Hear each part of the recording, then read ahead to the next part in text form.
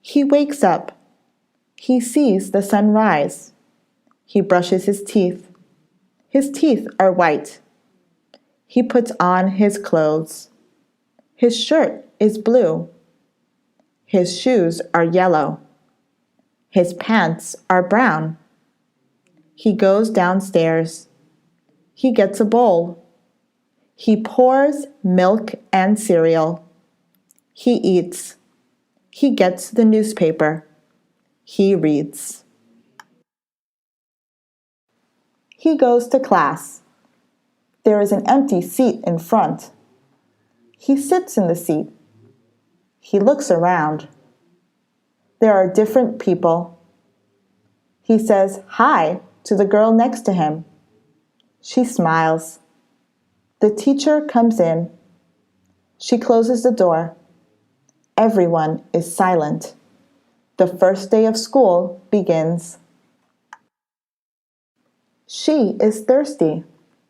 She gets a glass of water. She begins to walk. She drops the glass. There is water on the floor. The puddle is big. She gets a mop. She wipes the water off. The floor is clean. She gets another glass of water. She drinks it. She is happy. Casey wants a new car. She needs money. She decides to babysit. She takes care of the child. She feeds him lunch. She reads him a story. The story is funny. The child laughs. Casey likes him. The child's mom comes home. The child kisses Casey. Casey leaves. She will babysit him again. Sam is a doctor. He takes care of people. He smiles at them. He gives them medicine. He gives stickers to the younger patients. The younger patients like him. They see him when they are sick. He makes them feel better. This makes him happy. He loves his job. He goes home proud. Jill and Jody are twins. They look the same, but they act differently. Jill likes sports. She is good at basketball and golf. She is also loud. She talks all day. Jody likes reading. She can read 300 pages a day. She is also quiet. She does not like to talk. Jill and Jody still love each other. The book is in the library. Jody goes to the library. She wants to borrow it. She uses her card to check it out. She takes the book back home. She sits on the couch. She reads the first page. It is good.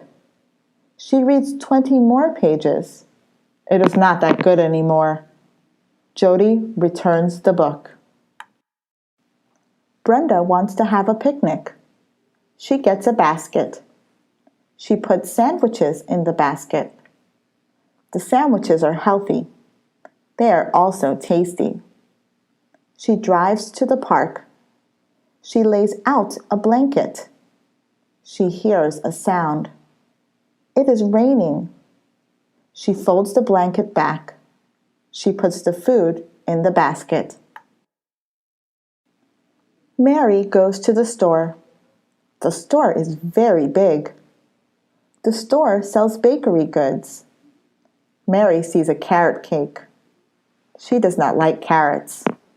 She sees a banana nut muffin. It looks good. It costs $2. She buys it. She takes the wrapper off. She takes a big bite. It is crunchy on the outside. It is soft on the inside. Linda loves the park. There is so much to do.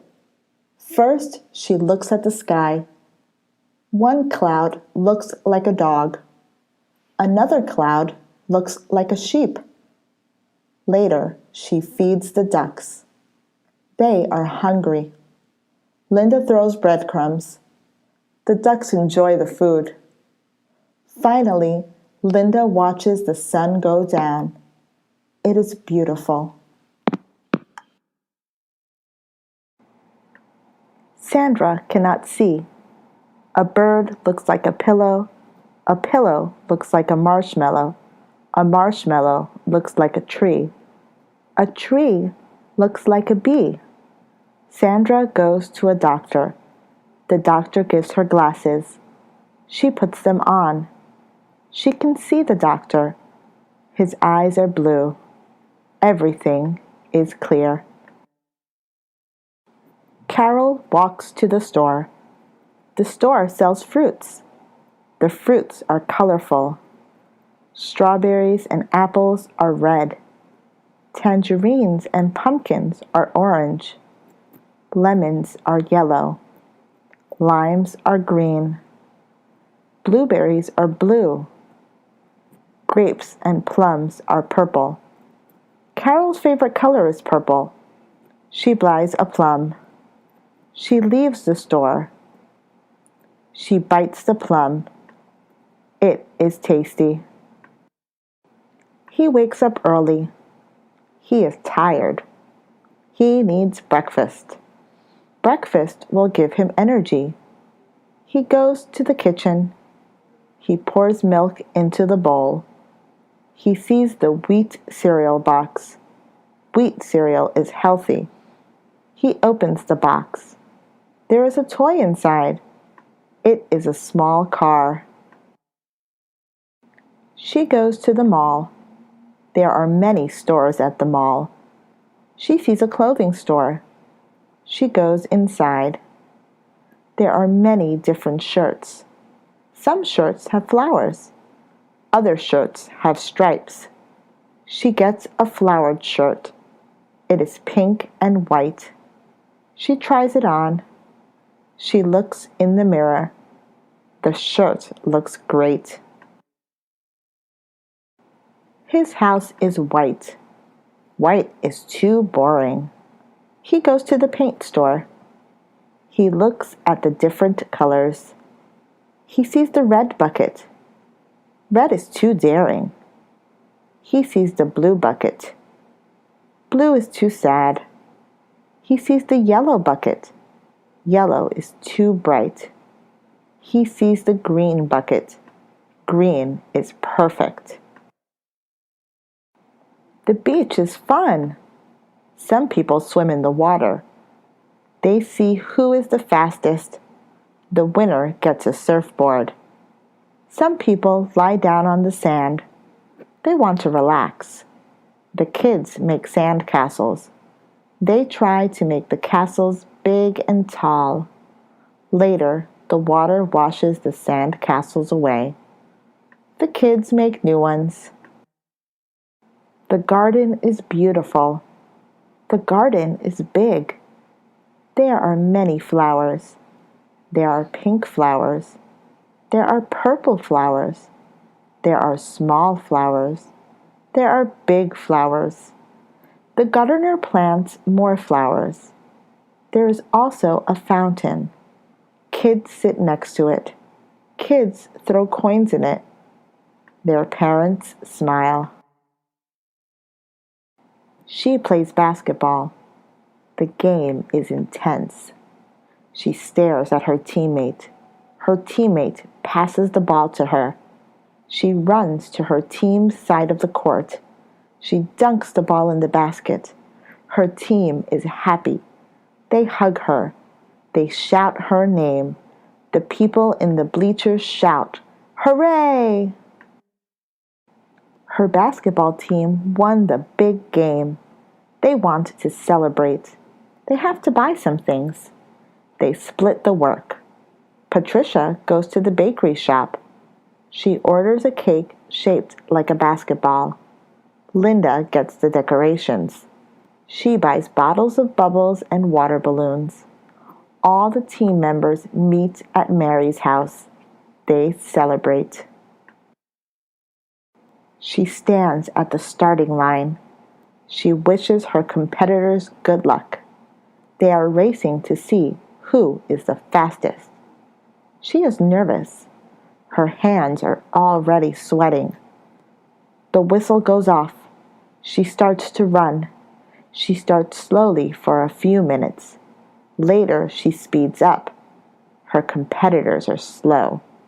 They are tired. She reaches the finish line. She wins. Miss Smith is a great teacher. She makes math look easy. She also teaches her students how to be great people. Miss Smith feels sick one day. Another teacher substitutes. Mr. Johnson teaches the class instead. Mr. Johnson is a bad teacher. He makes math confusing. He also yells at the students a lot. The students want Miss Smith back. He likes to collect stickers. He likes the way they feel and look. He has over 500. He has animal stickers. They are shiny and big. He has fruit-shaped stickers. They smell good. He even has stickers of bugs. They almost look real. He shows his sticker collection to everyone. Her family is going to another state. It is far away. It will take them 48 hours to get there. They have to prepare. Her mom brings a map so that she knows where to go. Her dad buys sandwiches and bottles of water. She brings a camera. Now they can remember this moment forever. Karen lives in California. Her brother lives in Ohio. They miss each other. They only see each other once a year. Karen calls him every day. She talks about their parents. She also tells him about her day at school. He tells her about his day at college. They never want to say goodbye to each other. Lisa and her grandma go to the beach. They ride their bikes. Grandma still rides like a young girl. She is very fast. Lisa is slow, but she is willing to practice. The two ride their bikes for 4 hours. They decide to relax. Lisa gives her grandma a hug. He hears a sound from outside. He looks out his window. The newspaper has arrived. He loves the newspaper. It's just so interesting. He reads the cover story. It is about a homeless man who won the lottery. Then he looks at the cartoons. They are so funny. He loves the newspaper. The Johnsons realize that they have new neighbors. They visit the Taylors and say hello. The Taylors invite them in. They make spaghetti for the Johnsons to eat. The adults talk about the neighborhood. They also talk about what their jobs are. The kids all play in the Taylors' backyard. They get along well. The Taylors feel at home. She goes to the movie theater. The movie starts to play. A monster appears on the screen. She screams. She is scared. She continues to watch. The screen is completely black. She reaches for some popcorn. The monster screams, "Boo!" She jumps and drops all her popcorn. It is time for the show. He plays a doctor in the play. He is nervous. He goes on the stage. He looks at his audience. There are so many people. They are all staring at him. He is about to speak. He forgets his lines. He goes back. Stephen walks around his town. He trips over something. He looks down. It is a wallet. There are $500 cash, credit cards, and a driver's license in the wallet. Stephen needs to return this to the owner. He takes the wallet to his town's lost and found center. Now the owner can find it. I drive my car. It suddenly stops. I go outside to see what is wrong. It's a flat tire. I need to call a tow truck service, but I do not have my phone with me. I see another car coming. I ask the driver if I could borrow his phone. He says, "Of course." What a nice person. David, Jennifer, and Susan try to find something to do. David wants to eat at a restaurant. Jennifer and Susan already ate. Jennifer wants to sing at a karaoke. David and Susan have sore throats. Susan wants to play tennis. David and Jennifer are lazy. What do they do now? She goes to the market. She wants to buy blueberry muffins.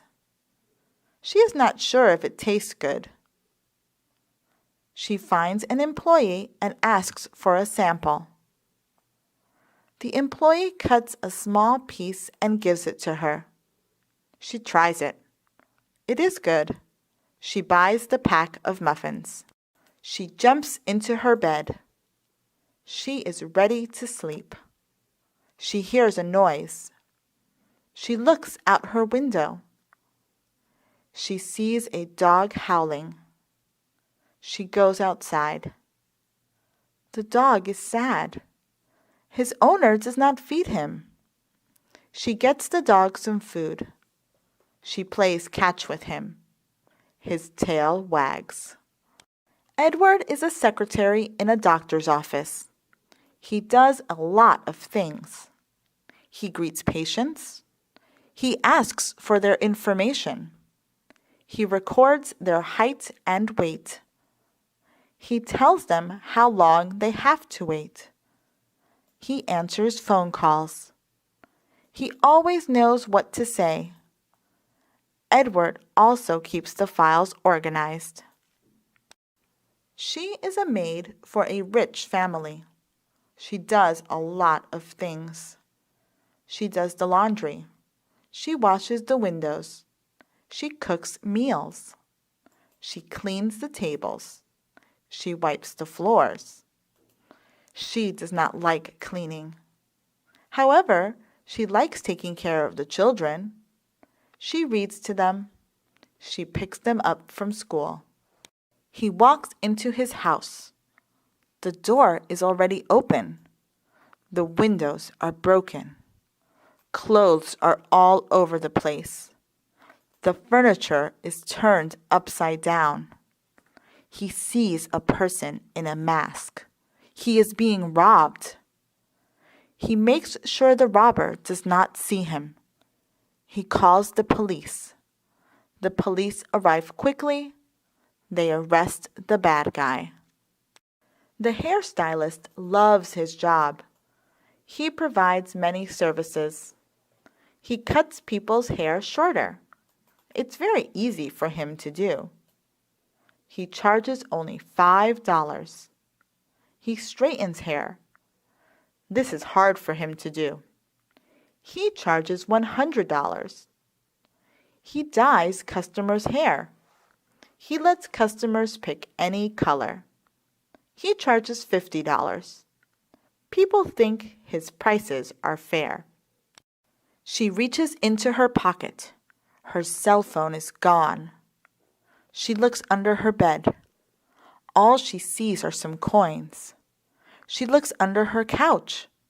All she sees are some pencils. She has an idea. She calls her cell phone number with another phone. She hears a ring. It is coming from the kitchen. She sees her phone above the microwave. She goes to the park. She sees a lot of squirrels. They are small. They are brown. They have furry tails. They run really fast. They have big eyes. They are cute. She goes up to a squirrel. She feeds a nut to the squirrel. The squirrel takes it and runs away. She cannot sleep. She tries exercising. She runs 3 miles around her house. She does 100 jumping jacks. She dances. She goes back to bed. She tries to sleep. She still cannot sleep. She asks her older sister what to do. Her older sister sings her a lullaby. She falls asleep. It is Christmas time. Miss Miller goes to a store. She shops for gifts for her students. She buys 20 stockings. She buys candy canes. She buys school supplies. She buys gingerbread cookies. She puts the items in the stockings. She goes to the cashier. The cashier tells Miss Miller what a nice teacher she is. He has a job interview soon. He wants to be the manager. He needs to prepare. He goes to the barber. He gets a haircut. He goes to the mall. He buys a suit. He goes home. He prints out his resume. He goes to the company. He takes a deep breath. He is ready. She gets an allowance from her parents. They give her $10 a week. She wants more. She asks her parents nicely. They say no. She tries to change their minds. She washes their cars. She makes them dinner. She compliments them. Her parents decide to give her a raise. She will get $15 a week. The big bully enters the cafeteria. He goes to the front of the line. The students do not say anything. They are smaller than him. They are scared. The lunch lady sees the bully being mean. She tells him to get out. The students cheer for the lunch lady. He opens his new bakery shop. The shop sells cake, bread, and muffins. He puts a large sign outside. It says 50% off everything. He hopes to get a lot of customers. Many people start coming in. He greets the customers. They buy his bakery goods. He thanks them for coming. She eats a granola bar. She drops a crumb in the kitchen. She does not realize it.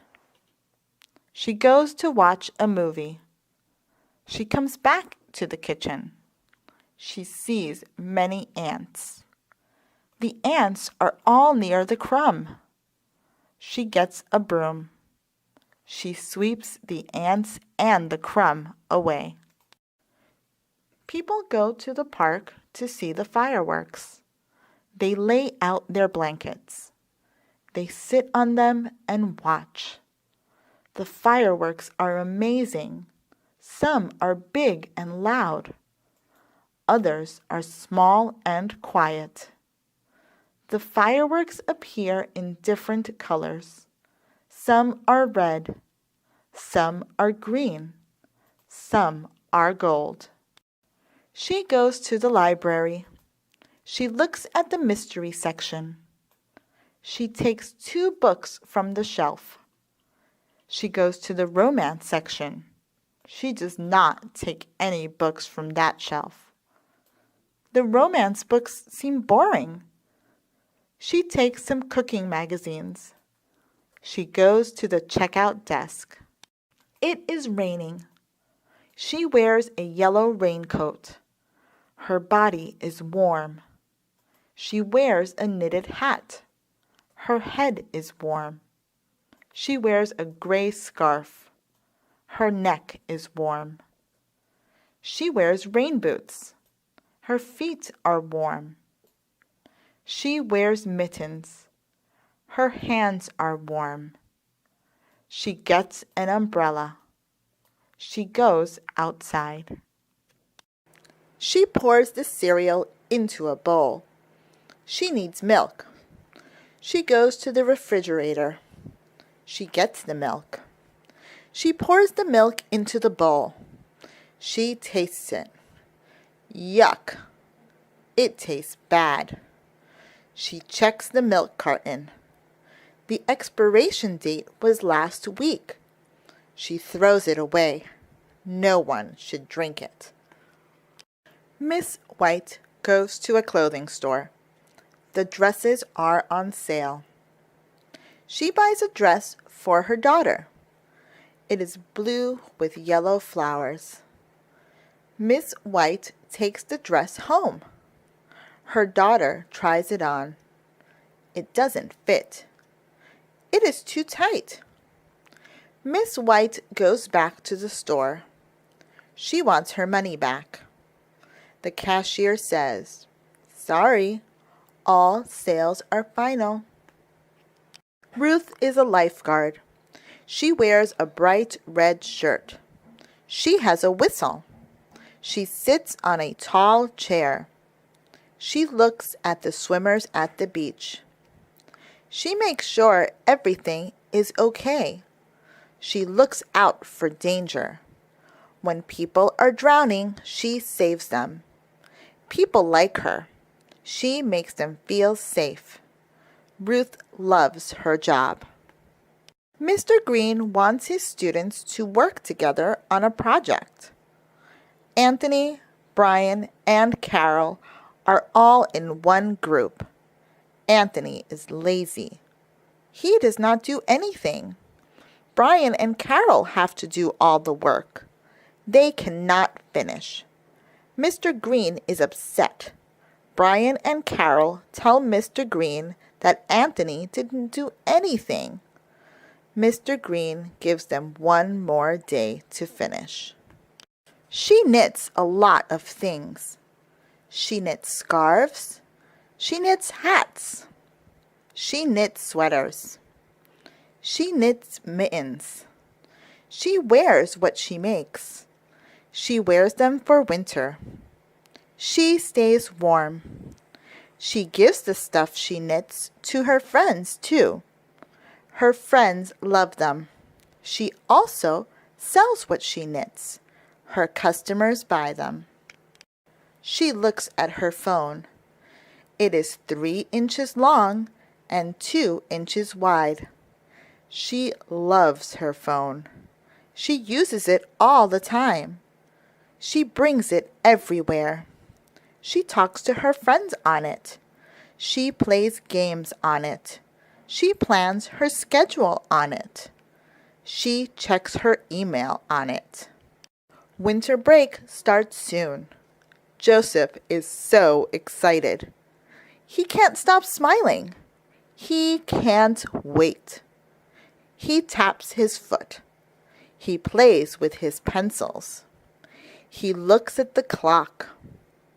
He thinks of the snow. He is ready to make snowballs. He is ready to go skiing. She is thirsty. She wants a smoothie. She gets a blender. She puts the strawberries inside. Next, she pours milk inside. Finally, she adds some sugar. She presses the button. The blender mixes the ingredients. She pours the liquid into a glass. She drinks some. It tastes delicious. She drinks all of it. she cleans the blender. Everyone knows that practice makes perfect. Michelle practices swimming once every 2 weeks. She is not that good. She gets 3rd place. Sarah practices once a week. She is better than Michelle. She gets 2nd place. Sharon practices every day. She is very good. She gets 1st place. He looks at his stuffed bear. It is 6 inches tall. It is light brown. It has blue eyes. It is wearing a striped scarf. It is soft. He brings it everywhere. He brings it to school. He brings it to soccer practice. He brings it to restaurants. He even brings it to weddings. High school students get lockers. Lockers are awesome. You can put books in it. You can put food in it. You can put a first aid kit in it. Thanks to lockers, you don't have to carry so much stuff. You can even decorate your lockers. You can stick posters in it. There are a lot of skunks in the park. The skunks spray their odor. The park smells very bad now. The family goes to the park for a picnic. They have lots of food. They smell something funny. They see the skunks. They do not want to eat anymore. They go home. Kimberly walks outside. She likes looking at her neighborhood. She also likes the fresh air. She bumps into someone. She looks at him. It is an old friend. He smiles. He says he likes the fresh air too. They hug. They talk about their memories. They laugh. Mary does well on her test. She smiles. Patricia wins the drawing contest. She smiles. David watches a great movie. He smiles. Mary, Patricia, and David are happy. Linda breaks her leg. She goes to the hospital. Barbara gets last place in the race. Jeff does bad on his test. Linda, Barbara, and Jeff are sad. She turns on the TV. Her favorite TV show is on. It is 30 minutes long. It is about the slowest animals on earth. She has a slow animal herself. It is a turtle. The turtle is quiet and cute. It is green. She watches TV with her turtle. She is very talented. She is good at taking tests. She is good at dancing. She is good at singing. She is good at teaching. She is good at fishing. She is good at playing the cello. She is good at making scarves. She is good at running. She is good at cooking. He hears a loud noise. He looks out the window. He sees a motorcycle. It is on the road. It is black and silver. It has 2 wheels. There is a man on the motorcycle. He wears a helmet. He wears sunglasses. He wears a leather jacket. He is riding the motorcycle. It is time for the award ceremony. She gets the first place medal. It is circular.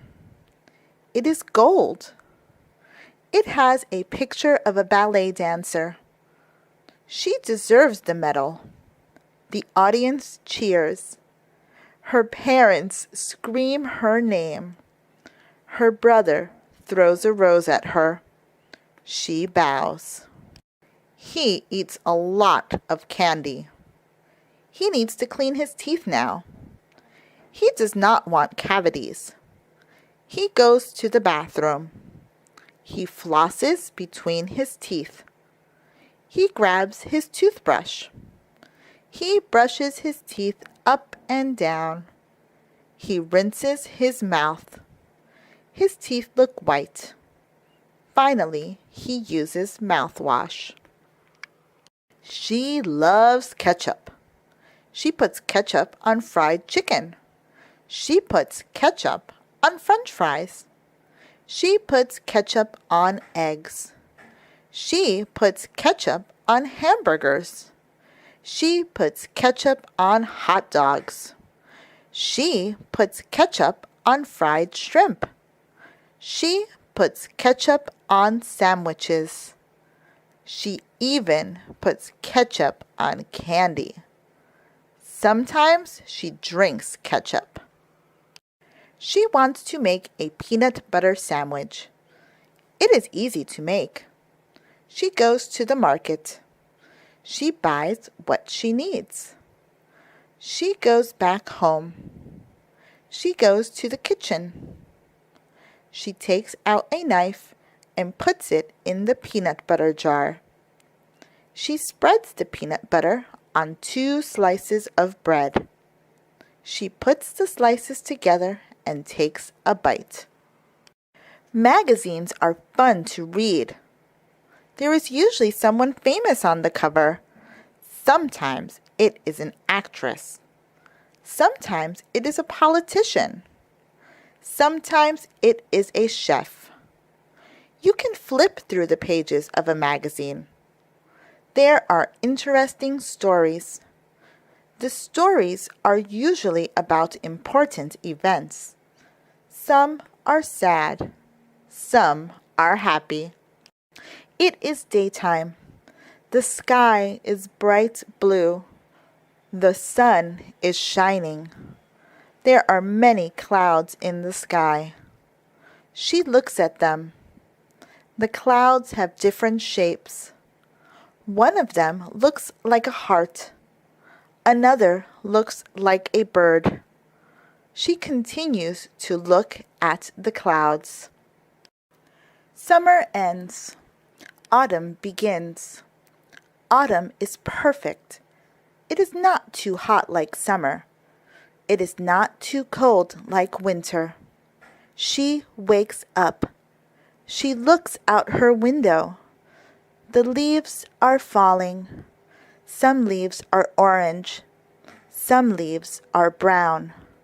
She sees her dad raking the leaves. She goes outside. She helps her dad. The young girl is hungry. Her parents do not feel like cooking. They go to a restaurant nearby. A waitress takes them to an empty table. The family sits down. The waitress gives them menus. The family looks at them. They order spaghetti and lobster. They wait for their food. He works at the grocery store. He is the manager. He has a different uniform from his co-workers. His is red. His co-workers' uniforms are blue. He makes sure everyone is doing their job. He tells them how to do better. He goes around the store. He asks customers if they're okay. She is going to a party. She has to dress nicely. She puts on a pearl necklace. She puts red lipstick on her lips. She wears a long white dress. She puts on sparkly shoes.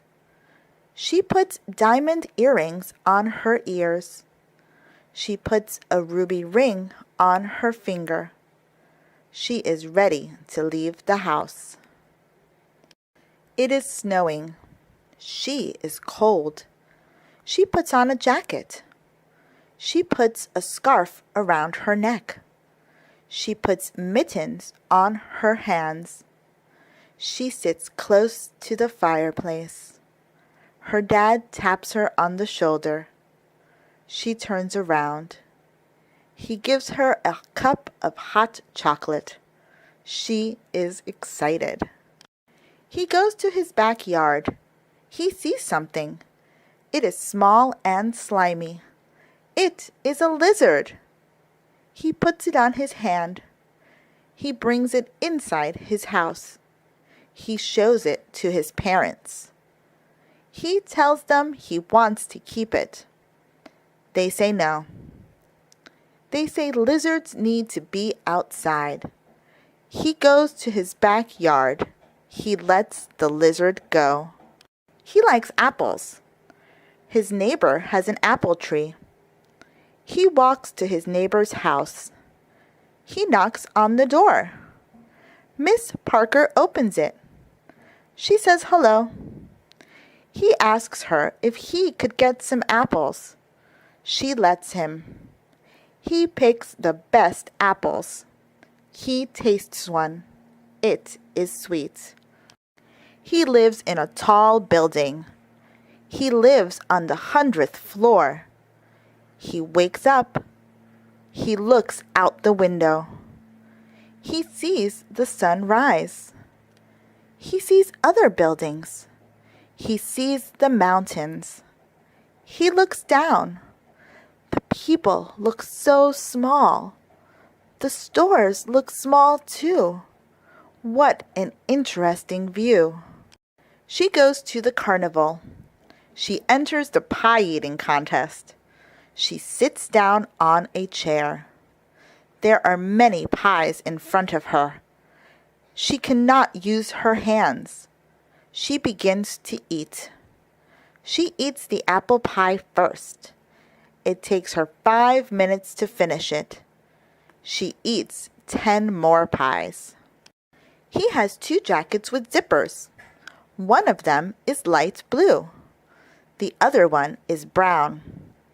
He has 2 jackets without zippers. One of them has his name on it. The other one has his high school's name on it.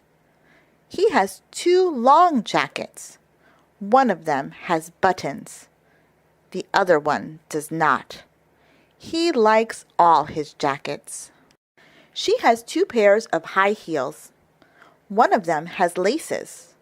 The other one has a zipper. She has 2 pairs of running shoes. One of them is shiny. The other one is bright. She has 2 pairs of ballet flats. One of them is pink. The other one is brown. She wears her shoes to parties. He plays basketball. He wants to play for the Los Angeles Lakers. He goes to the basketball court every day. He practices his free throws. He stands before the free throw line. He throws the basketball in the net. He misses. He tries again. It goes in the net this time. He practices for 2 more hours. Basketball is about teamwork. Teammates must be able to pass the ball. Robert is far from the hoop. He passes the ball to Edward. Edward catches it. He is far from the hoop too. He passes the ball to Mark. Mark catches it. Mark is close to the hoop. He throws the ball in. It goes in the net. Laura and Donald play tennis together. They go to the tennis court. Laura wants to practice her serves.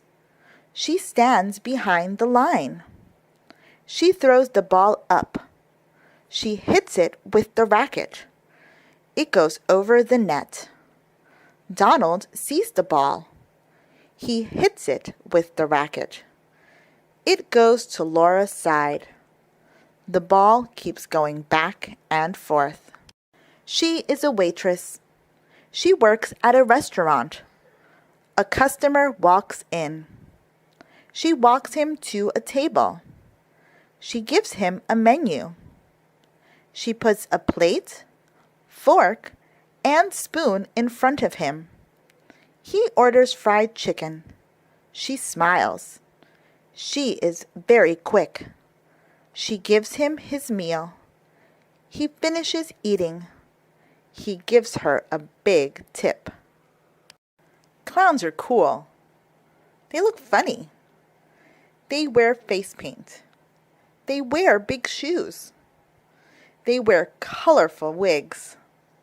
They do funny things. They juggle balls. They make balloon animals. They do magic tricks. They tell jokes. Clowns work at many places. Sometimes they perform at parties. Sometimes they perform at circuses. They make people laugh everywhere. She wants to get across the lake. She sees a boat. There is a sailor in it. The sailor stops the boat. She gives him some money. He rows the boat. She sits in the boat. It is brown. It is made of wood. The boat reaches the other side. She thanks the sailor. She gets out. She starts reading a book. It is hard to understand. The words are very advanced. She does not know what they mean. She gets a dictionary. She wants to know what facile means. She finds the word. It means too simple. She looks up other difficult words. She rereads the book. She understands it better. Robert plays catch with William. Robert throws the ball to William. The ball is too high for him to catch. The ball goes over the bush. It is in the neighbor's yard now. The boys knock on the neighbor's door. Mr. Carter opens the door. They ask if they can get their ball back. He is mad. They say sorry. He says it is okay this time. He finishes watching a scary movie. His parents tell him to go to sleep. He goes into his bed. He turns off the light. He cannot fall asleep. He keeps thinking about the movie. He is scared of the dark. What if a ghost attacks him? He goes to his parents' room. He sleeps there. Betty opens up her present. It is a snow globe. She shakes it. Glitter falls down. She looks inside the globe. It is Santa Claus.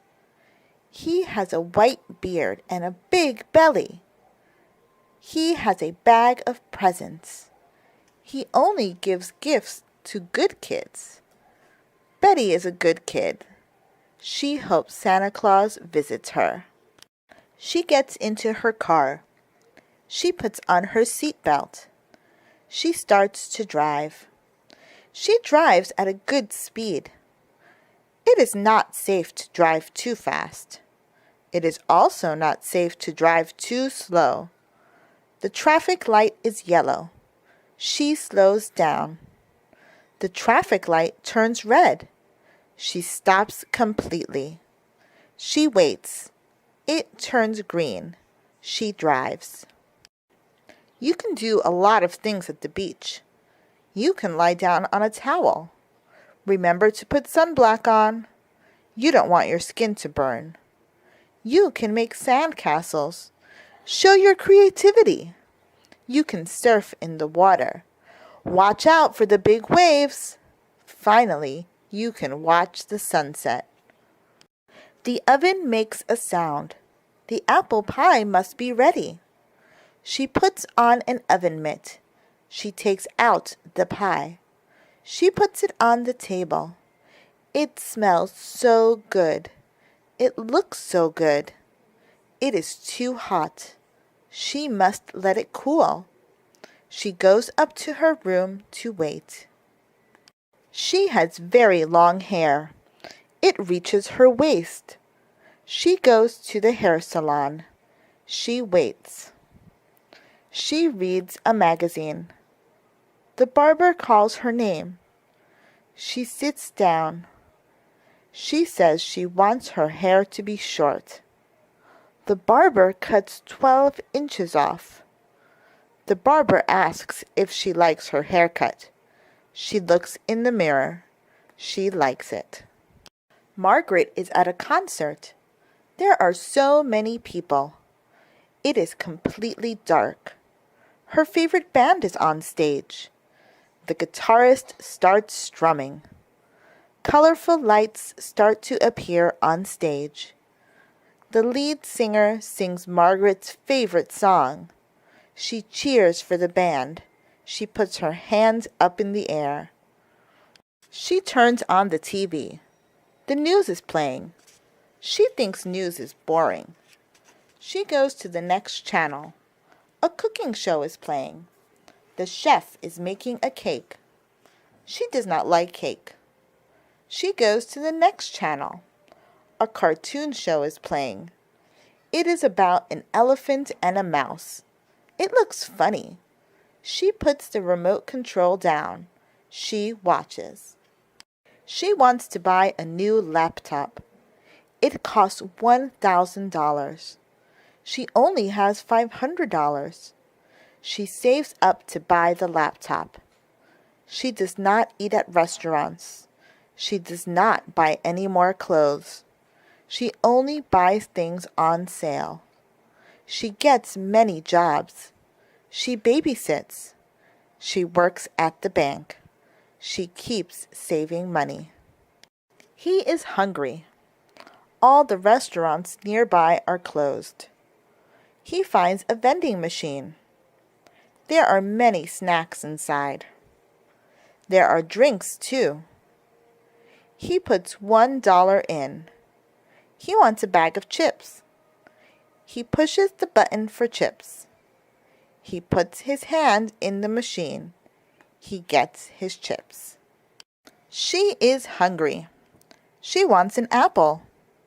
She walks outside. She goes to her car. She drives to the market. She sees a lot of apples. The green apples look sour. The red apples look sweet. She takes a red apple.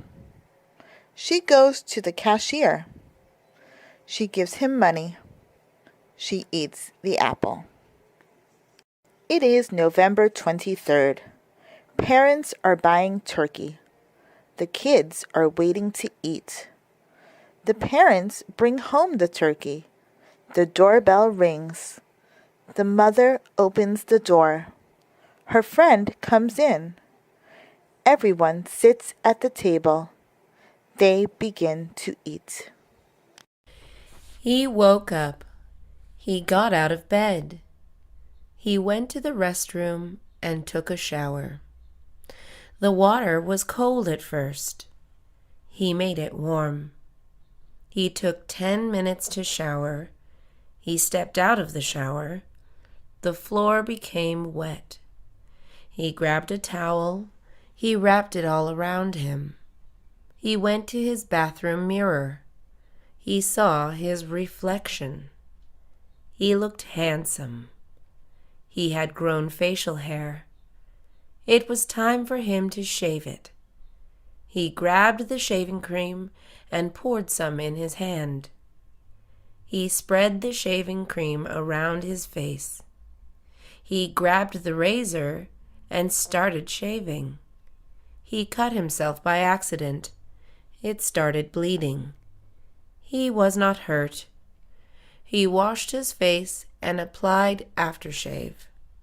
He put a Band-Aid on his cut. The cut stung him a little. He dried himself and started getting ready for work. She came back home from work. She looked at the clock and yawned. It was 9 o'clock. She went to her bedroom and put on her pajamas. She got her blanket. She lied down on her bed. The room was cold. She got up and went to her closet to get extra blankets. She lied down again and covered herself. She fell asleep. She woke up in the middle of the night to get a glass of water. She drank the glass of water. She walked back to her bedroom. She yawned and fell asleep. 2 hours passed. She woke up and went to the restroom. She heard a noise outside her window. She looked out the window to see what it was. It was a black cat climbing a tree. She hushed the cat. The cat ran away. She went back to bed. She closed her eyes and fell asleep. She slept very little. It was night time. He went out to walk his dog. His dog was big. The dog's name was Max. "Let's go, Max," he said to his dog. He walked past his neighbor's house. He saw there were no lights in the house. His neighbor was not home. He walked past the market. There were people shopping for groceries. He remembered he needed milk. He tied Max to a pole. "Wait here, Max," he said. He walked inside the market. It took 15 minutes to buy the milk. He untied Max and continued walking. He walked back to his house. He let Max inside the house. It was time to feed Max. He served Max a bowl of dog food. Max ate it quickly. It was late. He took Max to the backyard. Max slept in a doghouse. He said good night to Max. Max barked. It was a hot day. The sun was shining in the sky. The air was sticky. It was a Sunday afternoon. Jane was thirsty. She went to the kitchen to get a drink. She opened her refrigerator. There was nothing to drink inside. Jane grabbed some lemons and a big pitcher. She cut the lemons in two. She filled the large pitcher with water. She squeezed the lemons into the pitcher of water. She opened her cabinet to get the sugar. She poured some sugar into the pitcher of water and lemon juice. She had made lemonade. She took a sip of the lemonade. It needed more sugar. She grabbed the bag of sugar and poured a little more. She took another sip. The lemonade tasted sweet. All it needed now was ice. She opened the refrigerator to grab some ice. There was no ice. It was a cold night.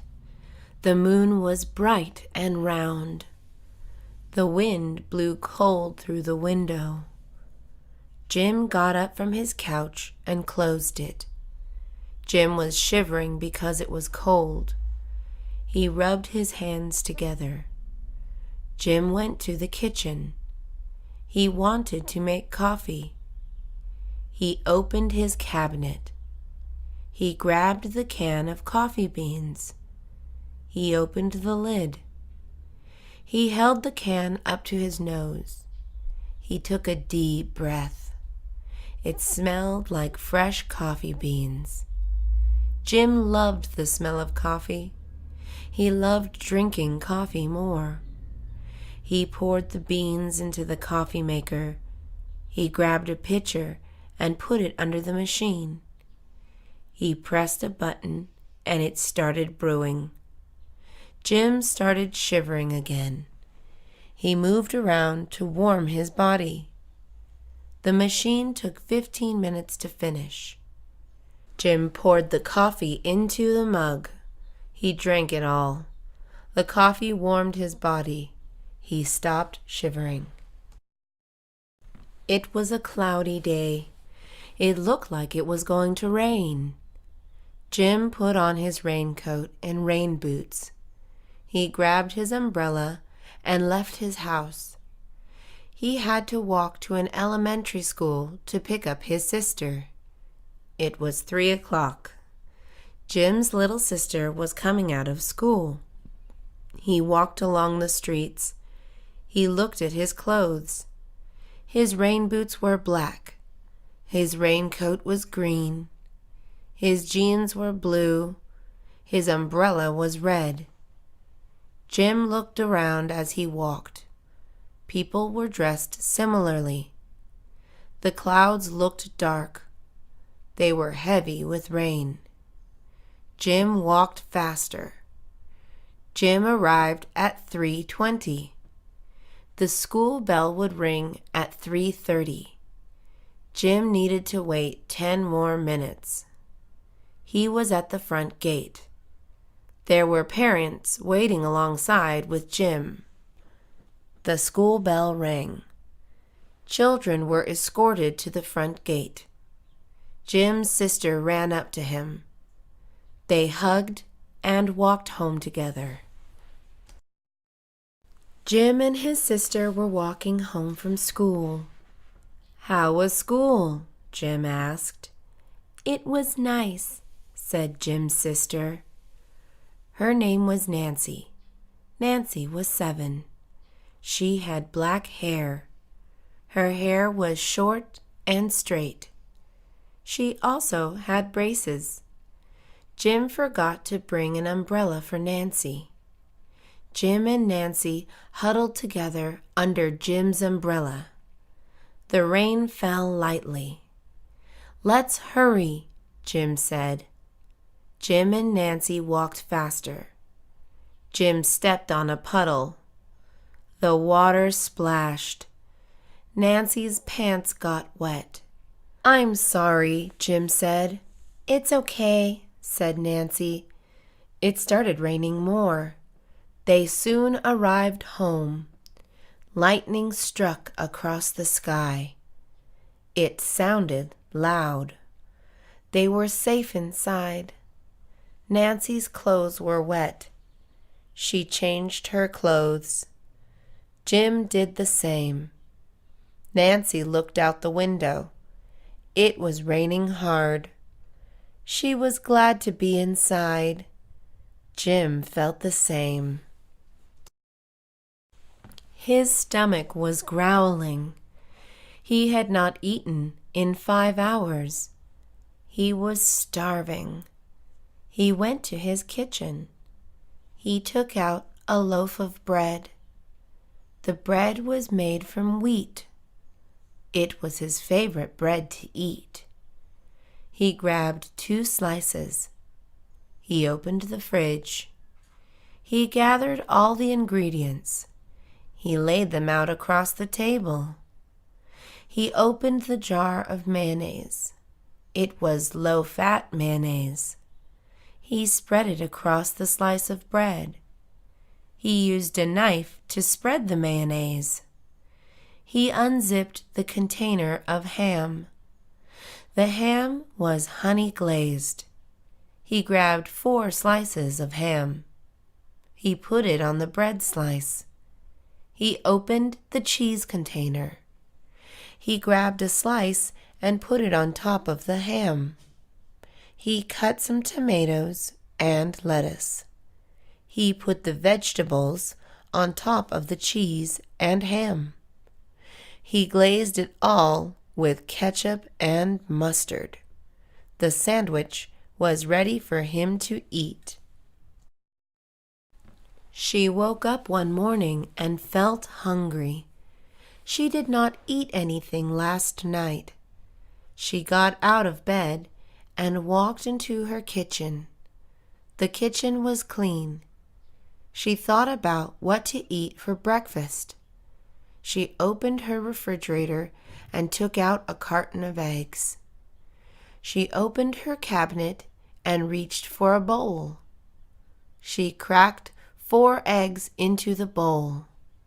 She stirred the eggs with a spoon. She turned on the stove and placed a pan on the stove. She turned the knob on the stove. The fire was lit. She grabbed a stick of butter from the fridge. She tossed the butter on the hot pan. She grabbed the bowl of eggs and threw them on the pan. She scrambled them with a spatula. The eggs cooked in minutes. They smelled delicious. Reading a book is fun. Books make you smarter. They also make you a better reader. John loves to read books. He reads books on sunny days.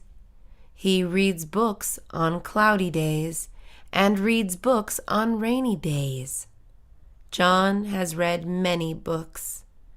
He read his first book in 2nd grade. His teachers were very impressed. John was a good student. He had the highest grades in class. John learned a lot about reading books. He learned new words. He learned new verbs. He learned new adjectives. John reads every day. He has learned about the world. He has learned about history. He has learned about animals. He has learned about people. John loves to learn. He learns something new every day. John has many books. He has large bookshelves. They are full of books. John collects books. He has bought books at bookstores. John wants to read every book in the world. Watching television is entertaining. Sam loved watching television. He watched it all the time. He watched it in the morning. He watched it in the afternoon. He watched it in the evening. He loved watching it late at night. The television was always on in Sam's house. There's always something to watch on television.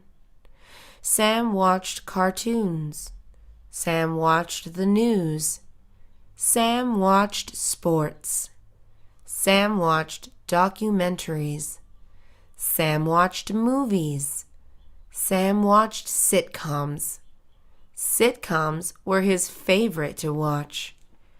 Watching television can be good for you. Watching television is relaxing. Watching television is informing. Watching television can bring people together. Sam liked watching television with friends.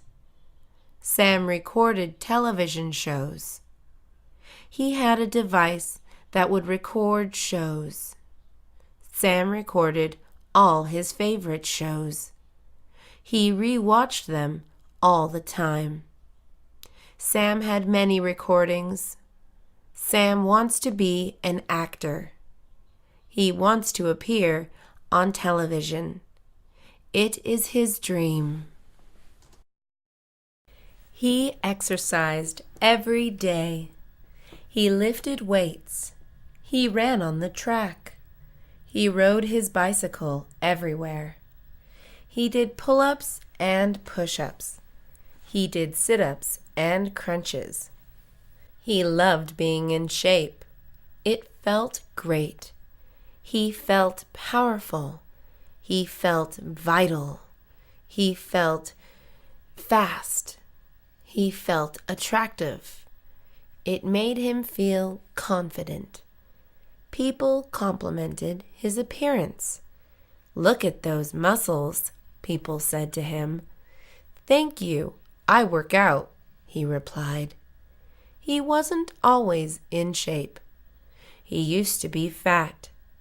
He did not like being fat. He was made fun of. He had a low self-esteem. He felt unattractive. His body felt tired and heavy. He had no energy. He knew he had to change.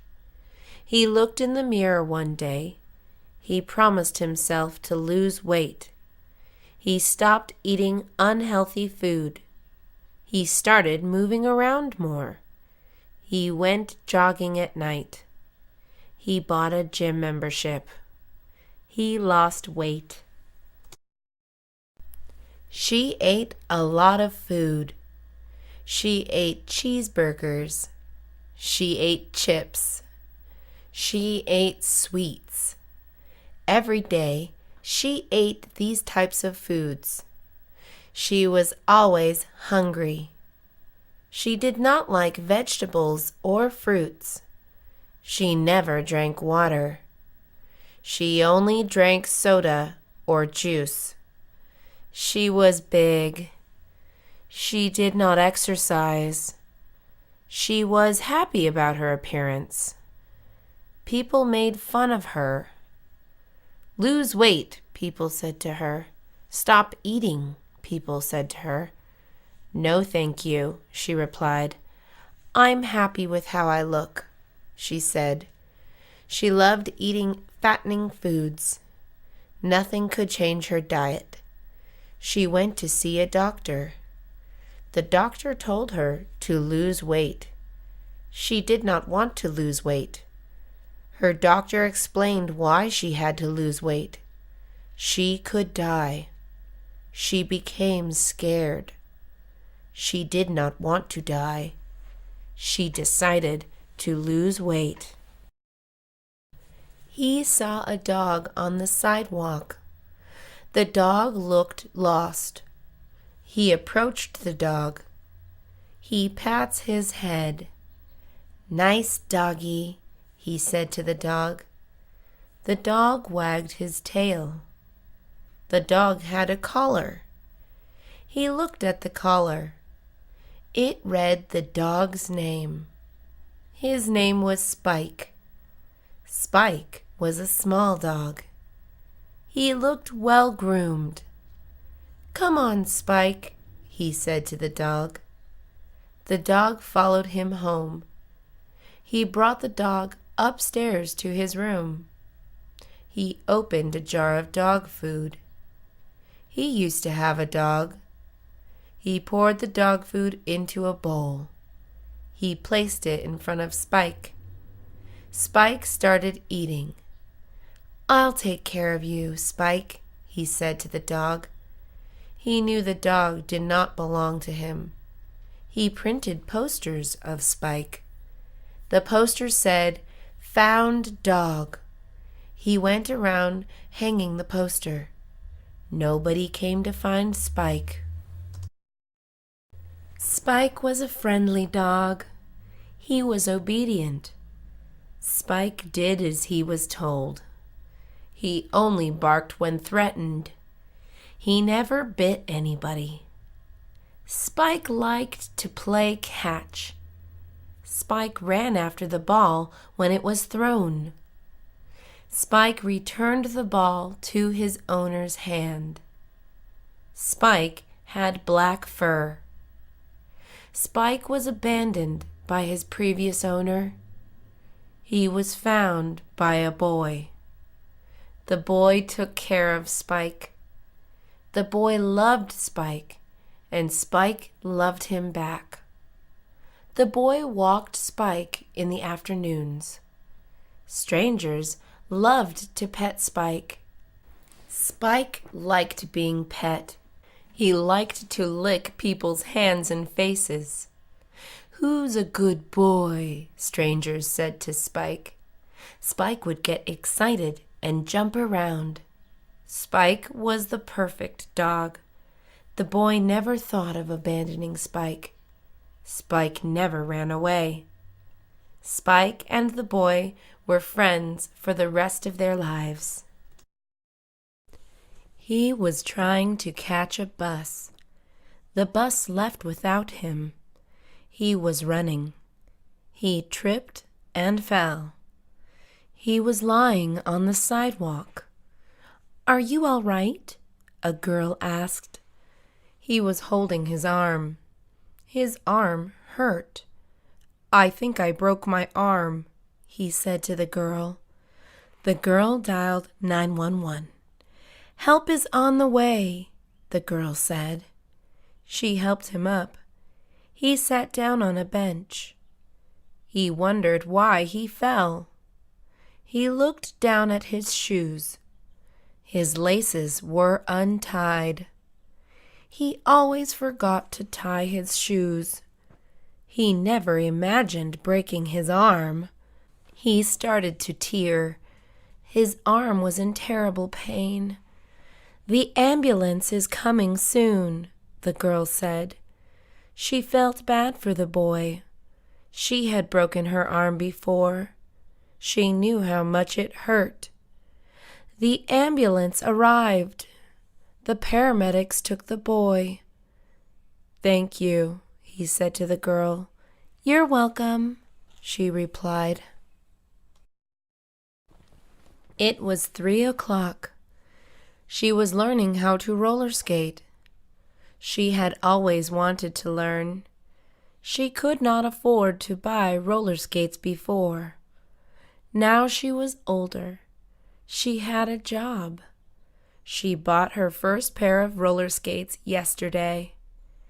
It is never too late to learn anything. She was at the park. She put on protective clothing. She wore a helmet and knee pads. "Always safety first," she said to herself.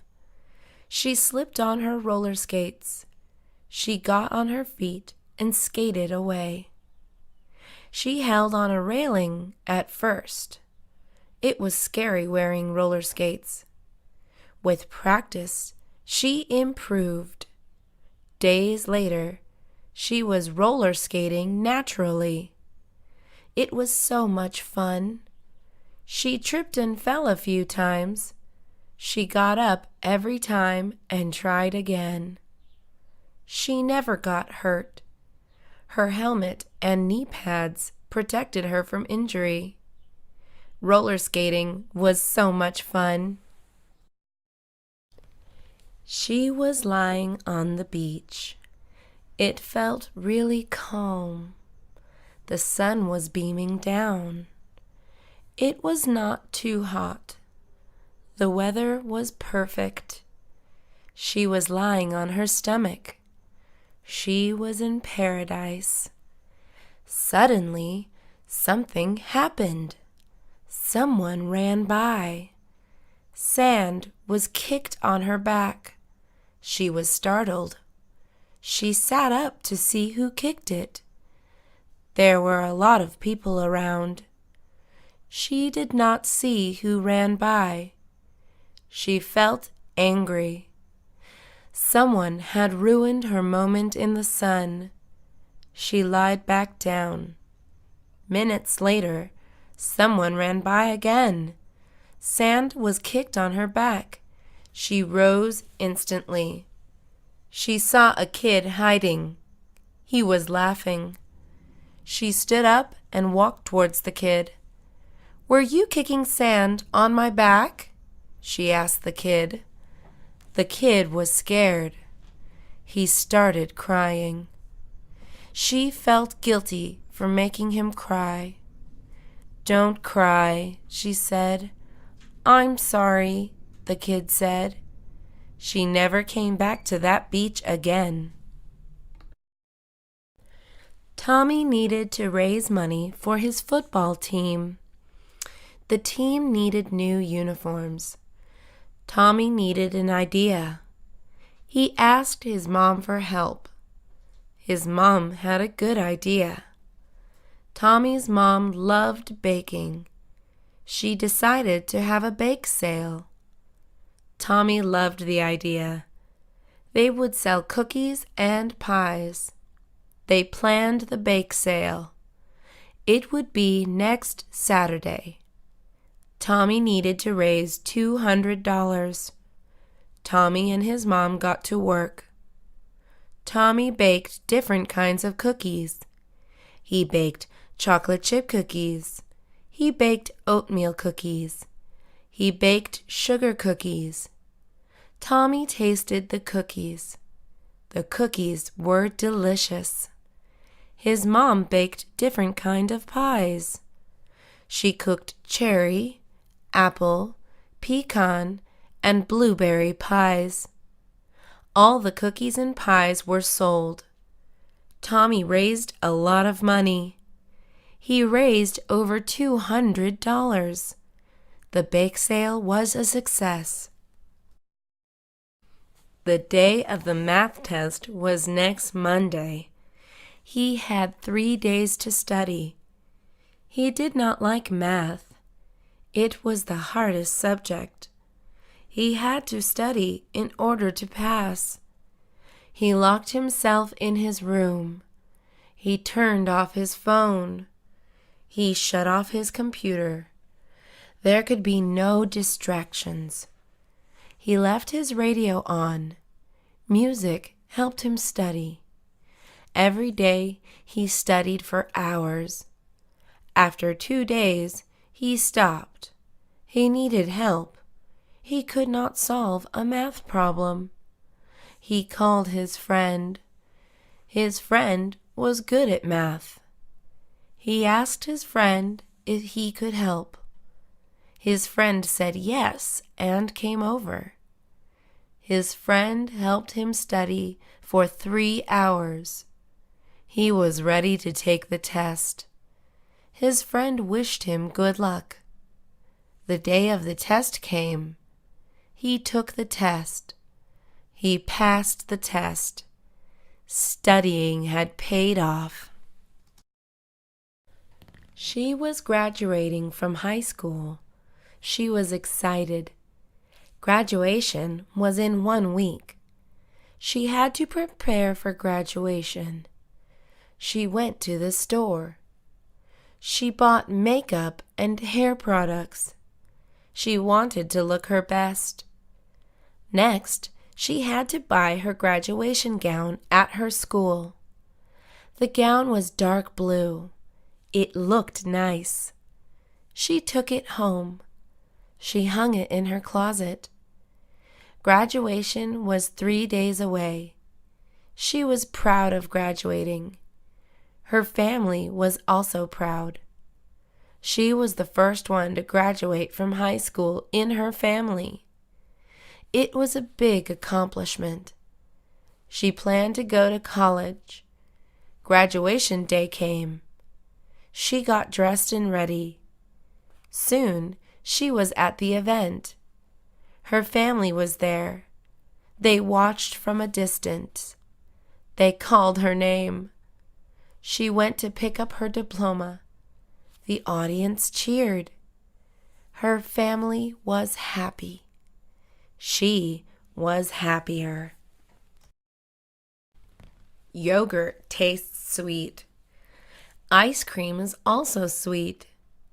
She likes to eat yogurt. Her friend likes to eat ice cream. Her friend is a guy. His favorite flavor of ice cream is chocolate. He does not like yogurt. Her favorite flavor of yogurt was strawberry. She did not like ice cream. One day, she asked him a question. "Have you tried chocolate-flavored yogurt?" Her friend decided to try it. They went to a yogurt shop together. He bought a cup of yogurt. It was chocolate-flavored. He sprinkled peanuts on his yogurt. He tasted the yogurt. He liked it. he asked her a question. Have you tried strawberry-flavored ice cream? She said she didn't and wanted to try it. One night, they went to an ice cream shop together. She bought an ice cream cone. It was strawberry-flavored. She tasted the ice cream. She liked it. They both now liked ice cream and yogurt. Lisa likes to draw. She also likes to paint. Drawing and painting are similar. She draws with a pencil. She paints with a paintbrush. Lisa draws many things. She draws cats. She draws vases. Lisa also draws people. Drawing is easy for Lisa. Lisa is a good drawer. Lisa is also a good painter. She paints landscapes. She paints sunsets. Lisa also paints people. Painting is more difficult than drawing for Lisa. Painting requires patience. Drawing is fast for Lisa. Lisa wants to be famous one day. Lisa paints every day. She draws every other day. Lisa paints in her room. Her room is full of art supplies. Her clothes also have paint. Lisa does not mind. Her favorite color is green. Green is the color of leaves. Lisa loves nature. She is painting a big tree. He heard his name. He turned around. "Hello, who is there?" he asked. He was working late. It was his turn to close the store. He was alone.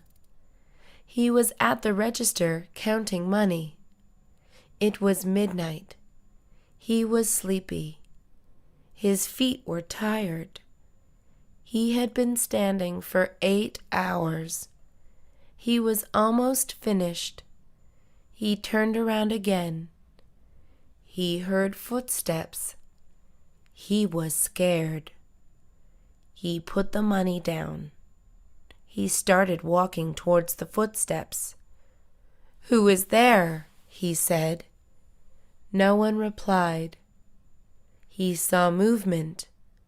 It was a person. "I see you," he yelled. The person appeared. He started laughing. It was his girlfriend. She surprised him. "What a nice surprise," he said. She was laughing too. He finished counting the money. They went home together. Oatmeal is good for you. It has fiber. Fiber is good for you. It keeps your colon clean and healthy. Oatmeal also contains whole grain. Whole grain is also good for you. It reduces the risk of heart diseases. It is recommended you eat 48 grams of whole grain every day. Oatmeal is easy to make. First, you grab a clean bowl. Second, you pour 1 serving of oatmeal into the bowl. Third, you pour a cup of milk into the bowl. Lastly, you put it in the microwave for 3 minutes. You can also cook it on the stove. Milk is also good for you. It contains calcium. Calcium is good for your bones. Oatmeal is a delicious breakfast. Sally was petting her cat. Her cat's name is Kitty. Kitty is a large black cat. Sally ran her finger down Kitty's back. She loved her cat. Her cat smelled like shampoo. She had been washed that morning. Cats do not like water. Kitty, on the other hand, liked water. Kitty was a friendly cat. Sally was on her bed. Kitty fell asleep. Sally was thirsty. She did not want to wake up Kitty. She picked up her cell phone. She called her little brother. She whispered into the phone and said, "Get me a glass of water, please." Her brother said, "Okay." He was downstairs watching television. He went to the kitchen. He got a glass of water. He took it upstairs to his sister's room. He did not know Kitty was asleep. He slammed the door open. Kitty woke up and ran away. He went to the furniture store. He needed a new couch. His old couch had broken. He walked around the store. He saw different couches. There were a lot of couches. He did not know which to buy. He saw a blue couch. It looked comfortable. He sat down on it. He stood up. He did not like it. He saw another couch. It was red. It looked soft. He sat on it. He rose to his feet. He did not like it. A person walked up to him. The person was a salesman. "Can I help you, sir?" asked the salesman. He told him he needed a couch that was comfortable. The salesman showed him a couch. The man tested it. He liked it. The couch passed the test. He bought it and took it home. It was the 4th of July. It came once a year. It is a day of celebration. It was Tom's favorite holiday. Tom bought many fireworks. His family had gathered together. They were all on his front yard. His nephew was excited. He was 6 years old. He wanted to light the fireworks. Tom handed him a sparkler. "Be careful with that," Tom said to his nephew. "I will, Uncle Tom," his nephew said. The fireworks started lighting up the sky. Tom and his family saw different colors of fireworks in the sky. They saw blue fireworks. They saw red fireworks. The fireworks were loud. They exploded in the sky. Everybody loved the fireworks. Tom was cooking hot dogs and hamburgers. He went inside his house and came back with Coke in plastic cups. Everyone ate and drank soda. The 4th of July is a fun holiday. Thanksgiving is a national holiday. It is celebrated once a year. Mark loved Thanksgiving. It is his favorite holiday. Every year, he cooks a turkey. Mark's wife helps him. Mark cooks other dishes too. He makes stuffing, potato salad, and ham. Mark invites his family to his Thanksgiving. Mark has a large family. Mark's wife also invites her family. She has a small family. Everybody brings food to the table. There is always leftover food the next day. The doorbell rings. Mark invites his family inside. "Happy Thanksgiving," everybody says to each other. The food is cooked. They wait for Mark's in-laws to arrive. The doorbell rings. Mark's in-laws come inside. Everybody sits at the table. The food is served. Everybody is smiling and talking. Everybody begins to eat.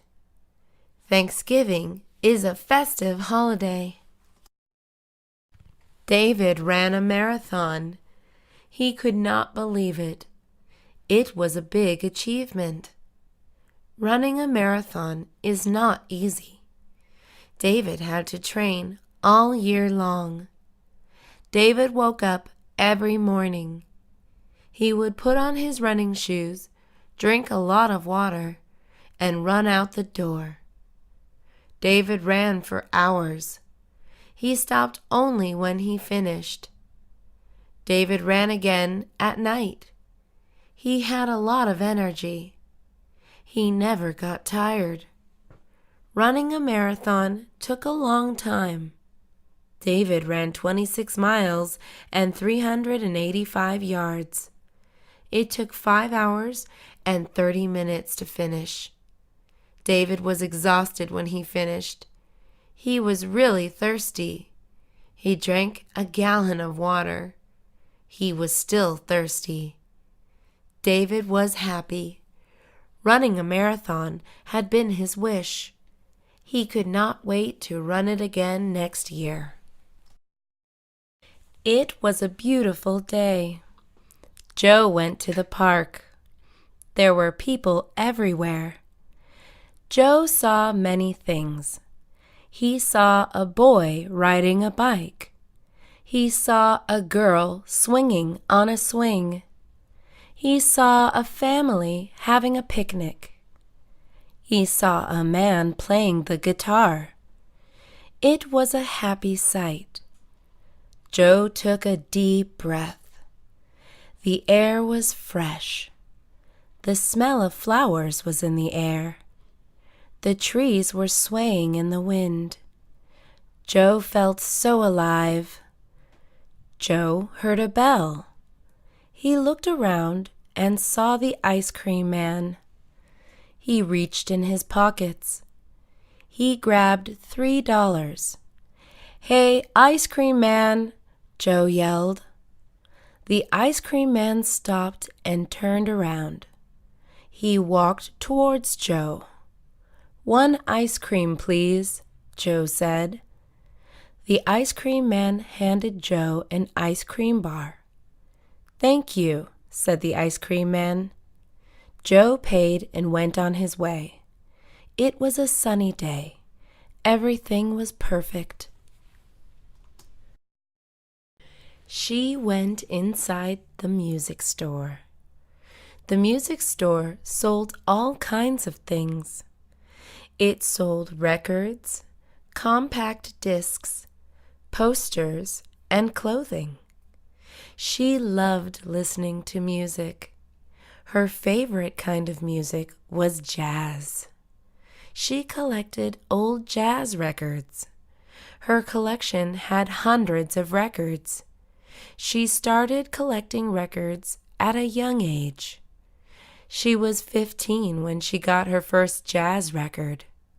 Her dad had given it to her. It was a birthday present.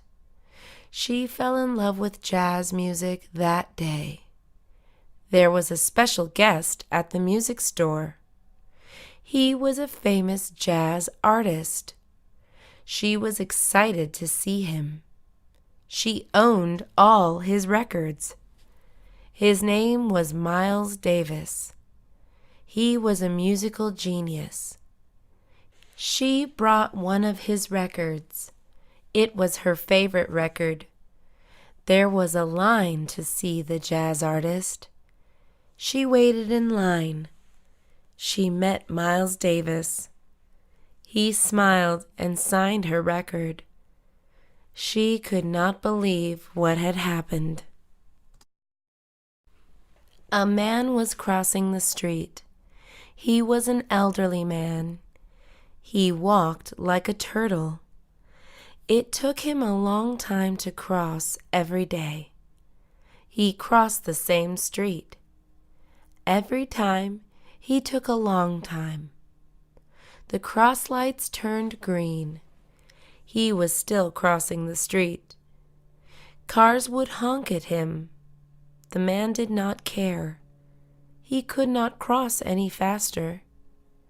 "Where is that man going?" people would ask. No one knew where he went. The man walked with a cane. He had white hair and glasses. He crossed the street one day. A boy was standing on the corner. "Where are you going?" the boy asked. "I don't know," replied the man. The old man was lost. Somehow he would find his way back home every day.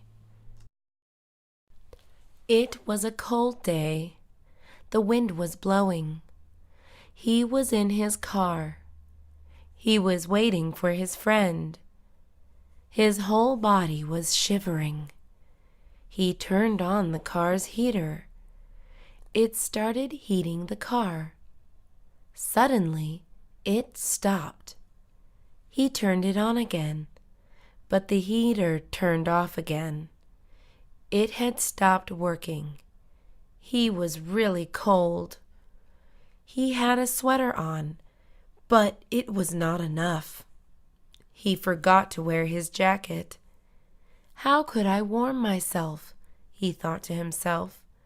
He remembered he had something in his trunk.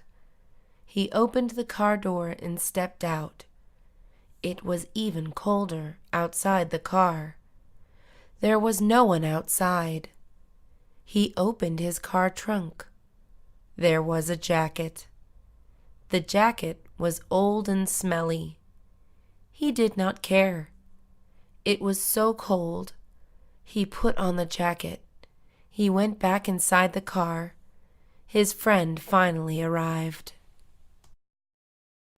He went to the mall. He needed clothes to wear. Summer was nearing. He brought a list.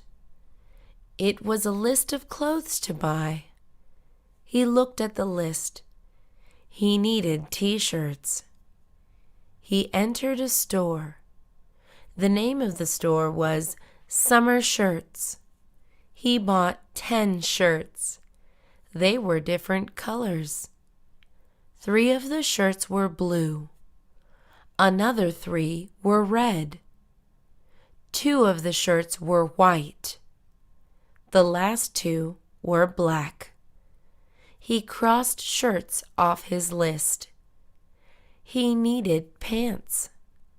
He walked into a store. The name of the store was Fancy Pants. He purchased 5 pairs of pants. 2 pants were blue jeans. Another 2 were tan slacks. The last ones were brown khakis. He crossed pants off his list. He just needed shoes. He walked into a shoe store. He saw sandals. He bought sandals instead of regular shoes. He was now ready for summer. He bought a computer. It was a laptop. The laptop was expensive. It cost him several $100s. He saved up money. It took him 4 months to save enough. He earned his money. He worked at a restaurant after school. The job was hard. He was determined to buy a computer. He never quit his job. He went to the Best Buy to purchase it. He walked in with the money in his hand. He knew which computer he wanted already. He paid for the computer and took it home right away. He opened the box. He lifted the computer gently from the box. "It's beautiful," he said. The laptop was sleek. It looked nice. It was the happiest day in his life. He turned it on. He logged on the internet. She was popular. Everybody at school knew her name. She liked the attention. She was pretty. She had blonde hair. It was long and straight. She wore expensive clothes. She wore classy perfume. She put on pricey makeup. All the other girls were jealous of her. All the guys liked her. She was not interested in being in a relationship with anybody. One day, her parents told her a surprise. They said they were moving. She was devastated. She moved the next week. They drove to Colorado. She went to a new school. She was not popular anymore. Nobody knew her name. Nobody liked her. No one was jealous of her. She was just an ordinary girl now. She was sad at first. She soon felt happy. It was a nice change. It was nice being a regular person. She did not miss being popular anymore. He was the king. He was a kind ruler. He gave to the poor. He fed the hungry.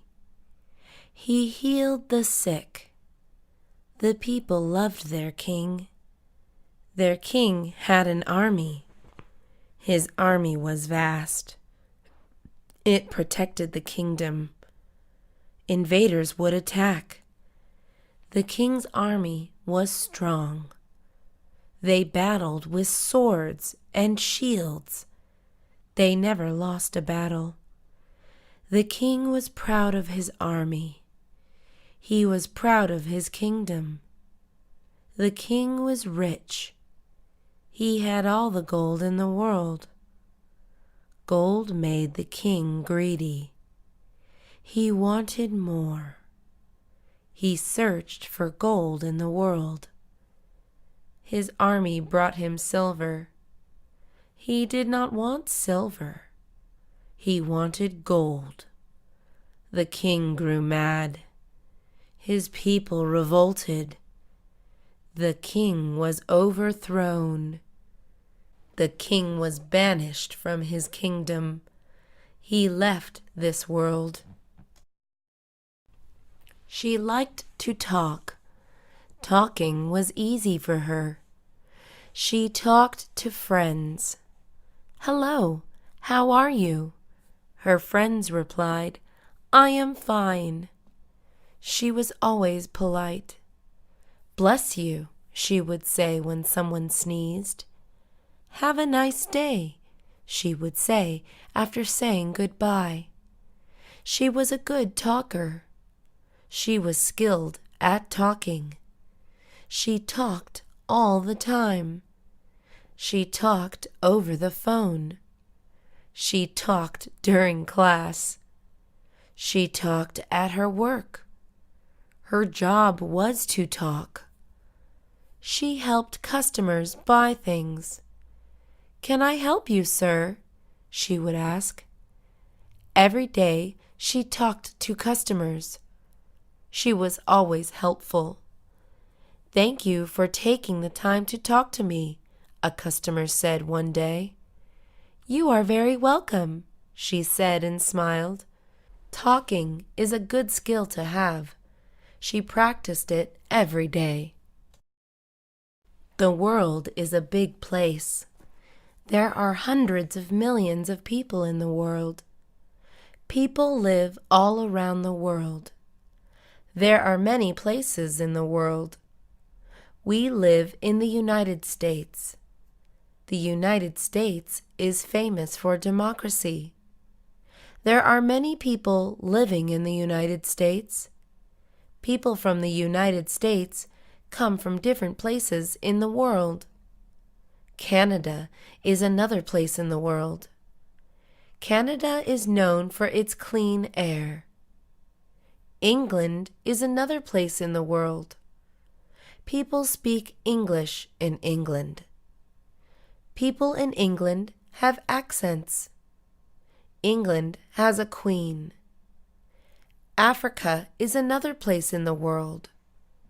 Africa has wildlife. Africa has more wildlife than other places. Lions and elephants live in Africa. Africa is a beautiful place. There is beauty in every place in the world. She walked into a restaurant. It was lunchtime. She was hungry. She sat down at a table. The waiter handed her a menu.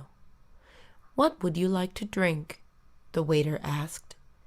She asked for water. She was on a budget.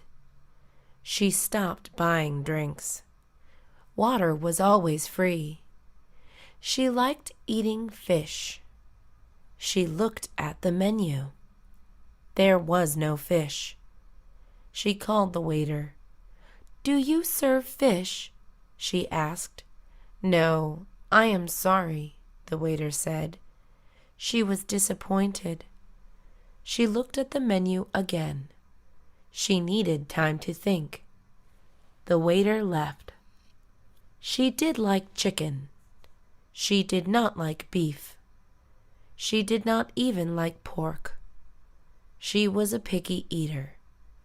She made up her mind. The waiter came back. She ordered lamb. The waiter wrote it down. He smiled and left. She ate lamb for lunch. Tom was a black cat. He was a house cat. He never went outside. He was kept well fed. Tom always got attention. He was a spoiled cat. Tom was sleeping. He heard a sound. It came from the window. He stood on his four legs. He meowed. He went to the window. He looked outside. There was another cat. The cat was white. Tom jumped out the window. He landed on his feet. Cats always land on their feet. The white cat saw Tom. The white cat was a girl. Tom walked towards the white cat. She ran away. Tom chased her. They ran around the house. Tom was having fun. The white cat ran away. Tom did not catch her. It was getting dark. Tom climbed back inside his window. It was a fun day for Tom. She coughed. She was sick. She had the flu. She did not know how she caught it. She went to see her doctor. She did not like the clinic. The clinic was small and damp. There were always people waiting. She sat in the waiting room. Kids were running around. People were sitting next to her. They were coughing and sneezing. She was coughing and sneezing too. She felt terrible. She waited for hours. They finally called her name. She quickly went to the nurse. "The doctor will see you now," the nurse said. She went into a small room. She sat down on a bed. The doctor walked in. "Hello, Susan," the doctor said. She told him she had the flu. The doctor checked her symptoms. He gave her a prescription. "Feel better," the doctor said. "Thank you, doctor," she said. John sat on the porch playing his electric bass. He had a brother called James. James played guitar. He played it every day. He played the guitar well. Sometimes John and Jim made music together. John sang the melody. Jim sang the harmony. They both played their instruments together. They made beautiful music. The music was catchy. Strangers noticed Jim and John playing music. They would walk closer to the porch to listen to the music. John sang country music. Everybody in the neighborhood loved it. Country music was their favorite kind of music. Jim and John lived in Texas. Texans love country music. John and Jim were talented. When they grew older, they did not stop making music. They recorded their songs. The songs were heard on the radio. Jim and John became country music stars. She turned on the radio. She tuned in her favorite radio station. The station played pop music. She loved pop music. She sang along to the radio. She sang in the shower every morning. She jumped in the shower. She sang her heart out. She stepped out of the shower. She grabbed the radio. She took it to the room. She turned it on again. She put on her clothes while listening to the radio. She did not stop singing. Her brother did not like her singing. "Be quiet," he would yell. She could not hear him because the radio was too loud. She wanted to be a pop singer. It was her dream. She wanted to make her dream come true. She entered singing contests. She won first place. She was a great singer. It was time for the camping trip. He was scared. He was scared of bears.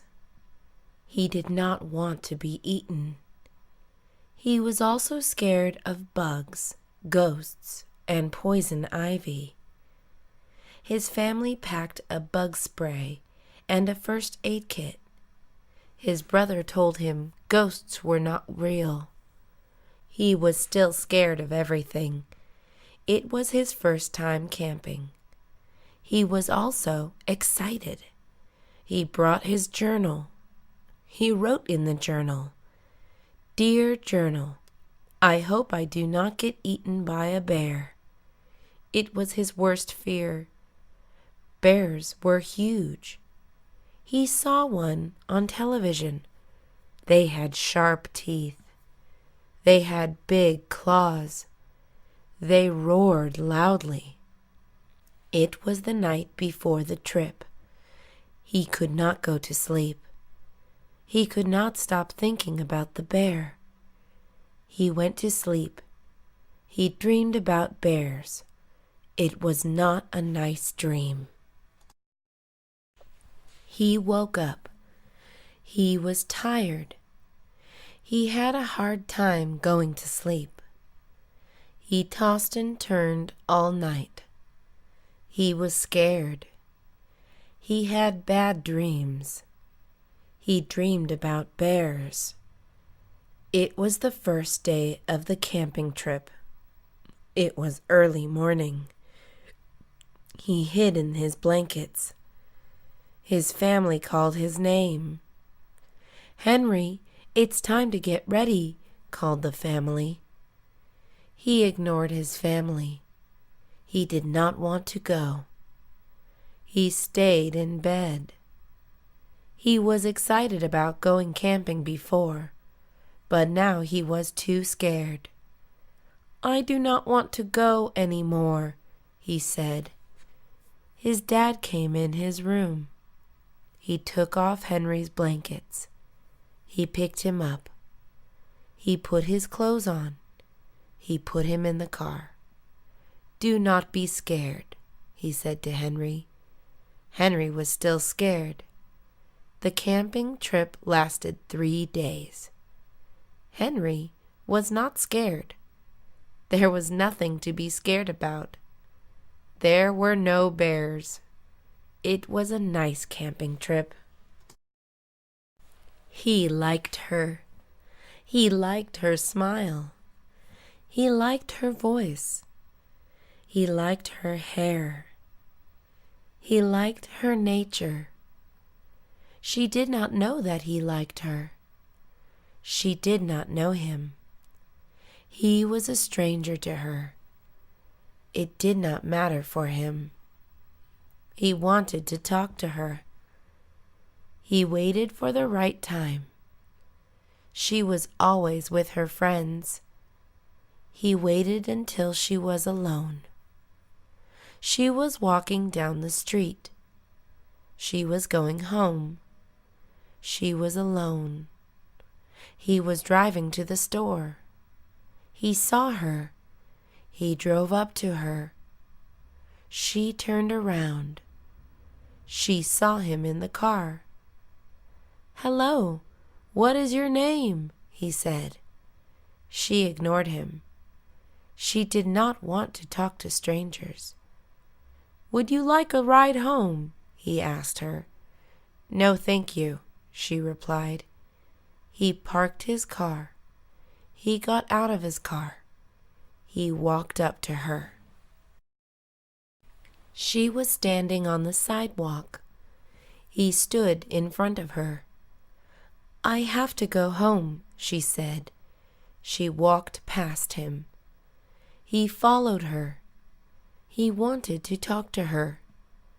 She did not know him. She did not want to talk to strangers. "I know you," he said to her. She stopped walking. She looked at him. She had a puzzled face. "We went to school together," he said. She tried remembering. She could not remember him. It was such a long time ago. He told her more. He said he always liked her.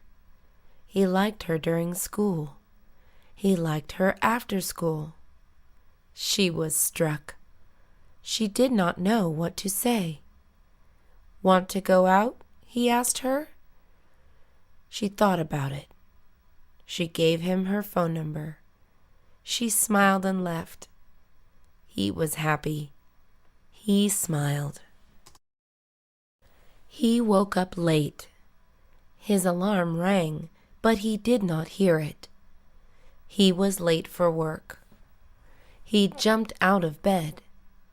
"I'm so late," he said. He ran to the restroom. He quickly brushed his teeth. He hopped in the shower. He took a 5-minute shower. He dried his body. He quickly shaved.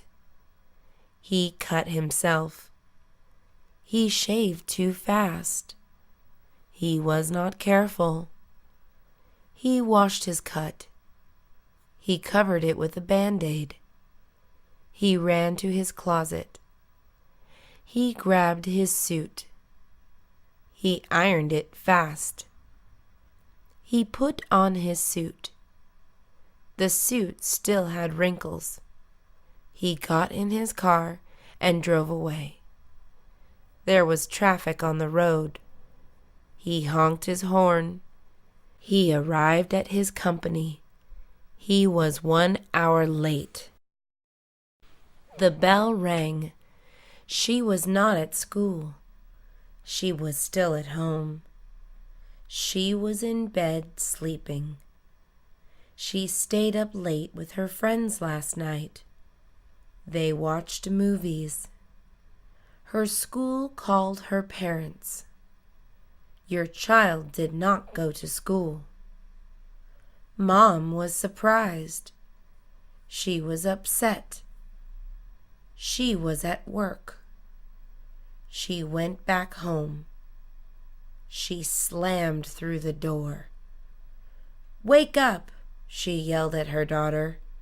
"You are late to school," Mom said. She got up from bed.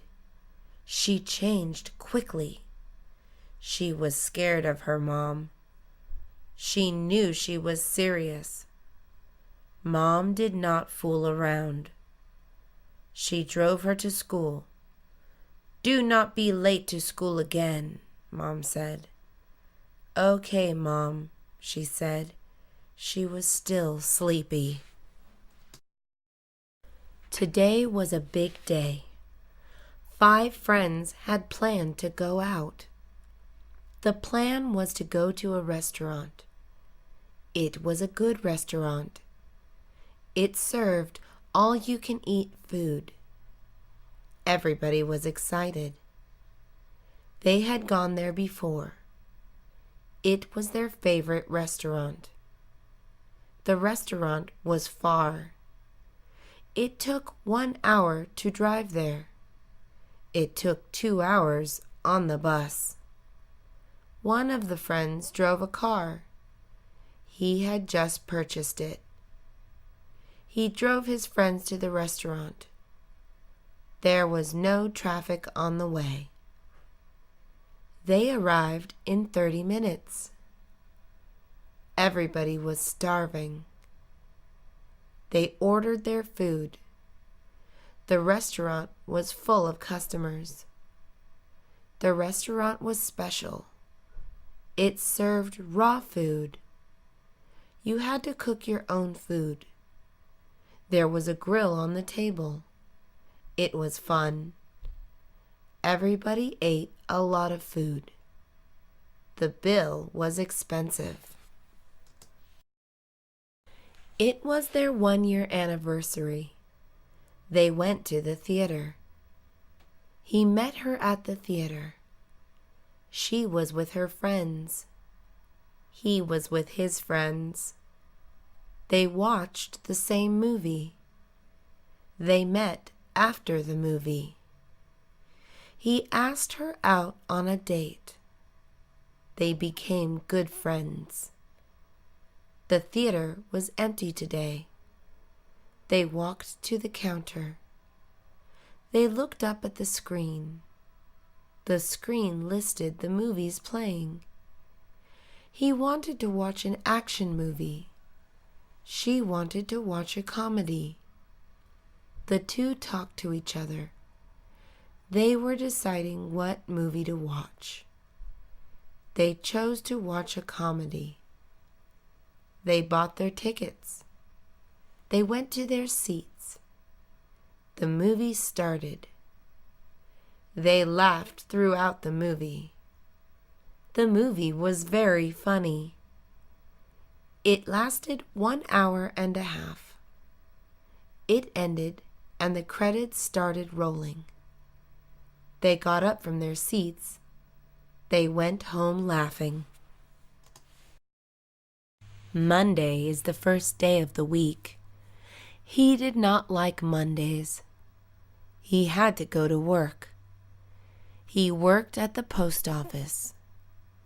The post office was far away. He drove to work. It was a 30-minute drive. Mondays were the worst. Tuesdays were just as bad. He did not like Tuesdays. He complained at work. "It is barely Tuesday?" he would ask. He could not wait for it to be Friday again. Wednesdays were better than Tuesdays. Wednesdays were far better than Mondays. Wednesday is known as the hump day, which means it is the midpoint of the week. Wednesday is the day after Tuesday. He still did not like Wednesdays. Thursdays were better. He liked Thursdays. Thursday is the unofficial start of the weekend. Thursday is the day after Wednesday. More importantly, it is the day before Friday. Friday is his favorite day of the week. Lisa bought a car. It was her first car. She was happy when she bought it. It was a birthday present. Her parents bought it for her. She was thankful. She deserved the car. She was a good girl. She was a good student. She listened to her parents. She never got in trouble. She was a good daughter. The car was pink. Pink is her favorite color. Pink is a girl's color. She was a nice girl.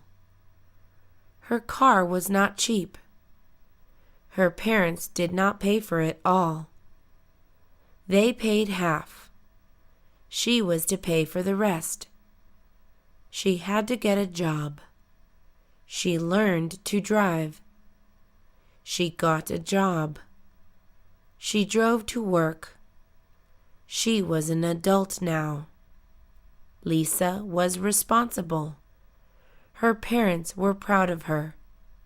She was not their little girl anymore.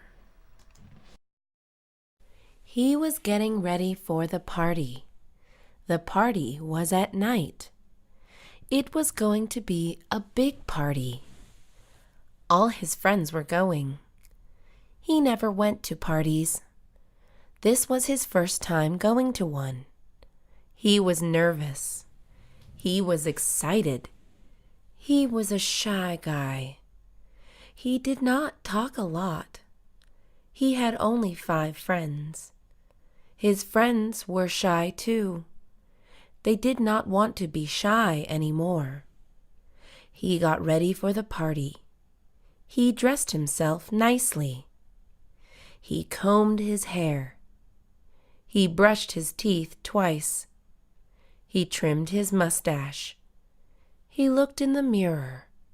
He looked good. He spoke to himself. "Hey, good-looking," he said in the mirror. He was ready. The party was in 30 minutes. He left early. He drove to the party. He had a blast. He made new friends. He met a girl. He kissed her. It was a fun party. It was early morning. The sun was just over the horizon. She got on the bus. The bus was smelly. It smelled foul. Bus fare was $1.50. She paid her fare. "Good morning," said the bus driver. "Good morning," she said back. The bus driver was friendly. This was odd. She mostly met mean bus drivers.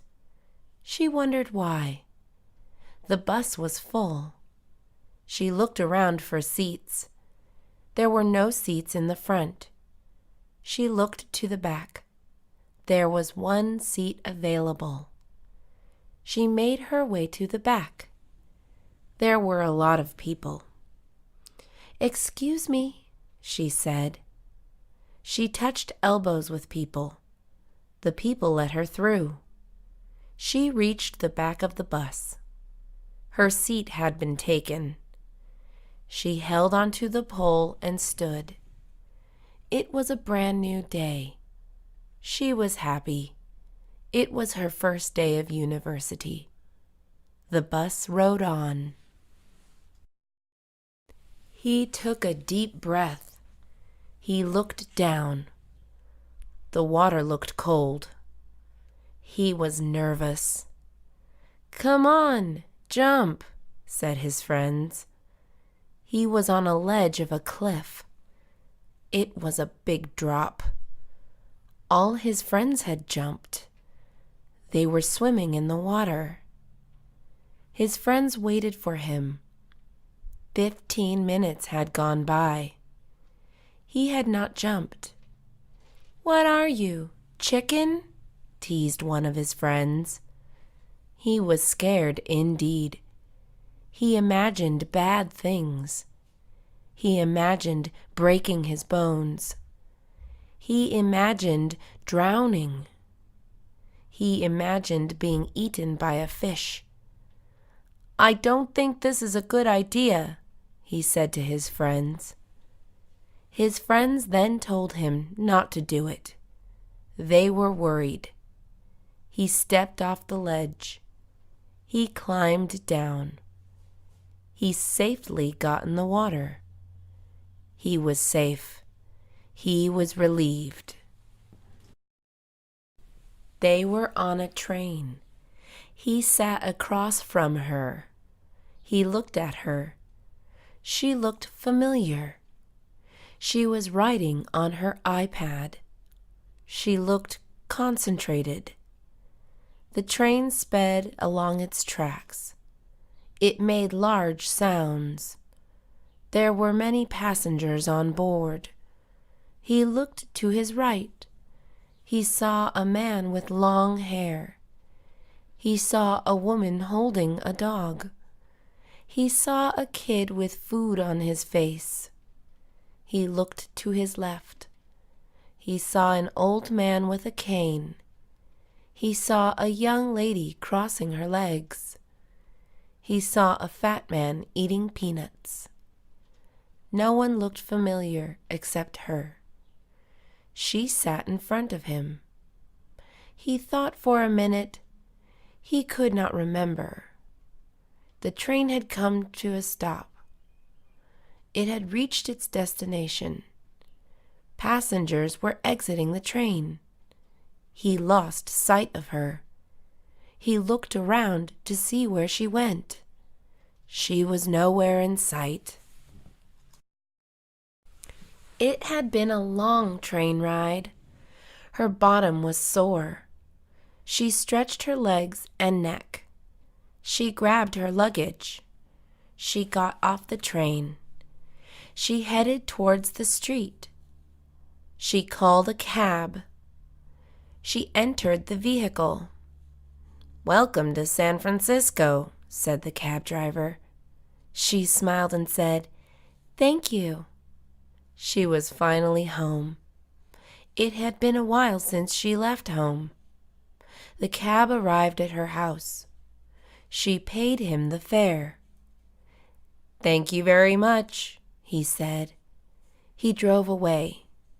She entered her house. Her house looked pleasant. Nothing had changed. She walked into the living room. Her family awaited her in the living room. They were excited to see her. "Welcome home, Becky," her family yelled. She hugged and greeted everybody. It was nice to be back home. He tried the roller coaster ride the first time. He did not like it. He tried it a second time. He still did not like it. They say, "Third time's the charm." He went back in line. The lines for roller coasters were long. Everybody he knew loved riding roller coasters. Everybody loved them except him. He thought roller coasters were terrifying. He did not know what the big deal was. Why risk your life, he thought. He was waiting in line. People in line were impatient, but he was not. The line moved forward. His turn for the ride came.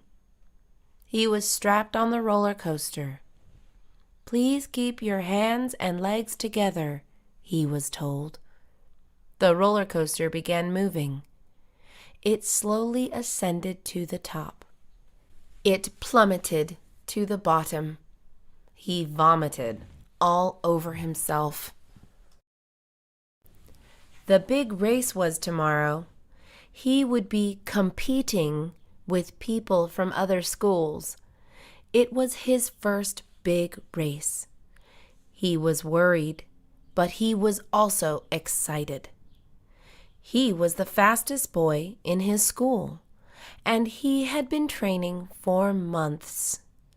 He had been running for a long time. He joined track when he was in middle school. He loved running. He ran everywhere. He ran to the market to pick up groceries. He ran to school in the mornings. He ran back home after school. He ran to his friend's house.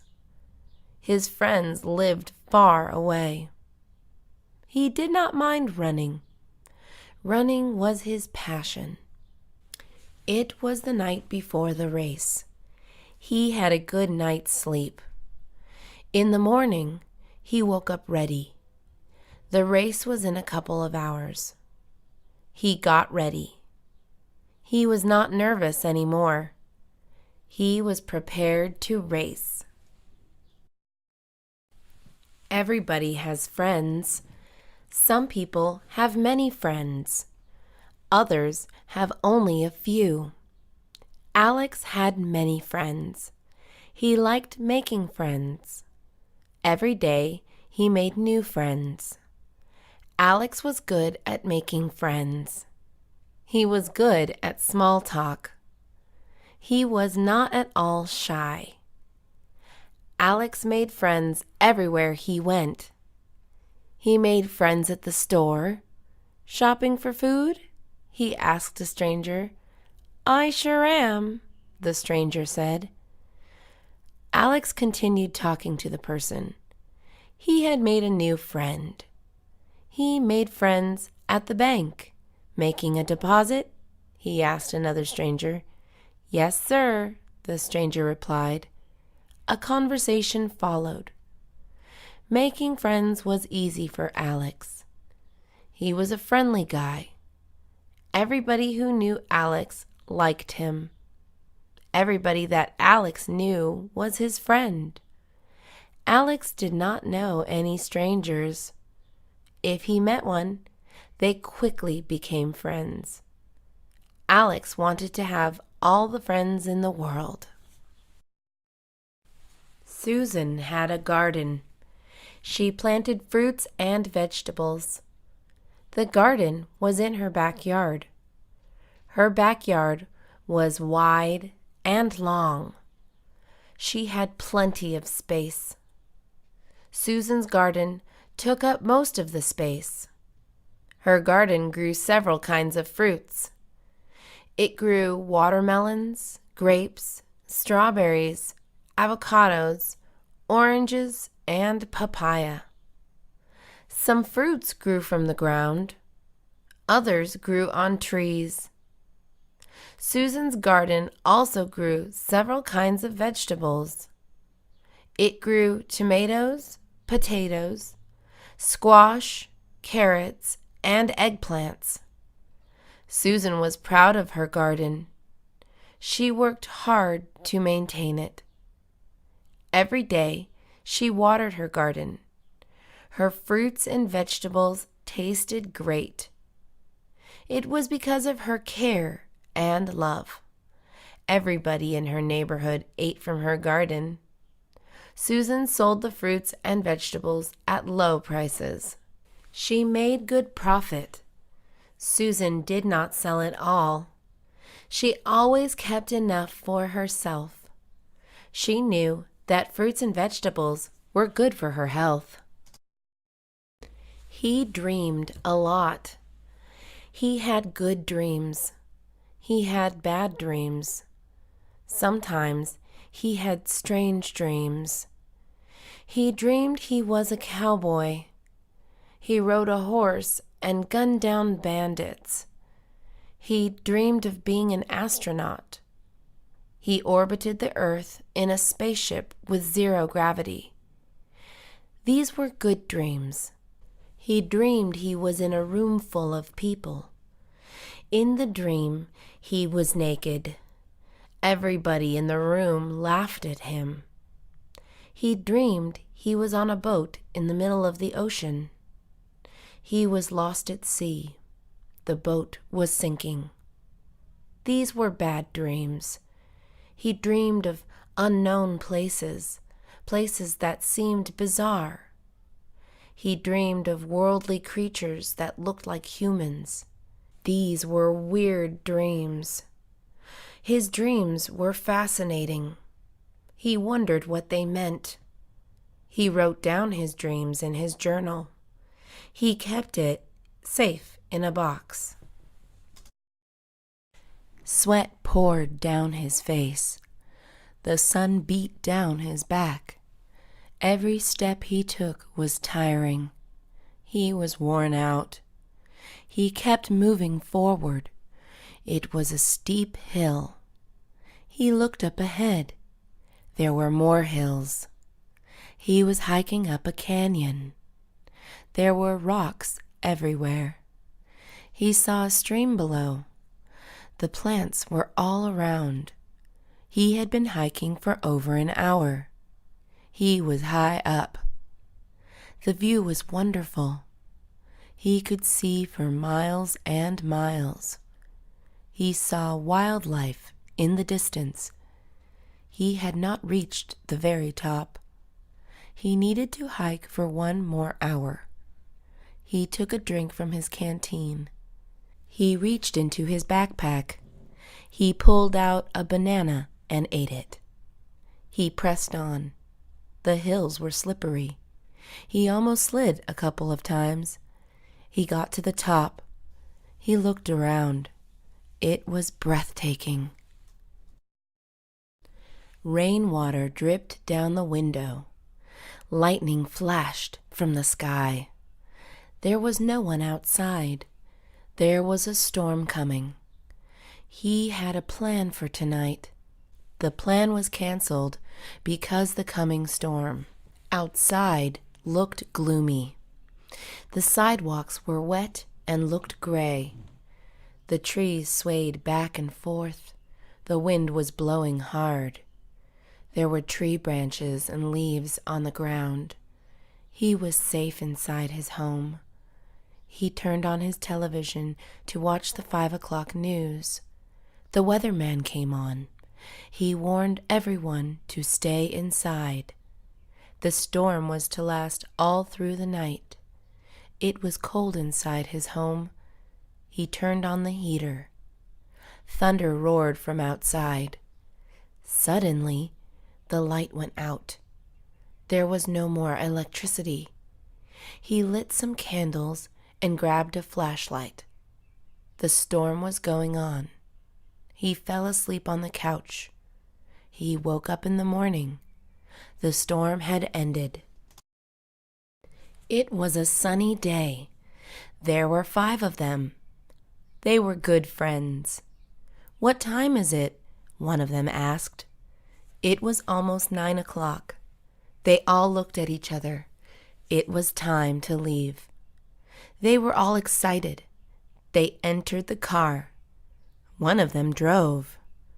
Everybody put on their seat belts. The radio was turned on. Rock music blared loudly. The car drove off into the distance. It was a road trip to San Francisco. It was everybody's first road trip. It was going to be a long trip. They brought snacks and drinks. They planned to stay for a week in San Francisco. It was a fun trip. They laughed and sang along to the radio. They stopped to eat at diners. They planned where to go next on a road trip. He went to a bicycle shop. He wanted to buy a bike. His old bike was too old. It had stopped working.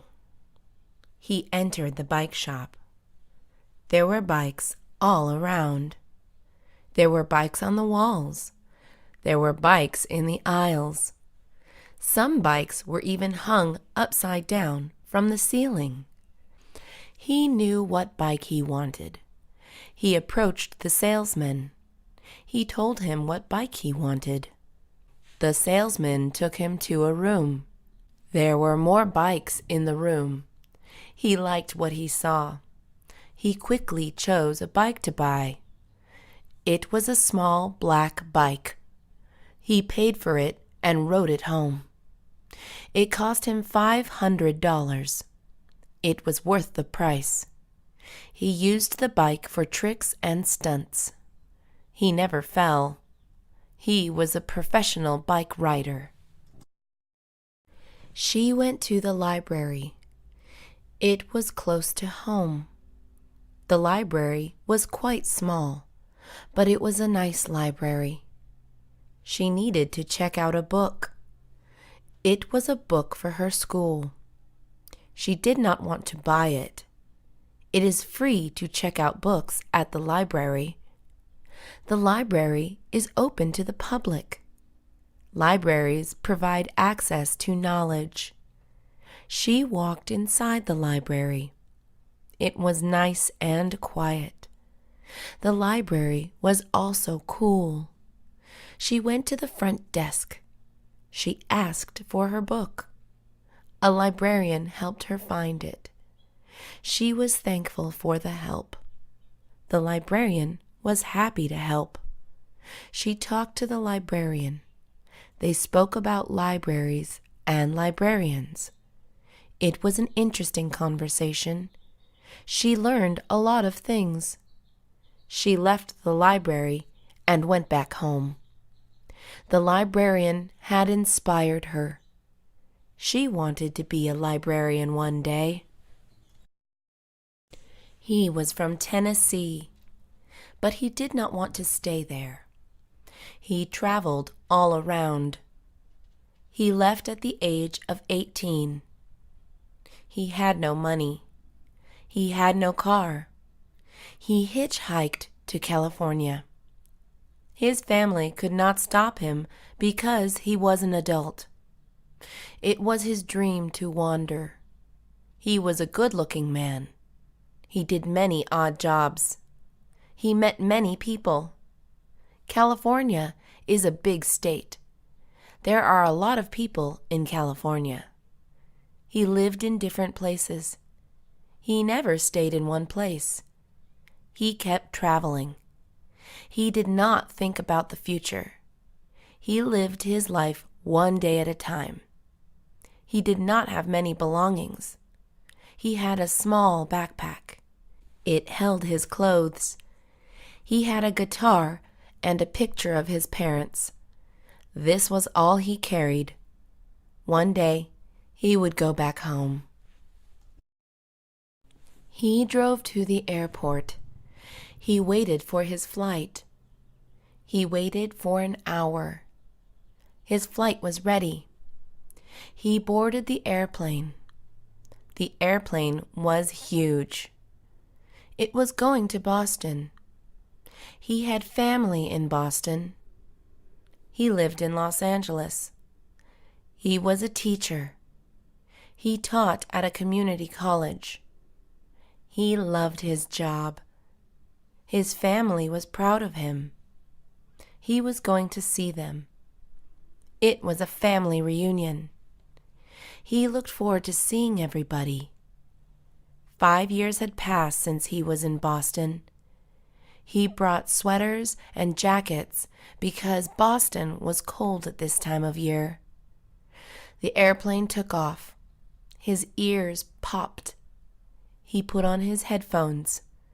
The flight lasted 6 hours. He arrived safely in Boston. He got off the airplane. He stepped on the ground. It was a long flight.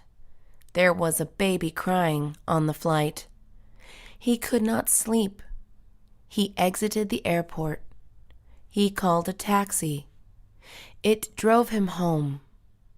He paid the taxi driver and thanked him. He looked at his house. He was glad to be home.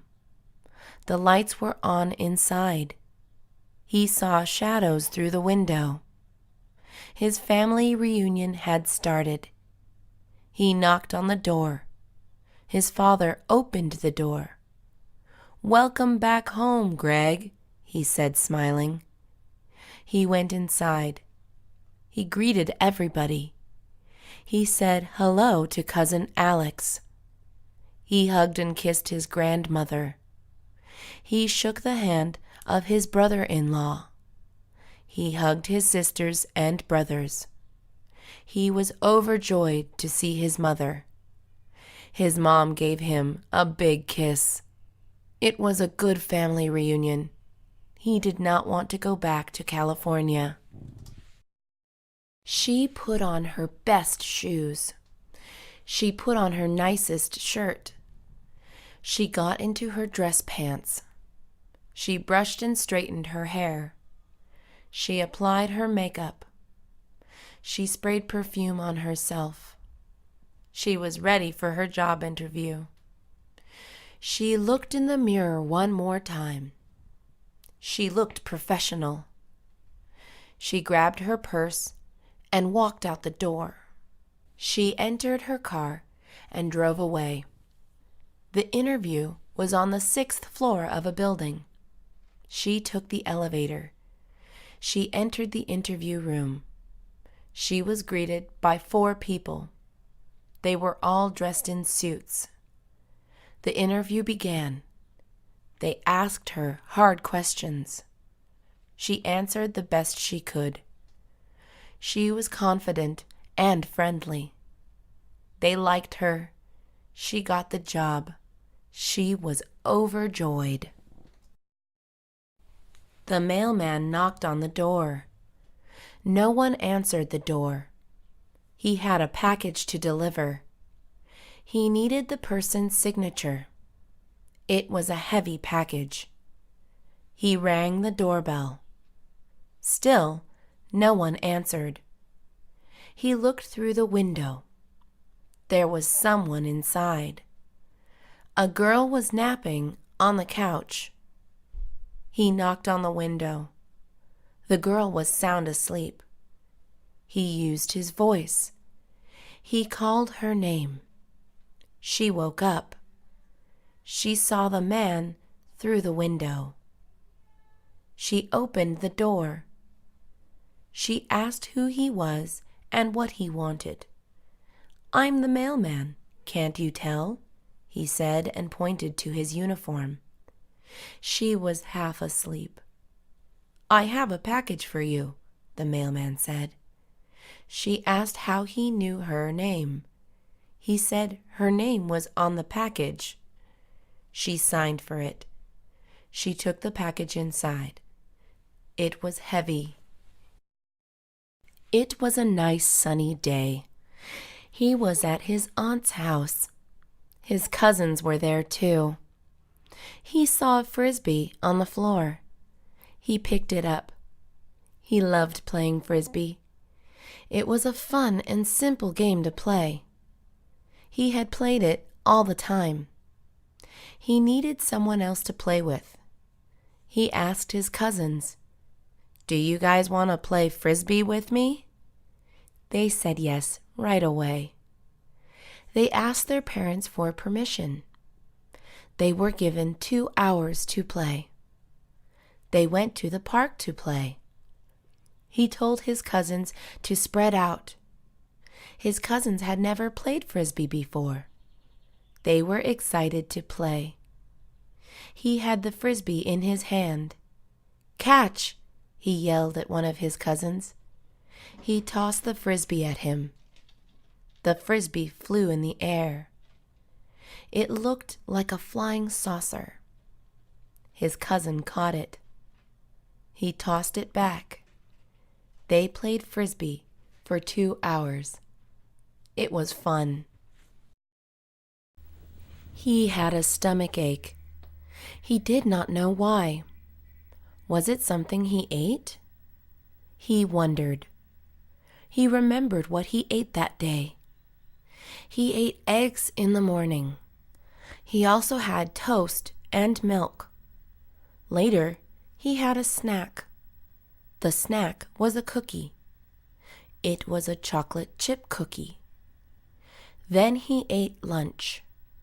For lunch, he ate a sandwich. It was a turkey sandwich with cheese. He drank soda. Later, he had another snack. The snack was a popsicle. Then he ate dinner. For dinner, he had steak. On the side, he had vegetables and mashed potatoes. He drank soda again. That was all he ate for the day. He wondered what had caused his stomach ache. He did not drink soda often. He blamed soda. The next day came. He did not have a stomachache anymore. He never drank soda again. She crossed the street. The street was empty. There were no people. There were no cars. It was after midnight. She walked down the street. She was not afraid. It was dangerous at night. It was especially dangerous for a girl. She did not care. She was a fighter. She knew how to defend herself. She carried pepper spray. She was ready for anything. The streets were deserted. She walked around for an hour. She took in the night air. She gazed at the stars. She looked at the closed stores. She saw the dirty curbs. She walked back home. She fell on her bed. It had been another night. She went to sleep like a baby. His hair was long. It was getting too long. It bothered him sometimes. The hair would get in his mouth. It would get on his food. It sometimes made him itchy. He thought about cutting it. He asked his friends. His friends told him not to. He asked them why. His friends said he looked fine. He did not care what his friends said. He decided to get a haircut. It was the middle of the day. He was not doing anything. He went to the salon. He walked in and sat down. He waited for the hairstylist. She was with another customer. She finished shortly. She greeted him. She cut his hair. It took 20 minutes. He looked in the mirror. He looked good. He was glad he got a haircut. He paid and thanked the hairstylist. He went on his way. They were the best of friends. People thought they were sisters. They did everything together. They shared everything with each other. They met in middle school. They were in the same college now. Sometimes they argued, but soon they made up. College can be tough. They took classes together. They studied together. They always helped each other. They were good students. They were from Colorado. They went home together. They lived in the same town. They knew the same people. Their family knew each other. They went back to college together. They shared one room. They acted like sisters. It's nice having a best friend. Everybody should have a best friend. It was her birthday. She was turning 16. She was born on the 5th of August. She was having a birthday party. Everybody was coming. She invited her friends. She had a lot of friends. She also had a lot of aunts and uncles. This made her happy because it meant more presents for her. She was getting ready for her party. She dressed up in her best outfit. Her mom prepared the food. Her dad went to pick up the cake. Her brothers set the tables and chairs. The party was happening in the backyard. The party was in 4 hours. They were almost ready. Dad brought back chocolate cake. Mom cooked all the food. Her brother got the backyard ready. The birthday party was a success. He lived in a big house. It was white. The rooftop was blue. It had a white fence. There were plants in the front. There was a tall tree in the backyard. The house had a fireplace. He lit it on cold nights. He lived with his wife. They were grateful for what they had. They had to work hard. Hard work pays off. The house had 3 floors. It also had a basement. There were 5 bedrooms. They planned to have a family. The house was big enough for a family. The house had brown carpet. It also had wooden floors. There were a lot of windows. The house had nice views. The house had a reading room. They had a big library. The house had a music room too. There was a piano inside. There was also an art room. It was a perfect house. He woke up suddenly. He heard glass shattering. It was really loud. He sat up on his bed. He listened for noise. He heard footsteps. There was someone downstairs. It was a break-in. He went to his closet and grabbed his bat. He was not afraid. He slowly went downstairs. He sneaked his way to the stairs. He looked down the staircase. It was really dark. He saw the shadow of a man. He was dressed in black. There was no light. He walked down the stairs. He did not make a sound. The shadow was going through drawers. It was a robbery. He got closer to the shadow. His heart was racing. He took a deep breath. He ran at top speed. He hit the shadow over the head. The shadow fell to the ground. He called the police. He was sad. His grandma had died. He loved his grandmother. She raised him. She took care of him. She had seen him grow into a man. She was the sweetest woman. She was kind to all. Everybody loved her. She departed at the age of 76. She had lived a long life. He was happy for her, but he was also sad. His grandma was no longer here. He could not believe it. He remembered the last words he said to her, "I love you, Grandma. I'll come to see you soon." He hugged and kissed her goodbye. She died a few days later. He cried.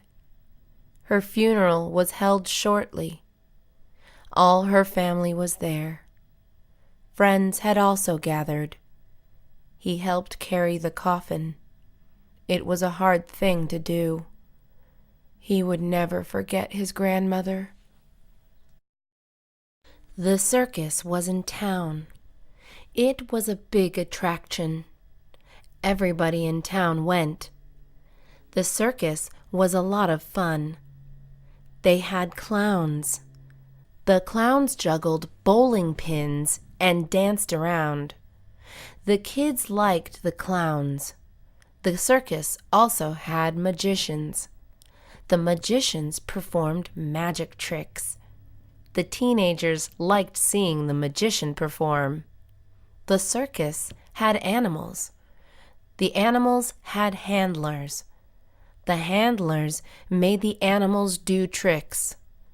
A tiger went through a hula hoop. A monkey rode a tricycle. An elephant stood on 2 legs. Everybody liked the animal show.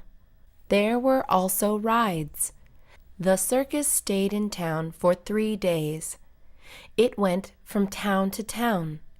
It was fun to go to the circus. Henry was a strong man. He could carry heavy things. He had no problem helping you move.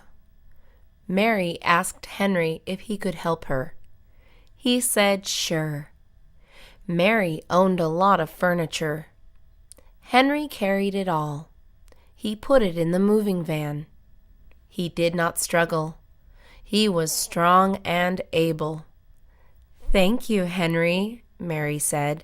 "Not a problem," Henry said. He was happy to help. Henry was walking down the street. He saw something as he was walking. There was a man in a car. The car would not start.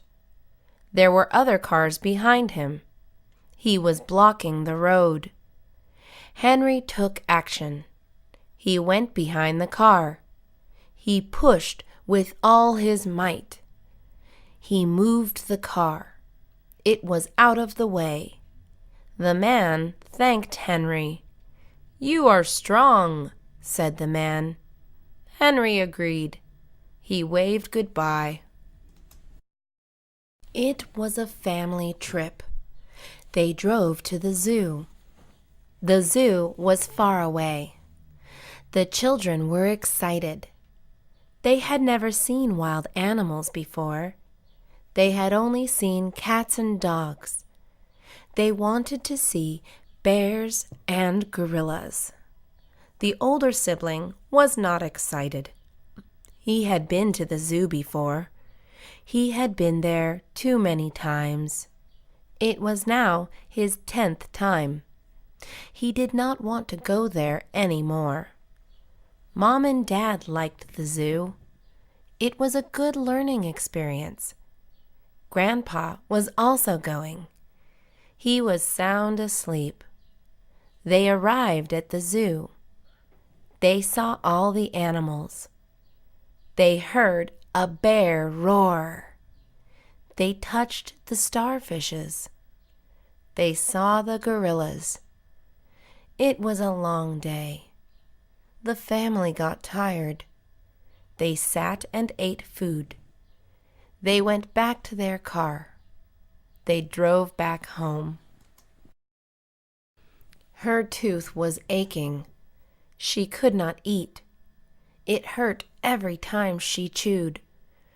She could not even swallow. She knew what she had to do. She was scared. She had not gone to the dentist in years. It was time to make an appointment. She called their number. She set an appointment. It was for Friday at 5 o'clock. She was not looking forward to it. She hated going to the dentist. She was afraid of the pain, but she had no choice. She was already in pain. The tooth had to come out. The dentist told her the same. She sat back in the chair. The dentist gave her a painkiller. She still felt some pain. It was soon over. The tooth was removed. It no longer hurt to chew. It was a relief. She could now eat and chew without pain. He played the guitar. He sang the blues. It was his hobby. He was talented. Everybody told him that. He practiced all day long. His practice paid off. He was the best guitar player in town. His friends were impressed. He always carried his guitar. He carried it behind his back. He took it to the park. He sat down on a bench. He began to play. People walked by. They noticed his music. He would get tips. It was fun for him. Performing in front of others is great. He sometimes felt nervous. The feeling of excitement was greater. People called him the Guitar Man. He was known all around. It was his nickname. He played his guitar at school. He played his guitar on the train. Playing the guitar was his passion. He played until his fingers hurt. He stopped for a minute. He would start to play again. They camped out in the woods last night. They were alone in the woods. When they woke up in the morning, they did not know where they were at. They were lost. There was no one else around. It was just the two of them. They panicked at first. They calmed themselves down. "Everything will be okay," they said to each other. They left their cell phones at home. They lit a smoke signal. No one saw it. They decided to walk back. They retraced their footsteps. It took a long time. They had walked a long distance. They got thirsty. They stopped at a stream. They drank from the stream. They continued walking. There were no signs of life. It was getting dark. They had to find people soon. Eventually, they met somebody. He was another camper. He helped them find their way to safety. It was a scary camping trip. She dropped her phone. She picked it up. She looked at the screen. She gasped. The screen was cracked. She was upset. Her phone was important. She texted on her phone regularly. She frequently made phone calls. She had internet access on her phone. It was her world. The phone was not cheap, but she had to buy a new one. She did not have enough money. She went to the store and talked to the salesperson. She told him that she had dropped her phone. He asked to look at the phone. She handed it to him. "Can you fix it?" she asked. He said yes, he can. She paid to repair it. It cost less than a new phone. Her cell phone was repaired. She was very happy. She bought a protective case for it. She dropped her phone. She picked it up. She looked at the screen. She gasped. The screen was cracked. She was upset. Her phone was important. She texted on her phone regularly. She frequently made phone calls. She had internet access on her phone. It was her world. The phone was not cheap, but she had to buy a new one.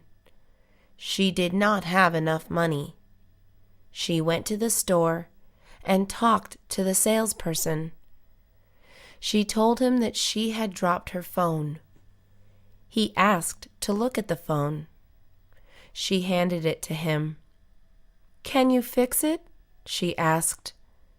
He said yes, he can. She paid to repair it. It cost less than a new phone. Her cell phone was repaired. She was very happy. She bought a protective case for it. He looked up. He saw the night sky. There were many stars in the sky. He looked for a while. The stars were beautiful. They were shining brightly. They looked like diamonds. He remembered a song. He looked at the moon. The moon was in the night sky. It gave the moonlight. The moon looked white. It looked like cheese. He wondered about it. A man had walked on the moon. He imagined walking on the moon. He imagined the moon being cold. He looked at the constellations. There were many of them. Constellations are what groups of stars look like. They have different names. He saw the Big Dipper. He saw the Little Dipper. He could also see Orion's belt. It was an amazing sight. He looked up every night.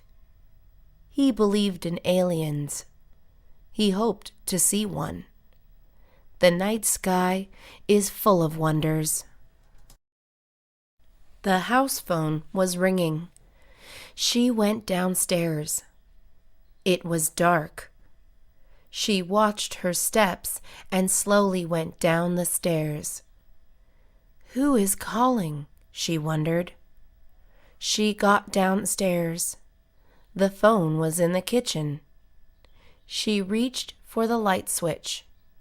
She turned on the lights. She squinted her eyes. The light was bright. She was blinded by the lights. The phone was still ringing. She walked to the kitchen barefoot. She stepped on a toy. She jumped in pain. She looked at the floor. She had stepped on a Lego toy. She had a son. He never picked up his toys. She reached the kitchen. The phone was still ringing. She picked up the phone. She looked at the caller ID. It was an unknown number. She answered the phone.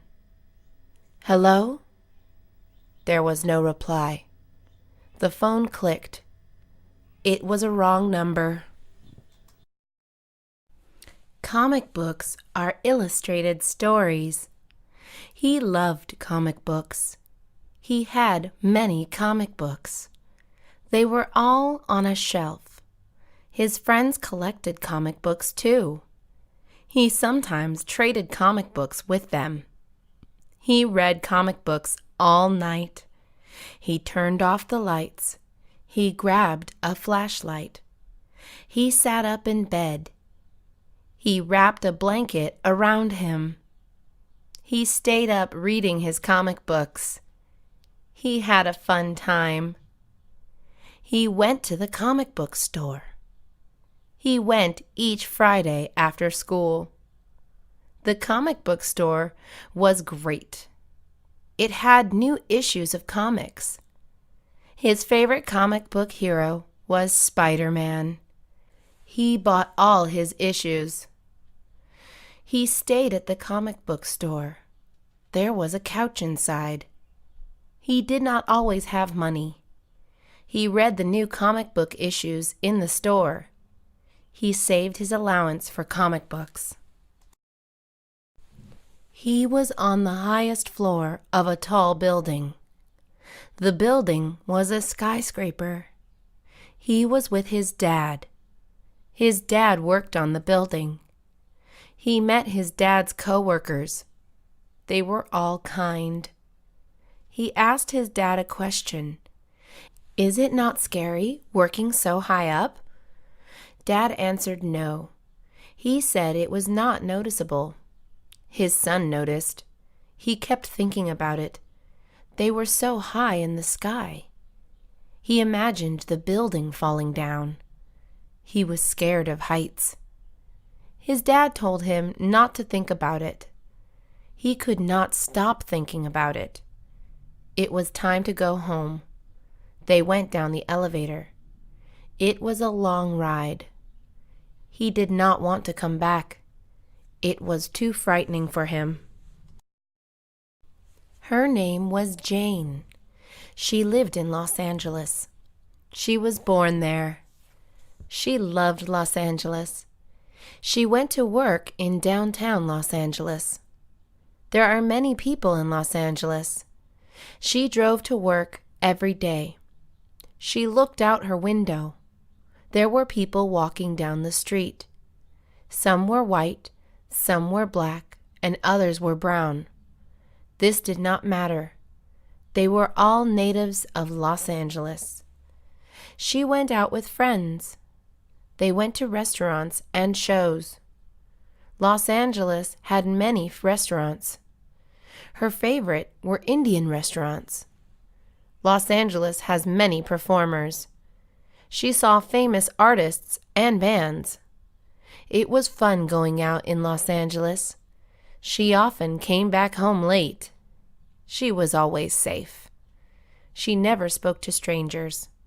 She avoided walking on streets that were not safe. Jane did want to live in Los Angeles. It was her home. It was fun going to the parade. He went to the parade every year. He never missed going. The parade was tomorrow. He was going with his girlfriend. His girlfriend's name was Mary. This year, he planned on bringing his little sister. His little sister had not gone to a parade. It was her first time going. She was excited. It was the day before the parade. They made their plan. They had to wake up early. They had to bring snacks and water. They also had to wear comfortable shoes. The parade lasted all day. The day of the parade came. Everything went according to plan. The parade was amazing. They saw marching bands. They saw parade floats. Some of them were big. The parade ended in the afternoon. They were tired, but they were happy. They went back home. "Can we come back again?" his little sister asked. He smiled at her. She knew the answer already. The music festival was today. He was ready to go. His favorite singer was performing. He packed his autograph book. He hoped to get close enough. He wanted his autograph. He was determined to get it. He left early to the music festival. He arrived in 1 hour. He had a hard time finding parking. He parked far from the festival. It was the closest parking he could find. He walked half a mile. He got to the festival. He found a seat near the front of the stage. He waited for the music festival to begin. It was not long before it started. The music festival began. He looked around. There were hundreds of people. Everybody was moving and jumping. The music started playing. His favorite singer went on stage. He wanted his autograph. He got onto the stage. He got his autograph. It was winter time. The snow was coming. She was excited. She waited for the snow to start falling. She looked out her window every day. The snow had not come. She asked her brother why. Her brother said it was coming. She had to wait. She waited for a few weeks. She was giving up hope. One day, she woke up. She went to her window. She did not believe it.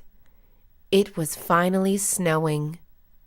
She jumped for joy. The snow looked beautiful. She ran to her closet. She put on her winter clothes. She ran outside. She played in the snow. It was so much fun. She played all day in the snow. She made snowmen and igloos. Tomorrow she would play again. She loved the snow. He stood in the hall. He looked around him. There were many doors. He did not know which door was the right door to enter. He was lost at school. It was going to be 12.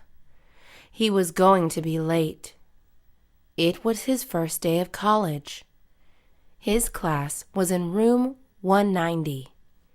He looked at all the doors. They each had a number, but there were no rooms numbered 190. He did not know what to do. He asked a stranger, "Where is room 190?" The stranger did not know. He asked another stranger. She also did not know. No one knew where room 190 was. He checked his notebook, where he wrote down his classroom number. It was not room 190. It was room 140. Room 190 did not exist. He ran to room 140. He was 1 minute late. He entered his classroom. He quickly took a seat. He was a minute late. The professor was calling names. It was his first day of college. He was sweating. He had been running around looking for his classroom. It took him some time to find the classroom. "David," the professor called. He raised his hand. He was out of breath. He took out his inhaler. He took a puff from his inhaler. It gave him breath. He took out his notebook and a pen. The professor started talking. He took notes. He always took notes in class. It was a good habit. He studied his notes after class. He was a good student. He wanted only good grades. Class ended at 2 o'clock. The teacher dismissed the students. Anna rose from her seat. She grabbed her things. She had a backpack and a sweater. She had a question to ask. She waited for the teacher. Some students also had questions to ask. There was a line to see the teacher. She got in line. She had a question about an assignment. The teacher spoke to students one at a time. She waited a while. It was finally her turn to ask. "How can I help you?" the teacher asked. She asked her question. The teacher gave her the answer. She was glad to hear it. She thanked the teacher, who smiled and said, "No problem." She went on her way. It was a hot day. The sun was shining brightly. There were no clouds in the sky. He walked along the street. He was going home. He was hot and tired. He could not wait to get home. He was almost there. It was nearly 100 degrees. There was not another soul in sight. Everybody was at home. His car was not working. He had to walk to his bank. He did not know it was so hot. The bank was not too far. The heat made it seem far away. His throat was dry. He was thirsty for water. He walked with sweat on his back. He arrived home. He went straight to the kitchen. He drank a big cup of water. He took off his clothes. He went to the bathroom. He took a cold bath. It was so refreshing. He stayed in the bath. "What is your name?" he asked her. "My name is Linda," she answered. "What is your name?" Linda asked. "My name is Brian," he answered. They knew each other's names. They became friends. Brian was tall and skinny. Linda was a little shorter than Brian. She was also skinny. Brian and Linda had black hair. Brian asked Linda if she was busy. She told Brian she was not. "Want to go to the coffee shop?" Brian then asked. Linda said sure. They walked to the coffee shop. It was nearby. Brian opened the door for Linda. Linda said thank you. They bought their coffee. They sat down to drink it.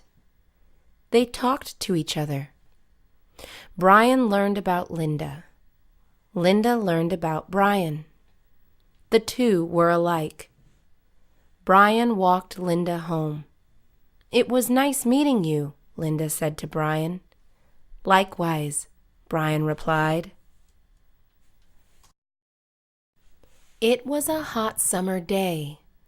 She was in her room. The fan was on, but it blew hot air. She did not want to be home. It was too hot. She thought of what to do. Her cell phone vibrated. She picked it up.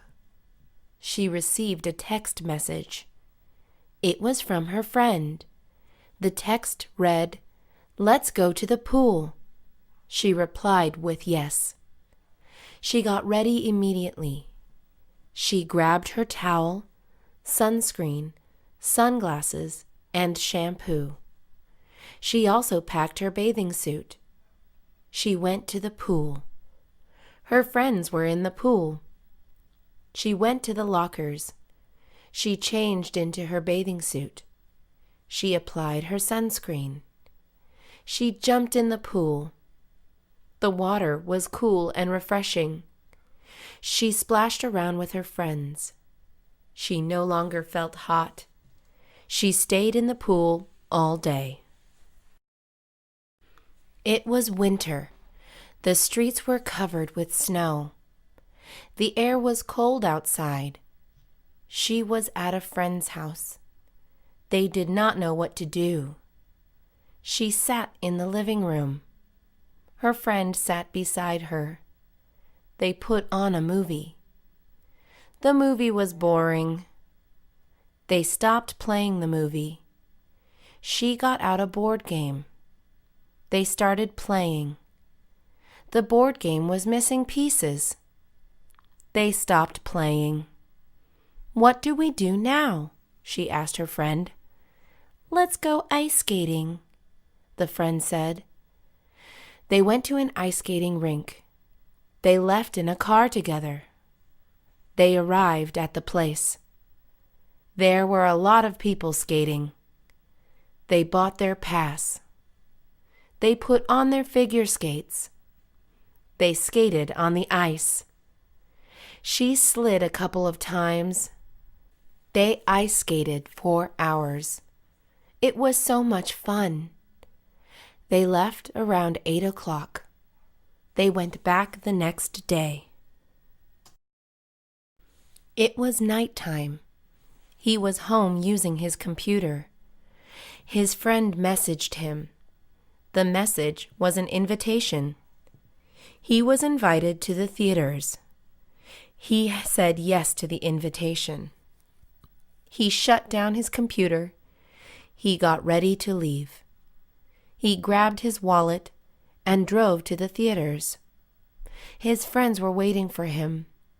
"What movie are we watching?" he asked his friends. They were going to watch a scary movie.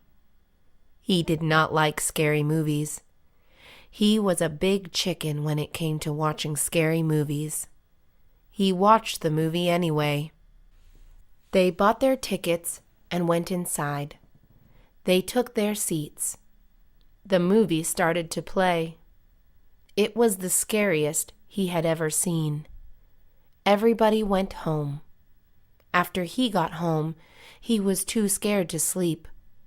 He turned on all his lights. He regretted watching that movie. It was the middle of the day. He looked out his window.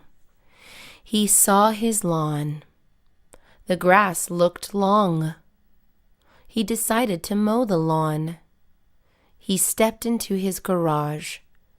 His mower was in there. He got his lawn mower. He turned it on. It started moving. The engine made a loud noise. The engine sputtered and stopped. He got off his lawnmower. He inspected the engine. It had broken. He took it back inside the garage. He opened his toolbox. He repaired his lawnmower. He turned it on again. It was working. He mowed his lawn. It took him half an hour to finish. He took his lawnmower back inside. He went back into the house. He looked out the window.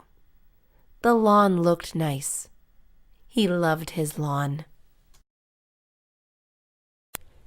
Jason made a new friend. His name is Daniel. Daniel only has one arm. He lost it in a car accident as a child. Jason really enjoyed Daniel's company. He invited Daniel out with some other friends. Jason was sure that the other guys would like Daniel too. "Meet us at the restaurant," said Jason. Daniel walked into the restaurant. All the other guys stared at him. Daniel got very nervous. "I hope they don't make fun of my arm," he thought. He really wanted to become friends with Jason's buddies. "Wow," said one of the guys. "That's a really nice shirt." Daniel was relieved. He was invited along every week after that. Stephen loved almost everything about his grandma. There was only one thing he hated. She always knitted sweaters for him. Stephen understood that she did it to be nice. However, all the sweaters were very ugly. Stephen visited her once a week. She had a new sweater for him each time. Stephen lived in a small apartment. There was no room for him to keep all the sweaters. He had to give all of them away. Grandma will never find out, he thought. One day, Stephen's grandma visited him by surprise. She asked to see his sweaters. "Someone stole all of them," he said. "They were too nice." She made him 10 more by the next month. Dorothy had very curly hair. She hated it. "It's too big," she always complained. Dorothy wanted to be an actress. All actresses she knew had straight hair. It always looked perfect and smooth. Every morning, Dorothy was up at 5 a.m. She spent 2 hours straightening her hair. One morning, Dorothy had a big acting audition. She was running very late. There was no time to straighten her hair. "I'm never going to get the job with this hair," she thought. She was wrong. As soon as the director saw Dorothy, she was hired. "Your hair stands out so much," he said. "You must love it." "Of course I do," replied Dorothy. Lisa grew up in a huge family. She had 6 older sisters. All of them were very beautiful. This made Lisa feel very bad. She knew she looked nothing like them. Lisa had even heard people say she was the ugly sister. As teens, the girls spent every weekend out on dates. Lisa always stayed home alone. Her sisters spent their days combing their hair and putting on makeup. Lisa spent her days reading and studying. Her sisters laughed at her a lot. As adults, all her sisters got married young. They all had handsome husbands with no brains or jobs. Lisa went to college. She became a rich scientist and traveled the world. She was the one laughing now. Kevin asked Michelle on a date. He wanted to go snowboarding. "I love snowboarding," said Michelle. This was a lie. She had never been snowboarding. She wanted to impress Kevin. "That's great," said Kevin. "Then we can go to the advanced slope." Michelle was terrified. The top of the advanced slope was extremely high. It was too late to say the truth. "This can't be that hard," she thought. "I just have to keep my balance." Michelle flew off the hill. She stayed standing for less than 2 seconds. She looked like a giant snowball by the time she reached the bottom of the slope. Kevin felt bad for her. He hugged her tight to get her warm. Her plan worked out after all. John and his friends were going on a road trip. They were driving from Los Angeles to Washington. John had everything planned out. He had prepared CDs with their favorite songs. They would sing along to them the whole way. He even packed his trunk full of their favorite snacks. John picked up his friends early in the morning. He showed them a map. It was full of dots. "These are all the stops we should make," he said. John wanted to see the Golden Gate Bridge, the Grand Canyon, Old Faithful, and many other monuments. "What song should we hear first?" asked John. All his friends were already asleep. They stayed this way the whole trip. George's best friend was visiting him. Joseph lived in Arizona. George moved to Los Angeles 2 years ago. He hadn't seen Joseph since then. George wanted his friend to have fun. He wanted to convince him to move to Los Angeles with him. George had a great idea. He would take his friend to Six Flags. They didn't have big roller coasters in Arizona. George and Joseph got on a ride called Tatsu. It was huge and had more than 5 loops. Joseph screamed more than any other people. "Isn't that great?" asked George. "If you move here, we'll be coming here all the time." Joseph never returned to Los Angeles again. SeaWorld is one of the most famous parks in the world. Thousands of people visit each year. Most of them go to see the dolphins and whales perform tricks. This is something they could never see in the wild. SeaWorld has been under a lot of pressure lately. Thousands of people have been protesting the parks. These people say that dolphins and whales should not be forced to live in such small places. They should also never be forced to perform pointless tricks. Most people are starting to agree with this. SeaWorld will hopefully start listening to the protesters soon. Helen had nothing to do one Saturday night. "Let's go to a drive-in theater," said Donna. Helen had no idea what that was. Donna told her she would love it. Helen agreed to go. Drive-in theaters play movies outdoors. People park their cars in front of a giant screen.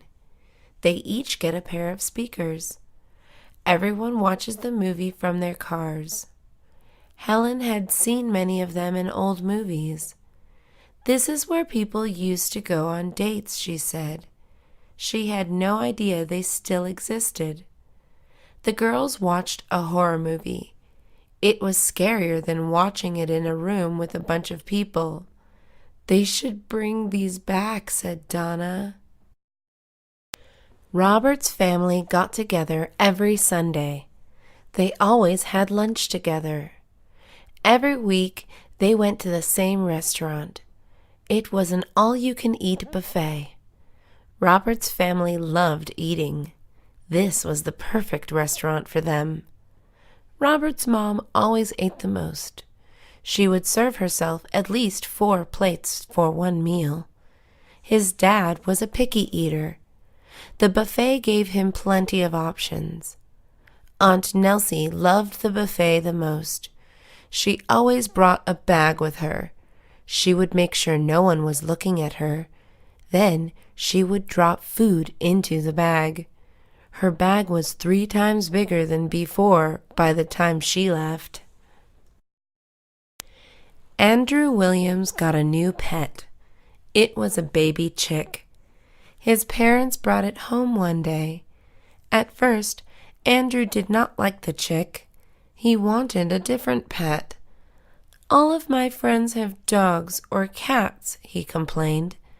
The chick followed Andrew everywhere. She was very cute. After 2 months, Andrew grew very close to her. He named her Rex. Andrew got home from school one day. He started looking for Rex. He couldn't find her anywhere.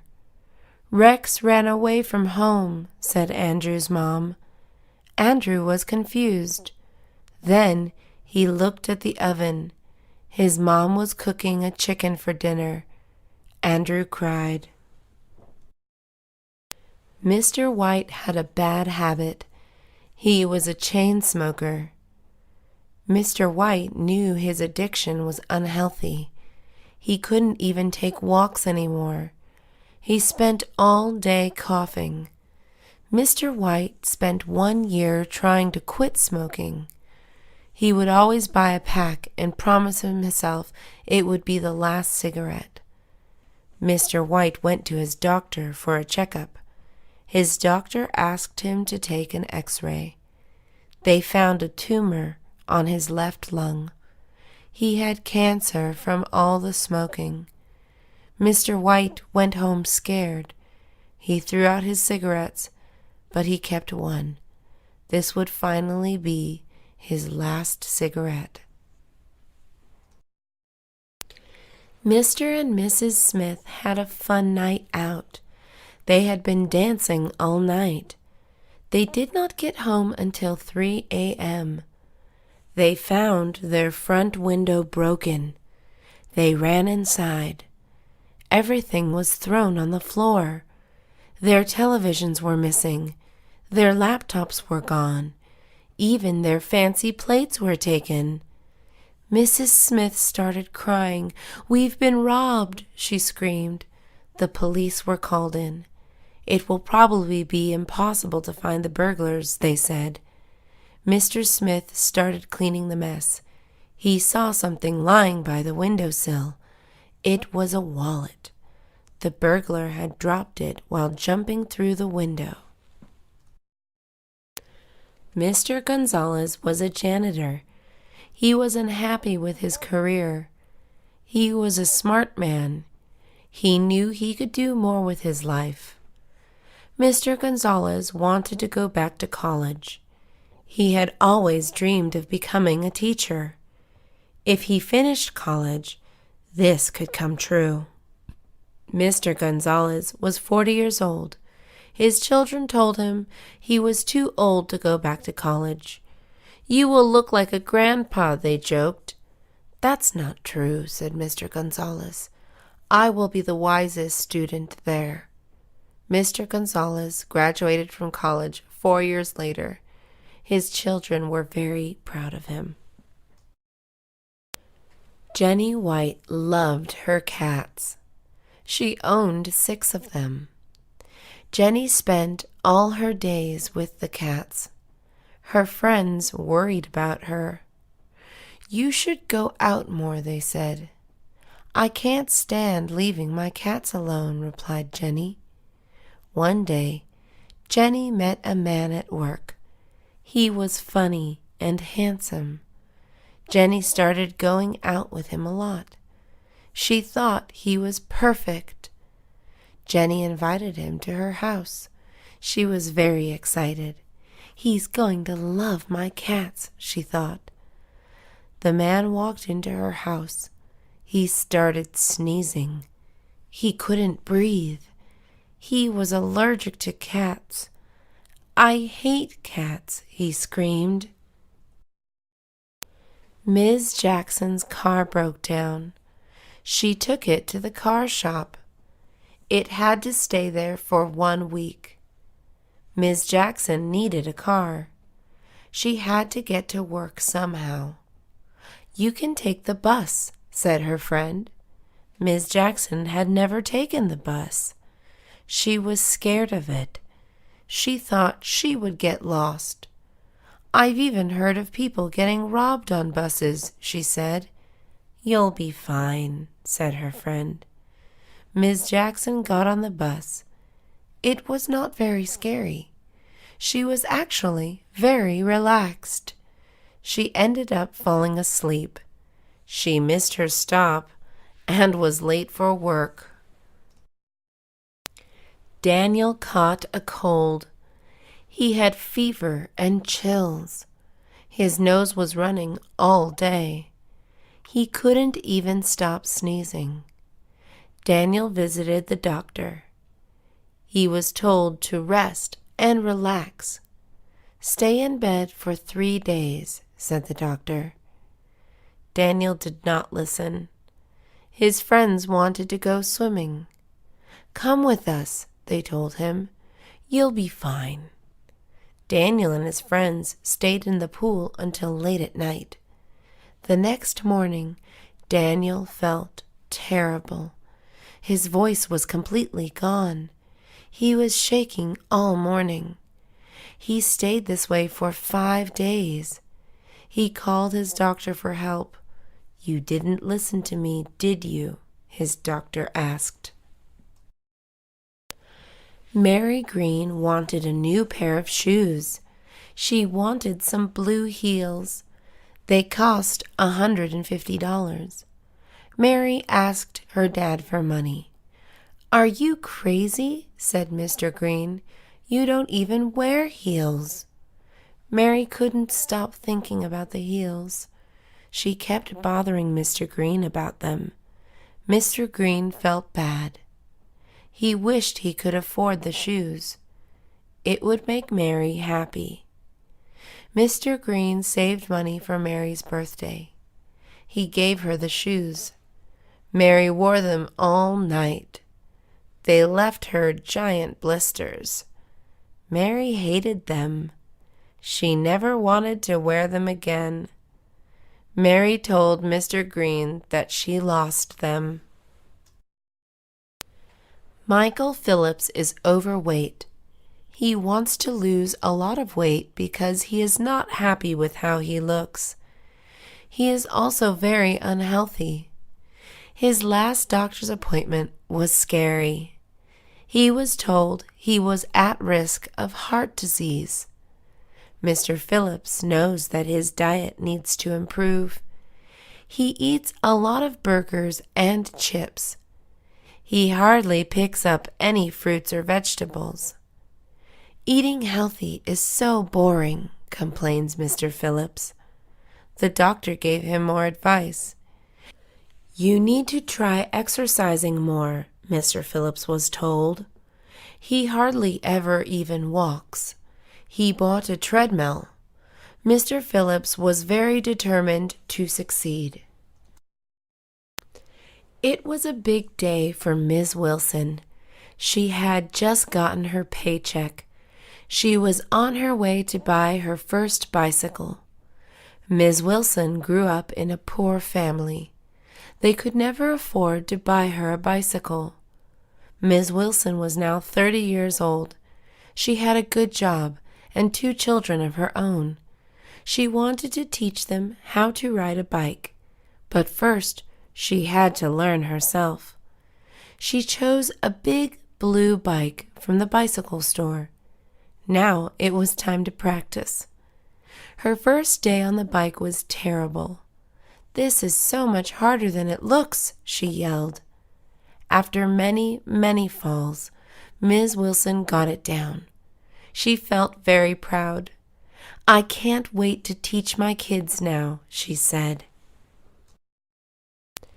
Mark Smith needed to get a job. There was one problem.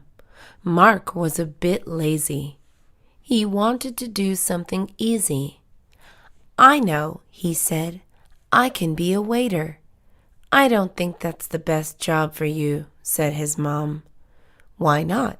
Mark replied. He thought the job looked very simple.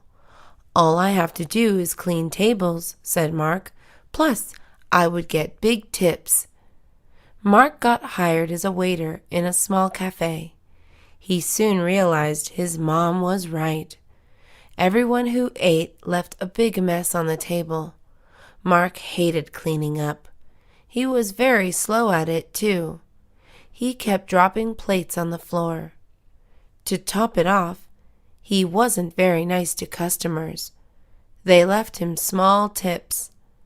Mark was fired after 3 days. Sharon Carter wanted to take a pottery class. She didn't want to go alone. She invited her husband to go with her. I don't want to do that, said Mr. Carter. Pottery is for girls. This made Sharon very angry. She could not believe he said that. That's a sexist thing to say, yelled Sharon. She argued with him for hours. Mr. Carter was tired of fighting. He agreed to go just to shut Sharon up. Their first class went very well. Mr. Carter was really good at making pots. The instructors loved him. You are very talented, they all said. Mr. Carter went to pottery class every week after that. He loved it. Deborah and Paul Evans loved nature. They especially liked hiking. They hiked the mountain almost every evening. They always took their dog, Buddy. Buddy loved his owners. Hiking was one of his favorite things, too. One day, the news reported a cougar sighting. We advise hikers to beware the mountains tonight, said the reporter. Deborah and Paul thought about staying home that evening. I'm sure we'll be safe, said Paul. Cougars usually hide from humans. Deborah, Paul, and Buddy made it to the top of the mountain. Suddenly, they heard a roar. The cougar jumped out. It leapt at Deborah's face. Buddy jumped to save her. He scared the cougar away. Mr. and Mrs. Evans bought him 1,000 treats and toys the next day. Kenneth Baker woke up early Sunday morning. A terrible thing had happened. His cat was missing. He must have run away again, thought Kenneth. He went around asking his neighbors for information. That's odd, said his neighbor Sandra. My Chihuahua went missing last night, too. Kenneth kept walking around the neighborhood. He hoped to find the cat roaming the streets. Instead, Kenneth found something else. There were signs everywhere. They all said, missing cat or missing dog. I don't think these animals are running away, thought Kenneth. Then Kenneth saw something that broke his heart. There was a trail of blood on the floor. It led to the mountainside. A coyote must be taking all the small pets in the night. Lisa Adams was going out with friends. She was about to walk out of the house. Her mom stopped her.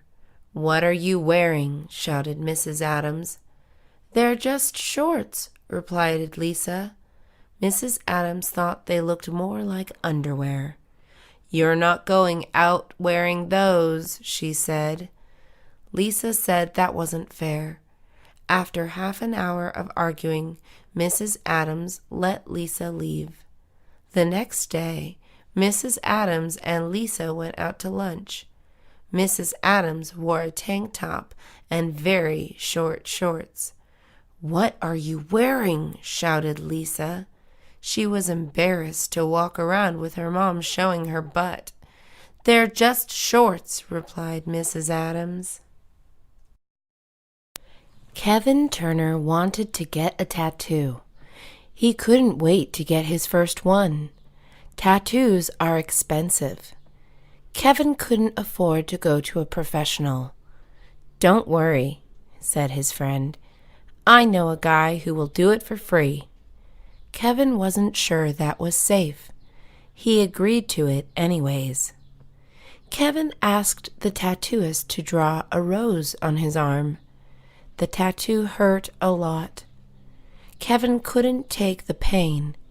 He shut his eyes tightly. He did not open them until the tattoo was finished.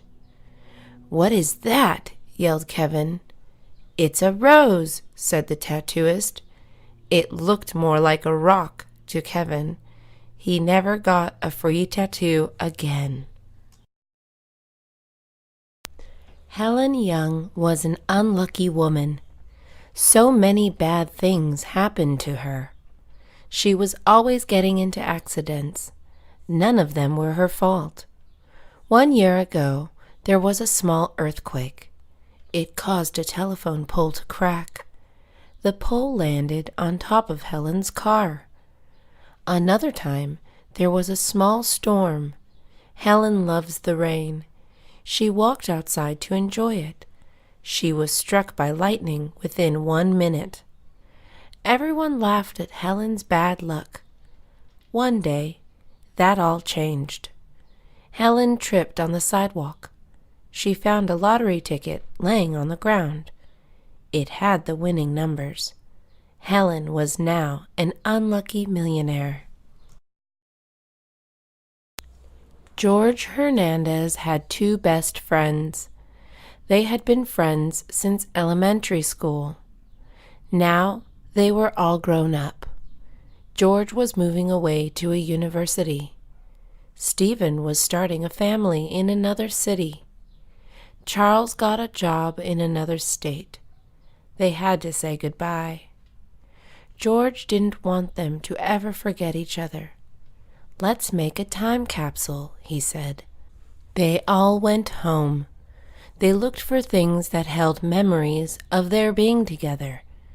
They found old toys, pictures, and CDs. They put them in a box. Then they buried the box in a park. The boys promised to get together in 10 years. They would dig up the box and feel like children again.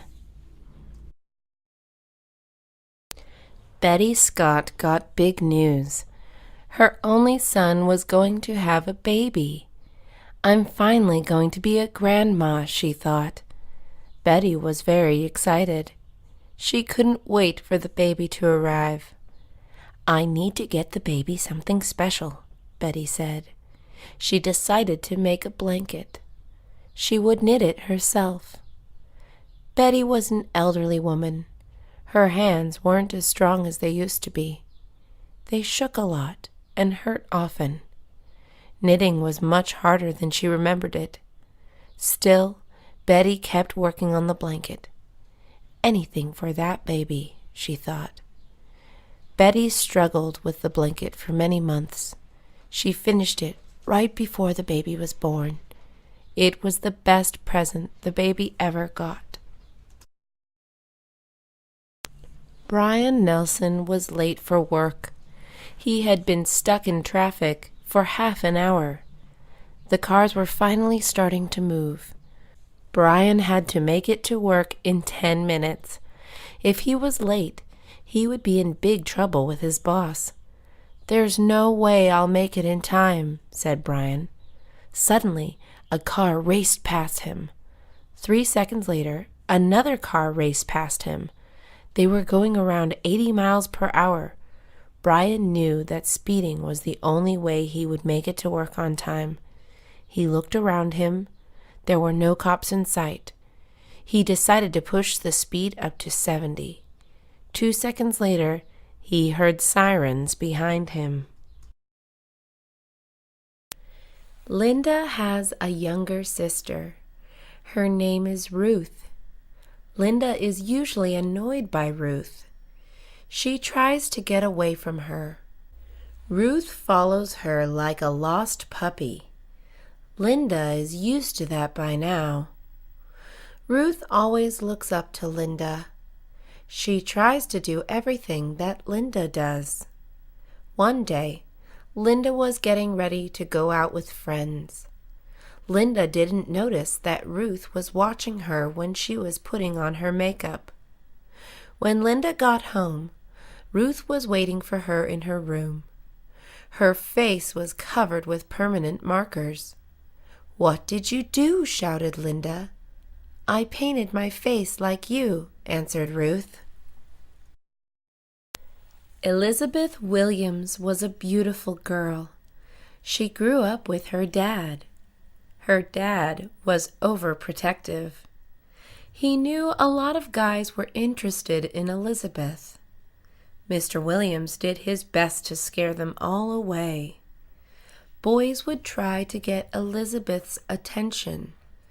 Some would throw rocks at her window. They thought Mr. Williams wouldn't catch them. Mr. Williams bought 2 guard dogs. He trained them to attack boys who tried this. Some boys would try to walk Elizabeth home. Mr. Williams made sure this didn't happen. He parked right in front of her school every day. He brought his dogs with him each time. Elizabeth was single for a very long time. Donald Campbell needed to go to New York. He lived in Los Angeles. Driving there would take 3 days. His only other option was to take an airplane. That would take around 6 hours. Donald was afraid of airplanes. He had never been on one. "That's a dumb fear," said his friend. "Cars are more dangerous than airplanes." Donald was sure this was a lie. He didn't trust something so big in the air. Donald ignored his friend. He was going to drive for 3 days. Halfway through the trip, Donald got very sleepy. He was on the highway. He crashed into a giant trailer. Kimberly and Jason were surfing. They did this every weekend.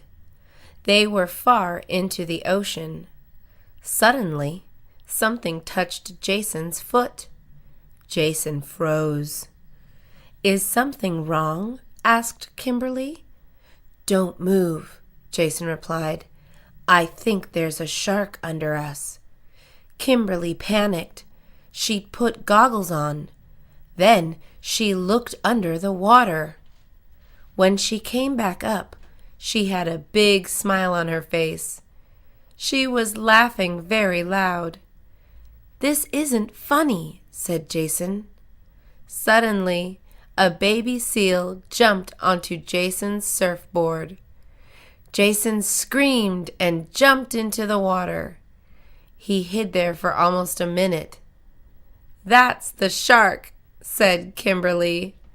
Jason was very embarrassed. Mr. and Mrs. King had a teenage daughter named Michelle. They were always arguing with her. Michelle was a good daughter. However, her parents were very strict. One evening, Michelle wanted to go out.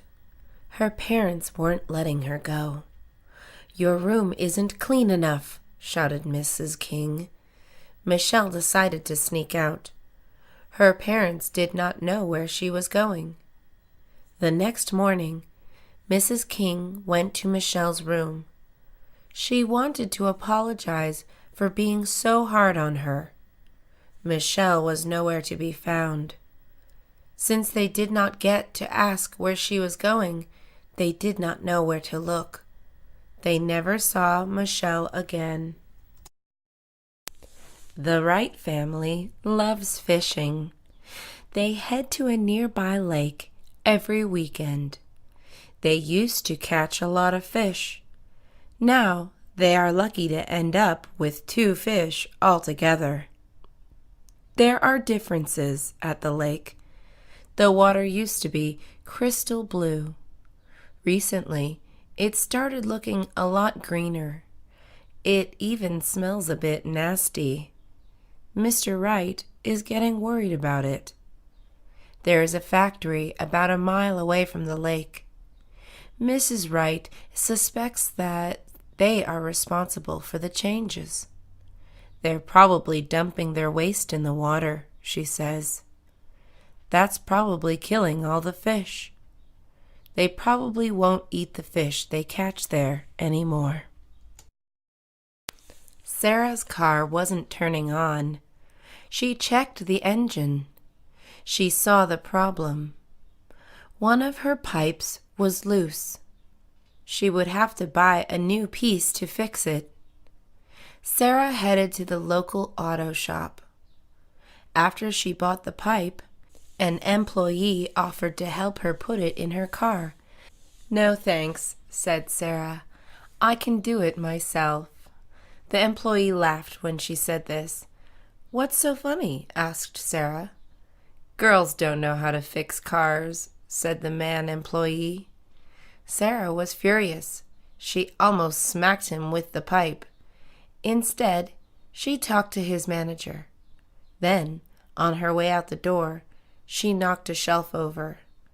"I hope men know how to clean," she said. David was a short man.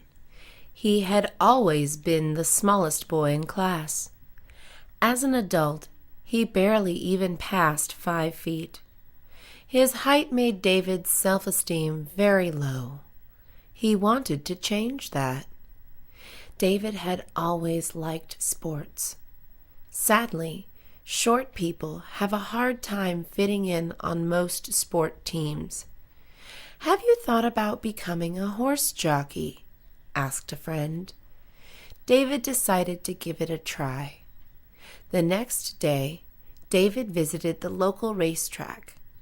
David didn't even get a chance to introduce himself. 3 people came up to ask if he was interested in joining their racing team. His height was finally a huge advantage. David fit right in. Thomas looked like a tough guy. "Nothing can scare me," he always said. "Not even a ghost?" asked his friend. "Of course not," said Thomas. "Ghosts aren't even real." The next day, Thomas and his friends were bored. They went to go explore the neighborhood. They ran into an old abandoned house. They dared Thomas to go inside. He had to stay there for 5 minutes. Thomas was very brave at first. He couldn't see anything in the dark. Suddenly, he started hearing things. It sounded like a woman screaming. Thomas ran out of the house, crying. Michael lived in Minnesota. He was visiting the West Coast. His friends were going to show him around. "I just want to see Las Vegas," said Michael. "Are you sure?" asked his friends. Michael insisted. He had always wanted to go to Las Vegas. Michael had seen a lot of movies about Vegas. Everything looked very bright and fancy. He couldn't wait to see it. When they arrived, Michael was confused. The streets all looked dirty and old. In the movies, everyone looked happy. In reality, half the people were drunk. The other half were angry from losing money in casinos. "This isn't what I pictured," said Michael. Nancy was 16 years old. She wanted to learn how to drive. Her parents were too busy to teach her. Nancy asked her older sister to help her. She didn't have any time either. Nancy was frustrated. "I'm sure driving isn't even that hard," thought Nancy. One night, she waited for everyone to go to bed. She sneaked downstairs. She grabbed the car keys and went outside. She was going to teach herself to drive. Nancy turned the engine on. She backed the car up slowly. Then she pressed the gas pedal. She had no idea the car was that fast. She hit a small bump and pressed the brake. When she looked back, she saw a dark shadow. She had run over her dog. Jeff was a 40-year-old man. He had no job. He never even went to school. Jeff had lived with his parents his whole life. They were starting to worry about him. All Jeff did every day was play video games. "You need to do something with your life," said his parents. Jeff ignored them. He was happy with his life. Jeff's parents came up with a plan. They started asking him for rent money. "How am I supposed to pay that?" asked Jeff. "With a job," replied his mom. When Jeff didn't give them rent, they took all his video games and sold them. Jeff was furious. He went out to look for a job. He needed to buy the video games back. Christopher bought a new car. He was going to travel the country with it. His friends helped him prepare for the trip. "You should carry a spare tire," said Brian. Christopher didn't see the point in that. "New cars don't need spare tires," he said. 1 week later, Christopher went on his trip. He couldn't wait to explore the country. Suddenly, he heard a loud pop. His car started making a strange noise. Christopher pulled over to the side of the highway. He walked around his car. A back wheel had popped. He had barely driven for 1 hour. Christopher had to call Brian for help. Brian laughed at him for hours. Thanksgiving is one of the biggest holidays in the U.S. It is followed by another major U.S. holiday. This day is known as Black Friday. On this day, stores hold big sales. Then, Americans across the country go crazy. A lot of people get violent on Black Friday. One year, Carol went shopping on the day. She wanted to buy a new coat. "I hope the mall isn't too crowded," she said. She couldn't believe her eyes. Every store was flooded with people. Carol spotted a nice blue coat in one store. It was on sale for $20. Carol was about to try it on. Suddenly, a lady jumped at her and took the coat away. "I'm going home," said Carol. Barbara invited her friends over to her house. She was excited to show them her new house. "What do you guys think?" she asked them. Her friends didn't know what to say. They looked around and tried to think of something nice to say. "It's interesting," said Betty. Barbara had a strange taste. Everything in her house was pink. This included the curtains, the sofas, and even the carpet. "What does your husband think about it?" asked Betty. "He loves it," said Barbara. Betty and the other women didn't believe her. "I swear he does," said Barbara. "He picked the color himself." Mr. Moore was retired. He used to be an actor. He was very loved and famous. Everywhere he went, women would stop him. They used to want to hug him and take pictures. He was a very handsome man. It was rare to ever see him by himself. Now, Mr. Moore was almost always alone. Many years had passed since his acting days.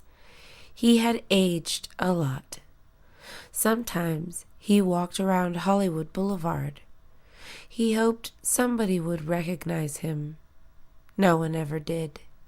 He was no longer handsome.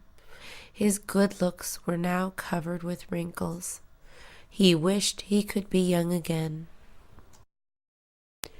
Richard had always been very tall. He was the biggest boy in elementary school. He used this to be a bully. He always pushed the small kids around. He did this all through high school. Many kids hated Richard. He made many people cry. As an adult, Richard was not very successful. He always thought he would be a basketball player. However, he hurt his knee and could not play anymore. Now, Richard needed a job. Richard applied to many places. He knew all the bosses of the companies. They were the men Richard used to bully as children. Richard had a very hard time finding a job. It was Mr. and Mrs. Martin's 1-year anniversary. Mr. Martin wanted to surprise his wife. He decided to cook a nice meal for her.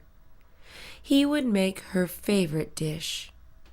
After hours of cooking, Mr. Martin was finished.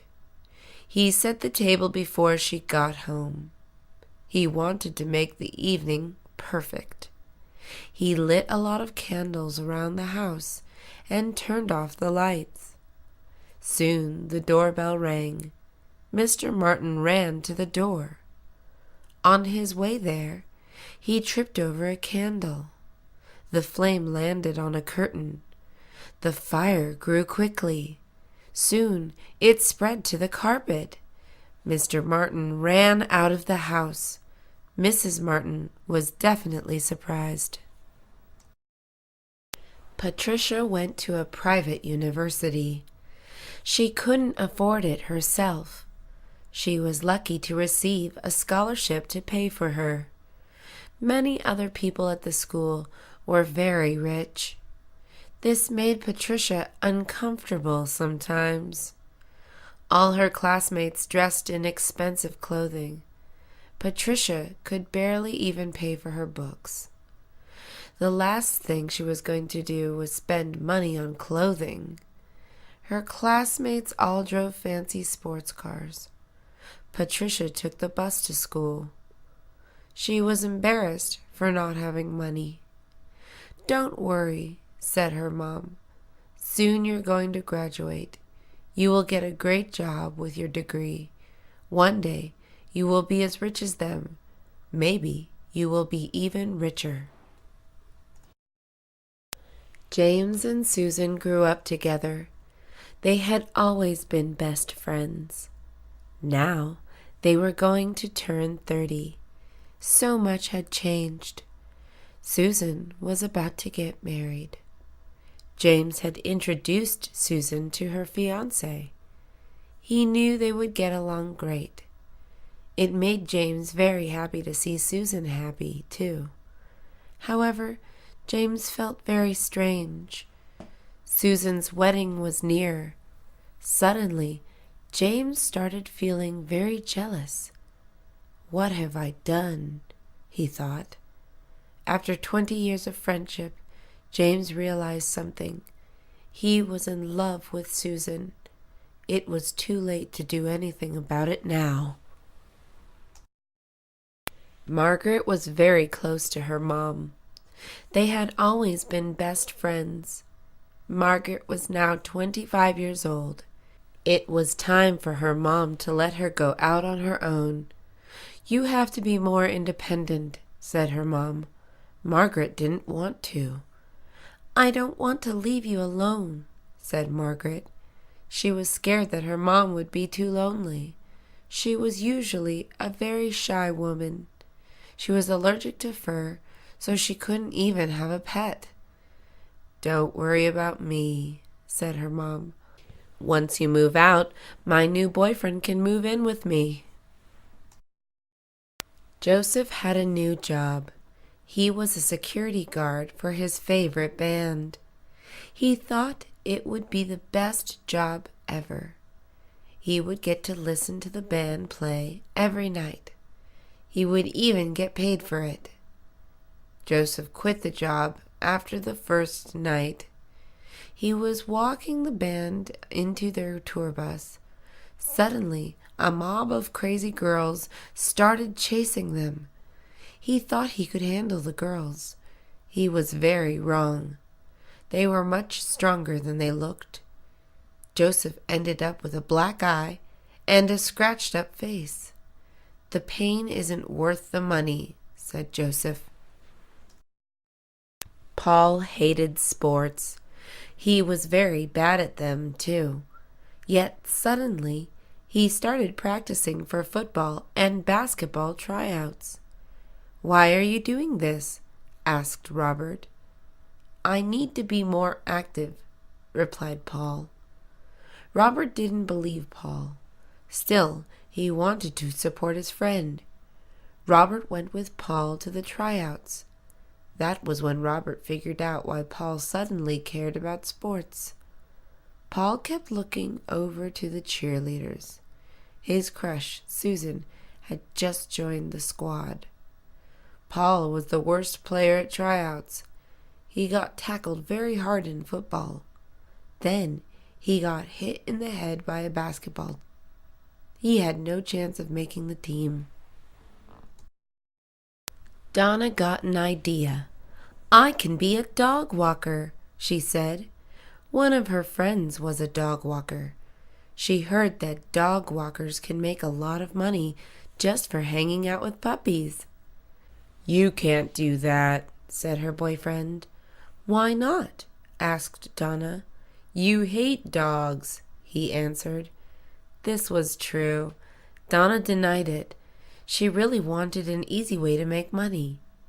On her first day of dog walking, she had 5 customers. Donna had no idea dogs were so strong. They dragged her down the street running. Donna lost hold of their leashes. She lost the dogs and all her customers in one day.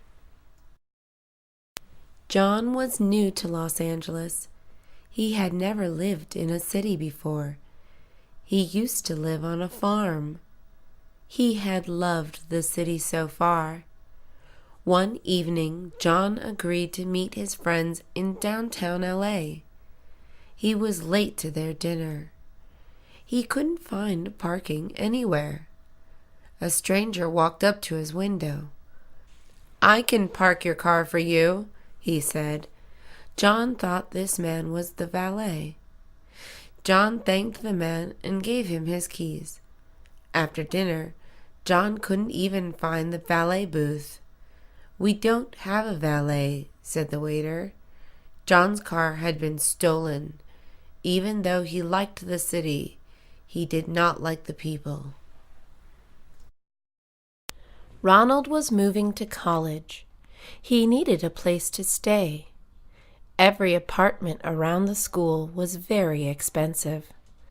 "I'm going to be a homeless college student," he joked. Ronald thought of a solution. He posted an advertisement online. He wrote, "Looking for a roommate around college campus. Must be neat and sane." Within one day, he had 20 replies. Ronald didn't really want to share an apartment with a stranger. However, this was the only way he could afford anything. "I just hope he's not dirty or crazy," he thought. After interviewing everyone, he picked a guy he really liked. They ended up being friends their whole lives. Laura cared a lot about the environment.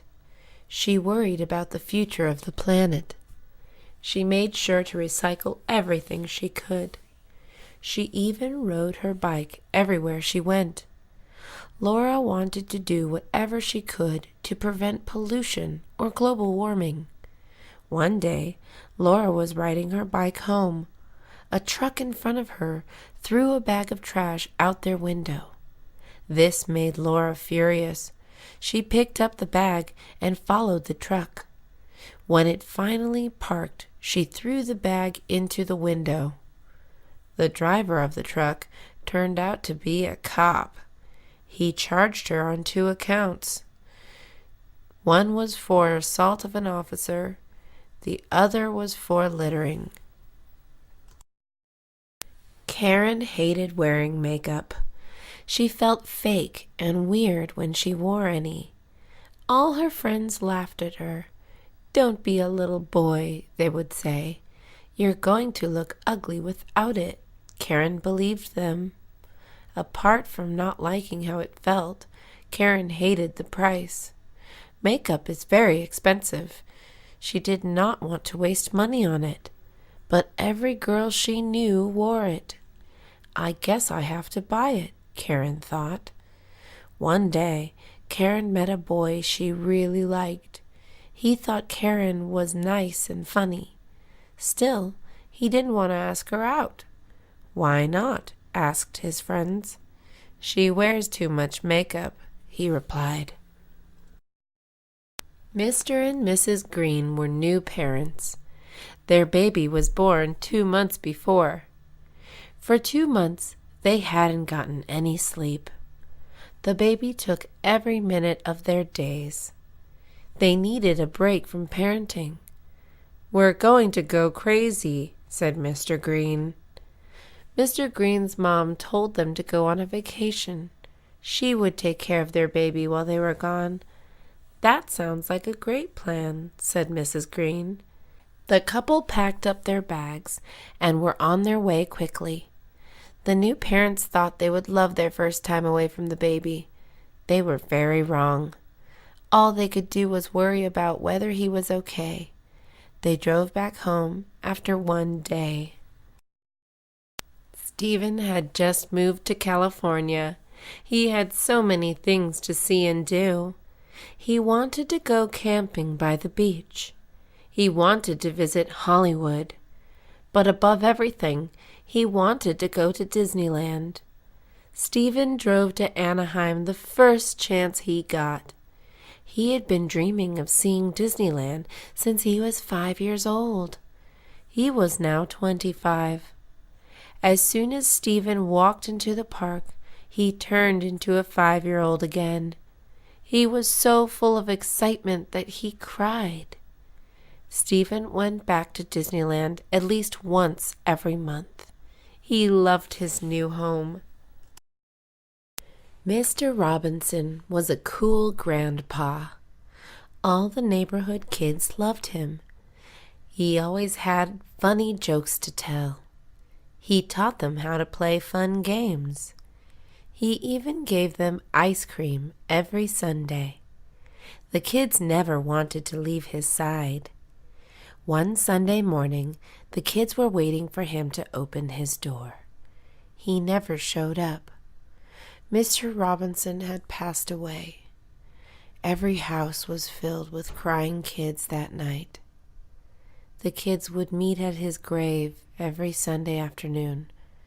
This went on for many years. They would sit around and tell old jokes. They always brought ice cream. Mitchell buys a cup of coffee at his local cafe every morning. He always sees the same homeless man sitting outside. This man waits for people to come out. He asks everyone for change. Although the homeless man is very friendly, Mitchell does not like him. "He is useless and lazy," Mitchell always said. One morning, Mitchell was running late to work. He stormed out of the cafe doors. Then he ran across the street to his car. Since he was in a hurry, he did not check for traffic. Suddenly, all he saw was a big white truck about to run him over. Luckily, the homeless man pushed Mitchell out of the way just in time to save his life. Mitchell gave him $5 every morning after that. Samantha Williams was a young and pretty woman. Men were always asking her out on dates. Samantha did not want a boyfriend. She nicely said no to every man that asked her out. This broke many men's hearts. However, most of the men would just move on. One day, a man asked Samantha out for a cup of coffee. When she declined, the man was very angry. He began following her everywhere she went. Every time Samantha looked around, he was hiding nearby. Samantha was terrified. She was being stalked. Samantha called the police to ask for help. "Don't worry," they told her. "You're probably just imagining everything." 2 days later, Samantha went missing. Harris had just turned 75 years old. He was feeling so ancient. He wanted his youth back.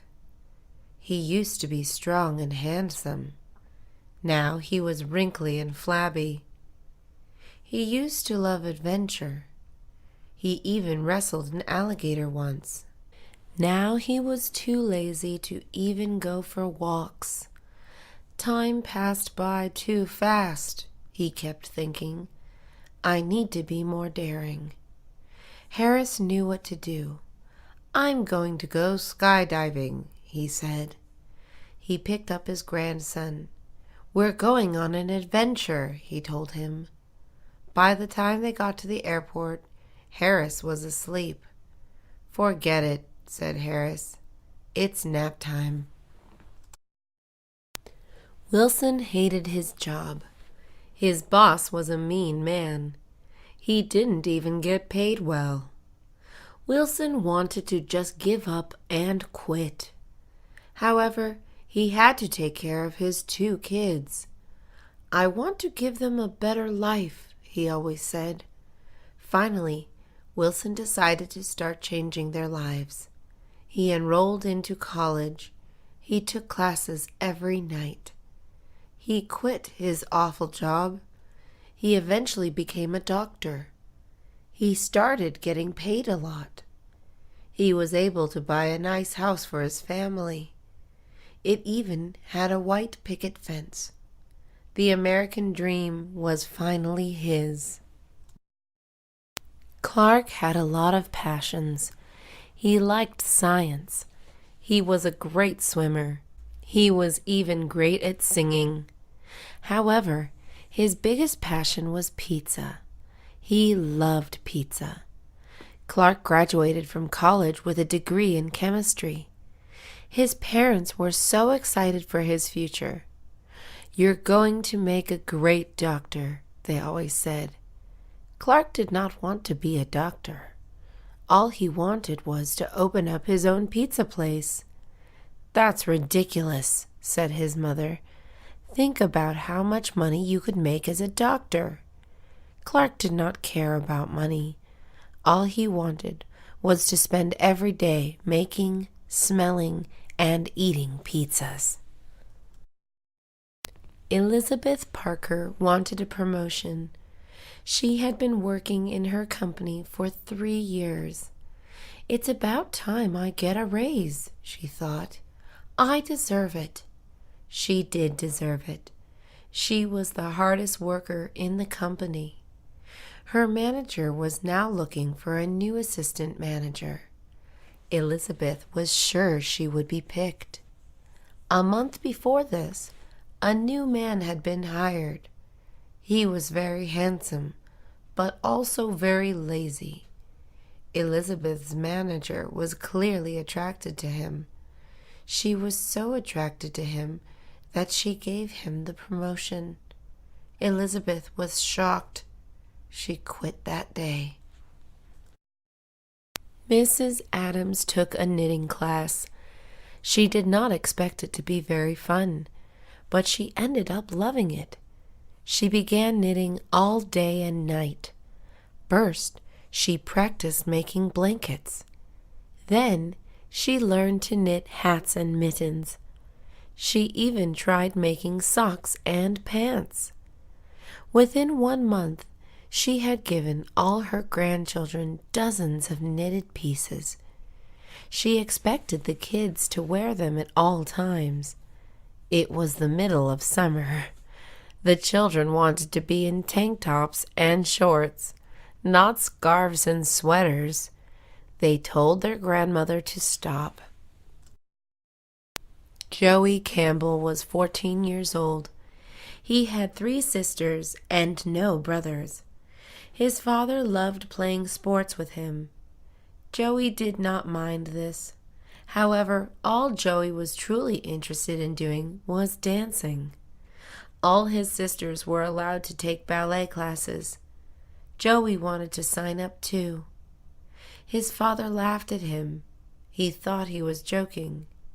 "You know you belong in a football team," said his father.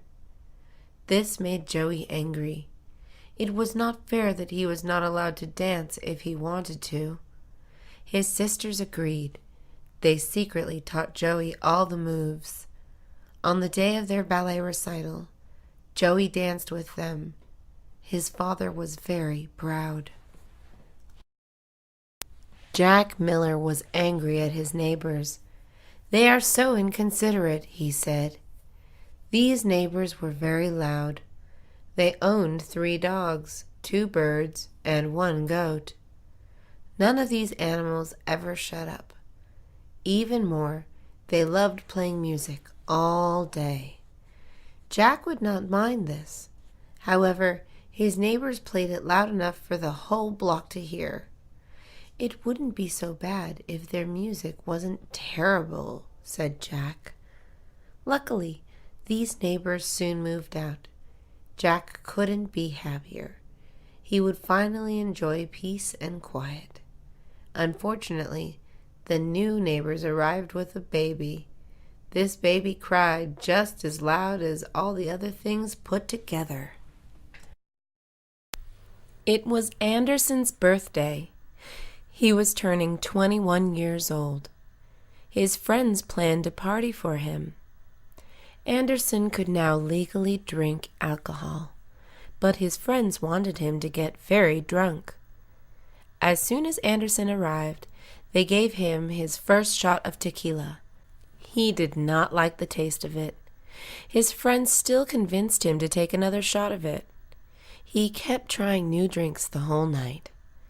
"All of these taste disgusting," said Anderson.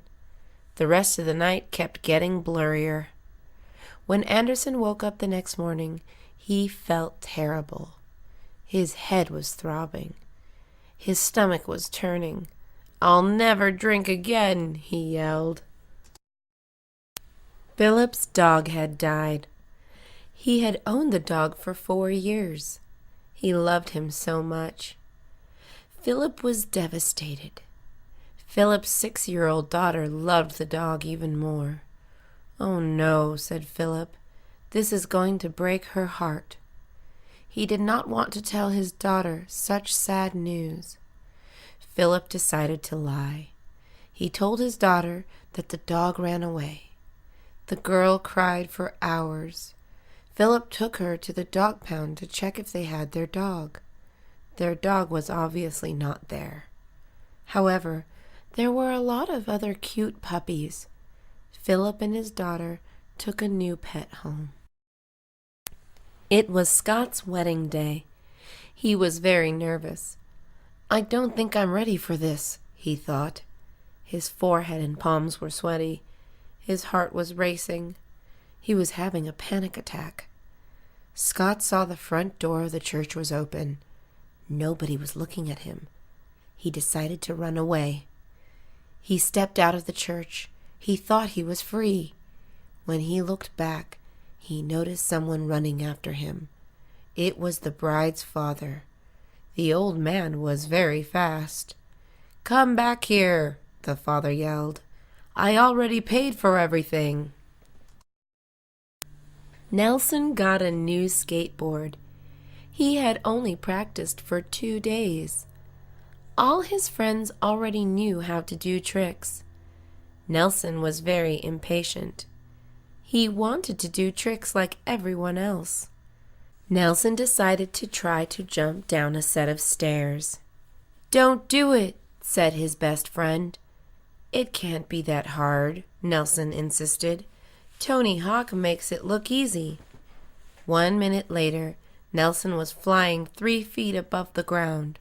He felt like he was flying in slow motion. Suddenly, he slammed into the concrete. Everything went black. Nelson woke up in the hospital. He had 2 broken arms. Even worse, his 2 front teeth were now missing. Martin is a long-distance ocean swimmer. He practices every morning in Hermosa Beach. One morning, he ran into a great white shark. He only saw it for 1 second. Then it quickly bit his ribs. Martin was carried to shore by his friends. He lost a lot of blood. Luckily, Martin somehow survived. None of his organs were taken.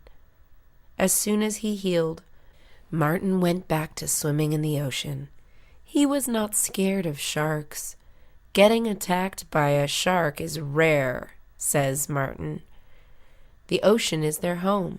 People are just guests. Plus, I probably just scared this shark. Angie Walker was going on a date. Her makeup was done. Her outfit was perfect. There was still one big problem. Her hair looked terrible. She had already spent 1 hour brushing it. It still wasn't looking any better. Angie's date was picking her up in half an hour.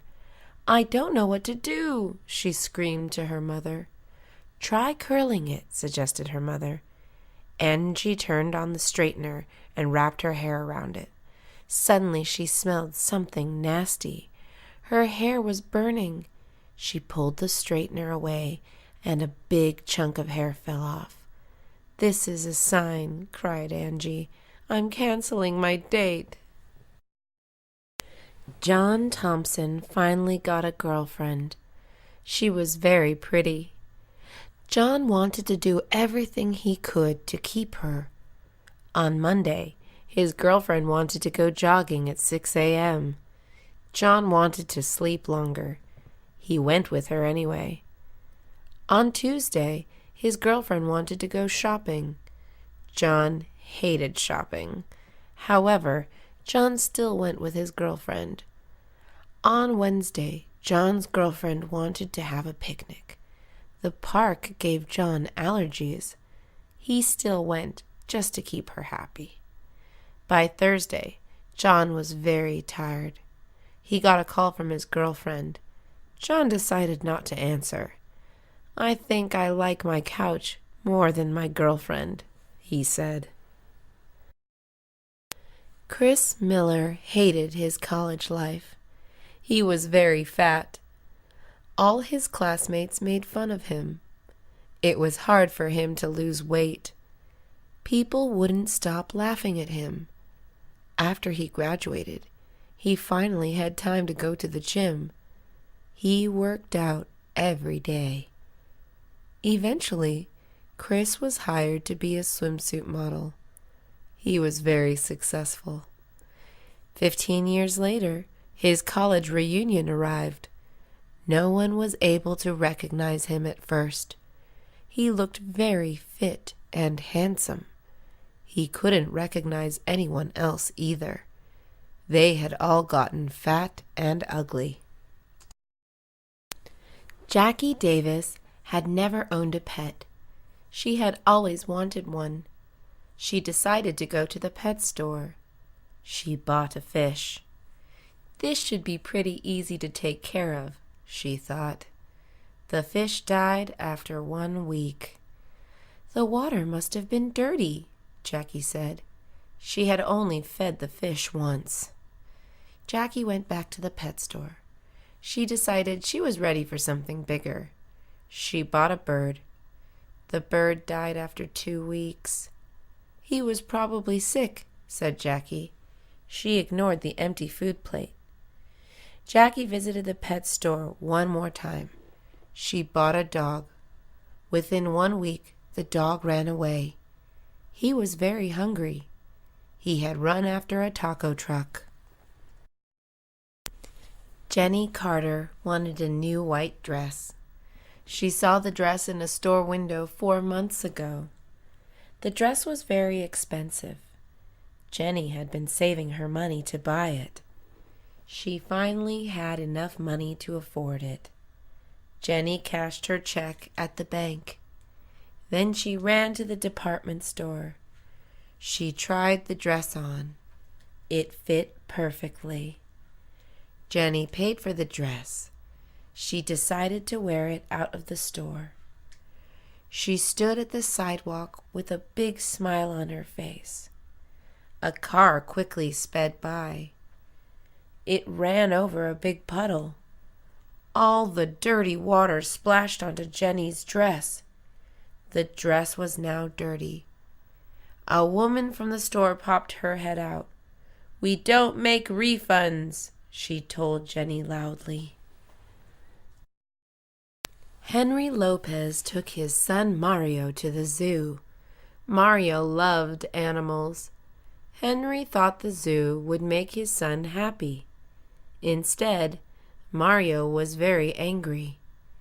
"What's wrong?" asked Henry.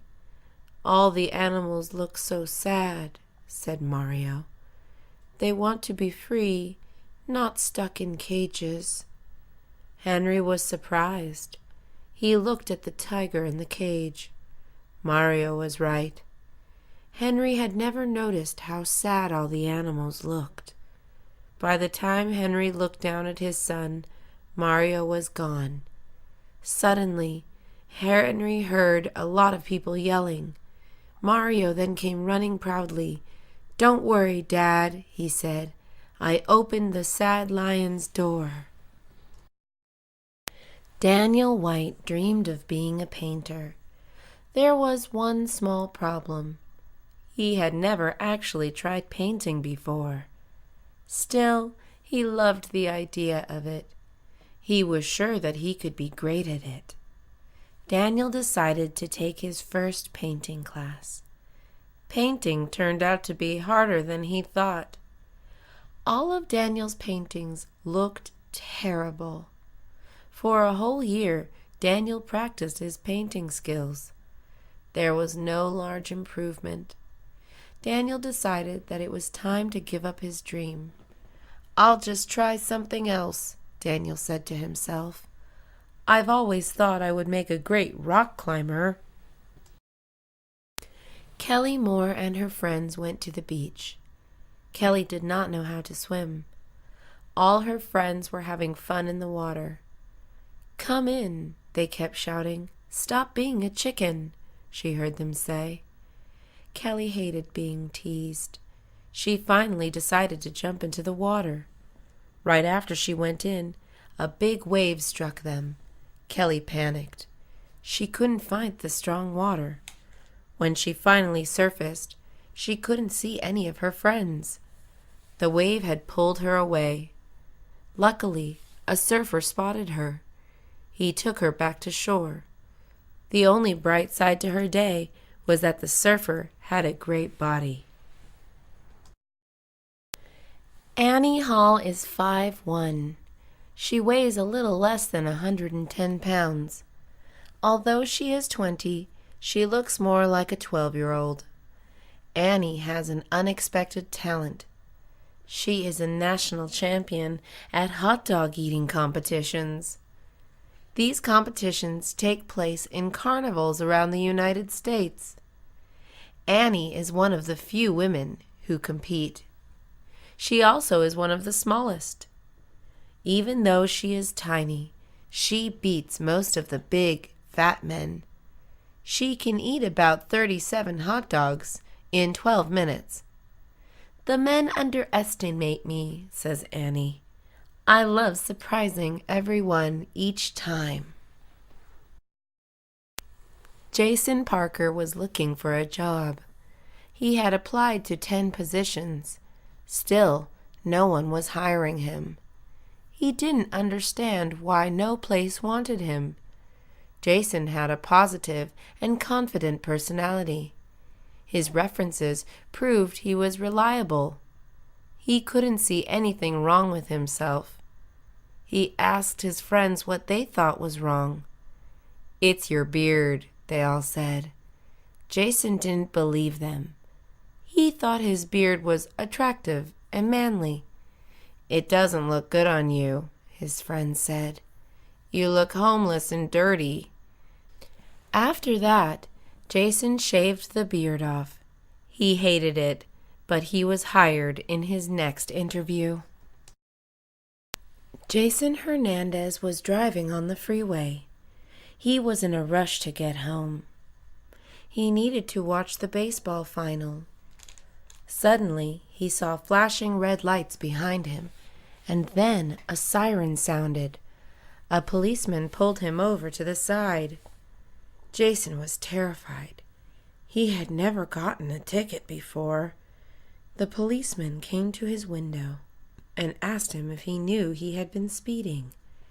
Jason couldn't speak. He wanted to reply, "Yes, sir, I apologize." However, as soon as he opened his mouth, Jason started sobbing.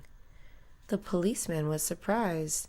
He hadn't seen a 30-year-old man cry like a 3-year-old baby.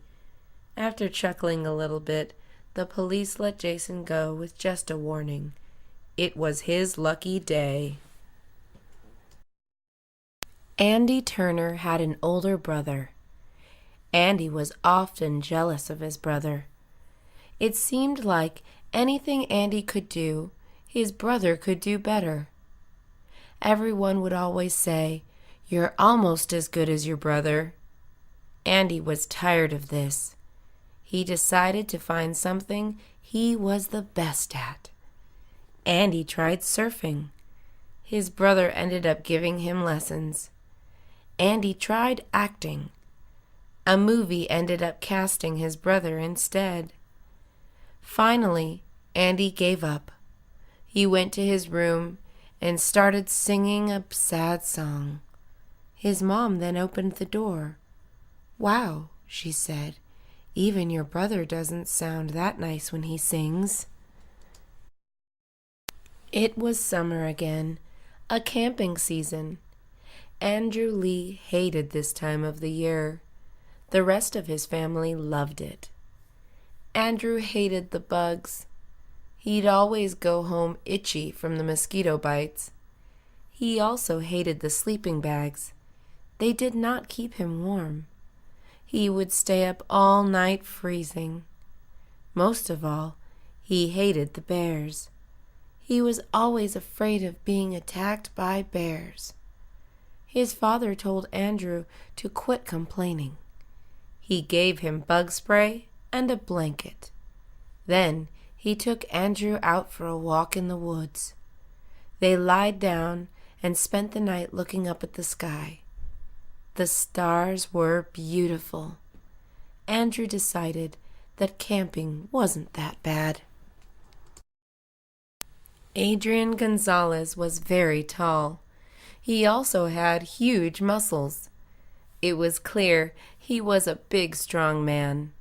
However, this big, strong man had a big fear. He was scared of the dentist. He had avoided the dentist for 10 years. Adrian wanted to keep avoiding it for the rest of his life. Unfortunately, his wisdom teeth were killing him. Adrian's wife was tired of hearing him complaining. "That's it," she said. "You're facing your fear tomorrow." It took 20 minutes to get Adrian to sit on the dentist's chair. However, Adrian doesn't remember anything after that. He had slept through his entire appointment. He then pretended not to remember crying the whole way to the clinic. Liz Adams had spent all day glued to her radio. Her favorite band was playing a show soon. A station was giving away free tickets. Liz was determined to win a pair.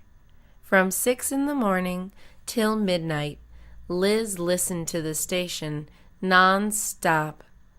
This went on for 4 days. Liz had to be caller 20 to win. On the last day of the contest, she finally got through.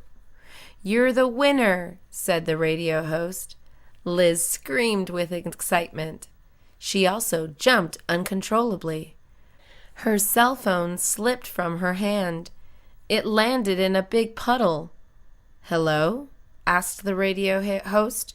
"Oh well," he said, "I guess she didn't want the tickets." Thomas went camping with his friends. They thought they were prepared. They had packed their tents. They bought bug spray. They also had a lot of food. It wasn't until they were in the woods that Thomas noticed something. He had forgotten to pack a rope. The woods were full of bears. Bears can smell food from very far away. Rope is used to tie the food to a tree. This stops the bears from eating it. "Don't worry," said Thomas. "There probably aren't any bears here anyways." The boys went to sleep.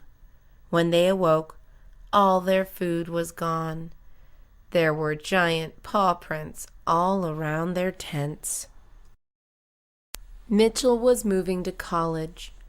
"Are you taking Buddy?" asked his mom. Buddy was his teddy bear. Mitchell did not know what to do. He loved Buddy. He had him since he was a baby. Buddy made him feel safe. Mitchell knew that he would be laughed at if he took Buddy with him. College men do not own teddy bears. It was time to say goodbye to Buddy. This broke Mitchell's heart. When the moving day came, he couldn't do it. Mitchell ran to his room and grabbed Buddy. He hid him in his suitcase. Then he hid him under his pillow at college. No one ever found out that Mitchell slept with a teddy bear. Summer was a month away. That meant the local pool was going to open soon. All the kids were excited, but Evan was not. Evan did not know how to swim. He signed up for swim lessons. He was very afraid of the deep water. "Evan," said his teacher, "you need to relax. Nothing will happen to you." Evan practiced every day. When the pool finally opened, all the kids ran inside. Evan slowly walked to the edge of the pool. The other kids laughed at him for being scared. Evans was embarrassed. To shut them up, he dove into the water from the high board. His swim lessons paid off. Taylor wanted a new hobby. He enjoyed looking at flowers. He decided to try planting some flowers himself. Gardening looked easy and relaxing. First, he tried planting some orchids. After 1 week, they dried up. Taylor was confused. He had watered them every day. He did not give up. Next, he planted a rose bush. After 1 week, caterpillars had eaten the whole plant. Taylor still tried again. He planted some beautiful petunias. After 1 week, they were killed by weeds. He was not a good gardener. "Wow," thought Taylor, "this is harder than it looks." He decided to go back to watching TV in his free time. Lewis and his wife have 2 children. One is a boy named Eddie. Eddie is 25 years old, married, and has a baby. The other child is a girl named Mary.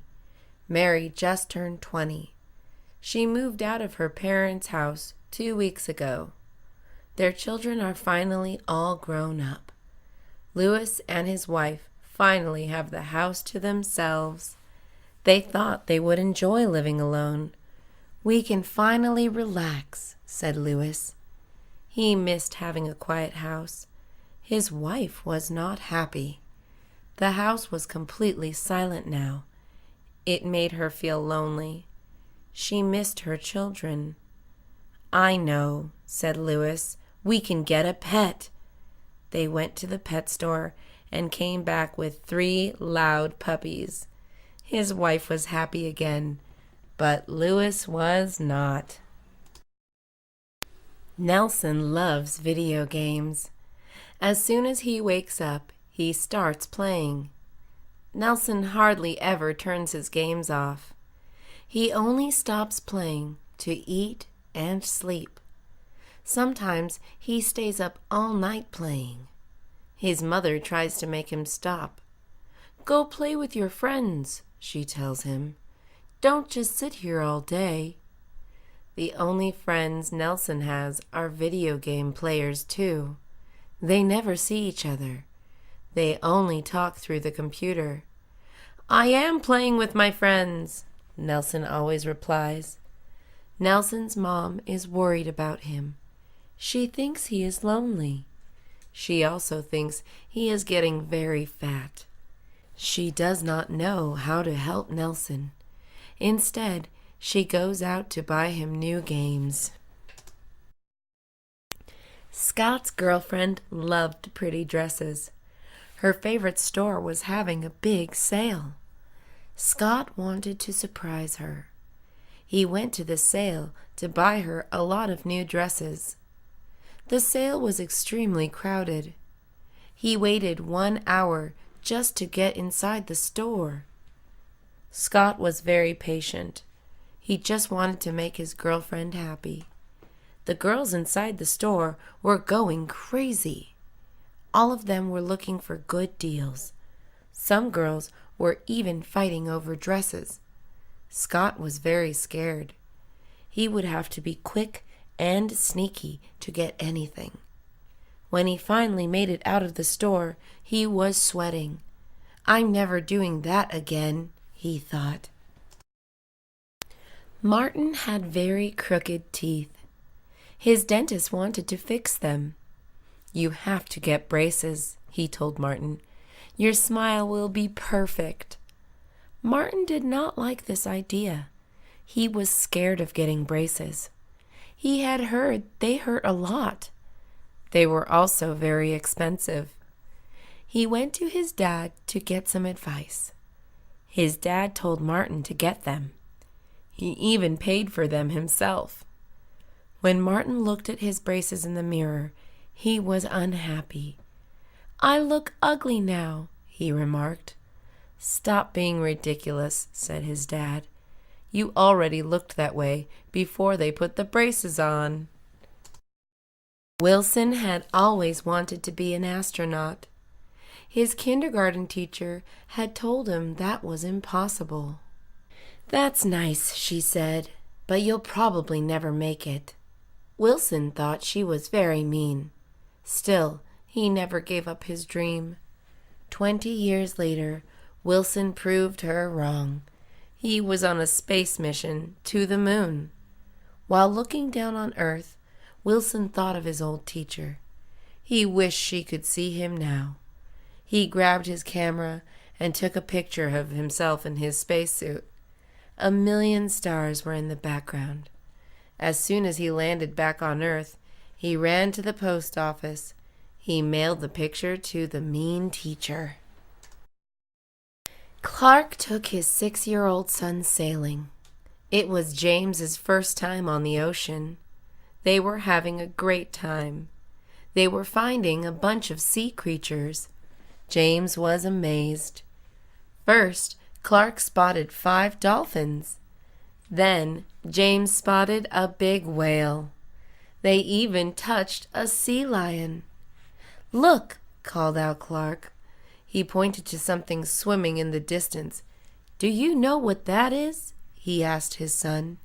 "A mermaid!" shouted James. "A real mermaid!" Clark fell to the ground laughing. James was confused. He did not understand what was so funny. "That's not a mermaid," explained Clark. "That's called a manatee. Their nickname is sea cows." Jim Turner was new to California. He had been living there for 1 year. Jim loved everything about the state. The weather was great. The beaches were beautiful. Jim was planning on staying in California forever. One night, Jim was fast asleep. Suddenly, his bed started shaking. He jumped out of bed. Jim was terrified. This was his first earthquake. Jim had no idea what to do. He froze while everything around him was falling and breaking. The earthquake lasted 15 seconds. To Jim, it felt more like an hour. The next morning, Jim started packing his bags. "I've had enough of California," he said. Justin Harris and his friends were going to the beach. When they arrived, they were disappointed. A big sign was posted in front of the water. It read, "No swimming today." His friends noticed the waves looked very big. "It's probably too dangerous to go in," said one of Justin's friends. Justin decided to ignore the sign. He had been looking forward to swimming all week. The big waves looked fun. "Come in, guys," said Justin. He jumped in. Then a huge wave took him under. His friends ran to find a lifeguard. The lifeguard had to rescue Justin. "Can't you read?" he yelled. Emily Baker was visiting Hollywood. A new movie was being filmed. Her favorite actor was starring in it. Emily wanted to meet him. She had a plan. She was going to sneak onto the set. Then she would look for him inside. Emily knew that once they met, she could get him to fall in love with her. Emily arrived at the set. There were hundreds of girls standing around outside. All of them were dressed in black. Apparently, they had all come up with the same plan. It was time for a new plan. They didn't have to sneak in anymore. They could now fight past security together. Inside, they would find the handsome actor. Then, all the girls would start fighting each other. Andrew Smith was starting a band. He was a great guitar player. His brother played the drums very well. His friend was a good bassist.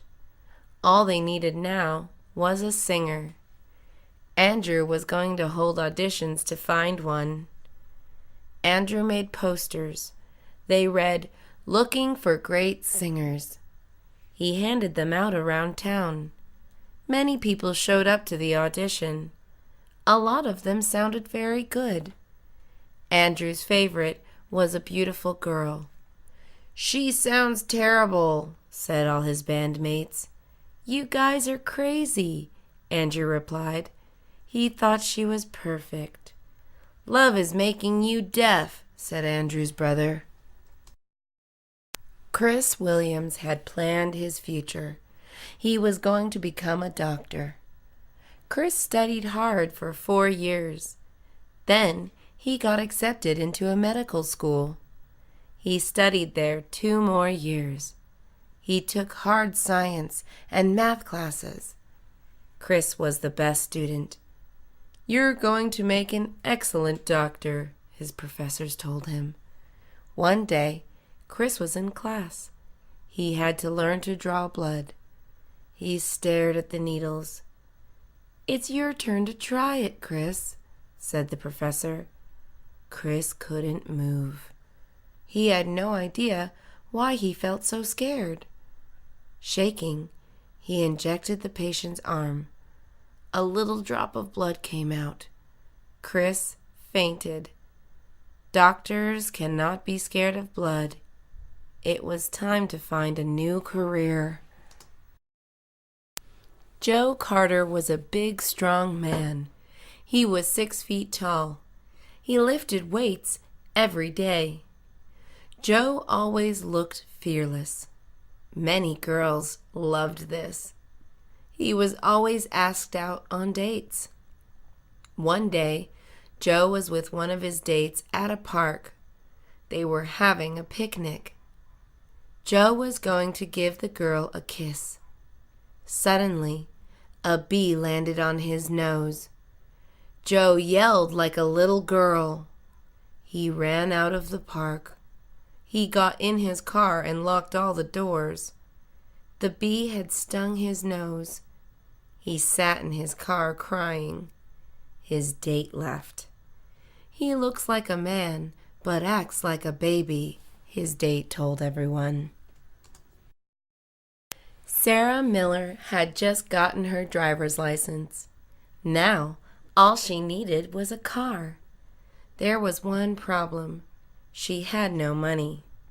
Sarah got a summer job at an ice cream store. She worked hard all summer. She saved every dollar. After 3 months, Sarah could finally afford a car. She bought a used one. The car had a lot of scratches. One of the windows was cracked. The seats all had big stains on them. The inside even smelled funny. "It's perfect," Sarah insisted. All her work had paid off. She did not care if other people liked it or not. She was proud of herself. Mrs. Jones was a kindergarten teacher. She was not happy with her life. She used to love children, but now she couldn't stand them. Mrs. Jones thought they were too loud. "All they can do is shout or cry," she complained. "I'm too old for this now." It was time to retire. Mrs. Jones bought a house by a lake. She was going to live the quiet life she wanted. But Mrs. Jones still wasn't happy. Her new house was too quiet. She missed the children. Mrs. Jones decided to buy a rope. She hung it on a tree by the lake. Every weekend, the children went to her house. They swung into the lake. She always joined them. Carl Wilson wanted the latest phone. It cost $400. He begged his parents for it. "Sorry," they said, "it's too expensive." Still, Carl kept bugging them. He would not give up. He cried to them like a baby. His parents felt bad. They wanted to make their son happy. Mr. and Mrs. Wilson saved some money. They bought the phone for Carl's birthday. "Just be careful with it," they told him. "Of course I will be," he replied. Carl was so happy. He put the phone in his pocket. He ran off to show his friends. The phone slipped out of his pocket. It landed in a sewer. Mr. and Mrs. Wright were going on a vacation. Their son Brandon was staying home alone. He had the house to himself. He decided to throw a party. He invited a few of his friends. "My parents will never find out," he said. "It will be a small party." Saturday arrived. His doorbell wouldn't stop ringing. People he had never even met were in his house. Brandon could not kick them out. There were too many. He could hear dishes breaking. Drinks were spilled on the carpet. His parents would find out about this for sure. Brandon decided to just relax and enjoy his freedom, which would be taken away when his parents got home. Tom just got hired at the ice cream shop. It was called Creamy Goodness. It was a 5-minute walk from his house. Today was his first day on the job. He was nervous. He was also excited. He showed up in his uniform. He was early to the job. He wanted to make a good impression. His first task was to open the shop. He had to prepare the ice cream. He also had to set up the tables and the chairs for the customers. He had to clean all the equipment. He had to make sure everything was ready. His manager helped him get ready. His coworkers also helped. He worked as a cashier. He scooped the ice cream. Tom loved his job. Joe is a sales associate. He has a lot of duties. He helps customers find things. Customers can be annoying. They always think they're right. Joe always has to be nice to them. Joe also answers phone calls. People ask about products in the store. Joe cleans the bathroom. That's the worst part. It's very dirty. He has to pick up trash. He has to refill the soap. Joe is also at the cash register. He scans items. He gives people change. He gives back money for returns. He thinks his job is okay, but he plans to quit in a few years. Kenneth went to the movie theater. He likes to watch action movies. The more action, the better. He waited for his friends. They had planned to meet at 5 p.m. He waited outside. 20 minutes passed. His friends were not there. He called one of them. It went straight to voicemail. He wondered where his friends were. He was getting upset.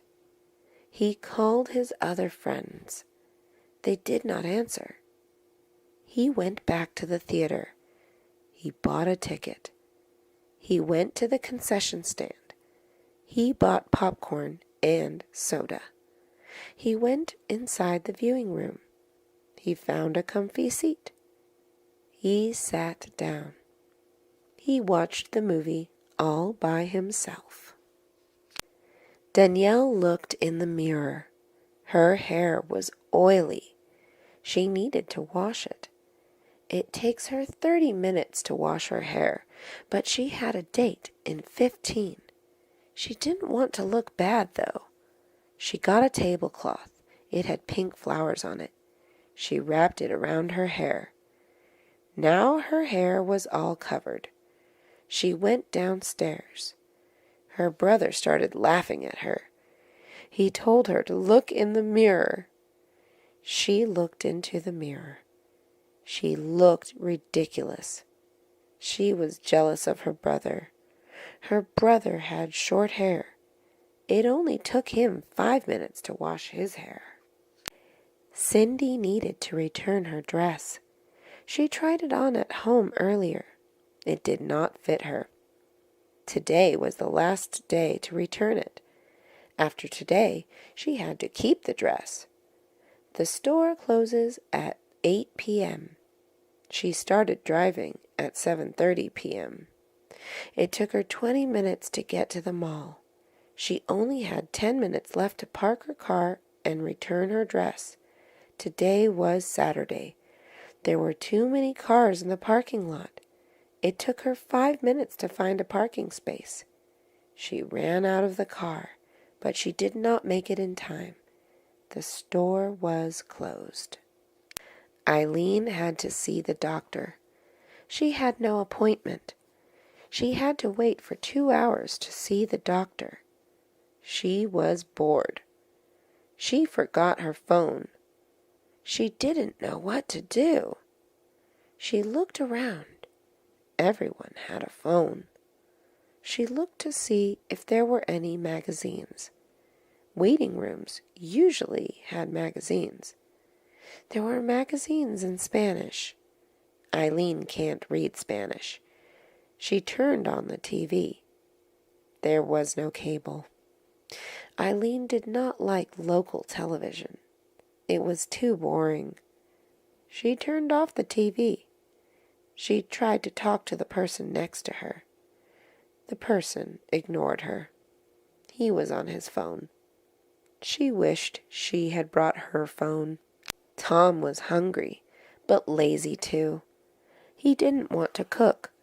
He didn't want to go to a restaurant.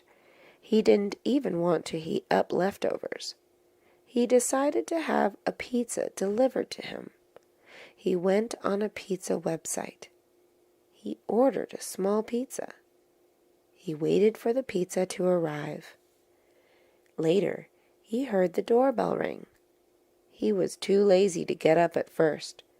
He got up after 5 minutes. He opened the door. The pizza smelled so good. He paid the delivery man. He gave him a good tip, too. Tom sat back down on the couch. He ate the whole pizza. He was full. Bob had been exercising every day for a year. He had also been eating healthy. He wanted to see how much weight he lost. He stepped on the scale. He closed his eyes. He was scared. What if he'd gained weight? He opened his eyes slowly. He looked down. He smiled. He'd lost 50 pounds. He jumped up and down. He wanted to celebrate. He went to his favorite burger place. He ordered the jumbo size. He felt bad at first, but he deserved it. He ordered a large size of fries. He used 5 ketchup packets. He took his first bite. It tasted good. He would be healthy again tomorrow. Marie was messy. Cassie was clean. The 2 girls were roommates. Marie had a bunch of clothes on her bed. Cassie just had a blanket on hers. Cassie told Marie to put her clothes somewhere else. Marie ignored her. Marie had food from last week on her desk. It smelled bad. Cassie told her to throw it away. Marie said no. Cassie threw it away herself. Marie yelled at her. She was mad that Cassie touched her things. Cassie yelled at her back. She was mad at Marie for being messy. Marie left and slammed the door. Cassie was all alone. It was a good time to clean. Jessica was a college student. She did not know how to cook well. She does not have much time either. She is always busy. She has an important test coming up. She grabs a bowl of instant noodles. Instant noodles are easy to prepare. She rips off the lid halfway.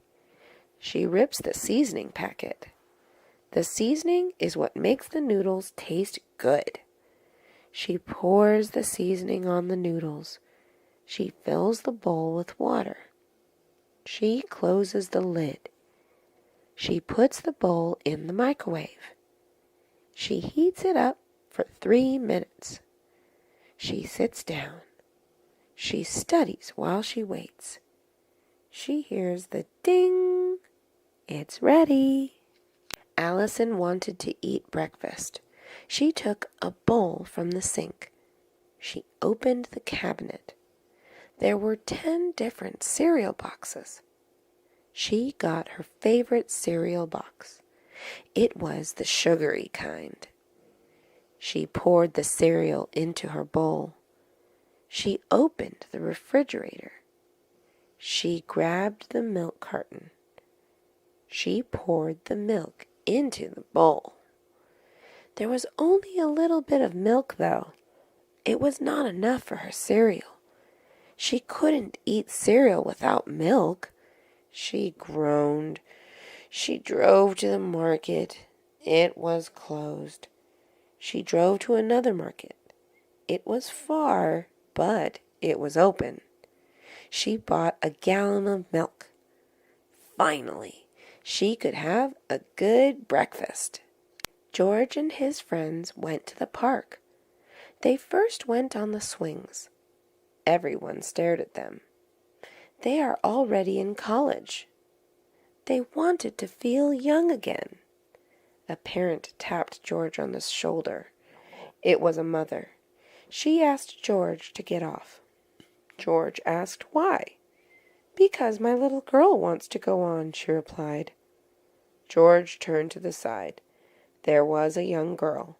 She was about 10 years old. George felt bad. He got off the swing.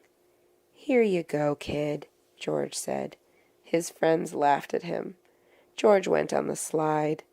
He felt young on the slide. Daniel goes to the library. He needs to borrow books on penguins. The library has all types of books. The library has movies and CDs too. Dan doesn't have books on penguins. He actually doesn't buy that many books. He thinks books are a waste of money. Why buy books when you can borrow them from the library? He has to make a library card. He fills out his information. The application asks basic questions. He signs his name at the bottom. He borrows 10 books on penguins. He goes to the checkout desk.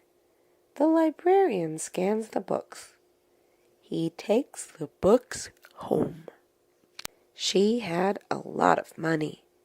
She was a generous woman. She was once poor. She understood what it was like. She wanted to help out. On Christmas Day, she handed out food to the poor. She made the food herself. She put a turkey leg, a scoop of mashed potatoes, and peas on a plate. She gave the plate to each homeless person she saw. The homeless people loved her. One homeless man even gave her a penny. She said to keep it for himself. She decided to do more. She gave $50 to every homeless person she saw. She felt good. He was a mean man. He treated people badly. He has no respect for anyone or anything. He spits on the ground. He sticks his gum on desks. He makes people cry. He makes his dates pay for dinner. He yells at his maid. His wife decided to leave him. This changed him. He wanted her back. He became nice. He donated to the poor. He volunteered at the animal shelter. He gave compliments to people. He wrote a letter to his wife. He stuck pictures of himself doing good things on the letter. He sent it. Hopefully, she would come back to him. Hillary went to Bree's house. Bree's older sister, Leah, stared at Hillary. Hillary was confused. Why did Leah look so mad? Leah whispered something to Bree. Bree nodded her head. Leah left the house. Bree told Hillary that her shoes were still on. Hillary was confused. Bree explained. Guests should take their shoes off when inside someone's house. Hillary was surprised. She had no idea. She always wore shoes inside the house. She didn't want to get her feet dirty. She didn't want to argue with Bree, though. She said sorry. Bree told Hillary to apologize to Leah. Hillary called Leah and said sorry.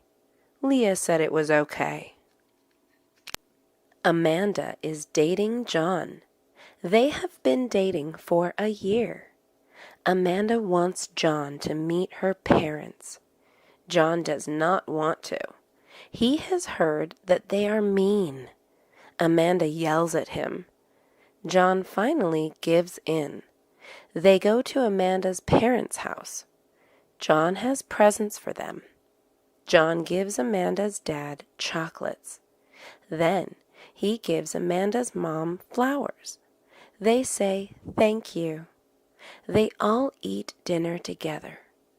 Amanda's mom asks John what he does for a living.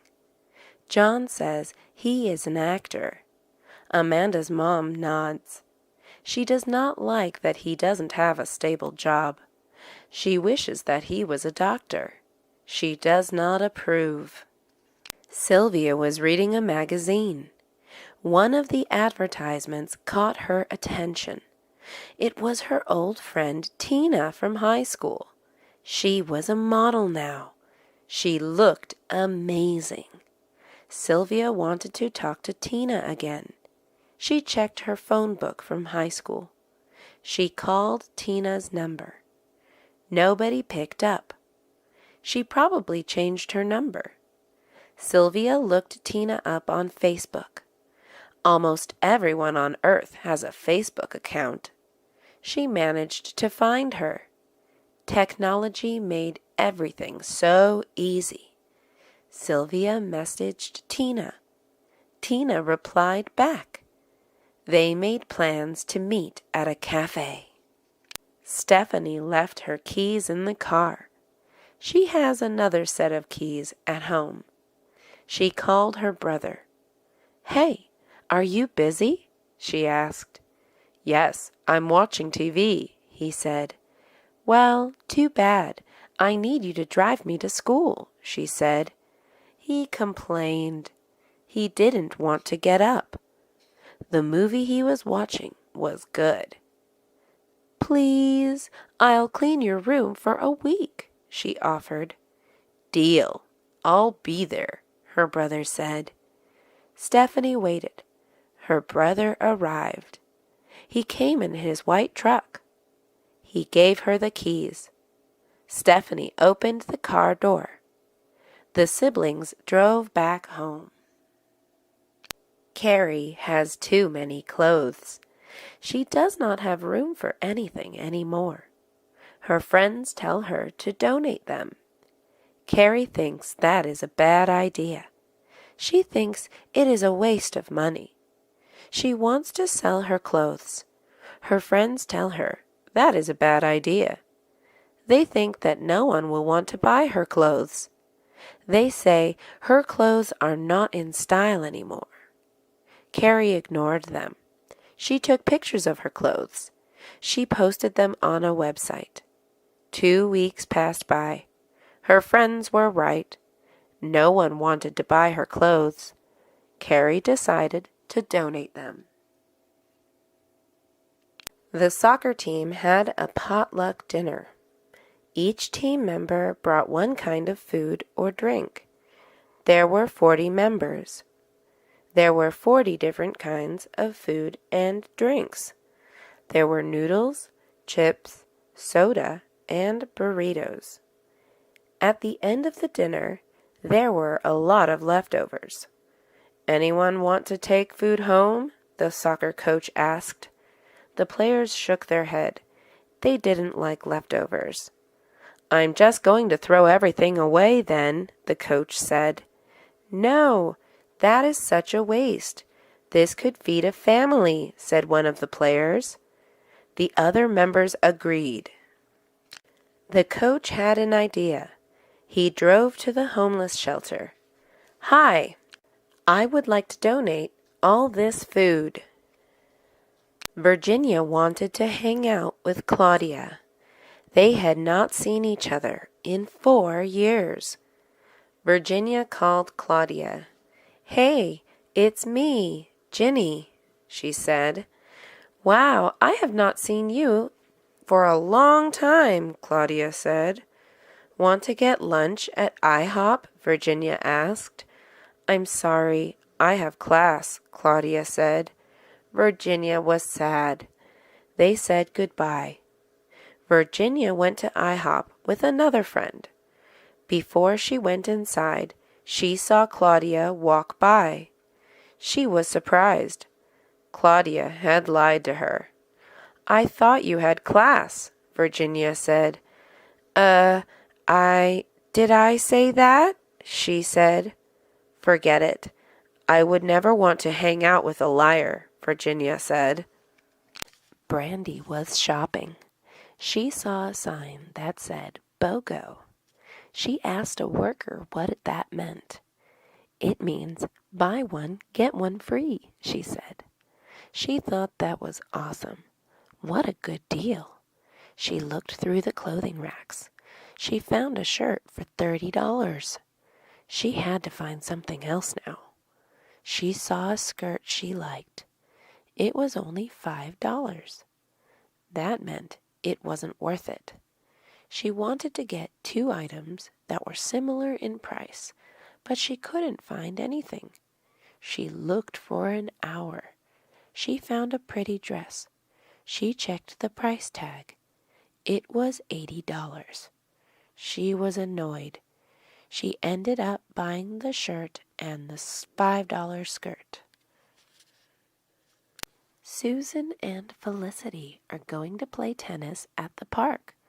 They have been playing this month. They go to different schools.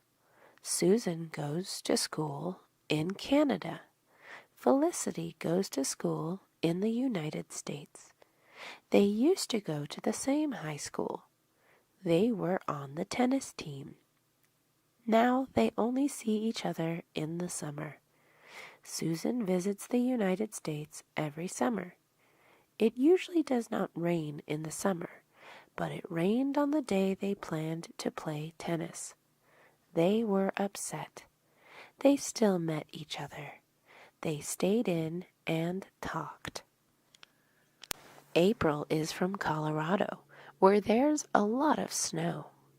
April does not like the snow, so she lives in sunny California with her mom. April's grandmother is 100 years old. She lives in Colorado.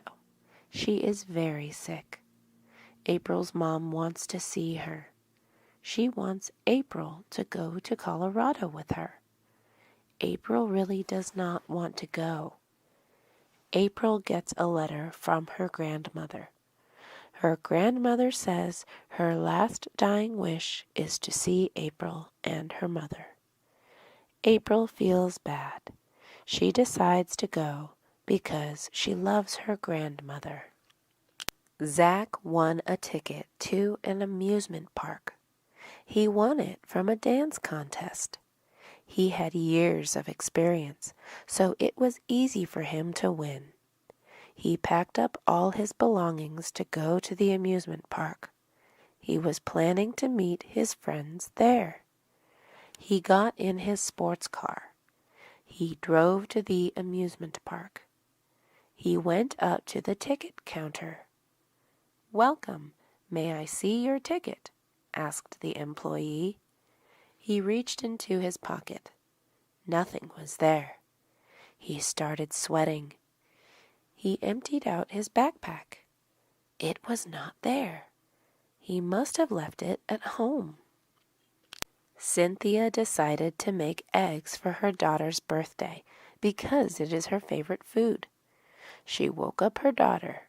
Her daughter rubbed her eyes and yawned. Cynthia hugged her and said, "Happy birthday." She gave her a food tray. There were bacon, pancakes, and eggs, of course. Cynthia's daughter looked at the eggs and said, "What is this?" "It's eggs, silly, your favorite," Cynthia said. "It doesn't look the same," her daughter said. Cynthia explained that you could make eggs in many different ways. Her daughter had only ever eaten them scrambled. Cynthia fried the eggs this time. Her daughter took a small bite. "Delicious," she said. Corey was poor. His parents had recently divorced. He lived with his dad. His dad only makes $9 an hour. Corey had 4 other siblings. Rent was expensive. Electricity was expensive. Water was expensive. Everything was expensive. Corey was so hungry, he decided to steal. He knew it was bad, but he was poor. He saw a delicious-looking apple. He looked around him. No one was looking at him. It was safe to steal. He put the apple in his pocket. He walked towards the store's exit. A moment later, he walked back to the apple section. He put the apple back. He did not want to be a bad person. Stealing is wrong. Veronica is 21 years old. She has not had a driver's license yet. Her friends make fun of her. She does not care. She loves walking. She can walk fast. She can walk for hours. She walks to school every day. She walks to work every day. She walks to the market when she needs to. She does not get tired easily. She thinks walking is very relaxing. Running is a different story. She does not like to run. Running is tiring. Her stomach hurts when she runs. Veronica's new job is far away. She still won't get a car. She plans to take the bus. Gina recently moved out of her parents' place. She was excited and scared. She lived with her parents for over 18 years. Her parents used to cook for her. Now she must cook for herself. At first, she went out to eat a lot, but it got too expensive. She decided to learn how to cook. She planned to make fried cabbage. It was healthy and easy to make. She put a pan on the stove. She turned on the stove. She put some oil on the pan. She put the cabbage in the pan. She stirred the cabbage around. She closed the pan with a lid. She waited a couple minutes. It was ready. America is so big. It has 50 states. Some states are bigger than other countries. Texas is the biggest state in America. Texas itself is bigger than France. People sometimes consider states as countries because they are so different.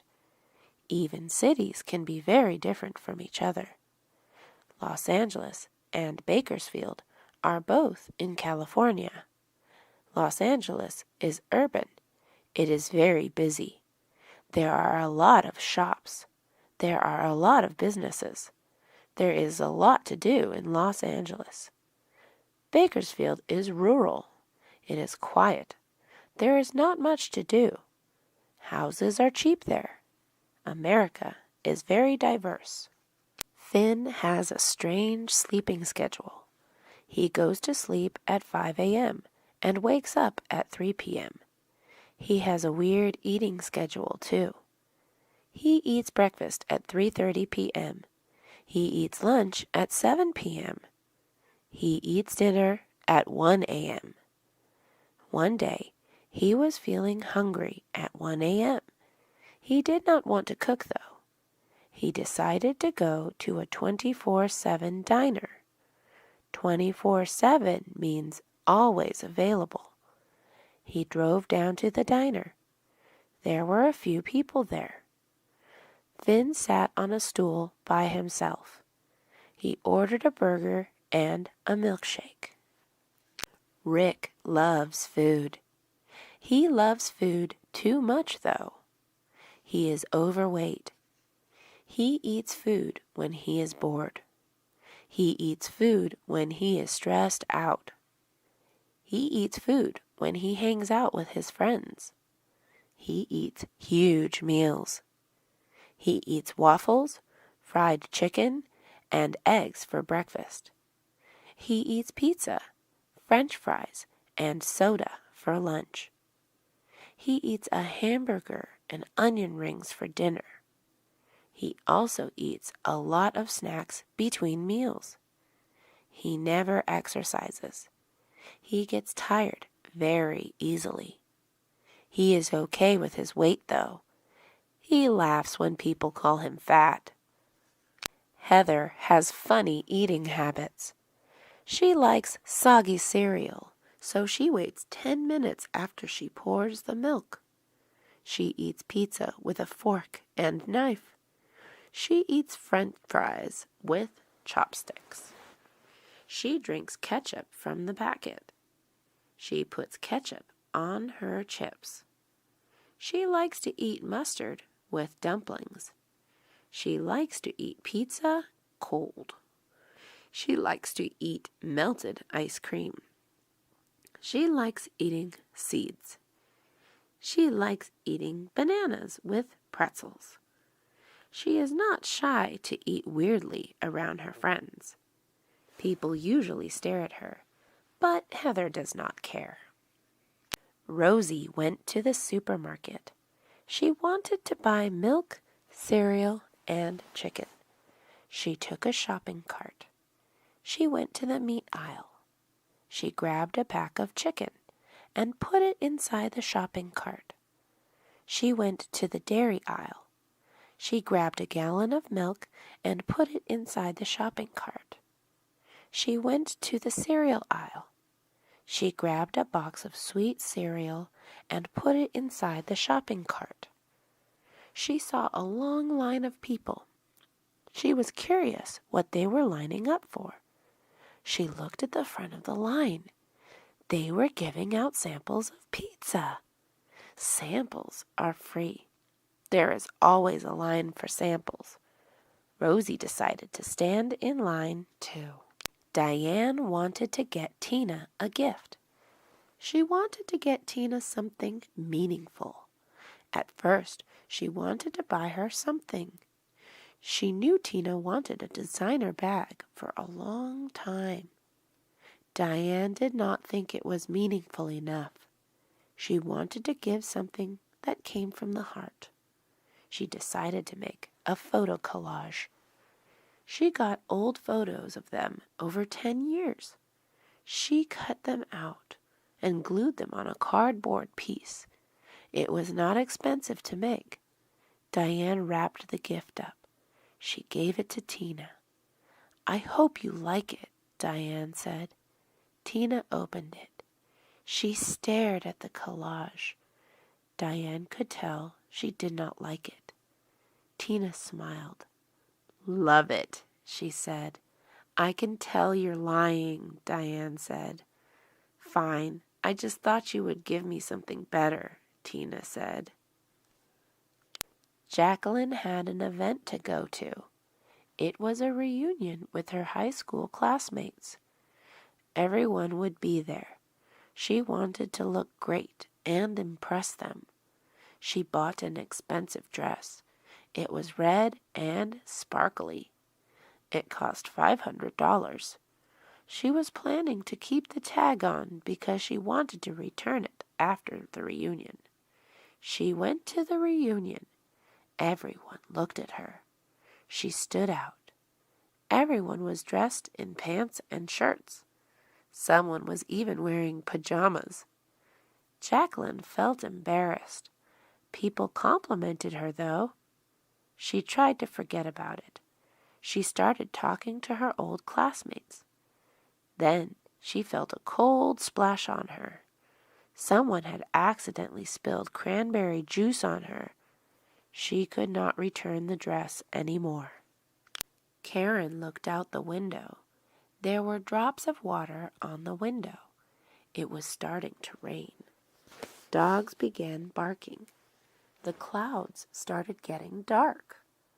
Karen had planned to play soccer with her friends. She had to cancel the plan.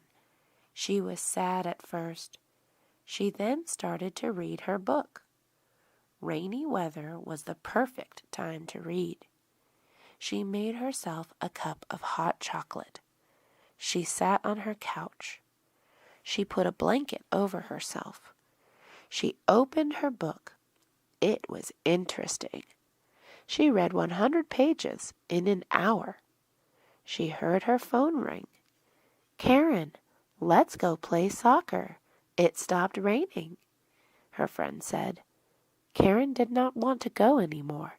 She wanted to read her book. "I'm going to stay in," Karen said. She continued reading. Maya likes to save money. She likes wholesale stores better than markets. Wholesale stores sell things in large quantities for a lower price. They have things like a gallon of mustard. A regular market only sells a bottle of mustard. Maya wants to buy apples, ketchup, and chips. The apples come in a pack which has 20 apples. The pack costs $6. That means each apple is only 30 cents. At the market, each apple costs 40 cents. Maya's husband does not like wholesale stores. He gets tired of things easily.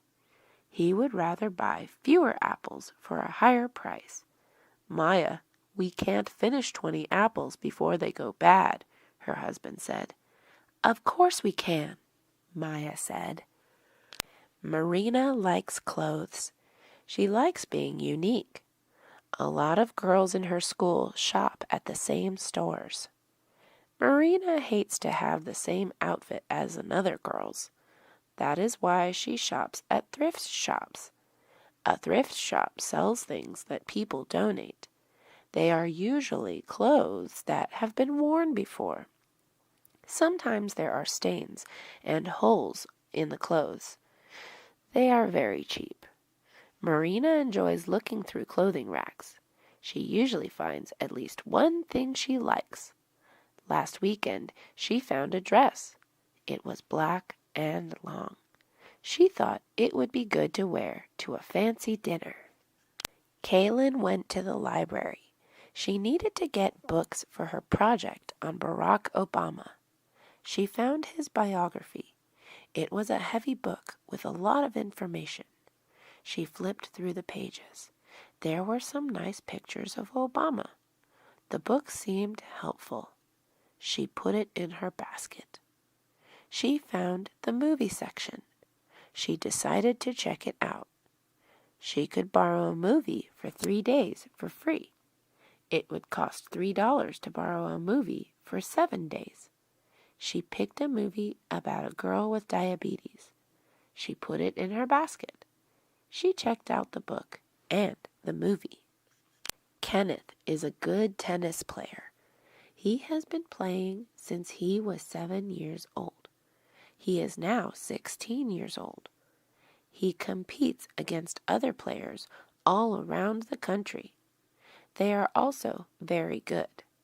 He is competing against the best teen tennis player tomorrow. He is nervous. He has heard rumors about him. The other player is named Antonio. Antonio is mean. He is very competitive. He is not afraid to hurt people. He has punched someone before. Kenneth told his dad he wanted to quit. Why? You have been doing so well, Kenneth's dad said. I'm scared of Antonio, he said. Never give up, Kenneth's dad said. Shirley is a very picky eater. She does not eat anything with cheese. She does not like chicken or pork. She does not like trying new things. One day, Shirley went to her friend's house.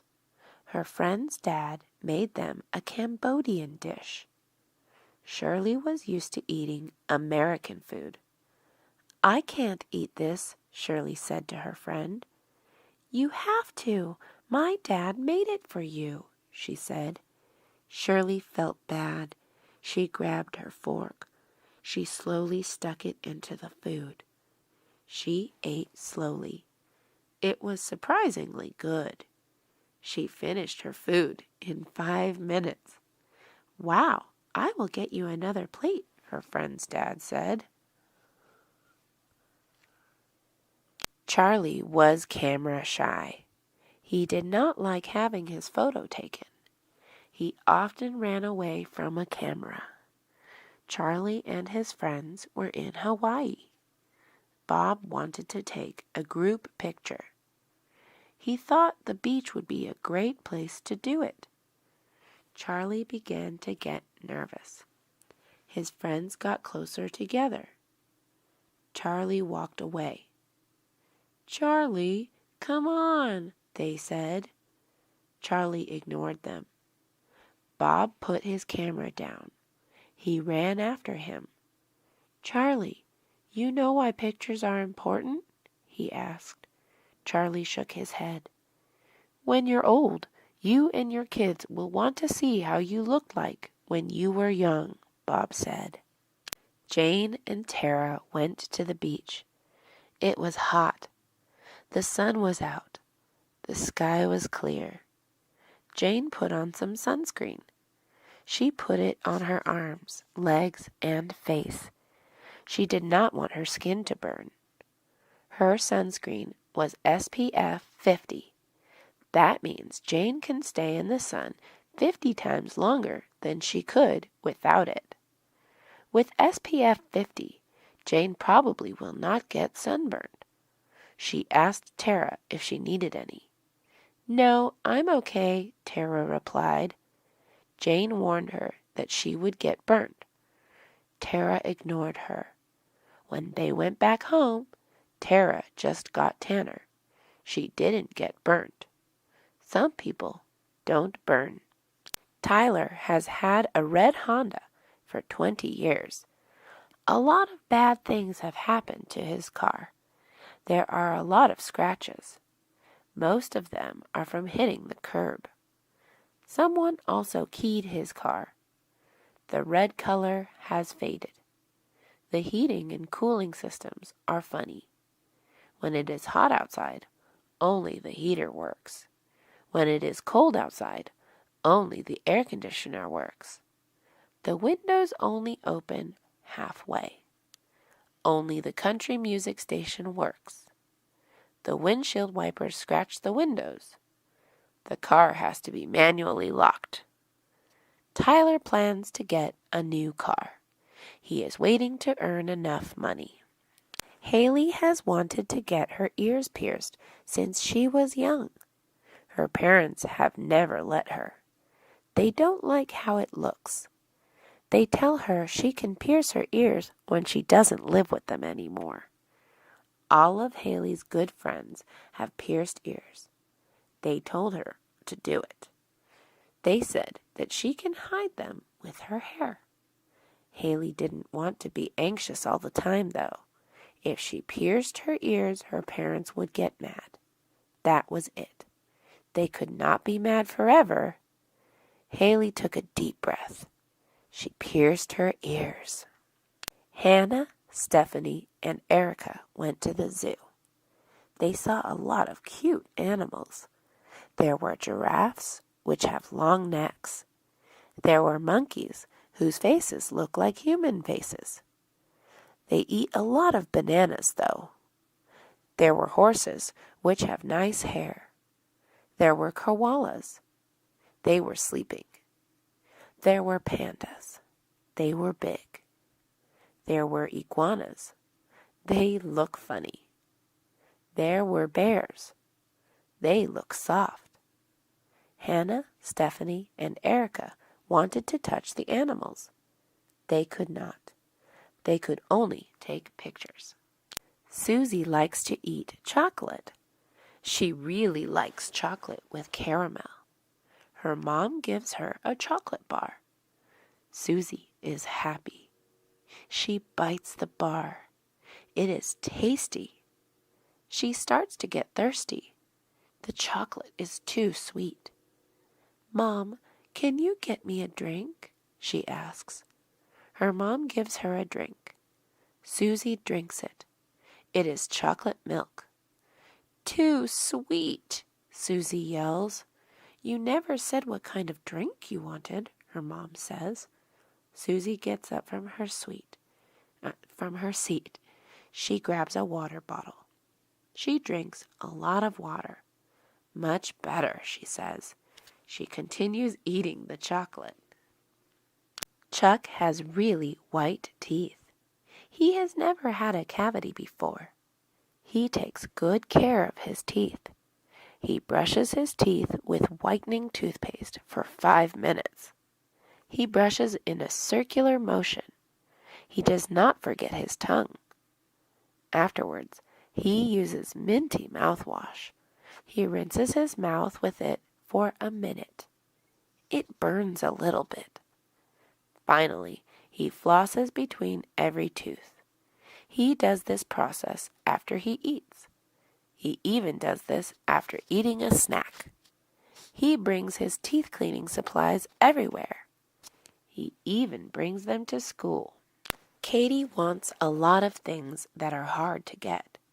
She wants to be President of the United States when she is 35. She wants to go to Harvard. She wants to get 1 million friends. She wants to have 10 more siblings. She wants to be a belly dancer. She wants to travel all over the world. She told her mom about all her dreams. You should be more realistic, her mom said. But I want to be amazing, Katie said. Start small, her mom said. Katie ignored her mom. Nothing was impossible. The word impossible even says, I'm possible. Donna's birthday was coming up. Her friends asked her what she wanted. Donna said to get her nothing. She did not want to owe them anything. Her parents asked her what she wanted. Donna told them not to get her anything. Are you sure? Her mom asked. Donna said yes. Donna's parents and friends did not believe her. They thought she was just being modest. They got her presents anyways. Donna's mom gave her a diamond bracelet. Her dad gave her flowers. Her friends threw her a surprise party. Donna said thank you. Donna was a little disappointed, though. She did not have much fun at her surprise party. Arthur and Betty used to go to the same high school. After high school, they went to different colleges. They still wanted to date, though. Arthur lives in California. Betty lives in Massachusetts. They talked to each other a lot. They talked on the phone. They sent letters. They sent photos of what they were doing to each other. They talked to each other on FaceTime, too. It was hard, though. Arthur and Betty had to deal with the time difference. Massachusetts was 3 hours ahead of California. Sometimes Arthur forgets to call. He tried to talk to her at 11 p.m. California time. It was 2 a.m. in Massachusetts, though. They miss each other a lot. Sarah was very excited today. It was the first time she was going to ride a horse. Her uncle took her to the stables where the horses were. Horses have always been her favorite animal. When she saw the horses, her heart was filled with excitement. She picked one of the horses to ride. She got her equipment. All laced up and ready to go, she got on the horse. At first, the ride was bumpy. Soon enough, she got the hang of it. She felt like she was flying. When it was time to leave, all she could think was when the next time was going to be. John was playing a new game on his computer. The game was intense. He was on the final level. A monster came out of nowhere and attacked his character. He lost. John got very angry. He slammed his fist into the computer. The computer went black. "Oh no!" John screamed. The computer was now broken. John had to tell his parents. They were very upset with him. They took the computer to the shop the next day to get it fixed. John felt very bad. He learned not to take his anger out violently. He stopped playing the game. The Johnsons' couch was very old. They had already had it in the family for over 20 years. The couch had stains from their lunches and dinners. It was ripped by their cat. The couch also had a strange odor coming from it. It was time for a new one. They went to a furniture store. They saw all types of couches. They saw long ones, short ones, leather ones, and fabric ones. They all decided to pick a black leather couch that could seat 4 people. They had the couch delivered to their house. The Johnsons were very happy. The whole family sat on their new couch and watched TV together. Tara and her mom were shopping at the market. Their relatives were coming to have dinner with them. Tara went to get the apple juice while her mom went to get the lettuce. Her mom got all the ingredients for salad.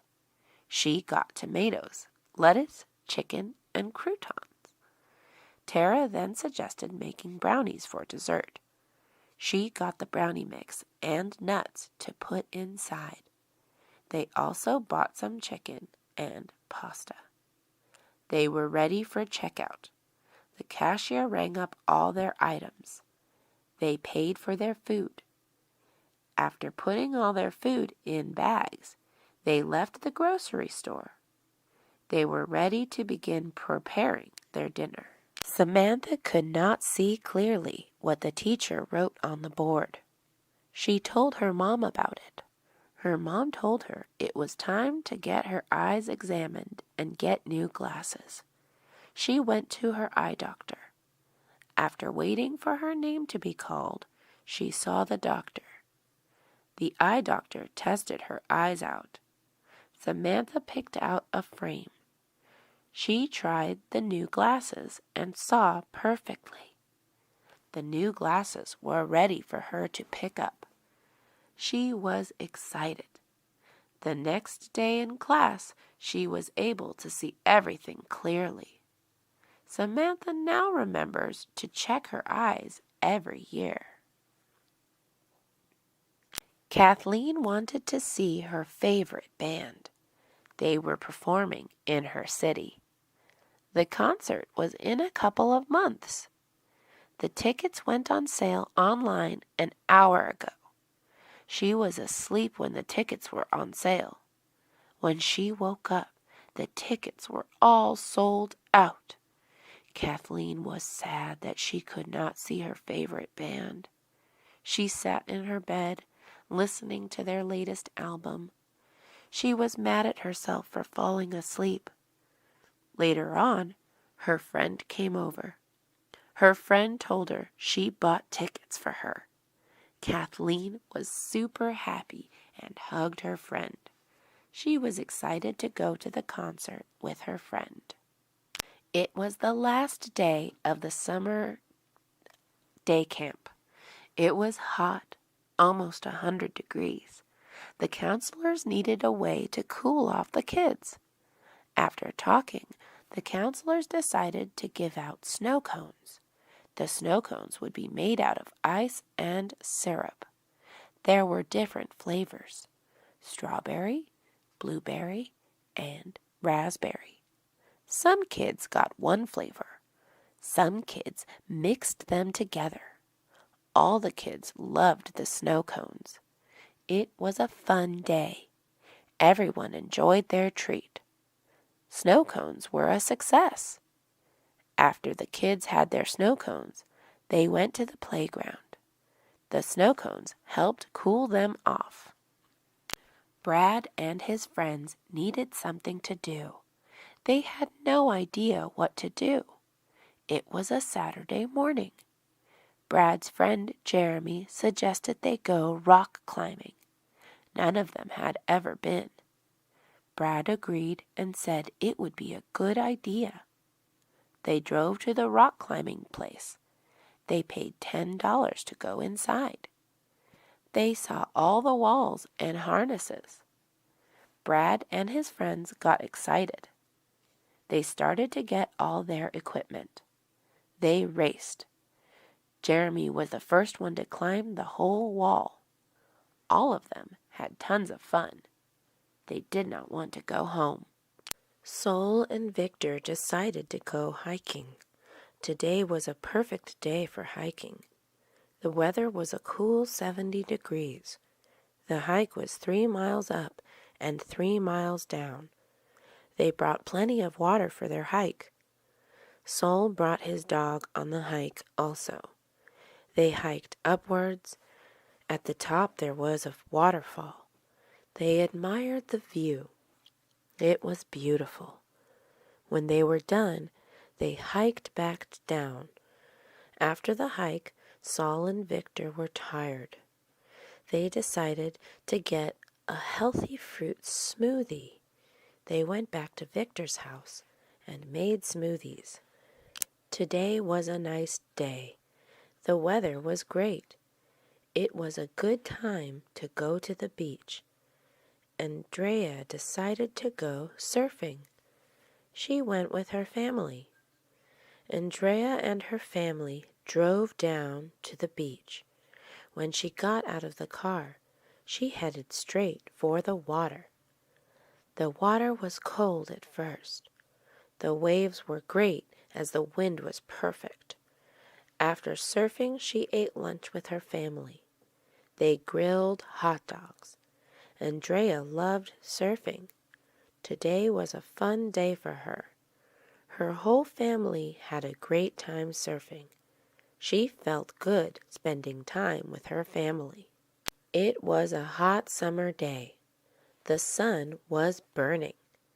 It was over 100 degrees. The kids did not want to go outside. Everyone stayed inside. Everyone turned on their air conditioner. Some people turned on their fan. Everyone drank a lot of water. This was the hottest day of the year. All the kids were sweating. The parents were exhausted from the heat. Lots of people decided to go to the beach swimming. The water helped cool them off. There were a lot of kids who went swimming. They had fun.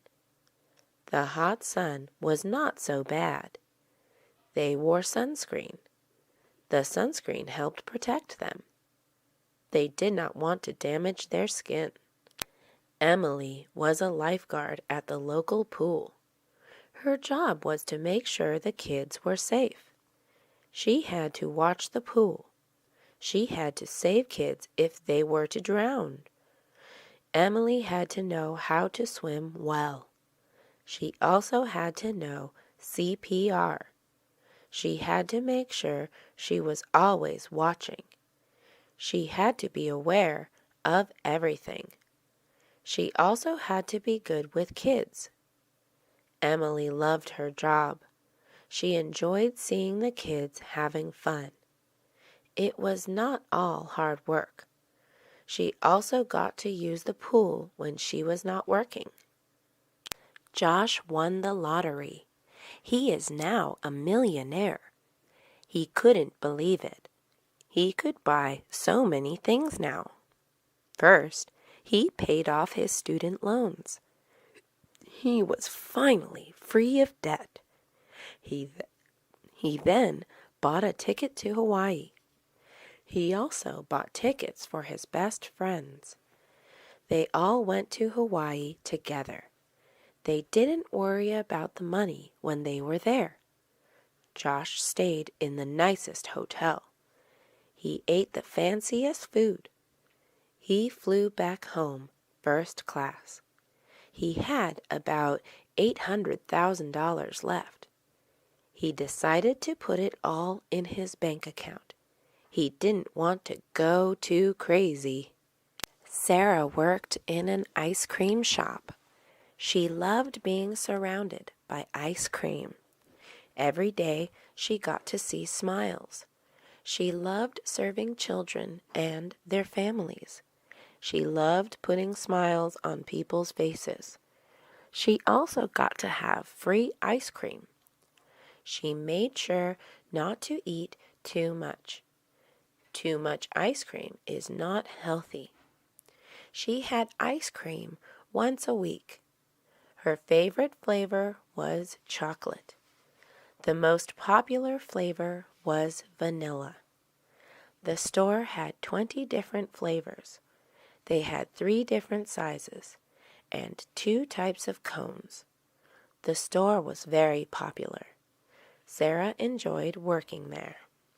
Kara came home from work. She looked for her dog. She could not find him. He was missing. She looked all over. She called his name. He was gone. She decided to ask her neighbors.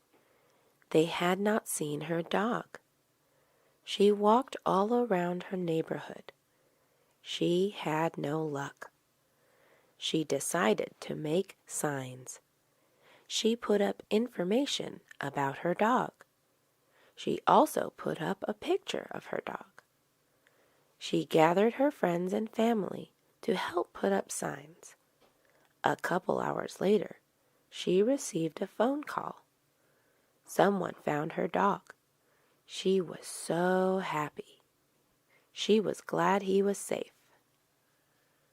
Cindy was preparing to run a marathon.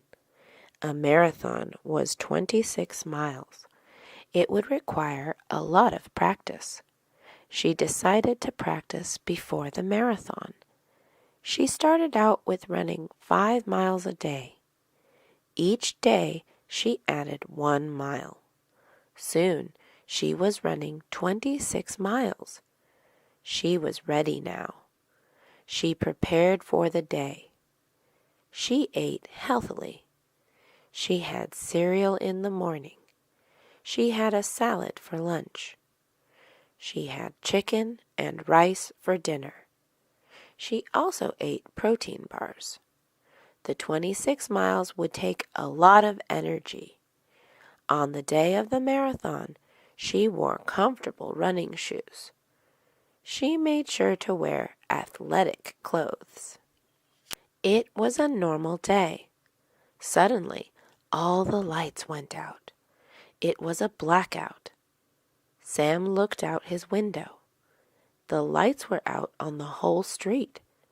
He went to get candles. He lit up the candles.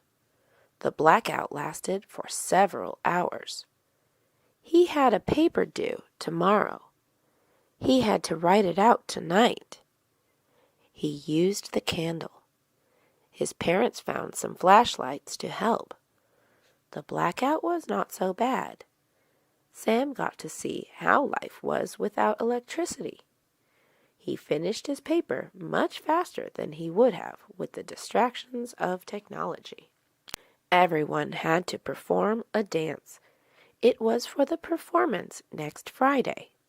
The performance was called Dance for Arthritis. It was to raise money. Each ticket was $5. The money would be donated to help treat arthritis. Joey wanted to help. He did not know how to dance, though. He was afraid of embarrassing himself. He decided to watch videos. He tried to teach himself. He could not do it. He finally decided to ask his friend. His friend was an expert on dancing. He taught him different dance moves. After they practiced, Joey was ready. He was excited to help the cause. Jim worked at a clothing store. He had been working there for 2 years.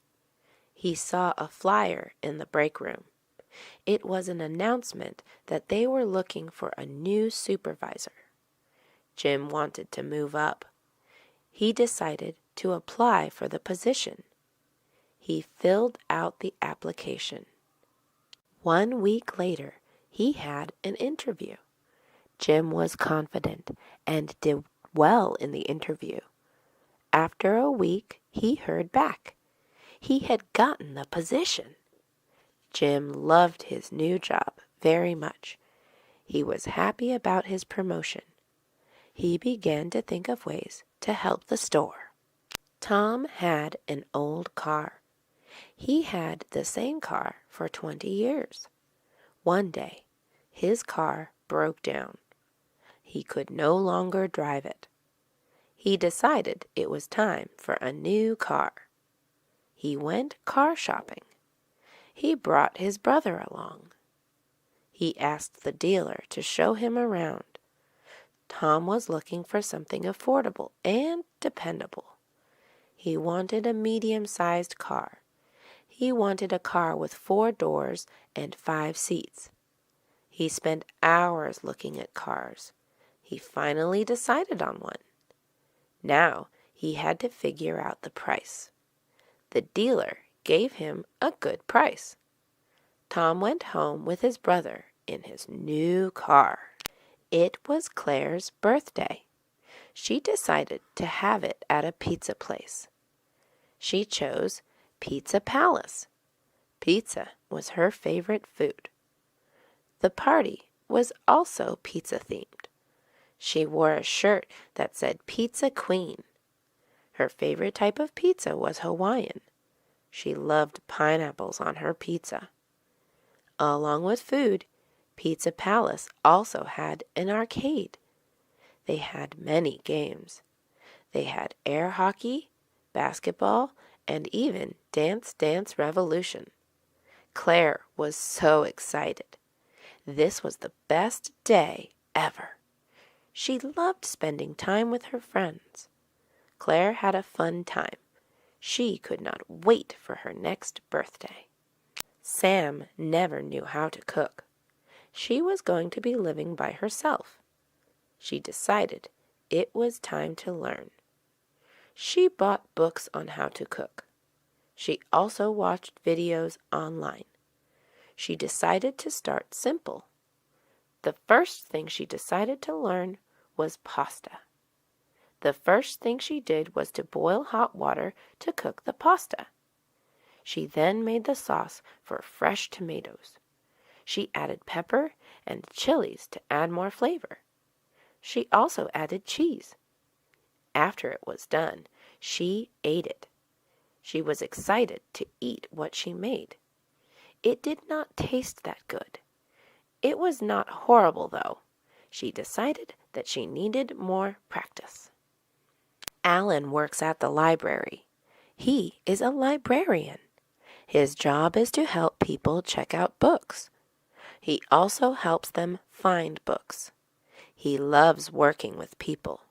His favorite job is talking to people about books. Every week, he holds a book club. He also helps shelve and organize the books. Alan's favorite type of books are fantasy books. He loves sharing his views on books with others. The library is like his second home. He hopes that people enjoy their time as much as he does. Books are his escape from his problems. The library is open to everyone. He likes working with all types of people. Lillian had a twin. Her twin's name was Yvonne. Although they looked alike, they were nothing alike. They had complete opposite personalities. Lillian loved art. She loved painting and drawing. She spent most of her days listening to music and drawing. She was also messy. Everything in her room was disorganized. Yvonne loved reading. She loved writing stories and figuring out problems. She spent most of her time reading. She was also very organized.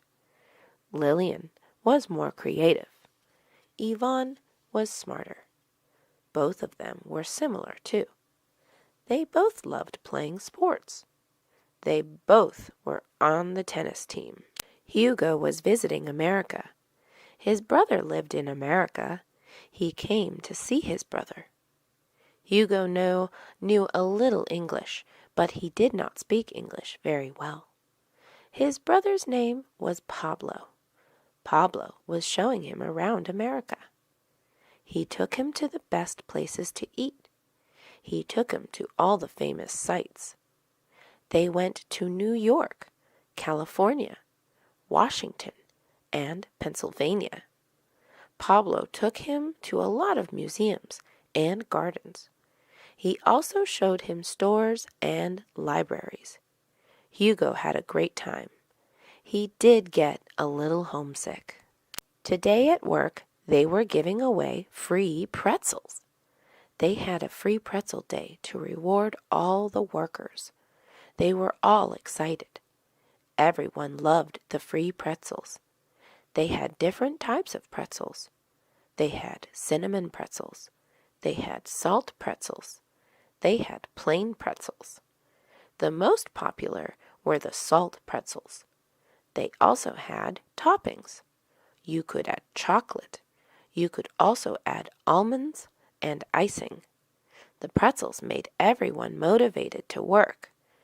After the pretzel, everyone was energized. The pretzel day was a big success. Paul was getting braces. He was turning 13. His parents decided it was now a good time to get braces. Paul had an overbite. He also had very crooked teeth. Braces were expensive. He had to do it, though. He scheduled an appointment for tomorrow. He was scared. He thought it would hurt. The orthodontist looked at his teeth. He took several pictures and x-rays. He told Paul that he would start to put the braces on. Paul was scared. However, it did not hurt as much as he thought. After the orthodontist was done, Paul was relieved. He felt weird to have metal things on his teeth, though. He had trouble eating. His parents bought him ice cream. Amy had a dentist appointment. It was time for her checkup. The dentist would see if she had any cavities. She arrived at the dentist and signed in. They called her name. An assistant took x-rays of her teeth. The assistant then told her to wait in the waiting room. After 10 minutes, the dentist called her in. She told Amy that she had no cavities. They just had to clean her teeth. The dentist used special tools. Even a special toothbrush was used. It was not like the regular kind that Amy used at home.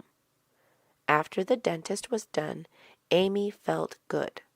Her teeth felt shiny and clean. She would come back 6 months later. Teresa's neighbors were out of town. They had 2 dogs. One was a German shepherd. The other was a terrier. They told Teresa that they would be gone for 3 days and asked her if she could watch the dogs. Teresa agreed. She loved dogs. She went over the next day. She brought the dogs back to her house. She fed them and played with them. Later, she walked the dogs. They walked around the block, then they went to the park. She took them to play with other dogs. Teresa had fun taking care of the dogs. Her neighbors came back. They thanked Teresa. They brought Teresa a gift from their vacation. Sarah smelled something funny in her house. She did not know what it was. She went into the living room and saw her dog. The dog was covered in mud. She had to give him a bath. She hated giving the dog baths. They took a long time. Her dog did not like taking a bath and always tried to run away. He made everything messy. She took the dog outside. She brought out a giant bucket. She used it to wash the dog. The dog saw the bucket and ran away. She knew this was going to be hard. She finally got him to stay. She turned on the hose. She started to wash the dog. It took a long time. She was finally done. She took the dog inside the house. He was clean and shiny. Tom had nothing to do this summer. His mom told him that he could not just stay at home. He was also tired of staying at home, so he decided to volunteer. He thought about places he could volunteer: the library, the hospital, and the animal shelter. He finally settled on the animal shelter. He loved animals. He owned 2 cats, 3 fish, and a pet lizard. He went to the animal shelter to sign up. He filled out all the forms. 2 weeks later, he began to volunteer. He assisted people who wanted to adopt animals.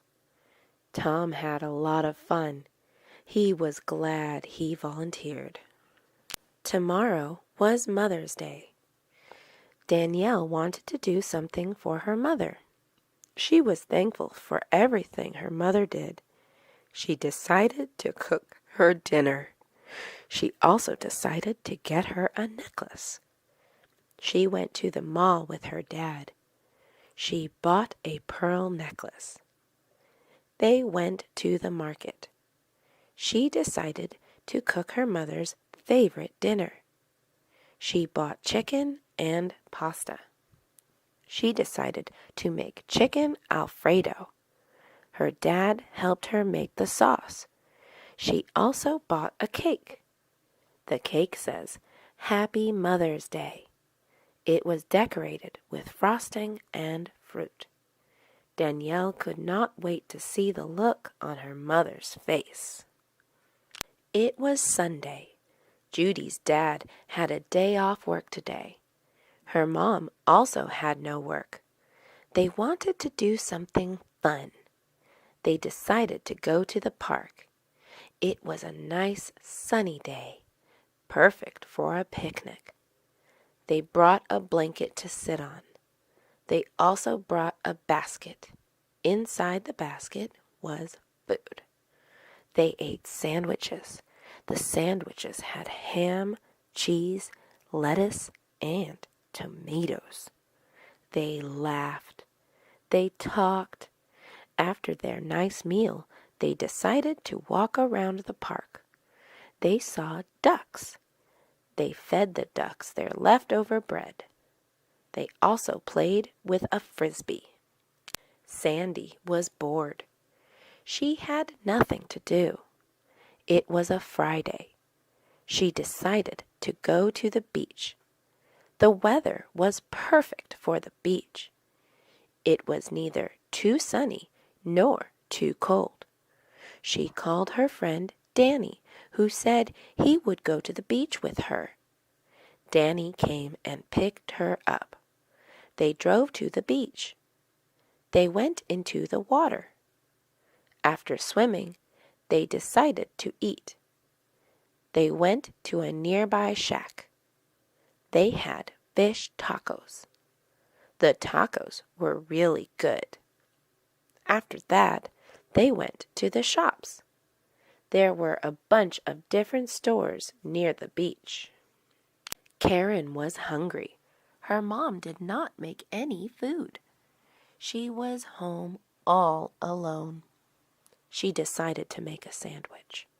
She was going to make a super sandwich. She first started with the bread. She then spread mayonnaise and mustard on it. She also added different types of meat. She had bologna, ham, and bacon. She decided she could not have all meat. She added lettuce, tomatoes, spinach, and cilantro. She added a special twist by adding chips and avocado to her sandwich. She knew this was going to taste amazing. She got a plate and sat down. She was ready to eat her sandwich. Josh wanted to do something fun today. He decided to go to the art museum with his sister. Today was a special day. The museum was free. It was usually $20 to enter per person. They packed lunch sandwiches to eat later. They drove there. It took about half an hour. The first thing they looked at was Renaissance art. This was art from the 14th to 17th centuries. It was Josh's favorite. After that, they went to look at modern art. His sister loved modern art. She loved how refreshing and abstract it was. They admired all the artwork. They took pictures of some of them. The Adam family was going on a road trip. They were driving from California to Utah. They were going to see the Grand Canyon. The family got bored on the ride there. The dad suggested they play music. They played music that the whole family liked. After a while, the mom suggested they play a game. They played the alphabet game. Each person would say an animal that started with a letter of the alphabet, like ant, bat, cat, dog, and so on. They changed the topic after they went through the whole alphabet. They did names, places, and people.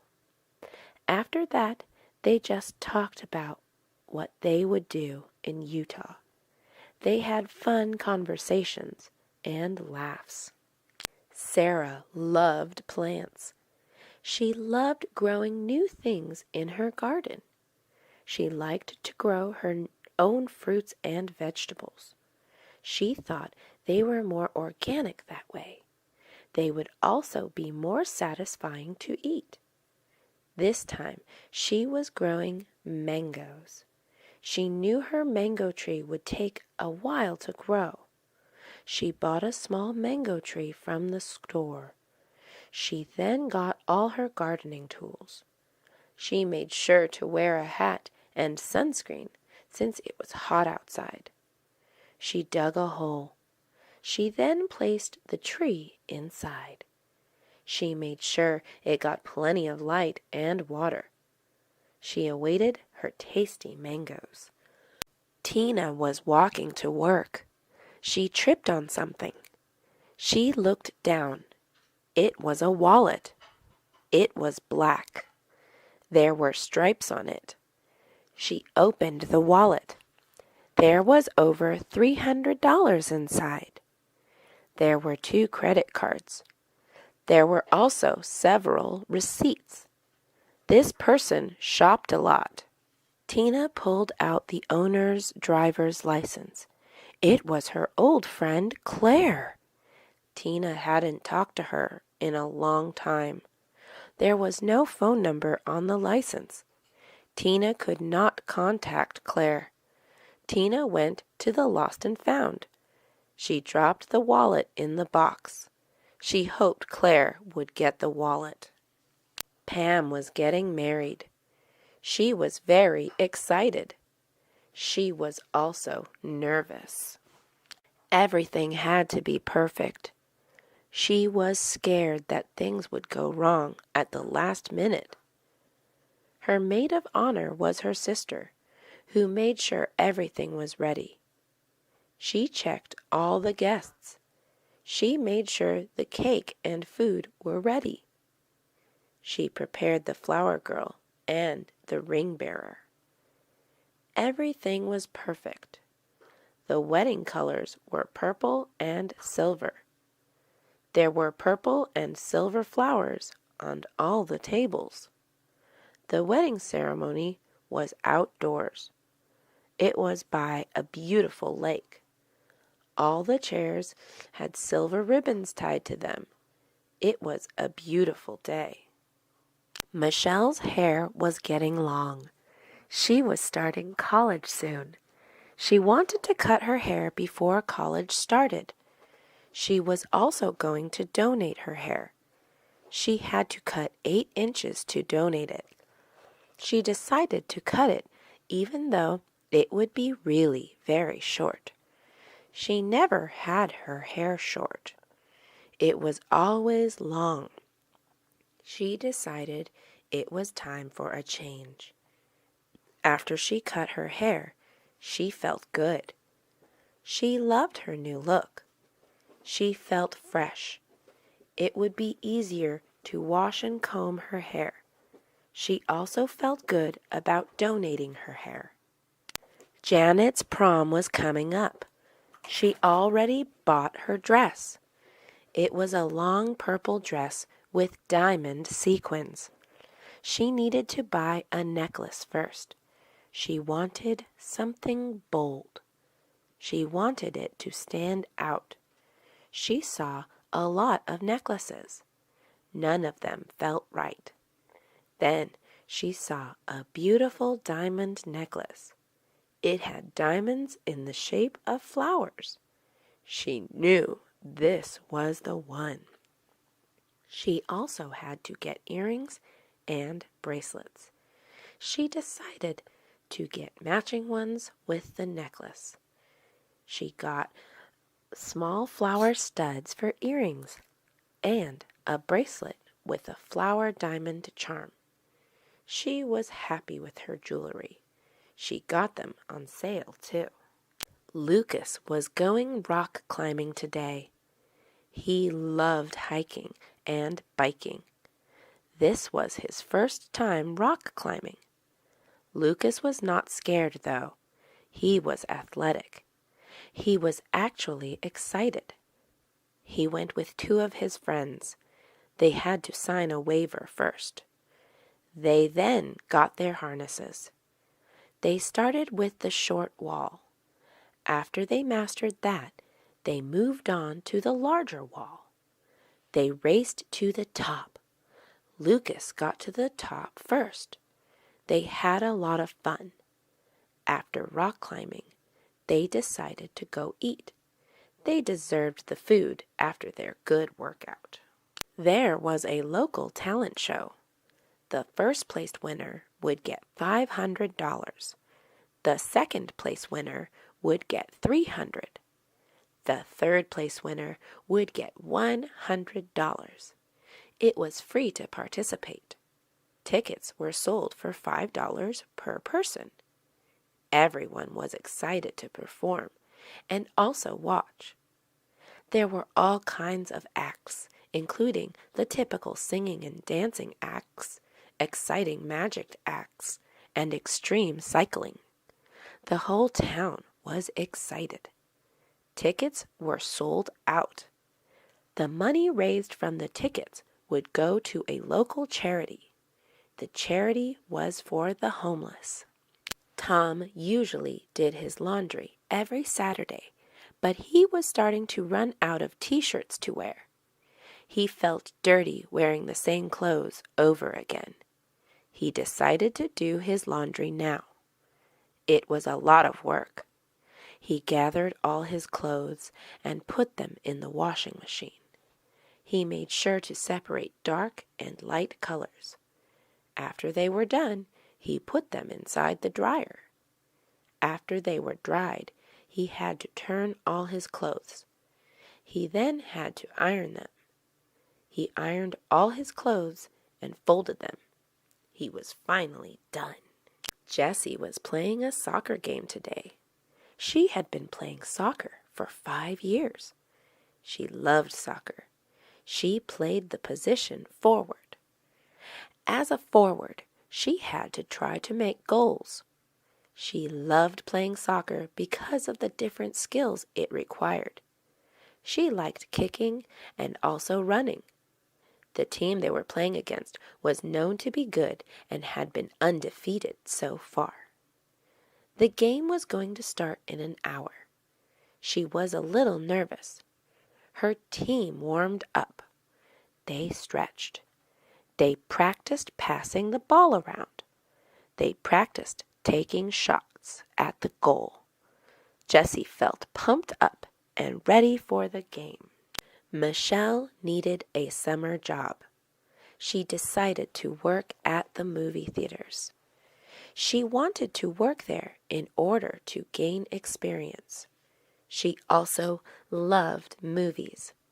Since she worked at movie theaters, she would be able to watch free movies. It was a part-time job. She still had time to be with her friends and family. Michelle had had different jobs. Sometimes she worked as a cashier. She would either sell tickets or food. Michelle liked selling tickets better. Working with food was messy and also a fast-paced environment. Sometimes Michelle worked as an usher, which meant she had to clean the theaters. Alvin wants a new laptop. His parents are poor, though. His mom recently lost her job. His dad recently quit his job. Alvin knows that he can't ask his parents for a laptop. He decides to ask his rich Uncle Todd. He drives over to Todd's house. Todd's house is beautiful. It has 3 stories. There is a chandelier on the ceiling. There are expensive paintings all over the place. There are 5 bedrooms and 4 bathrooms. Alvin wishes he could live there. Todd offers him something to eat. Alvin says, "No thanks, I already ate." Todd asks him why he is coming. Alvin does not know what to say. He does not want to come off as rude. "My laptop is really old, and I need a laptop for school. I would ask my parents, but they don't have jobs anymore," Alvin says. "I understand," Todd says. Todd takes out $800 from his wallet and gives it to Alvin. Alvin jumps up and down. He has never felt so happy in his entire life. His mom asks Alvin why he is so happy. Alvin does not say anything. He doesn't want to make his mom feel bad. It's hard to get into college these days. It used to be a lot easier. Now, it's not even good enough to get good grades. You need to have good grades in advanced classes. You need to do some extracurriculars. Extracurriculars are activities you do outside of class, such as playing basketball, playing the violin, singing, and more. You need to have a high score on the SAT or ACT. The SAT and ACT are used to test what you know. They both have questions on various subjects. You need to have some leadership positions. It is not just enough to be a member of a club. You need to be the president or the vice president. You also need letters of recommendation, letters in which your teachers, coaches, or bosses write about your abilities and personality. It also helps if you won some awards. It shows that you can achieve something. You also have to write good essays that show who you are as a person. Colleges want people who have interesting personalities and stories. Students with good grades but boring essays will not get into the college of their dreams. Students should not be sad if they don't get into the college of their dreams. They need to know that getting into college is tougher as years go by. Marissa was born with a physical imperfection. She has a unibrow. A unibrow is one long brow. Most people have 2 eyebrows. People make fun of her for having a unibrow. A lot of people don't want to be friends with her. She does have 2 good friends, though. Heather and Joe are Marissa's best friends. They accept Marissa for who she is. Heather was approached by the popular kids. The leader of the popular kids was Amy. Amy offered Heather a spot in her group if she left Marissa. Heather thought about it. Although she loved Marissa, she always dreamed of being popular. She told Amy that she had to think about the offer. Heather told Joe what happened. Joe was mad that Heather had to even think about it. "You have been friends with Marissa forever," Joe said. Heather thought about it. She thought about all the times she and Marissa did homework together, ate together, and laughed together. It wasn't worth it to give all that up for popularity. She called Amy. "I'm never leaving Marissa. She's beautiful on the inside." After talking to Amy, Heather asked Marissa and Joe to hang out. Abby lost her mom yesterday.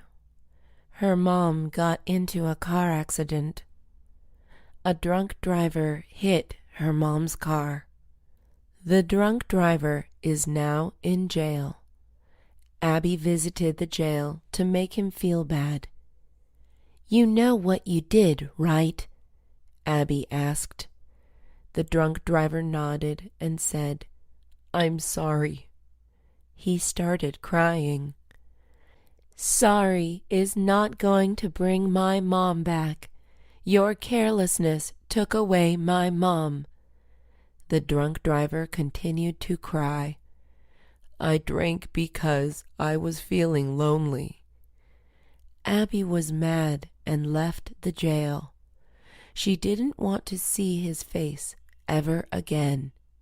She wanted him to go to jail for life. Abby could barely wake up. She requested to take a week off her work.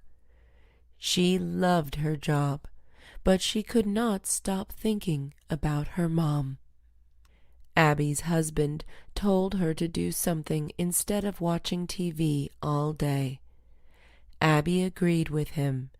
It was time for her to start doing something productive. She wanted to do something that would make her mom proud. Abby created a program to prevent drunk driving. She wanted to give drunk people free rides. Abby visited colleges, clubs, and bars all across the country to encourage people not to drive when drinking. Kelly has been cheering since she was in elementary school. She is now in her last year of college, cheering for her school's sports teams. She plans to be a professional cheerleader for the Lakers team. That was her dream. Her parents wanted her to do something more normal, like becoming a nurse or working at a law firm. Kelly ignored her parents.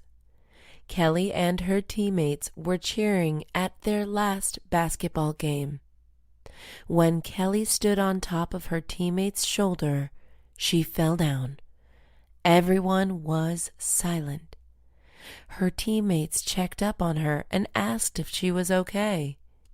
Kelly had to be taken to the hospital. Her leg was permanently injured. "Can I ever be a professional cheerleader?" she asked. "I'm afraid you cannot," the doctor said. Kelly felt that life was unfair. Kelly was scared for her future. All of her friends already knew what they wanted to do after college. Kelly had to change her plans. She already canceled her audition with the Lakers cheerleaders. Kelly thought about what she wanted to do for a career. She still wanted to do something related to cheer. After some thinking, Kelly wanted to be a coach for high school cheerleaders. Kimberly seems like a normal teenage girl. She goes to high school. She has homework. She has problems with the popular girls. She argues with her parents. However, Kimberly has a secret power. She has super strength. She can lift up cars from the ground. She uses her strength to fight crime in her city. She has even been on the news. Kimberly hides this secret from everyone except her younger brother and her parents. She doesn't want people to treat her differently. She feels that people might give her special treatment because she is a hero. She wants people to see her for who she truly is. To hide her identity, she wears a mask and green-colored contacts. Her superhero outfit includes a cape and a stretchy purple suit. Sometimes Kimberly does want to tell people she is a superhero, like when she was bullied by the popular girls. She came close to telling them one time after they destroyed her science project. Kimberly also has a sidekick who is her best friend. His superhero name is Autobot, and his real name is Oliver. His power is his super speed. Oliver goes to the same school as Kimberly, but he does not keep his identity a secret. Anna has a lucky jacket. Whenever she wears it, good things happen to her. She wore it on her final exam one time, and she got the highest grade in the class. The jacket is green with yellow stripes. It's really smelly because Anna never washes it. She is scared that washing the jacket will wash away the luck. She keeps the jacket in a closet all by itself. No other clothes are in the closet. Anna had an important interview for a job. She was very nervous about it.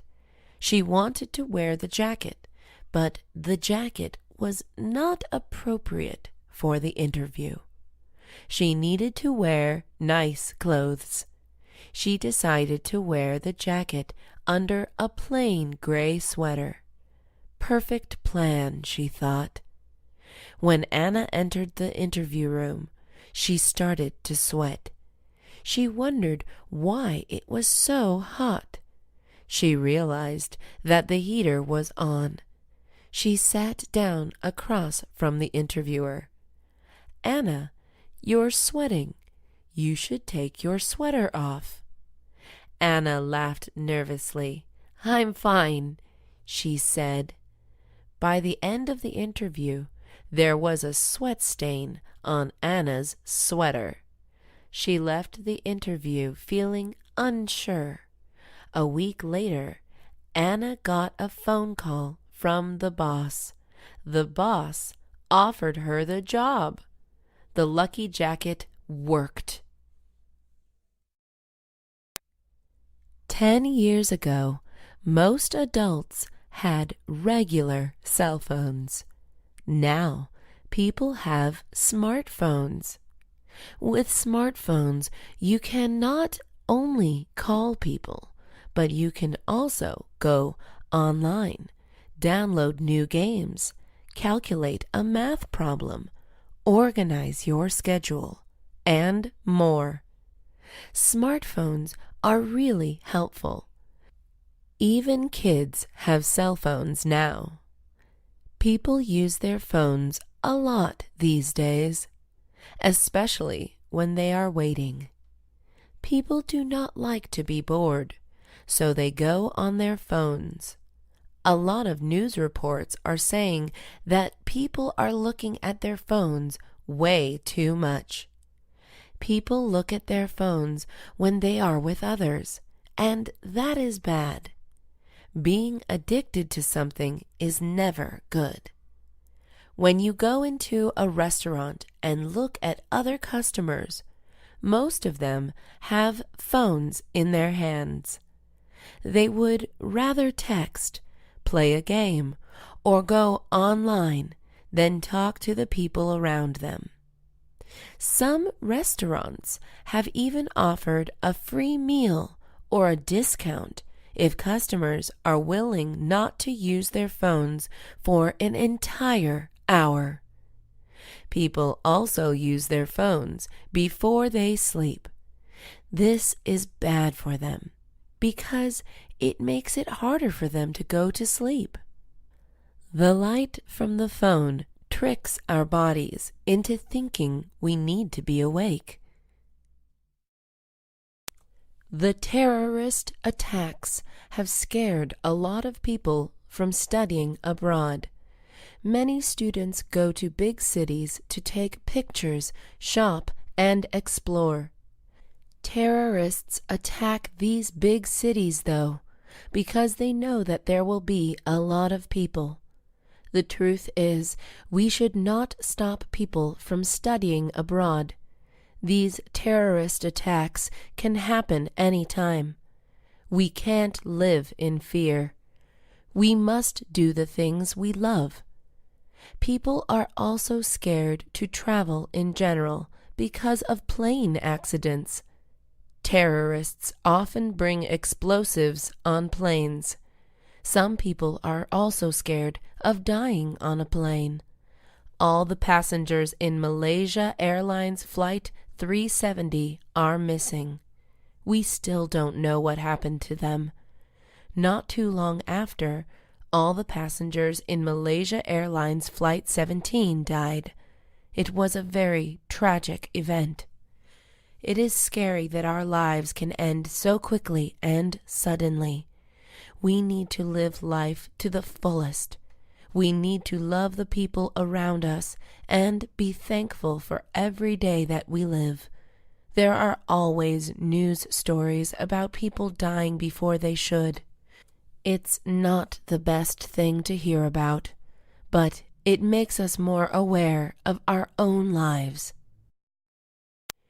Brenda has to make an important decision. She got accepted to an internship in France. She also got a job offer at a hospital. She can only do one, though. She made a list of pros and cons. Pros are the good things, while cons are the bad things. The internship in France was good because Brenda always wanted to go to France. Her plane tickets and living accommodation would be paid for. The bad thing about the internship was that it had nothing to do with her life goals.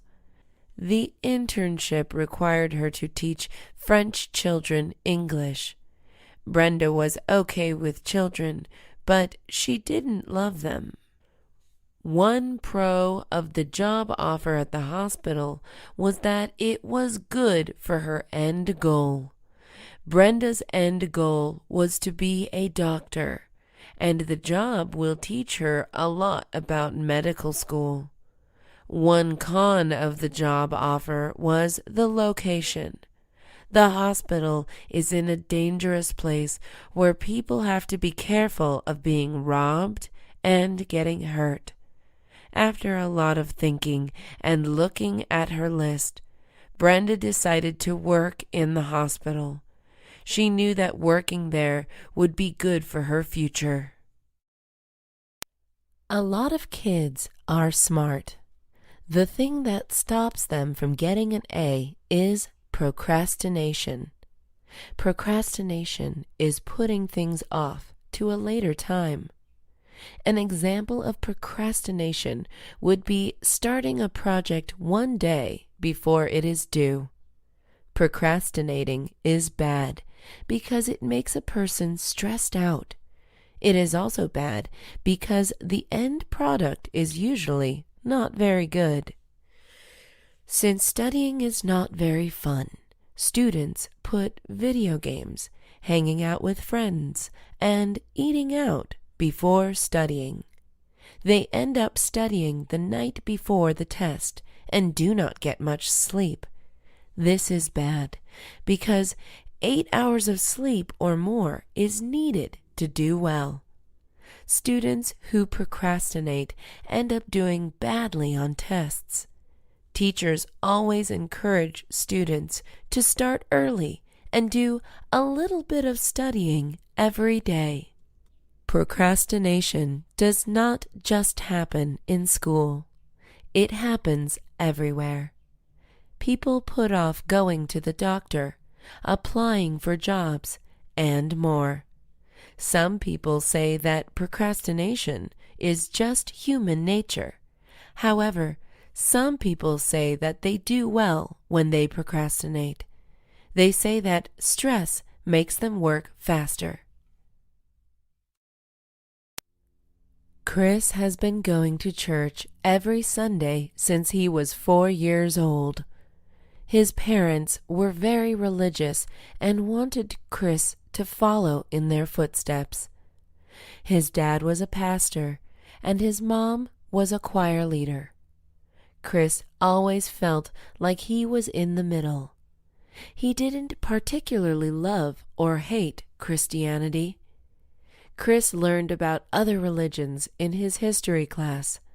He learned about Buddhism, Islam, Hinduism, and more.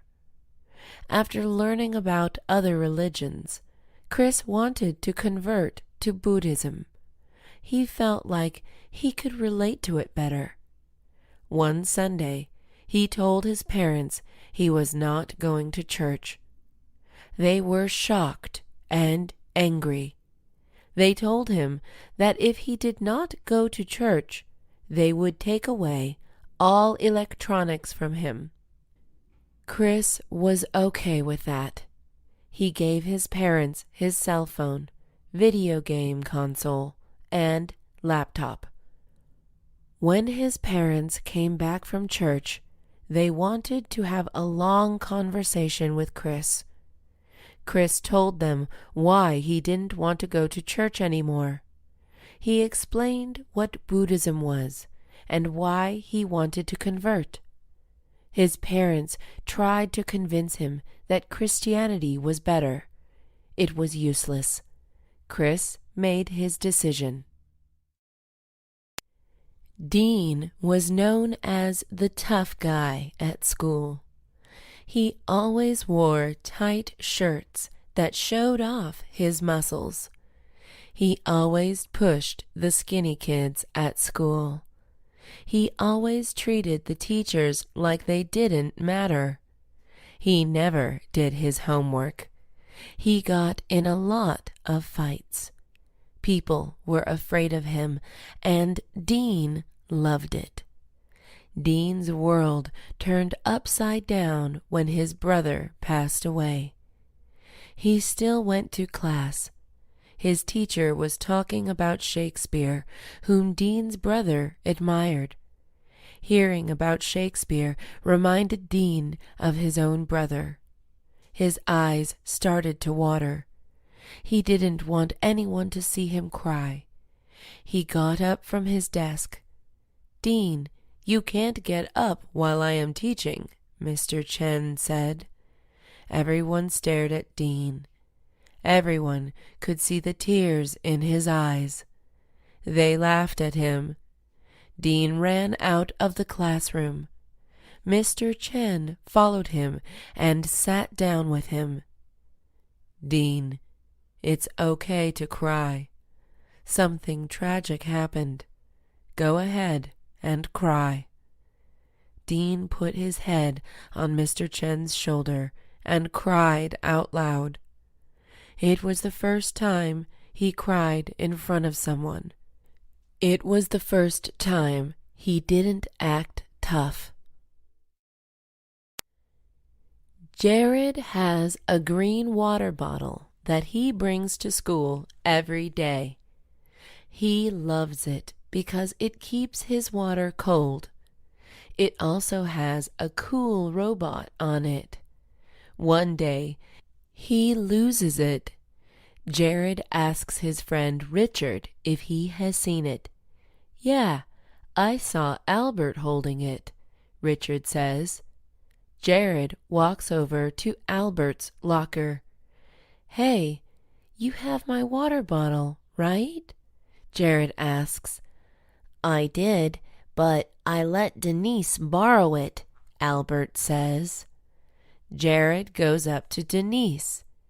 "Hey, do you have my water bottle?" Denise shakes her head and says, "I thought it was cool looking, so I showed Amanda. She has it now." Jared goes to Amanda. "Amanda, tell me you have my water bottle." Amanda shakes her head. I thought it was Lucas's, so I gave it to him. Jared screams in frustration. Jared goes to Lucas. Do you have my water bottle? Jared asks. I gave it to Richard to give to you, Lucas says. That was weird, since Richard was the first person he asked about the water bottle. Jared went back to Richard. Lucas said you had my water bottle, Jared said. I told you, I saw Albert hold it. Lucas probably meant Richard Lopez, not me, Richard said. I'm just going to buy a new water bottle, Jared said. He bought a blue one this time. Daniel was addicted to coffee. He drank 2 cups in the morning and 3 in the afternoon. He can't think or do anything without coffee. His mom wanted him to stop drinking coffee. She decided to throw out all the coffee and give him milk. Daniel was so mad. Mom, I can't go to school without coffee, Daniel said. This is for your own good, his mom said. Daniel went to school. He was cranky and tired without coffee. He didn't want to talk to his friends or pay attention in class. His teachers kept waking him. They told him to go to the nurse's office. Daniel went to the nurse and asked for coffee. She laughed at him. She said that he needed to drink less coffee, but not stop completely. She told him to drink 4 cups a day, then 3, and eventually he won't need coffee. Daniel told his mom what the nurse said. But that means I have to buy coffee again. Daniel laughed at his mom. Daniel and his mom went to the market to buy some good coffee. Daniel did what the nurse told him to do. It was much easier to drink less coffee than none at all. Claire was applying to private schools. Most private schools required letters of recommendation. Claire did not know who to ask. She felt like her teachers did not know her that well. Claire asked her teachers anyways. Some of them said yes, and some of them said no. 1 week later, Miss Hershey gave Claire a letter of recommendation in an envelope. Claire wasn't supposed to open it, but she really wanted to know what Miss Hershey wrote. Claire carefully tore it open and read the letter. She was disappointed. Miss Hershey didn't write anything interesting about Claire. Miss Hershey just wrote that Claire was a smart, nice girl. Claire couldn't get into her top schools with that letter. Claire asked her swim coach to write her a letter of recommendation. Her swim coach knew her well. The problem was that the swim coach wasn't the best writer. He did not go to college. Claire asked him to write a letter anyways. Of course I'll write you a letter. I'll even send it to you, he said. 1 week later, Claire got an email from her swim coach. She was nervous to read what he wrote. Claire was impressed with the letter. Her swim coach was really funny, yet intelligent in the letter. Elliot was a huge fan of The Cooker. The Cooker was a rapper who was known for his deep voice and super fast rapping. The Cooker's real name was Theodore Cook. Elliot had tickets to his sold-out concert in San Francisco. It was the first time he would see him in person. He also had backstage tickets so he could talk to him. Elliot drove to San Francisco with some friends to see the cooker. They had pretty good seats. They could see his sweat. The cooker was great live. His voice sounded the same as it did on the radio. Some singers can't sing live. The cooker wasn't one of them. Elliot waved his hands up in the air. He closed his eyes and listened to the music. After the concert, Elliot and his friends went backstage. Elliot was so excited that he screamed when he saw the cooker. The cooker closed his ears. Elliot ran up to him. "I am your biggest fan. Can I have an autograph and a picture?" Elliot asked. The cooker rolled his eyes. "Sure, I guess." Elliot noticed that the cooker was annoyed. "You know what? Forget it. I don't want a jerk's autograph," Elliot said. He realized that some celebrities were just mean. Jen is poor. Her dad left when she was 7 years old. Her mom didn't go to college, so she can't get any good jobs.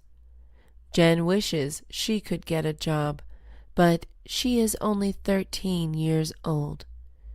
Jen also wants to be part of the cool group. The cool group buys expensive clothes, shoes, makeup, and jewelry. Jen always wears really simple things like a t-shirt. One of the girls in the cool group is Jen's cousin. Her name is Dana. Dana convinced the cool group to invite Jen on a shopping trip. Jen is excited. She wants to convince them that she is cool enough to be part of the group. When Jen sees them, she feels bad about herself. They are all dressing so much nicer than her. Jen tries to ignore this. She and the cool group go inside Rural Insiders, the most popular store for teenagers. Everything is so expensive, though. All of the girls in the group except Jen stand in line to buy something. "Are you going to buy anything, Jen?" asks one of the girls. "Yeah," Jen says. She grabs a dress. It is $80. She buys the dress, but she plans to return it. Diane and Bobby are dating. Diane's dad does not know that they are dating. He doesn't want Diane to date until she is in college. It's hard for Diane to hide her relationship. Every time she wants to go out with him, she has to tell her dad she is going out with friends. Every time Bobby gives her presents, Diane has to hide them. Her dad is getting suspicious. Bobby is upset that Diane is hiding their relationship from her dad. Bobby feels like Diane is embarrassed to be with him. Bobby wants to meet Diane's dad. He decides to take matters into his own hands. After school, he goes to Diane's house. Diane is still at school because she has violin practice. Bobby knocks on the door slowly. His hands are shaking. Diane's dad opens the door. "How can I help you?" Bobby doesn't say anything for a minute. "Are you going to talk or what?" Diane's dad angrily asks. "Sir, I am dating your daughter." Bobby says. Diane's dad frowns. Break up with her immediately. She's too young to be dating. Bobby is sad. He tells Diane that they have to keep lying about their relationship to her dad. I know, Diane says. Annie and Diana are identical twins. It is hard to tell them apart. Sometimes their best friends even get confused on who is who. One key difference between the two was their feet. Annie's foot has a mole on it, and Diana's does not. Annie and Diana sometimes disguise themselves as each other. Annie pretends to be Diana when Diana doesn't want to take math tests. Diana pretends to be Annie when Annie has to do the mile run in physical education class. They have been doing this for years. Annie and Diana's enemy, Scarlett, finds out what they have been doing. She tells their math and physical education teachers that they have been cheating all along. Mr. Thompson, the math teacher, gives them both an F. Ms. Nguyen, the physical education teacher, gives them both an F too. Annie and Diana are sad. Annie tries to explain that she gets out of breath easily when she runs. Diana tries to explain that math gives her anxiety. Mr. Thompson and Ms. Nguyen don't care.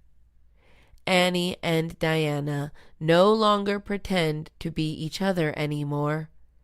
After they got Fs, their parents forced them to move schools. The two schools were not that far apart, so they still got to see each other. Evan was in his last year of middle school. He was 4 feet and 11 inches. He weighed 140 pounds. He was bald. He had no friends. He had a 0.00 GPA. His life was going nowhere. He was struggling with so much because his parents recently passed away. He wanted to transform himself, though, so he could have a fresh start in high school.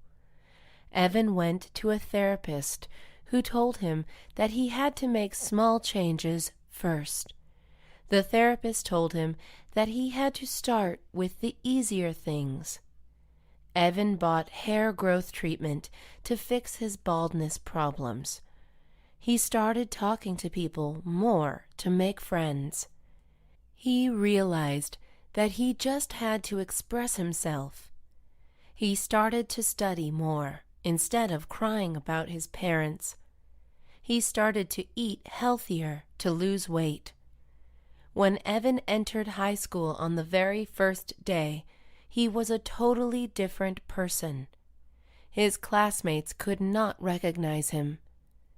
Evan was now 5'9", muscular, smart, and popular. He also had a head full of hair. Everyone wanted to be friends with him.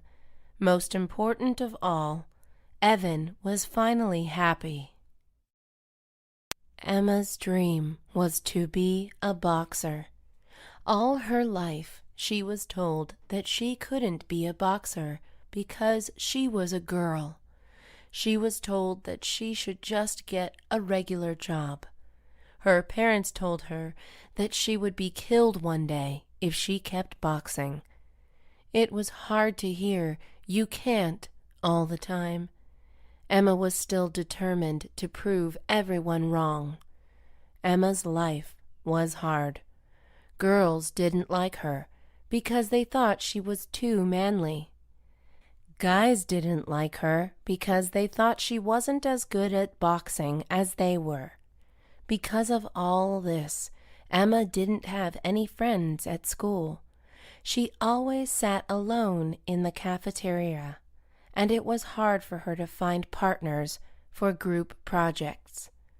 However, Emma did have friends from her boxing class. They were all female boxers.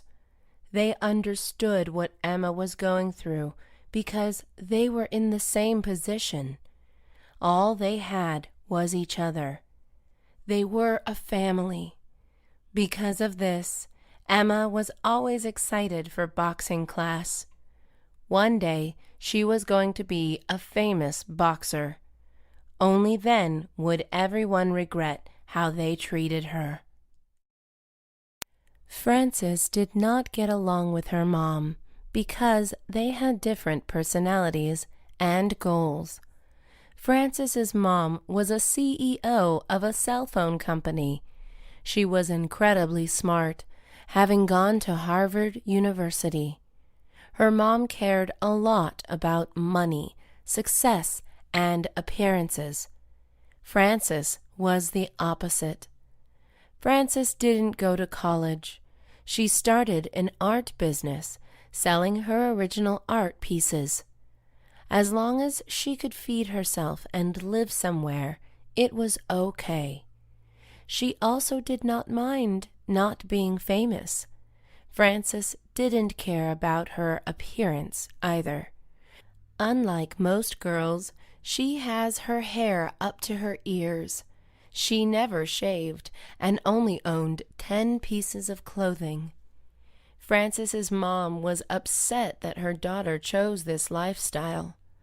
Whenever Frances's mom visited her daughter, they would have a fight. Frances's mom would say some rude comments about Frances's lifestyle, and Frances would tell her mom that she was greedy and shallow. Frances wanted her mom to support what she was doing. Frances was going to get married. She wanted to invite her mom to her wedding, but she knew that she wouldn't approve of her fiancé because he was exactly like Frances. However, at the end of the day, Frances loved her mom, so she gave her the wedding invitation. Frances and Ryan were getting married. They dated for 5 years before Ryan proposed. They were both artists who enjoyed peace and quiet. They wanted a simple wedding with their closest friends and family. They decided to have their wedding in the backyard of Ryan's house. Frances did not want to spend too much money on a dress, so she made her own. Ryan felt the same way and borrowed his dad's suit. Although their wedding wasn't perfect, Frances and Ryan loved each other. The minister asked Frances if she would take Ryan as her husband. Frances said, "I do." The minister then asked Ryan if he would take Frances as his wife. Before he could say yes, someone screamed no.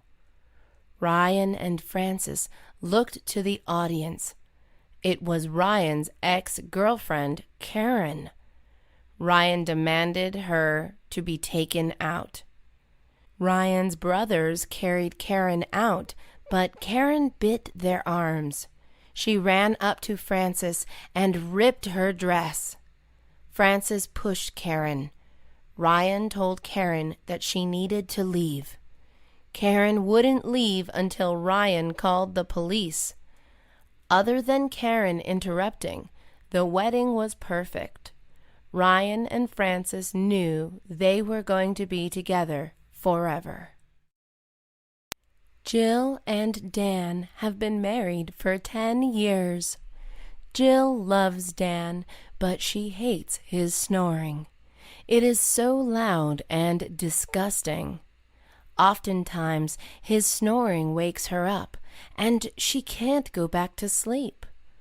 One night, Dan's snoring was so loud, Jill decided to sleep on the couch. She slept well on the couch. The next morning, Jill's son Timmy saw her sleeping on the couch. He thought that she had a fight with his dad. "Mommy, are you and Dad getting a divorce?" Timmy asked. Jill laughed and hugged Timmy. "No, Timmy, your dad just snores a lot." Timmy asked if she snored. Jill wasn't sure. Later, Jill asked Dan if she snored. "Yeah, it sounds like a cat meowing," Dad said. "Is that a bad thing?" Jill asked. "Well, it's kind of annoying, but I deal with it," Dan said. Jill was embarrassed that she snored. She went to the doctor to see if she could do anything about it. The doctor gave her a few tips, but said that there was no medicine or cure for snoring. Jill went back home disappointed.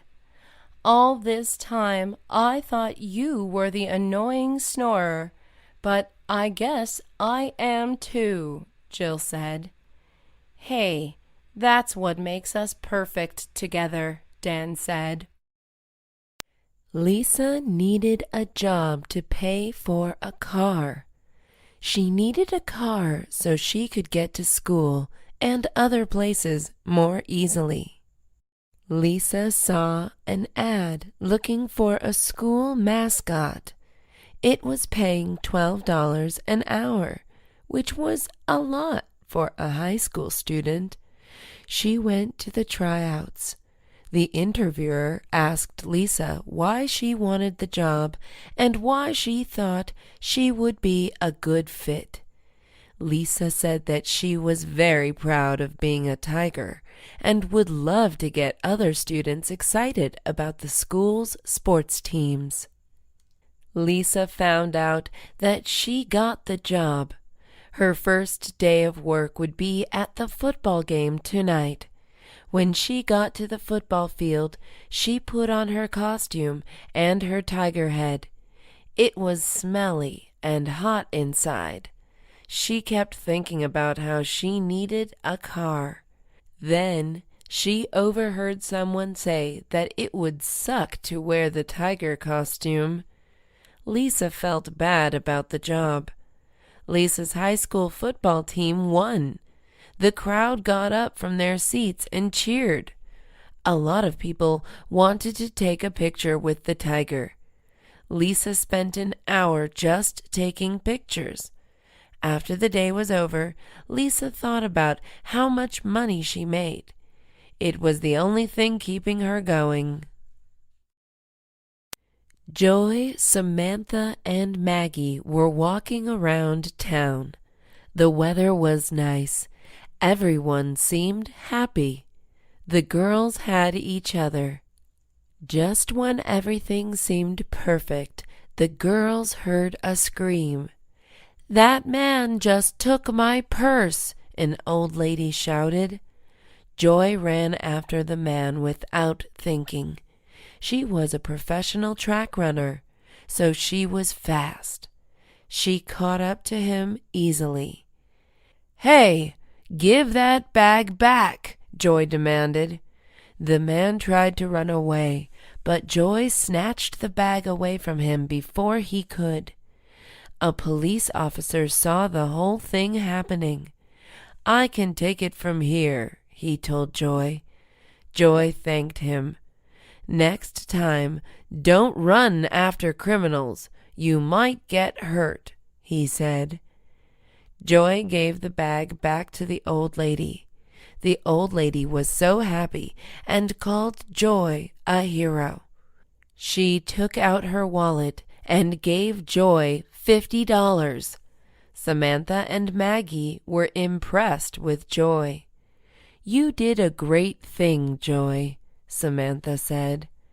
Joy blushed. She didn't feel like a hero. The next day, the city newspaper wanted to do a story and interview with Joy. Joy decided to do it because a little part of her wanted to be famous. They say that good things happen to good people, and bad things happen to bad people. This doesn't always feel true. People who have done great things die before they should. It makes life seem unfair, and it is sometimes. People who do bad things get away with it sometimes. Eventually, people's deeds catch up to them. Sean was a good person. He volunteered every week at the animal shelter. He was nice to everyone, even strangers. He took care of his grandparents.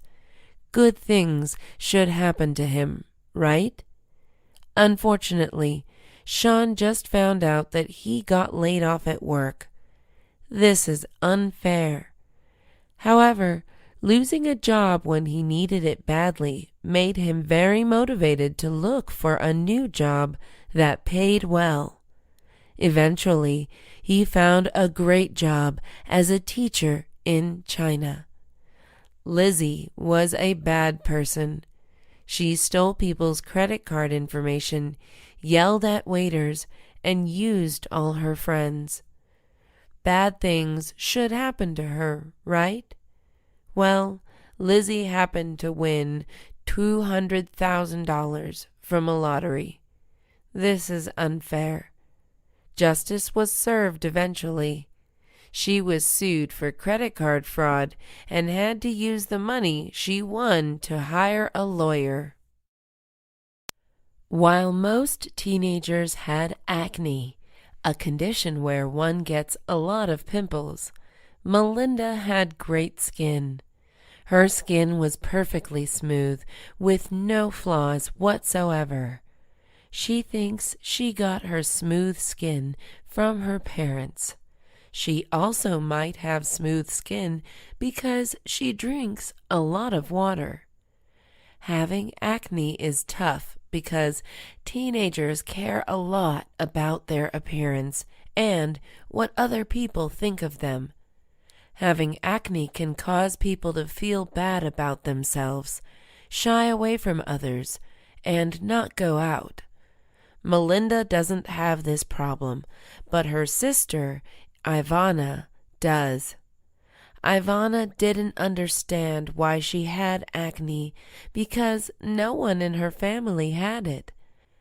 Ivana ate fairly healthy too. She felt like she was just unlucky.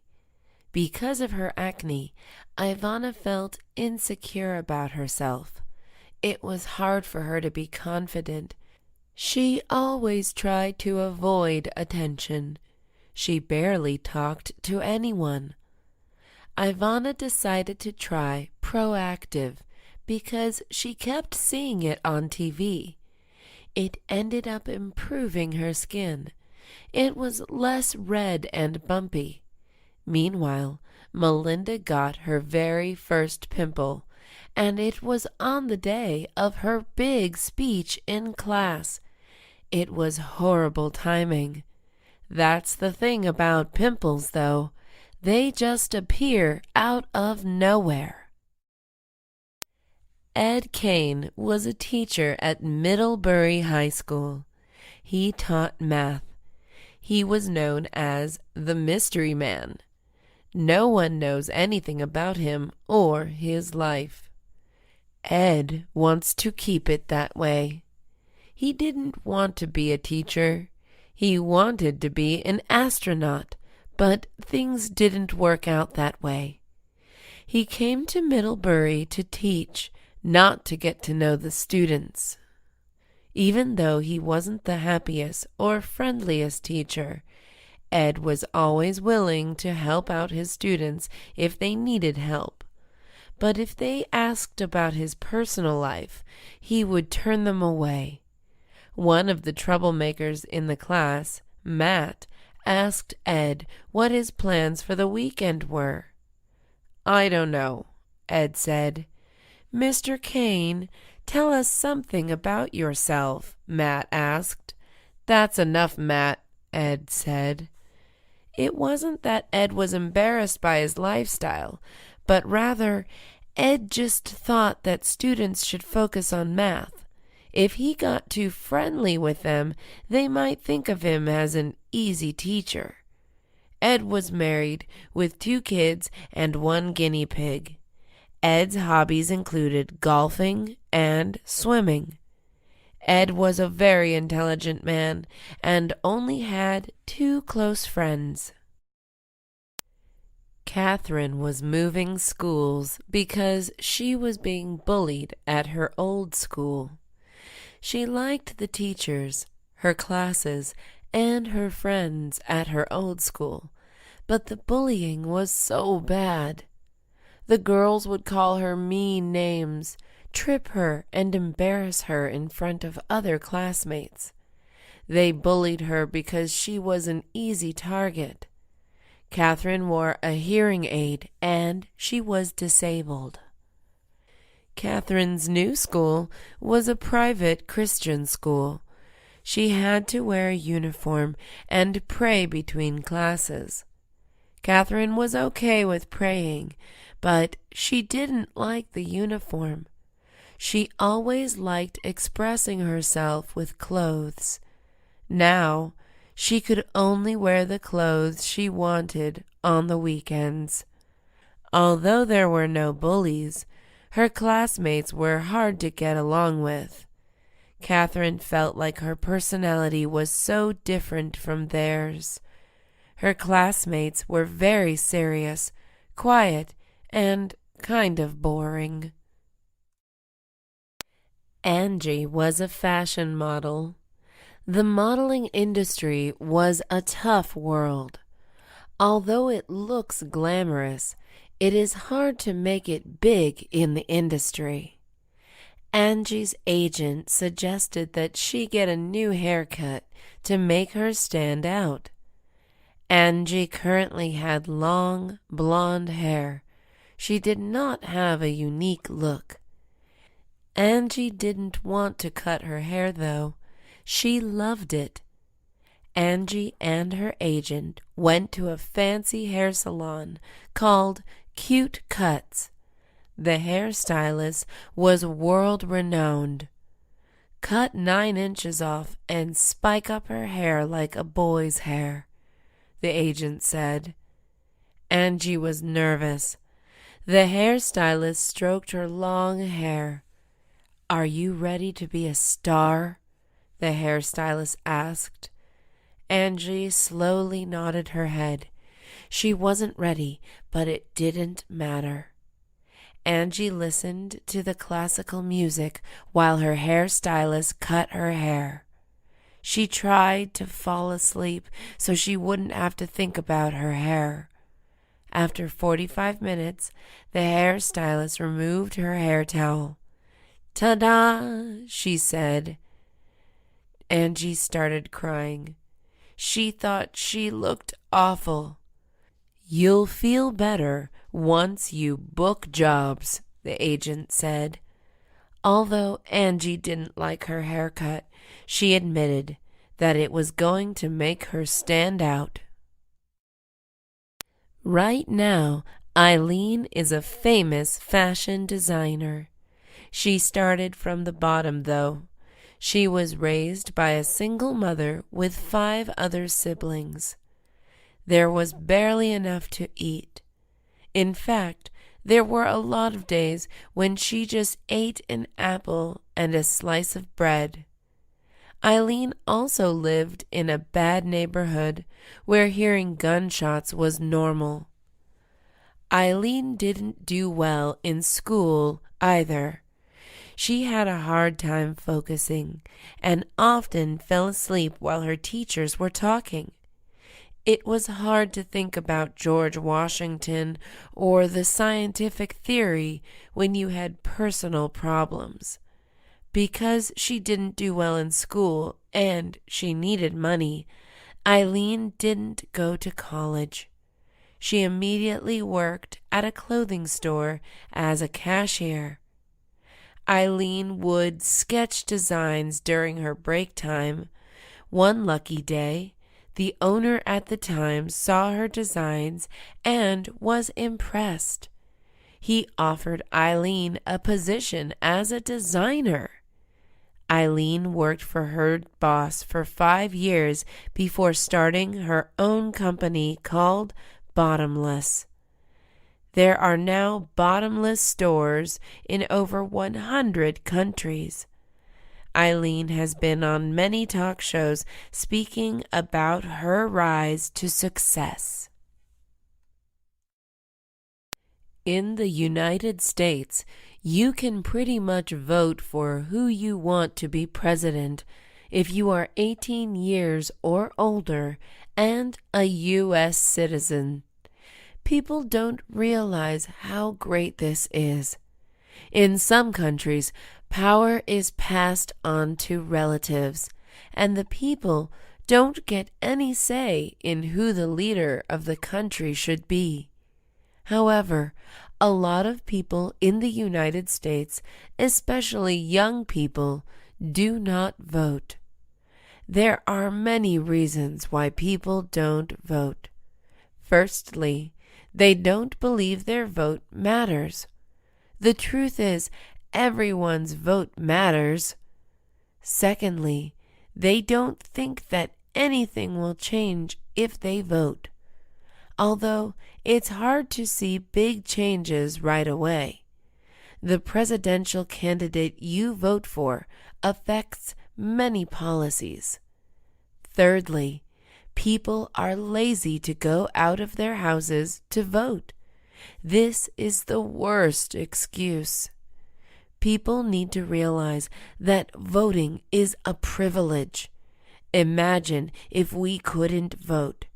We would feel out of the loop. We would feel that our opinion doesn't matter.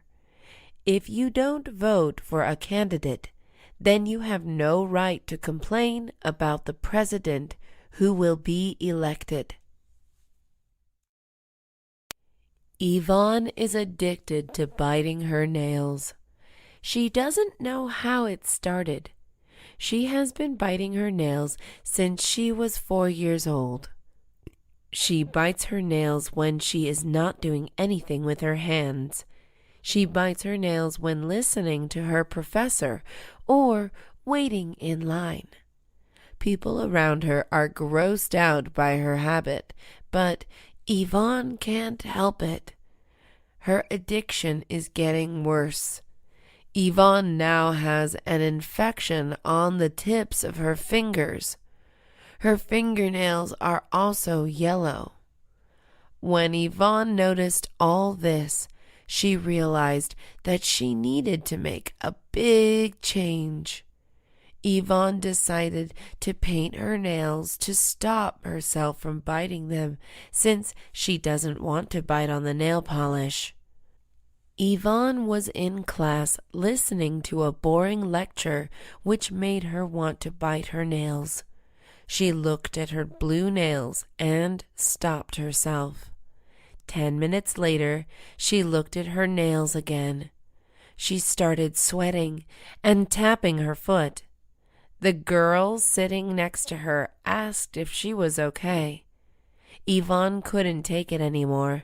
She just had to bite her nails again. Bradley was a typical cool guy. He was the captain of the football team, dating the head cheerleader. He was rich, tall, and good-looking. He was also the president of the high school. Bradley had one problem. It was his grade in English. He couldn't write an essay to save his life. He had trouble coming up with ideas. Bradley's final English paper was supposed to be about his role model.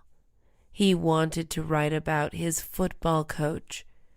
Bradley knew he couldn't do well by himself, so he hired the smartest student in class to help him. He was going to pay Melody $10 an hour. Bradley invited Melody to his house. "Okay, Bradley, Start with an interesting sentence that's going to grab the reader's attention. How about, soccer is called football in most countries, Bradley suggested. But that has nothing to do with your topic, Melody said. Bradley felt bad. Hey, don't feel bad. Coming up with hooks can be challenging. Why don't you use a quote that your coach said? Melody suggested. Bradley thought that was a good idea. His hook was, football is an art, not a game. Clara always thought her eyebrows were too bushy. Having good eyebrows was becoming a very popular trend among girls. Clara's friend Rachel offered to take her to a salon to wax her eyebrows. Clara didn't like that idea. She didn't want a stranger to be so close to her face. Rachel offered to give Clara waxing products so she can fix her eyebrows herself. Clara said okay. Clara went over to Rachel's house to get the eyebrow waxing material. She then went to Rachel's bathroom. Clara was nervous. What if she did it wrong? She slowly spread the wax on her eyebrows. A couple minutes later, she pulled the wax off. Ouch! Clara yelled.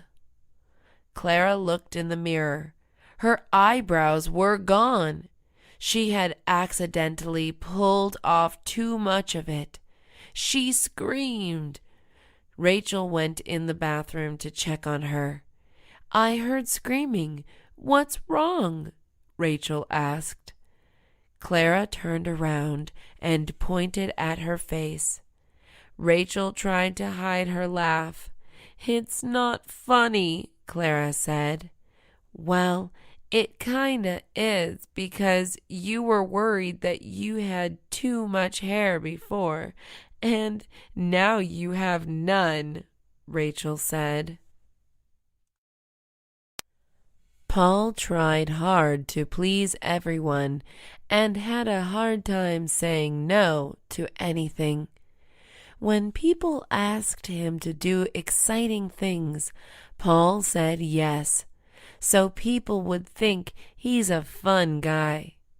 He also said yes to exciting things because he thought life was too short not to try new things. When people asked him to do favors for them, Paul said yes because he wanted people to like him. His agreement to everything was a big problem when he was busy with homework, chores, or any other personal commitments. One time, he had a test that was worth 50% of his final grade, and the day before it, he decided to go skydiving with his neighbor. Skydiving took about 5 hours, and Paul couldn't get home until 11 p.m. By then, he was tired and found it hard to focus on studying. Another time, Paul's friend asked if he could turn in her paper for her at 3 p.m. Paul had to be at his soccer game at 3:10 p.m. Any other person would have said no, but not Paul. Paul turned in the paper for his friend, ran to the gym to change, and then arrived at the soccer game 10 minutes late. Kenneth and Leslie raised their kids to have Christmas spirit. They do all the Christmas traditions, everything from decorating the house with lights to putting a star on top of the Christmas tree. The kids even think that Santa Claus is real. This all changed when Kenneth and Leslie's son Thomas saw Kenneth putting a bunch of Christmas presents under the Christmas tree late at night. Thomas gasped. He was upset that his parents lied to him. "Mom, Dad, why didn't Santa come this year? I saw you two putting gifts under the tree," he said. Kenneth and Leslie looked at each other with worries. "Well, son, the truth is, Santa didn't have time to put them under the tree, so he gave them to me and your mom," Kenneth said. Leslie was impressed with her husband's ability to come up with a lie so quickly. "You know, a lot of kids at school say that Santa isn't real," Thomas said. "Well, they're lying, honey. They just want to make you feel bad," Leslie said. "Really? Well, can you prove it by bringing me to Santa Claus?" Thomas asked. "Well, we can bring him to you," Kenneth said. An hour later, Kenneth entered the house in a Santa Claus costume. Linda loved her husband, Tom, but she hated Valentine's Day. She thought it was lame and pointless. She thought it was dumb that couples acted especially nice to each other on Valentine's. She believed that lovers should treat every day like Valentine's Day. Tom had flowers delivered to Linda's workplace on Valentine's Day. When she saw them on her desk, she rolled her eyes. Tom knew she hated Valentine's Day. She also thought that flowers were a waste of money. They died so quickly. She could never understand why anyone would pay over $30 for a bouquet of flowers. When Linda got home after work, she asked Tom why he sent her flowers. "I know you hate Valentine's, but I saw my friend play the piano in front of his wife for Valentine's, so I wanted to do something special," Tom said. Linda smiled. Even though she hated Valentine's, she felt loved by her husband. Ying moved to the U.S. when she was 15 years old. She was born in China and had a Chinese accent when she spoke. She didn't like her accent because it made her sound funny, and people sometimes couldn't understand what she said. Ying also knew that people made fun of her accent. Ying's history teacher made everyone go up in front of the class and recite a part of the Constitution of the United States. Ying didn't want to do it. She asked her teacher if she could record herself and send it to him. The teacher said no, because that would be unfair to everyone else. Ying then said that it was unfair that everyone had an American accent. The teacher told her to take classes to get rid of her Chinese accent. Ying took her history teacher's advice and took a class on getting rid of the foreign accent. The class was filled with people like Ying. The teacher had Ying and other students pronounce things. After a week, Ying didn't see an improvement. She decided to stop going to class and start loving her accent. She shouldn't have to change herself. People should like her the way she is. The career day was the time when parents of students came into the classroom to talk about their jobs. Jane brought her dad, who was a bus driver. Jane's dad did not like his job when he was first starting out. After 5 years, he liked it. He liked it because he got to talk to people. Sometimes, though, no one wanted to talk to him. Those days were bad. Jane's dad talked about what he had to do as a bus driver in front of Jane's classmates. "Anyone interested in becoming a bus driver?" Jane's dad asked. No one raised their hand. The next parent going up was Julia's dad. Julia's dad was a firefighter. He dressed up in his firefighter uniform. He talked about his experiences and the crazy fires he had to put out in the past. The students loved Julia's dad. They asked him a ton of questions, and someone even hugged him. Jane's dad felt bad. He left the classroom before the day ended. Jane's teacher ran out of the room to talk to him. "Mr. Lowell, I just wanted to tell you that I have so much respect for what you do." Jane's dad smiled.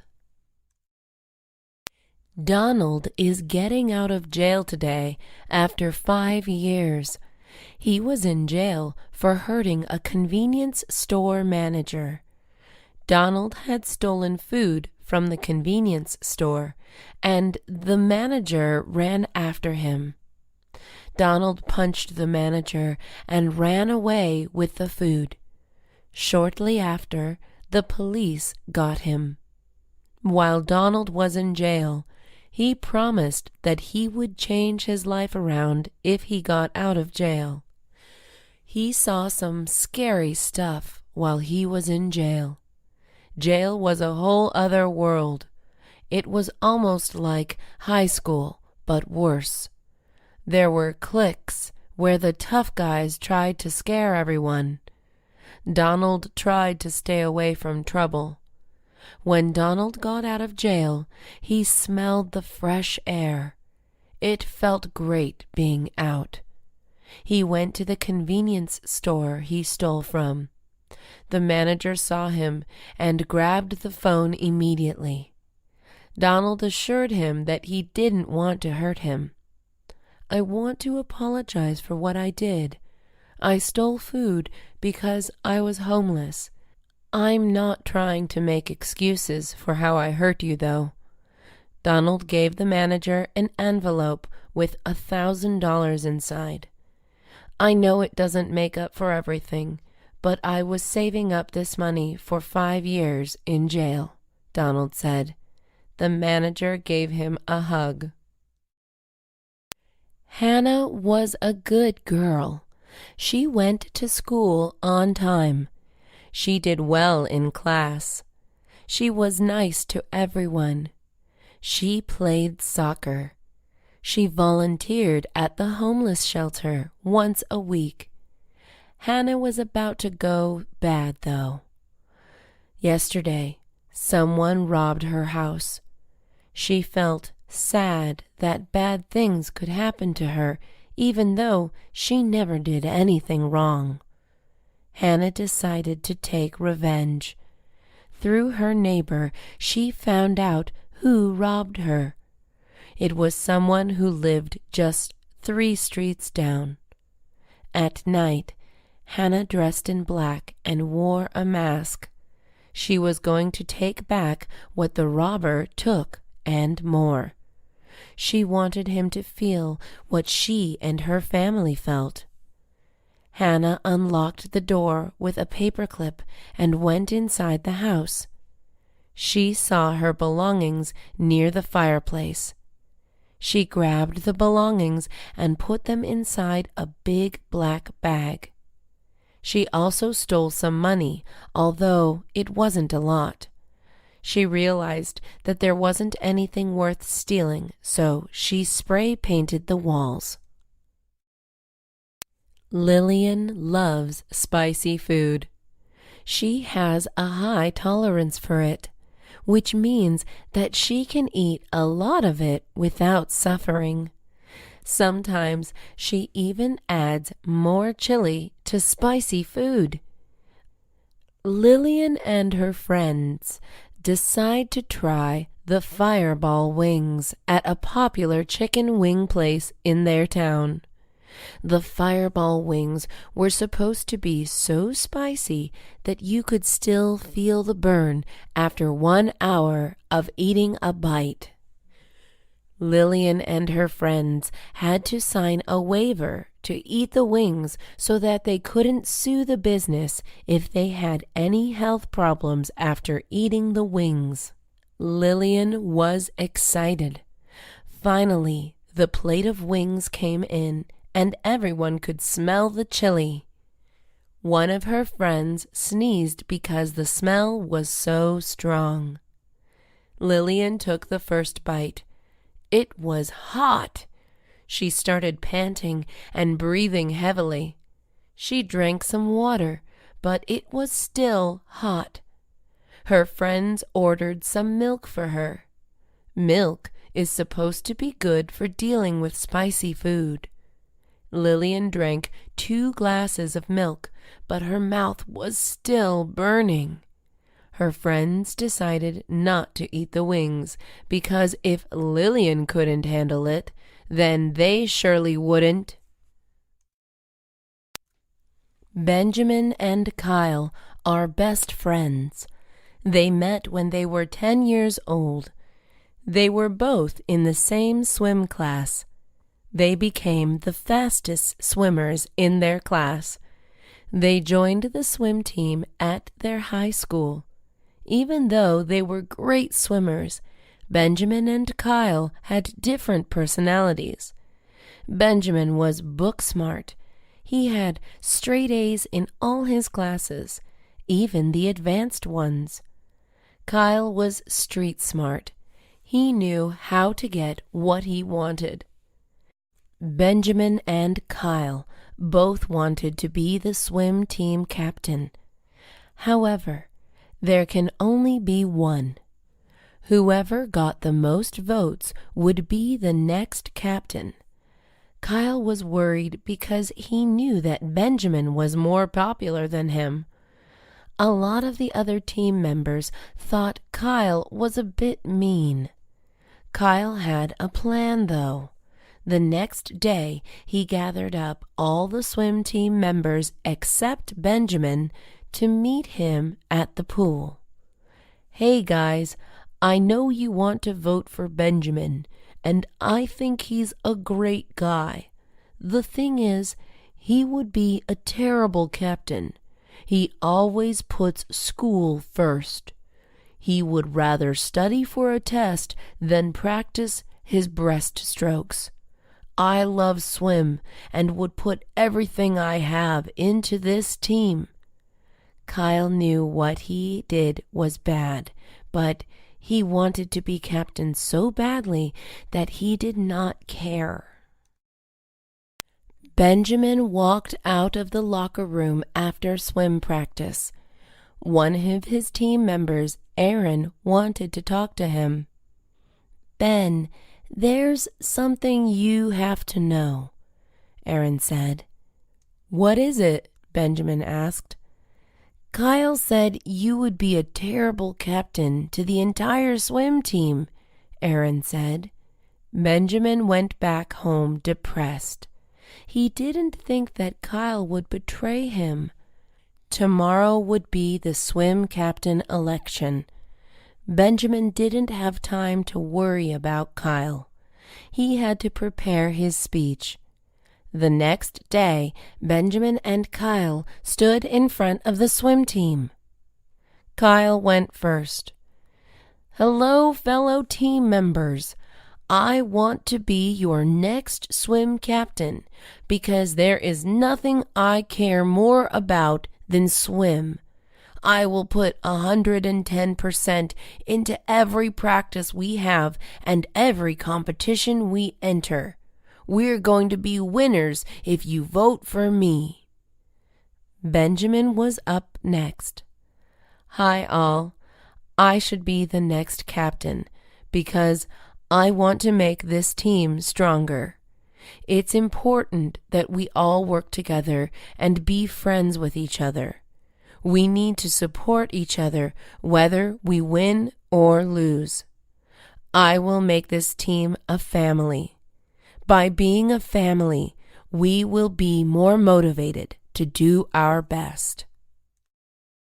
Benjamin and Kyle had just made their speeches to be swim captain. All right, all those who want Kyle as your captain, raise your hand, the swim coach said. 5 people raised their hands. All those for Benjamin, raise your hand, the swim coach said. 30 people raised their hands. Everyone congratulated Benjamin and chanted his name. Kyle was upset and left school early. Benjamin went to Kyle's house after school. He knocked on Kyle's door. Kyle opened it. "Hey, man, what's up?" Kyle said. "Were you ever going to tell me that you said I'd be a terrible captain to the whole swim team?" Benjamin angrily asked. Kyle did not know that Benjamin found out about the betrayal. "I'm sorry, man. I wanted to be the captain so badly." "I thought we were best friends. How could you do that?"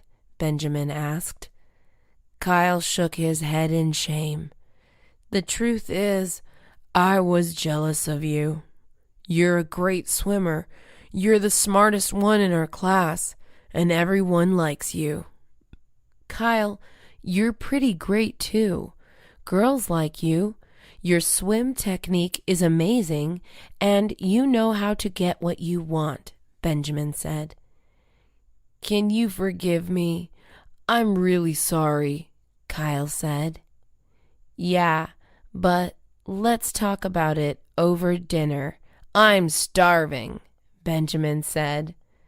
Kyle and Benjamin went to a restaurant they had been going to since they were 10 years old. Mary and Natasha both like Kyle. They both want to go to the homecoming dance with him. Mary got to him first. "Hey, Kyle, want to go to the homecoming with me?" "Oh, gosh, I'm actually asking someone else later today," Kyle said. Mary was furious. How could he say no to her? "Who are you asking?" Mary asked. "Natasha," he said. Mary had to do something. She couldn't let Natasha take Kyle away from her. Mary walked over to Benjamin, Kyle's best friend. "Hey, Benjamin, you should ask Natasha to the homecoming dance." "Really? I don't think she likes me," he said. "She told me she likes you," Mary said. "Okay, I will ask her out. Thanks for telling me," Benjamin said. Benjamin went up to Natasha during lunch with roses. "Natasha, will you go to the homecoming dance with me?" Benjamin asked. Natasha didn't want to go with Benjamin, but everyone was staring at them. She didn't want to embarrass him by saying no. "Yes, I'll go with you," she said. Kyle and Benjamin were hanging out after school. "So I'm going to the dance with Natasha," Benjamin excitedly said. "What? I was going to ask her out later today," Kyle said. "What? Well, it's too late. She already said yes to me," Benjamin said. Kyle was sad. He decided to ask Mary to the dance instead. It was better for him to ask someone than no one at all. At the dance, there was a DJ, a disco ball, food, the school mascot, and pretty decorations. Everyone was having a good time, except Benjamin, Kyle, Mary, and Natasha. Benjamin and Natasha barely spoke to each other. Natasha kept thinking about Kyle, and Benjamin thought Natasha was way too quiet. Kyle kept thinking about Natasha, and Mary was mad that Kyle wasn't paying attention to her. "Give me a second. I'm gonna see how Ben is doing," Kyle said to Mary. Kyle walked over to Benjamin. "Hey, where's Natasha?" Kyle asked. "She's in the bathroom," Benjamin said. "None of us are happy right now. Why don't we switch dates?" Kyle suggested. "That would leave me and Mary unhappy," Ben said. Kyle sighed. He knew Ben was right. The homecoming dance was just going to be a bad night. Textbooks are really expensive. It is funny because nobody wants them. Students just have to buy them because teachers want them to. Mr. Tan teaches an economics class, and he usually makes them buy a $200 textbook. Last year, though, one of his students tried to steal a textbook. That student got suspended. The sad thing is, the student stole the textbook because he could not afford it. Mr. Tan decided to change some things around. Instead of making his students buy the textbook, Mr. Tan made copies of the textbook and gave them to the students. This is technically illegal. Another teacher found out about what Mr. Tan was doing and told the principal. The principal gave Mr. Tan a warning. Mr. Tan had to come up with another idea that was legal. Mr. Tan decided to use online articles that were available for everyone to access. The students liked this idea because they did not have to buy a textbook. The principal liked this idea because it was legal. Mr. Tan liked the idea because he felt that the articles taught a lot of interesting information. Mr. Tan won Teacher of the Year award. He was respected for caring about his students' financial situation. In college, everyone has different class enrollment times. Some people have early times, and some people have late times. The more classes you have taken, the earlier your registration time is. That is why seniors have early registration times. All student athletes, students on scholarships, and low-income students have early registration times. A lot of students complain about their registration times. Having a late registration time means not getting the classes you want. Not getting the classes you want means not being able to graduate on time. This is a big problem in public schools. Every semester, there are a ton of students who line up to complain about their registration times. Academic counselors tell the students the same thing every time. We can't do anything about it. Parents complain about it too. The academic counselors tell them the same thing. One of the parents who complained was a lawyer. She tried to sue the school. It did not work. Students also protested that athletes should not have earlier registration times. The academic counselors say, "We don't make up the rules." Stage fright is the nervousness one feels when speaking in front of an audience. It is extremely common. Mr. Todd tries to eliminate stage fright in his speech class. In the class, everyone is required to do 5 speeches in front of the class. The first speech is about the student. The students typically talk about their likes, dislikes, family, friends, hobbies, and future goals. Since it is the first speech, a lot of students are nervous.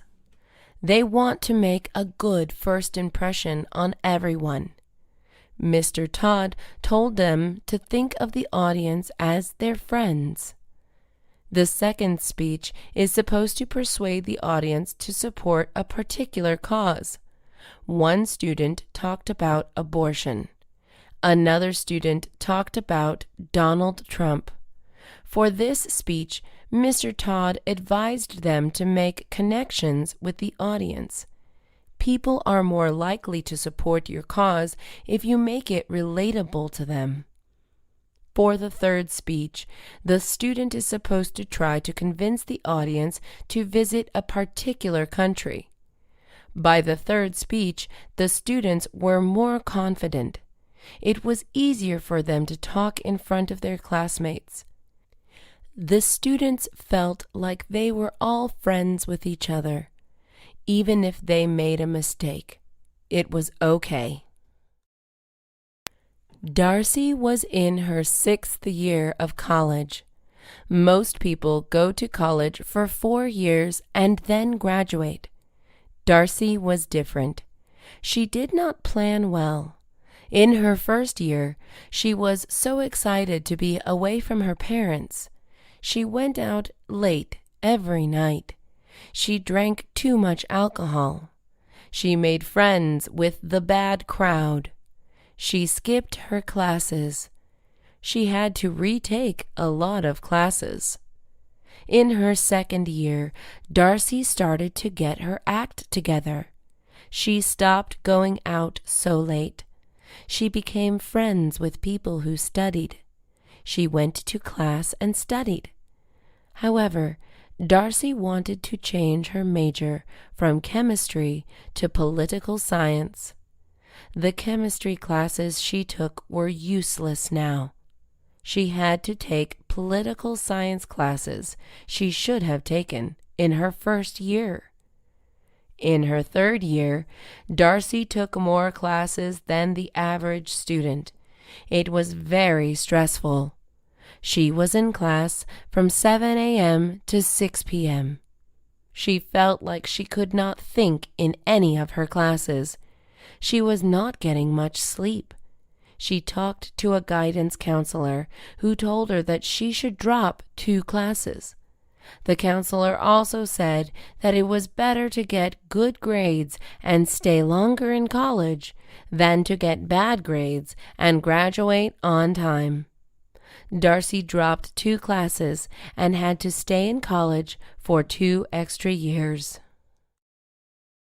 There are a lot of rules on what students can and cannot wear. Girls can't show bra straps, wear shorts that are too short, wear tank tops, nor can they wear body jewelry. Guys can't show their boxers or wear pants that are too baggy. Both girls and guys cannot wear open-toed shoes, including flip-flops.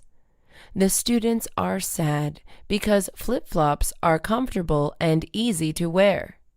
Flip-flops are also great when it's really hot. One sunny August, Sebastian decided to break the rules and wear flip-flops to school. He felt cool that he was breaking the rules. His friend Brett looked at him in horror. "Dude, you're going to get in trouble," Brett said. Sebastian laughed.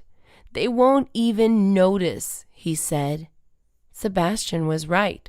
Class after class, teachers failed to notice that Sebastian was wearing open-toed shoes. After the last class bell rang, Sebastian and his classmates walked out. When he walked outside, Sebastian tripped over a rock. His toes started to bleed and his foot was bruised. He couldn't even get up. Brett called the nurse over. The situation was too serious for the nurse to handle. The nurse had to call the hospital. Sebastian never wore flip-flops again. Mabel was the most likable girl in school. Teachers loved her because she was a good student who always had something to say. Boys loved her because she was so beautiful. Girls loved her because she was nice and always helped them. Her siblings loved her because she was caring. Mabel just had a good impression on everyone. One day, a robber came to her house, stole all her money, and punched her when she tried to stop him. Mabel was devastated after that incident. She felt upset that someone would hurt her when she was a good person. When she returned to school, it was hard for her to talk to people. She started spacing out in class, sitting alone during lunch, and wearing the same clothes every day. Mabel's friends were worried about her.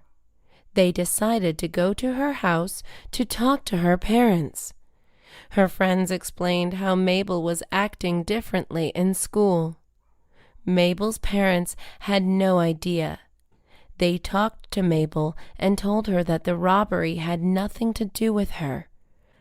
Robbers just rob houses that they feel are the easiest to break into.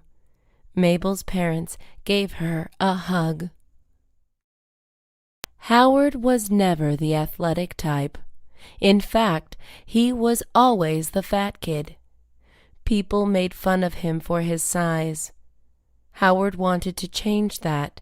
He wanted to be more healthy. He wanted to get into sports. He saw a flyer for soccer tryouts. Howard never played soccer, but he watched it on TV.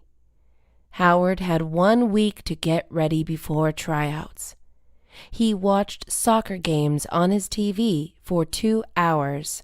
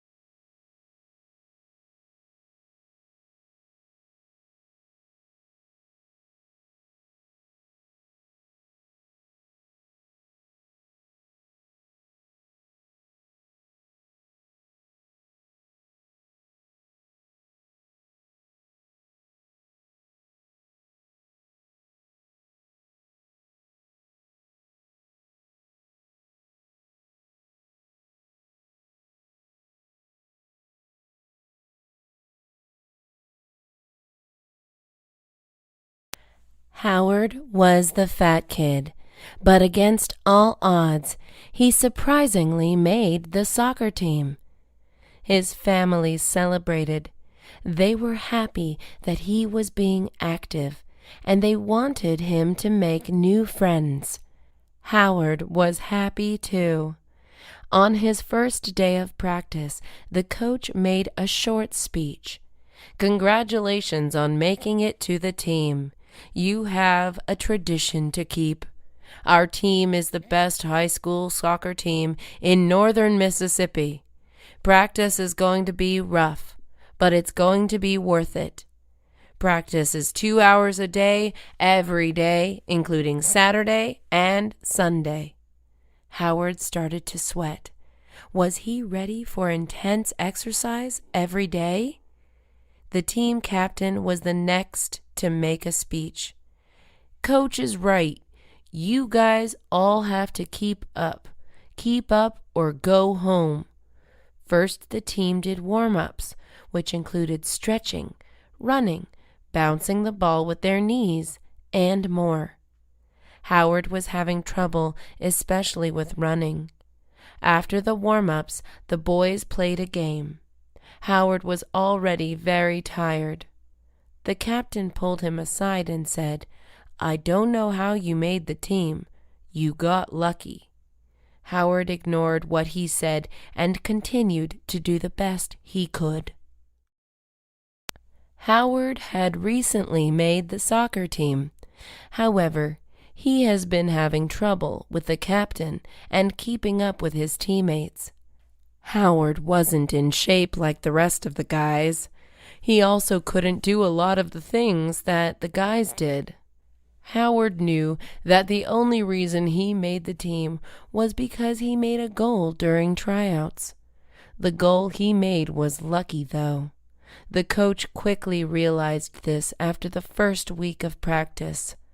The coach set up a meeting to talk to Howard. "Do you know what this is about?" the coach asked. Howard nodded. "Your performance has not been so good compared to the others. It also seems like you're having a lot of trouble," the coach said. "Yeah, I didn't grow up playing soccer," Howard said.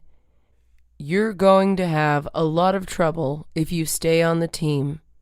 If you still want to play, I think you should take classes and try out again next year." Howard sighed. He knew the coach was right, but he was still sad. Howard cried. The coach put his arm around him. "Everyone has strengths and weaknesses. Soccer is not your strength, but you are probably good at something else. My strength is playing soccer, but my weakness is playing instruments," the coach said. Howard felt a lot better after hearing him say that. Howard knew that he had strengths. He just had to find out what they were. Ricky is homeless. He sleeps under a shady big tree at the park every night. In the morning, he walks around the park and sometimes goes on the playground. He likes going on the swings, closing his eyes and thinking about the past. His past was great. He grew up in a wealthy family. Both of his parents were doctors. Ricky went to a good school, had lots of friends, and was on his way to being a doctor. Everything was perfect. Then his parents got sued by a patient. His parents lost the case and owed the patient millions of dollars. Ricky and his family had to sell their house and move to a much smaller house. Ricky also had to move schools. Ricky's parents had a very hard time adjusting. His dad had a heart attack after 1 year of living in the small house. His mom had a hard time without his dad and died from stress. Ricky had to support himself. He quit school and worked at a grocery store. He eventually quit because he thought he was too good for his job. Ricky decided he would rather be homeless than work at a job he hated. Ricky had gotten used to being homeless. He had been homeless for 5 years, and he is now 23 years old. He talks to people at the park and has good conversations. He gets food from the trash can. He doesn't mind. Ricky is homeless but happy. Margaret was going to meet her boyfriend's parents for the first time. She was worried that they wouldn't like her because she was poor. They probably thought she was with him for his money. She wasn't. She was with him because he was kind and funny. Margaret had to look her best. She put on her nicest dress, heels, and diamond earrings. Margaret's boyfriend, Jimmy, picked her up. "You'll be fine," he said. When she saw Jimmy's parents' house, she gasped. It was huge. There were 2 security guards at the 2 ends of the gate. They typed in the code and the gate opened. When they got to the front door, the servant opened the door for them. Margaret and Jimmy went into the living room to find Jimmy's parents drinking expensive wine. It was the kind of wine that was $100 a bottle. "Mom, Dad, this is Margaret," Jimmy said. Jimmy's mom looked at Margaret from top to bottom and frowned. Jimmy's dad did the same. Margaret was not off to a good start. The four of them sat at a dining table. Nobody said anything for 10 minutes. Margaret broke the silence and said, "This is delicious." "Of course it is. It's probably the most expensive thing you ever ate," Jimmy's mom said. "Mom, that was really mean," Jimmy said. "I'm just saying the truth, son." Margaret and Jimmy left after dinner. Margaret swore she would never see his parents again. For the first time ever, Gabby was going to be home alone. Her parents and little brother were going on a 1-week trip to Hawaii. Gabby didn't want to miss out on school, so she had said she would stay at home. It was going to be great. She could stay up late as she wanted, invite people over, and sing as loud as she wanted to. She invited her friends, William and Agatha, to her house after school. "Wow, it is so cool to have the whole house to yourself. Your parents must really trust you," Angela said.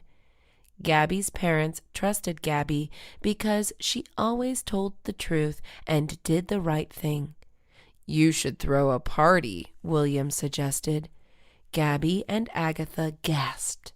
"Did you hear what I just said?" Agatha said. "I heard you. I just think Gabby should do the wrong thing for once and not be boring," William said. Gabby did think about it. People at school did think she was a goody two-shoes, and her parents probably wouldn't find out. "Okay, I'll do it," Gabby exclaimed. Gabby invited the whole 11th grade class to her house on Friday. A lot of people came and the house was packed. It seemed like everyone was having a good time. People really liked the food and the music at the party. Eventually, however, the party got too crazy. People started yelling at each other. Things broke, and neighbors complained. All of a sudden, the door opened. It was Gabby's parents. "Mom, Dad, aren't you supposed to be here tomorrow?" Gabby asked. "We were, but we came here to surprise you with a gift," her dad said. Gabby felt guilty. Ginny was obsessed with donuts. She had her first donut when she was 5 years old. It was from a gas station. Ginny was crying, and her dad was trying to get her to be quiet. He gave her a donut, and Ginny immediately stopped crying. Ginny has tried 20 different donut shops and hundreds of different flavors. Some of her favorite donut flavors included chocolate, banana, and regular glazed. Her friend Rebecca knows how much she likes donuts, so she recommended her a place. It's called Donutty. It's known to be the best donut on earth, Rebecca said. "What's so good about it?" Ginny asked. "They're really fresh, and they use a type of sugar that is good for you," Rebecca said. Ginny was going to check the shop out. Donutty was an hour away from Ginny's house. Her brother made fun of her for driving so far just to eat donuts. When Ginny and Rebecca got there, the store was closed. The girls felt so frustrated. They decided to get donuts at the gas station nearby. It was not the best, but it was still pretty good. Ms. Robbins was known around the school as the meanest teacher ever. She gave hard tests, made fun of students, and wouldn't let the students have any fun whatsoever. Why was Ms. Robbins so terrible? Well, she never wanted to be a teacher. She grew up wanting to be an actress. She was pretty good at it. She even had her own TV show once. The TV show did not do so well, and it ended after a year. Ms. Robbins struggled to find a job after that. Ms. Robbins only got her job as a teacher because she knew the principal of the school. They were best friends from high school. Miss Robbins taught history. Her students were all afraid of her. One of her students, Cassidy, raised her hand to ask a question. Ms. Robbins, how long should our essay be? Ms. Robbins stared at her coldly and said, I hate repeating myself. Ask your classmate. Ms. Robbins was called into the principal's office. What's up? She asked. There have been some concerns over your behavior, the principal said. I know where this is going, Ms. Robbins said. Do you? Well, it has to change. I know you don't want to be here, but you can't get paid if all your students want you gone, the principal said. Ms. Robbins was more careful since her meeting with the principal. Martin and Kylie have been in a relationship for 4 years. They have already said, I love you, met each other's parents, and talked about marriage. Their friends and family are just waiting for Martin to propose to Kylie. However, they don't know that Martin has been having second thoughts about his relationship with Kylie. Martin asked Kylie to go out to dinner with him. So, this is going to be hard to hear, Martin said. What happened? Did someone die? Kylie asked. Kylie had no idea what was coming next. I want to take a break from us, Martin said. What do you mean? Kylie asked. I still love you. I just need some time to myself. I want to travel by myself, Martin said. For how long? Kylie asked. Maybe a year, Martin said. I'm not going to wait around, so we're over, Kylie said. Martin was sad at first, but as he was traveling across the world, he didn't feel too sad anymore. He first went up to Canada. He really liked the donuts there. He then went to Ireland. He really liked how green it was. He then went to Italy. He really liked the buildings and houses there. Next, he went to Vietnam. He really liked the people there. After 1 year, he came back to the United States. He asked how Kylie was doing. They went out again to catch up. They got back together. It was clear that they still loved each other. Myron was a meat lover, and Nick was a veggie lover. Not only is Nick a veggie lover, but he is a vegetarian. It makes things hard for Myron and Nick's parents to prepare meals for them. The parents liked meat, but when they make something like chicken, they have to prepare something different for Nick. It was extra work. The family was recently invited to a friend's barbecue party. Nick didn't want to go because he knew that everyone would ask why he wasn't eating meat. Honey, just come. There will be mashed potatoes and corn, his mom said. I know, Mom, but I just don't want to explain to everyone why I'm a vegetarian, Nick said. Everyone there wants to see how you're doing, his mom said. You know what, Nick? Why don't we all become vegetarians for this whole month? We can all explain together why we're vegetarians. It will be healthier for us too, his dad said. Nick appreciated his dad's suggestion. That's too hard for me, Myron said. Well, Myron, it would be good if you laid off the meat for a while, Nick said. The boys and their parents went to the barbecue party and didn't eat meat. They felt surprisingly good.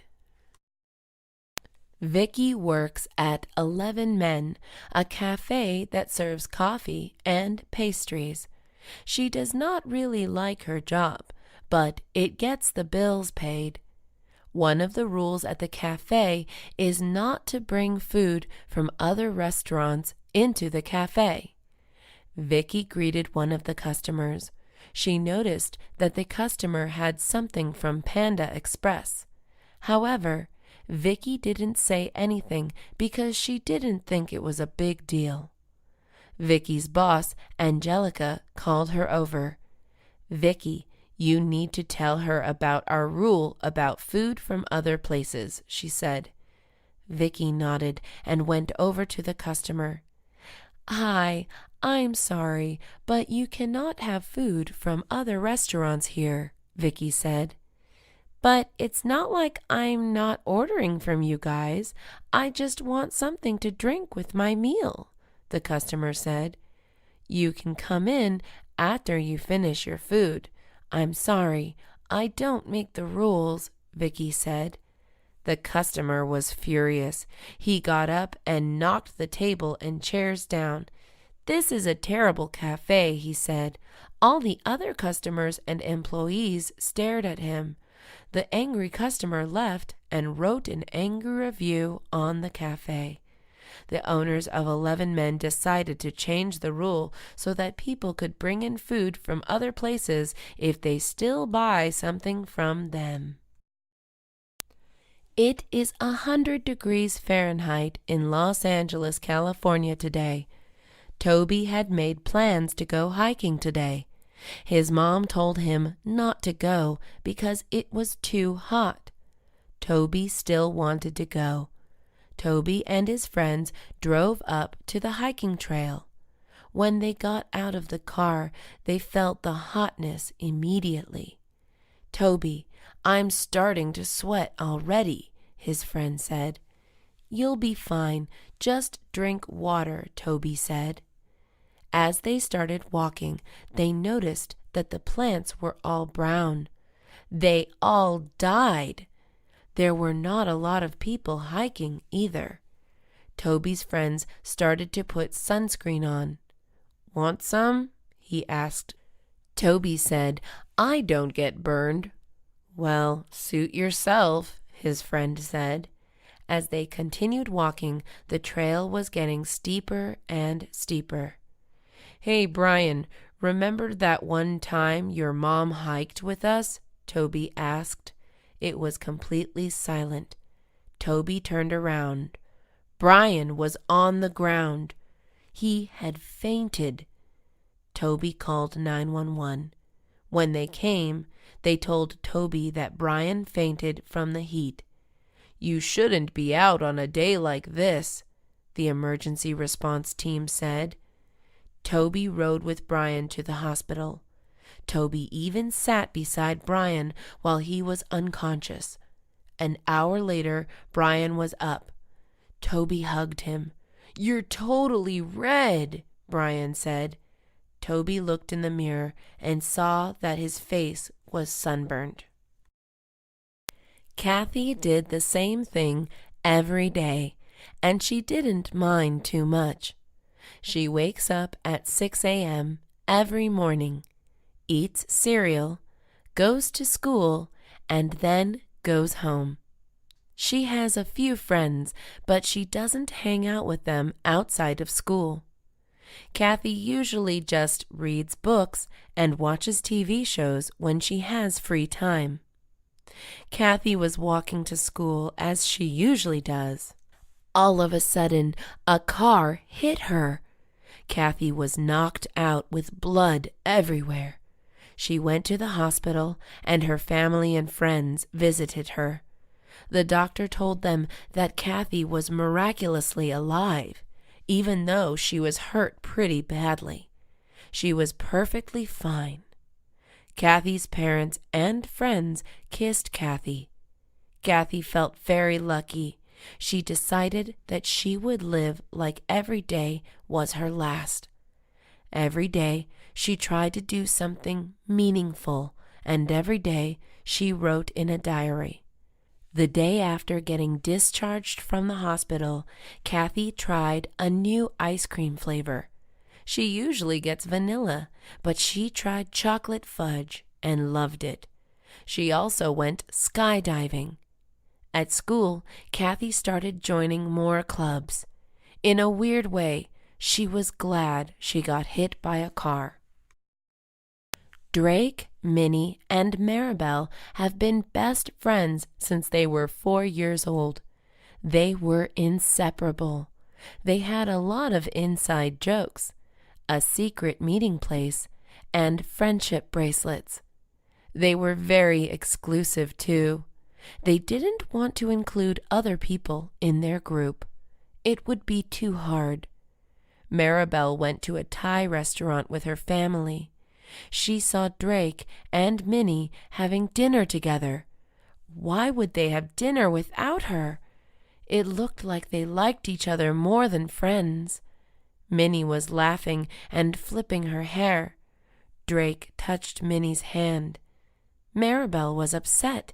If they started dating, she would be out of the group. At school, Maribel confronted Drake and Minnie about it. "So, when were you going to tell me you two are dating?" Maribel said. Drake and Minnie nervously looked at each other. "We're not dating. We never would," Drake said. "I saw you two at the restaurant last night," Maribel said. "Well, we didn't want to tell you, but we were planning a surprise party for you. That's why we didn't invite you to eat with us," Minnie said. Maribel felt bad that she ruined the surprise. Laura always had really long hair. It went all the way down her back. It was difficult to maintain. It took her 20 minutes to wash her hair. It was also hard for her to exercise since her hair was always flying around everywhere. Laura decided to cut her hair all the way to her ears. She wanted very short hair. She also wanted to donate her hair to cancer patients. Laura always felt strongly about cancer. Her mom died from breast cancer. The hairstylist asked Laura if she was sure that she wanted to cut her hair. Laura nodded. When the hairstylist was finished, Laura looked down to the floor. There was so much hair. Laura couldn't wait to go to school and show off her new look. When Laura met up with her friends, they looked shocked.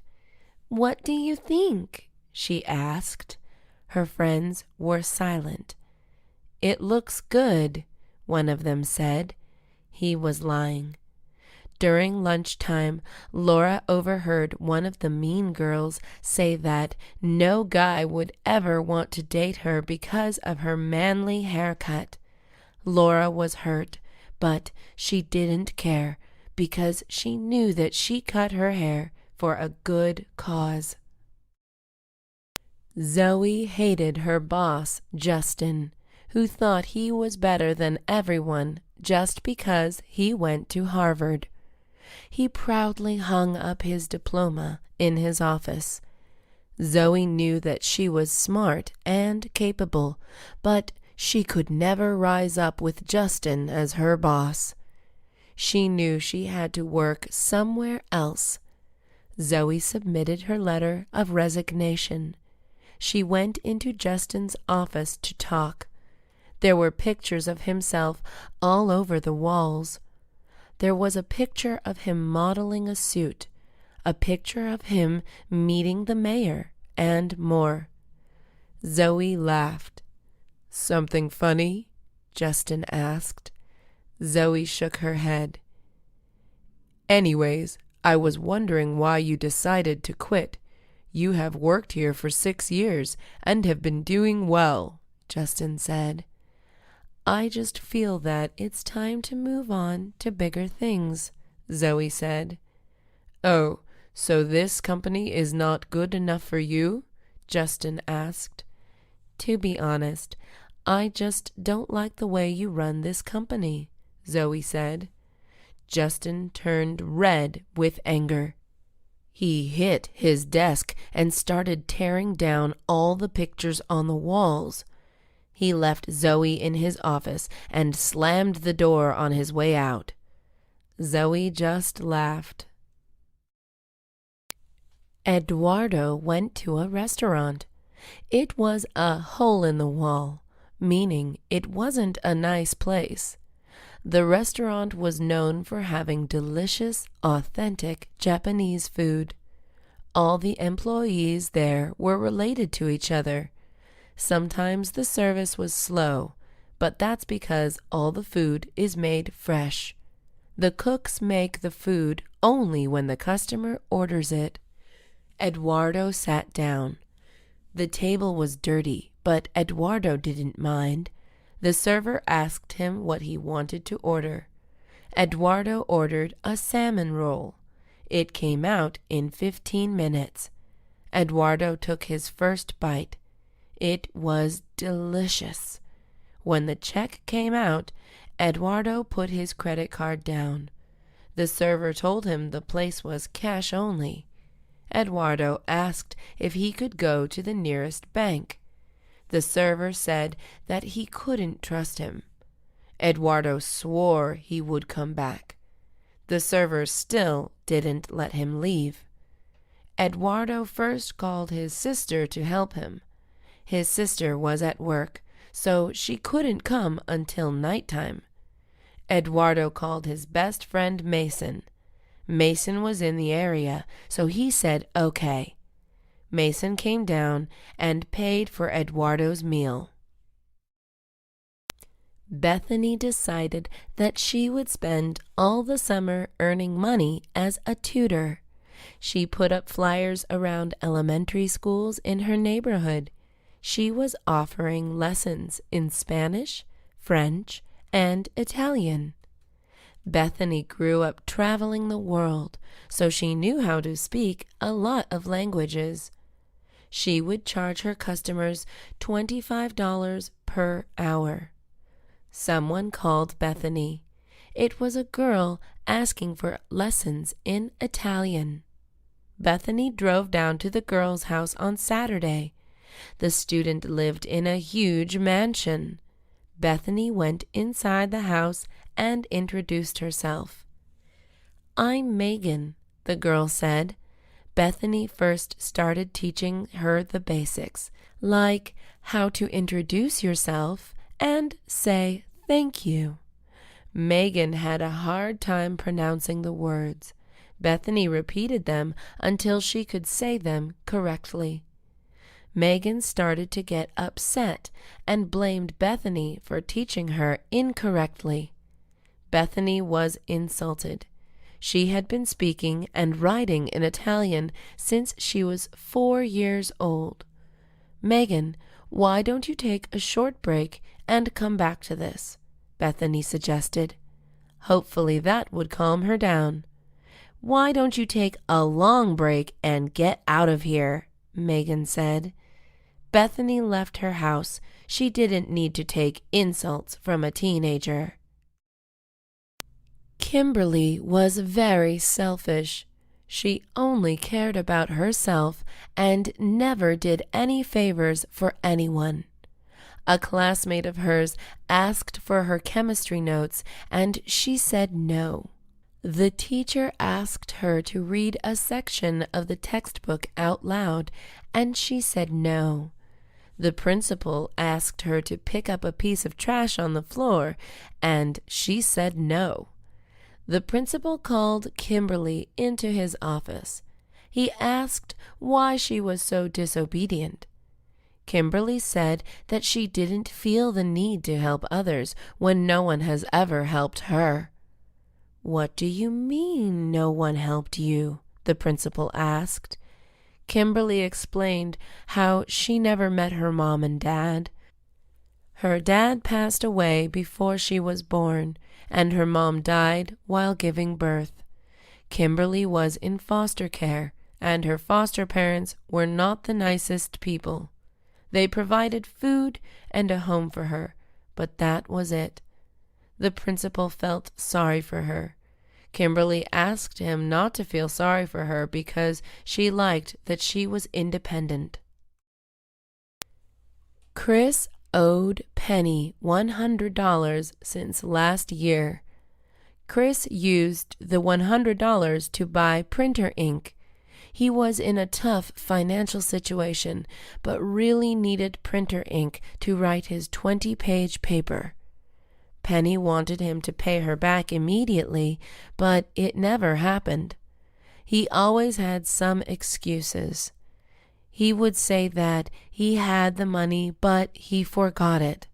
He would say that his boss hadn't given him his paycheck yet for a long time. Penny forgot about the money Chris owed her. Penny remembered when she and Chris went to a restaurant together. Seeing him take out his wallet made her remember. "Hey, do you have $100? You still owe me," Penny said. "I thought I paid you back already," Chris said. Penny laughed. "Can I give it to you tomorrow?" Chris said. Penny knew that if she said yes, she would never get it. Penny said no and made him go all the way to the bank to get $100. Chris went to the bank and asked to take out $100. Something was wrong with his account, though. The banker told him that there was nothing in his account. Someone had pretended to be him and took all his money. Penny was never going to get her $100 back. Apartment 103 had a dish problem. The sink was completely full of dirty dishes from 2 weeks ago. Nobody in the apartment wanted to wash their dishes. Also, no one remembered what dishes were theirs. It was getting out of control.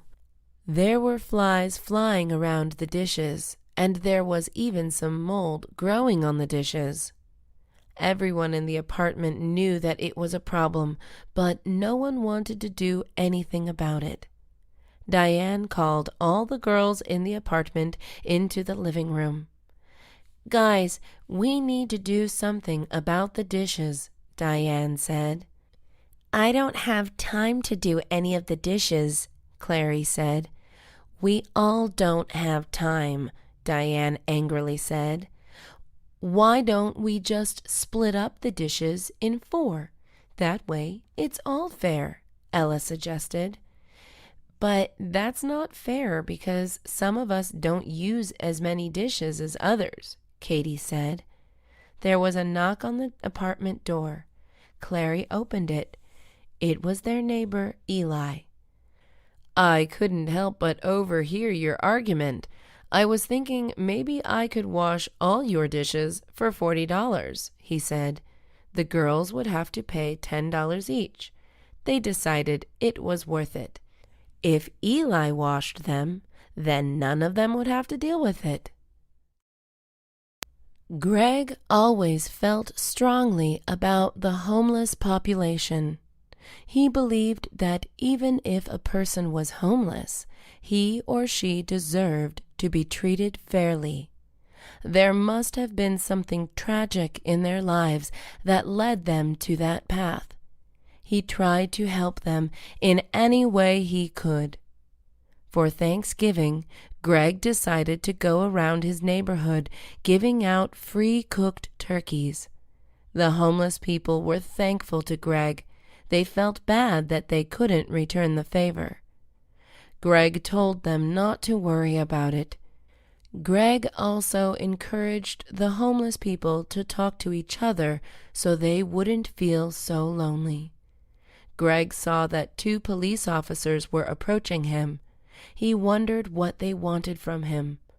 The police officers told Greg that he couldn't give out free food without a license because it was a health concern. Greg thought that was ridiculous since it was clear that the turkey was fine. The police officers told Greg that if he gave out food again, he would be thrown in jail. Greg didn't realize that doing something good could actually be bad. Carter was known among his friend group to be the competitive one. He saw everything as a competition, from having the nicest car to finishing math homework the fastest. It was a good thing and a bad thing. It was good because he accomplished a lot. He always tried his hardest and aimed to be the best. It was bad because it made him stressed. Carter had just taken a difficult English test. A few days later, he got his grade back. He received a C. He was in shock. He had never gotten less than an A before. He asked his friends what they got on their tests. They didn't want to show him because they thought he wanted to show off. "Carter, you make us feel bad when you ask what we got," said one of his friends. Carter did not want to admit that he got a low grade. After class ended, Carter went up to the teacher. He asked Ms. Green what the average grade in the class was. Ms. Green said the average grade was B. Carter was extremely upset. For the first time, his grade was below average. Ms. Green told him not to worry and that even the smartest people would face setbacks. The 4th of July was a big deal to the Griffins. Every year they would have a huge celebration at their house with their friends and family. First, everyone would watch a movie. Then they would eat hot dogs for lunch. Afterwards, they would play games. Some of the games they played together included tug of war, flag football, and trust exercises. After playing games, they ate dinner. Dinner was usually barbecue ribs, corn, and green beans. During dinner, the Griffins would talk about life updates and current events. The big news this year was that Lila Griffin was engaged to the CEO of a world-famous company. Lila Griffin was going to be rich. She was going to move to Beverly Hills. Her uncle asked if she was going to quit her job. Lila said she would not because she would get bored staying at home. After dinner, the Griffins would watch the fireworks. They had a good view of the fireworks. This year, they decided to make their own fireworks too. The fireworks came in lots of different colors, like blue, green, and purple. The fireworks weren't as big as the ones at the park, but they were still nice. It was summertime. Everyone was going to the beach because it was too hot in the city. Ellen and Catherine wanted to go to the beach, but their friend Macy did not want to go to the beach. It wasn't that she didn't like the breeze or the sand. In fact, she loved the beach. She just did not like that she would have to wear a bathing suit. She felt uncomfortable showing a lot of skin because she was a little bit overweight. Ellen and Catherine reassured her that she looked fine. "Why don't you just wear a one-piece swimsuit?" Ellen said. "Because it still sticks to my skin and makes my tummy bulge," Macy said. Ellen and Catherine felt bad that Macy felt insecure about her body. They told Macy that a lot of people at the beach were not in the best shape, and nobody would even pay attention to her. Ellen and Catherine made a list of fun things to do at the beach and gave it to Macy to try to convince her to go. "You don't even have to wear a bathing suit if you don't want to. You can just walk around the beach," Catherine said. Macy decided that her friends were right and drove herself and her friends to the beach. Miles loved playing sports.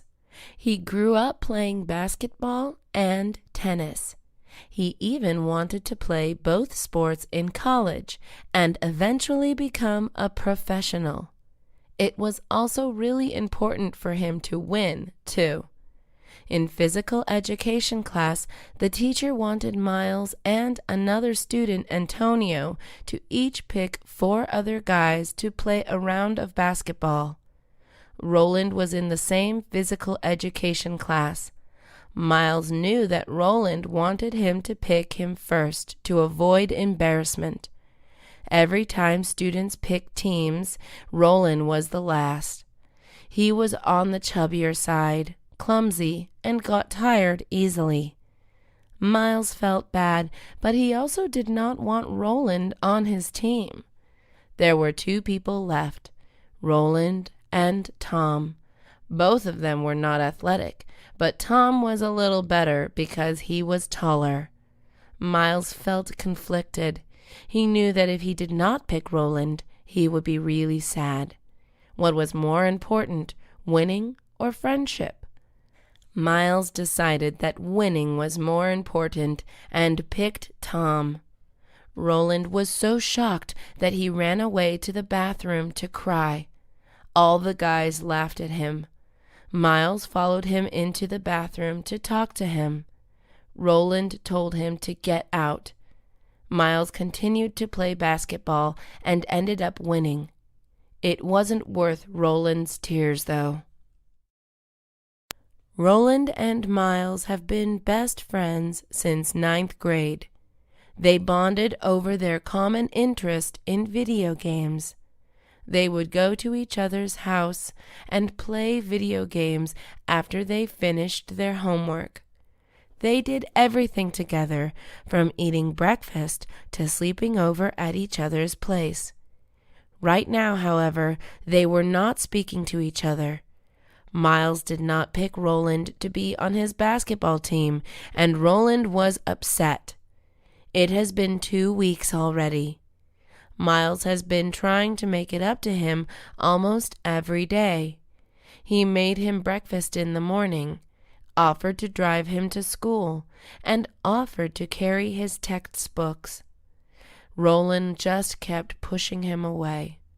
Miles didn't know what he could do. Miles directly asked him one day, and Roland said, "Nothing you do can make up for what you did." Miles was sad, and he gave up. Now, Roland and Miles are about to graduate from high school. It has been a year since they talked. On the last day of school, Roland goes up to Miles. "Hey, I really miss you, to be honest. Want to play video games after the graduation ceremony?" Roland asks. Miles smiles and says yes. Sometimes you can't fix your mistakes right away. Friendship takes time to fix. Janet has a shopping addiction. She loves buying clothes, school supplies, and electronics. If she is not shopping in stores, she is shopping online. She considers shopping as her hobby. Janet often shops when she is sad because she feels like shopping gives her power.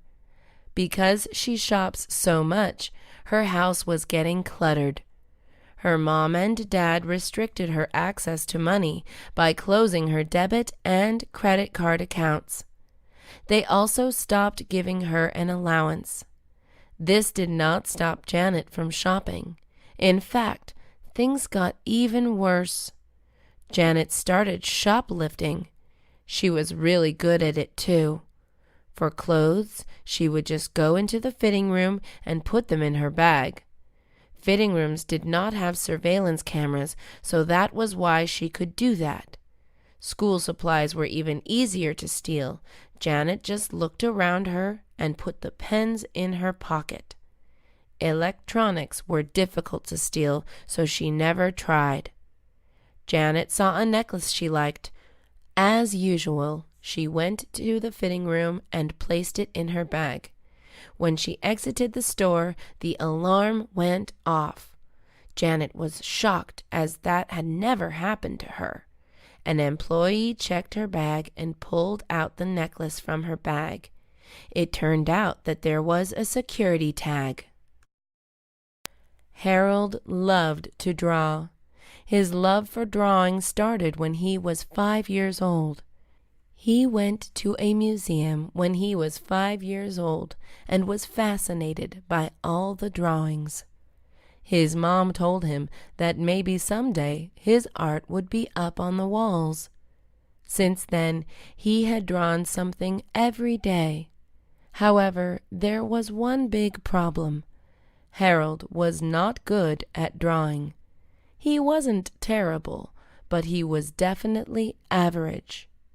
Harold is now 10 years old, and for 5 years his parents and friends have been telling him how great he is.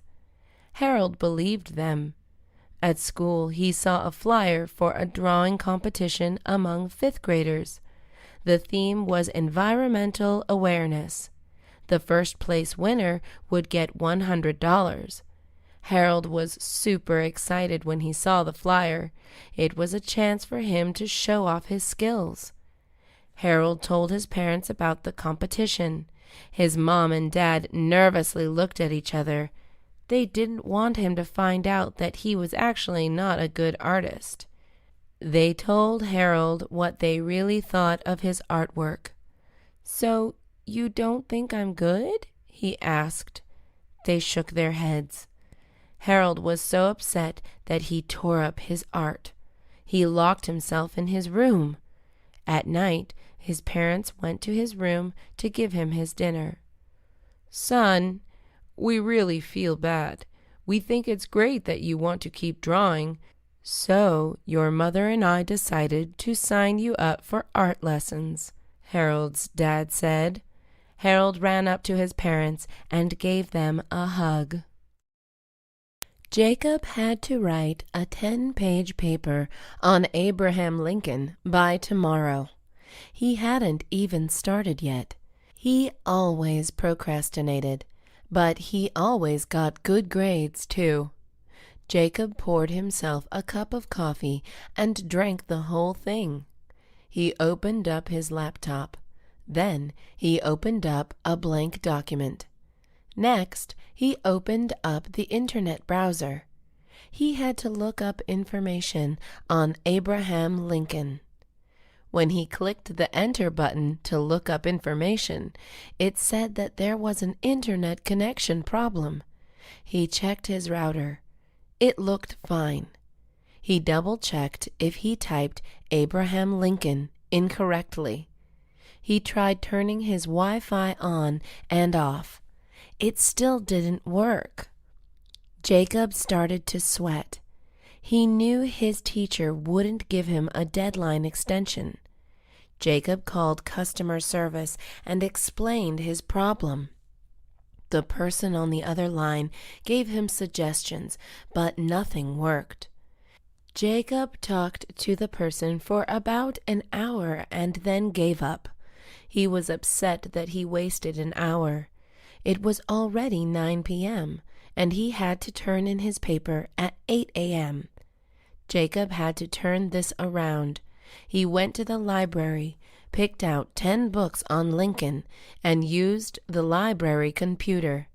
He finished writing at 2 a.m. He ended up getting an A on the paper. Beatrice rode her bike everywhere. Most of her classmates drove around the neighborhood. Beatrice's family couldn't afford to get her a car, so she decided to take her driving test later. She doesn't mind too much. Biking was fun, and it was good exercise. On her way home from school, Beatrice stopped by the supermarket. She forgot her bike lock. She thought about what to do and decided to just leave the bike outside.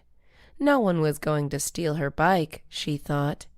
She went inside to buy milk. When she exited the store, her bike was gone. She was going crazy. She looked all around the market just to see if the thief was still nearby. Hours went by, and she still couldn't find it. Beatrice walked back home with a gallon of milk in her hand. She looked up, and her bike was in front of her house. She was surprised. How did it end up at home? She asked her family how it got there. It turned out that her brother took it as a prank. Arya was always the pretty girl at school. She had voluminous blonde hair and curly hair. She was tall and thin. Because she was pretty, her classmates assumed she was dumb.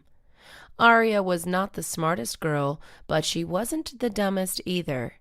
She wanted to prove people wrong by enrolling in advanced placement English literature. On the first day of class, people were shocked to see her there. The teacher even said that she was in the wrong class. Arya had to show the teacher her class schedule. The teacher assigned the students a passage to read and analyze. The teacher put them in groups of 4. Arya's group just ignored Arya and analyzed the passage. Arya tried to talk, but they kept ignoring her and cutting her off. Being sick of the poor treatment, Arya finally yelled, "I'm trying to talk here." "Nobody wants to listen to you. What you have to say is probably dumb anyways," one of her group members said. At the end of the class, Arya told the teacher she was dropping. Ms. Sanchez said, "Don't drop, because then you're proving them right. Show them you're capable of using your brain. Share your thoughts out loud in class, and work on getting A's on your essays." Ms. Sanchez was right. She would never get rid of her dumb reputation if she dropped the class. Steve was a counselor at Camp Lafton. His job was to take care of kids at night, teach them how to swim, and make sure they weren't getting into trouble. At night, the kids kept talking. They were supposed to be quiet an hour ago. Steve had a hard time stopping them from talking. He was getting tired of telling them to be quiet. Steve had an idea.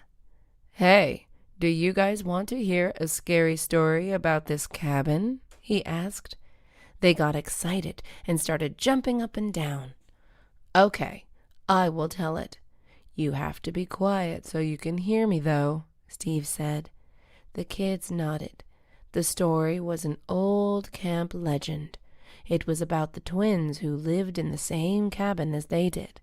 One of the twins mysteriously fainted, while the other one fell through the hole of the floor and was never to be seen again.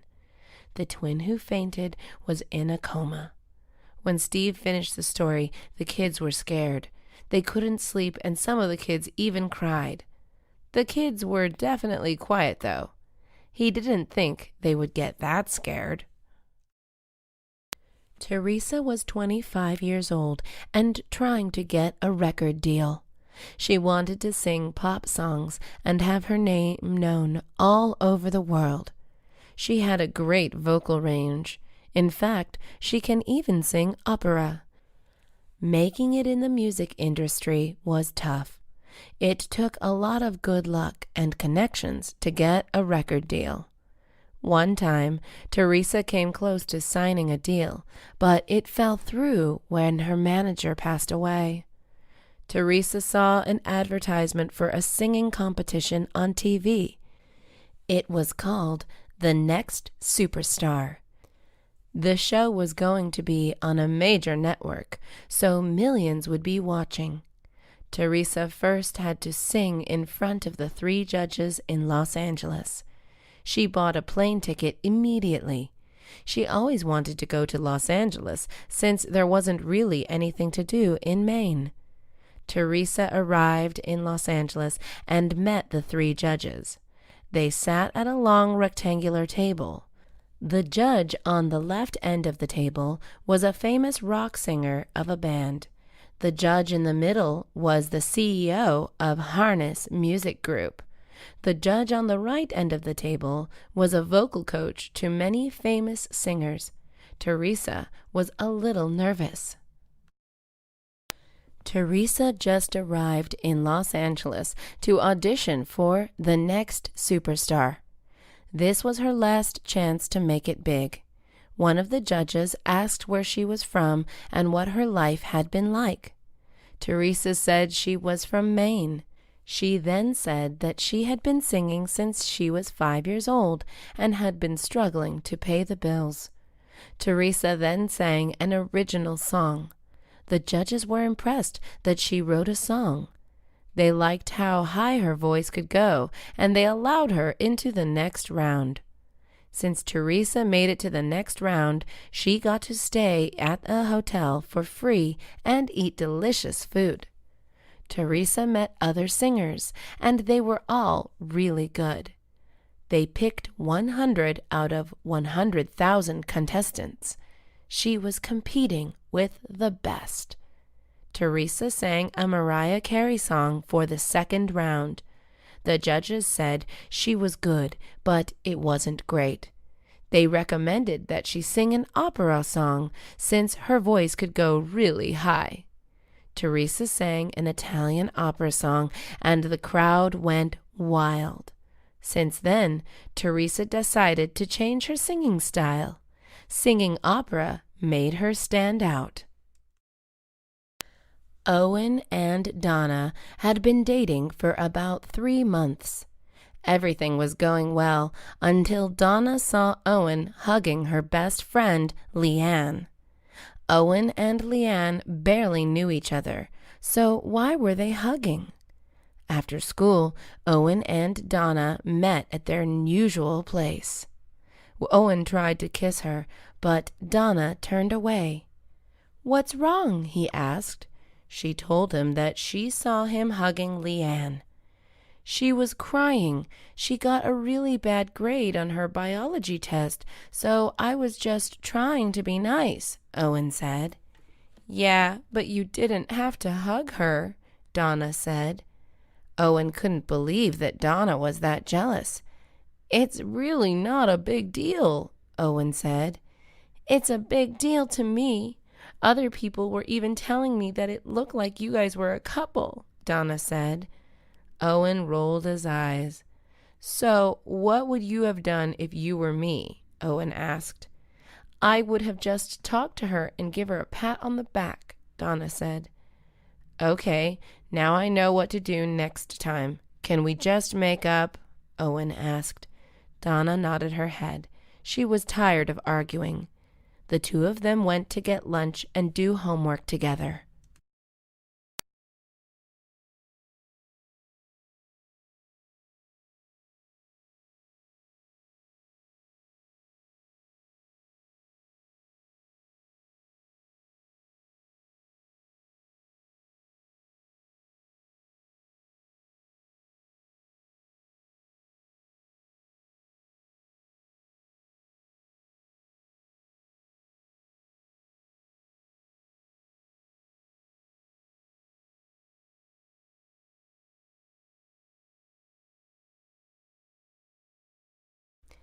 They were talking about the rides, fireworks, and scenery there. Sunny felt so left out of the conversation.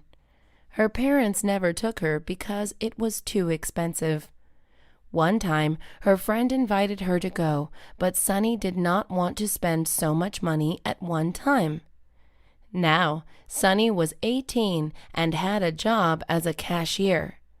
She wasn't making a lot, but she saved just over $800 in her bank account. Sunny invited her closest friends to go to Disneyland with her. They went on a Thursday, so the lines were shorter. Sunny immediately fell in love with Disneyland. It was a dream that came true. It was everything her friends said it would be. Sunny went on almost all the rides and took pictures with all the Disney mascots. At the end of the day, she and her friends watched the fireworks. Stella was practically blind without her glasses. Her family was not blessed when it came to vision. Everyone in her family wore glasses, contact lenses, or had their vision corrected. Stella had to wear thick glasses because her prescription was 20/100. This means that she sees at 20 feet what a normal person sees at 100. Stella felt like people who had 20/20 vision didn't understand how lucky they were. A common problem Stella had was not knowing where her glasses were. There was a time when she knocked her glasses off the desk and spent an hour looking for them. Another problem was that glasses just made her look more nerdy. Stella slept over at her friend's house and had to drive home the next morning. When she opened her car door, she realized that she wasn't wearing her glasses. It must have slipped her mind. Stella knocked on her friend's door. There was no one inside. Her friend had just left. Stella couldn't drive back home. She would definitely get in a car accident. Stella waited outside her friend's doorstep. Eventually, she fell asleep. When her friend came back, Stella was too tired to drive, so she just stayed at her friend's house again. Ralph is a waiter at a taco restaurant. He likes his job because the customers are really friendly. His co-workers are funny. The pay is pretty good. He does not want to work at the taco restaurant for the rest of his life, though. He wants to use his money to start his own company. He wants to create a phone app that allows people to talk to friends internationally. Ralph has all the plans for his app, but he just needs the money. If the app goes big, he could make millions.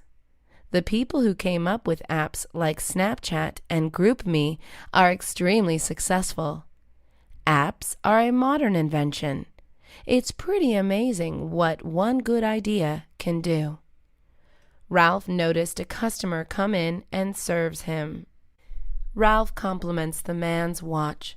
"Thank you. The truth is, I hate wearing it, but I need it because I have such a hectic schedule," he says. Ralph asks what he does for a living. The man explains that he buys apps from young entrepreneurs. Ralph jumps up and down with excitement.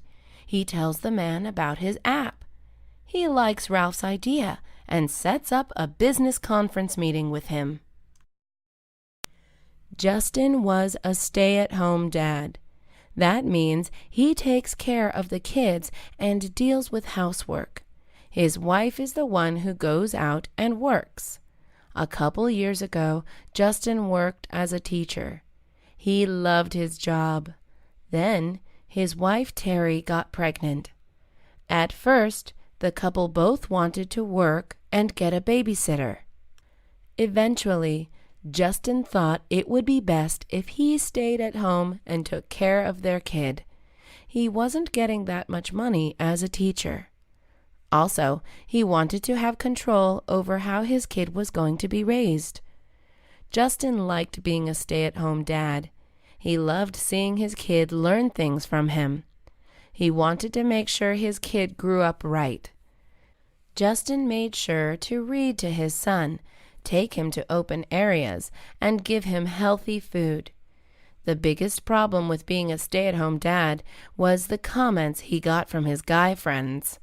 They made fun of him for doing housework. At first, the comments bothered him, but they're not a big deal anymore. Justin does miss teaching, though. He is waiting for the day he can teach at school again. He is planning to go back to the job after his kid turns 13 or so.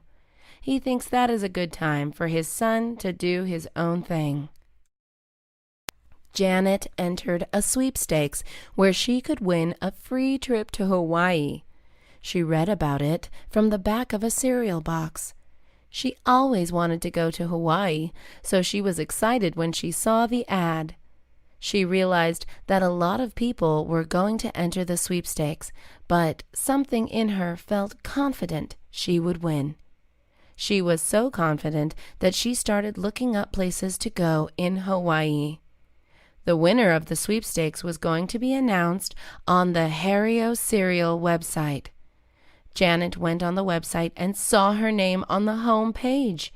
She won! Janet was so excited that she played a Hawaiian song and danced to it. She read the details on the website and found out that she could invite one person to the trip. Janet didn't know who to invite. She wanted to invite someone she could spend hours with. She wanted to invite someone who would be willing to do adventurous activities.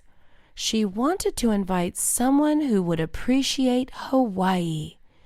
Janet thought about it and decided to take her mom. Diego did not like his name. It was a Spanish name, but Diego didn't even speak Spanish. People always assumed he did, though. In fact, Diego wasn't even Hispanic. Diego also didn't like it because it didn't sound cool. Diego wanted to change his name to something like Brandon or Brock. Diego told his parents that he wanted to change his name. His parents were furious. "This is the name we gave you. By changing it, you're going against our wishes," his mom said. His dad said, "Why don't you just tell people to call you something else? Don't legally change it, though." Diego felt that if he did that, people would just ignore him and continue calling him Diego. Diego tried what his parents suggested. At school, he told his friends and teachers to call him Brock. His friends laughed at him and asked him why. His teachers were okay with it, but they kept calling him Diego accidentally. Since Diego was already 13, it was hard for people who had known him for a long time to call him by any other name. A different hairstyle or color can change a person's entire look. It can make a person look better or worse. Jean was about to enter her first day of college. She wanted a new look. Her current hairstyle was nice, but it was boring. She had it since she was a 9th grader. Her hair right now was straight, long, and blonde. She went into the hair salon and asked the hairstylist, "What kind of look are you going for?" the hairstylist asked. "I want to look like a model," Jean said. "Well, we can add layers to your hair. We can also make your hair more blonde," the hairstylist said. "That sounds good," Jean said. Jean sat in the chair while the hairstylist cut her hair. Jean couldn't see herself in the mirror because she didn't have her glasses on. She just trusted the hairstylist. An hour later, the hairstylist said, "Done." Jean put on her glasses and looked at herself. She looked totally different. She liked it, but felt strange. She could barely even recognize herself.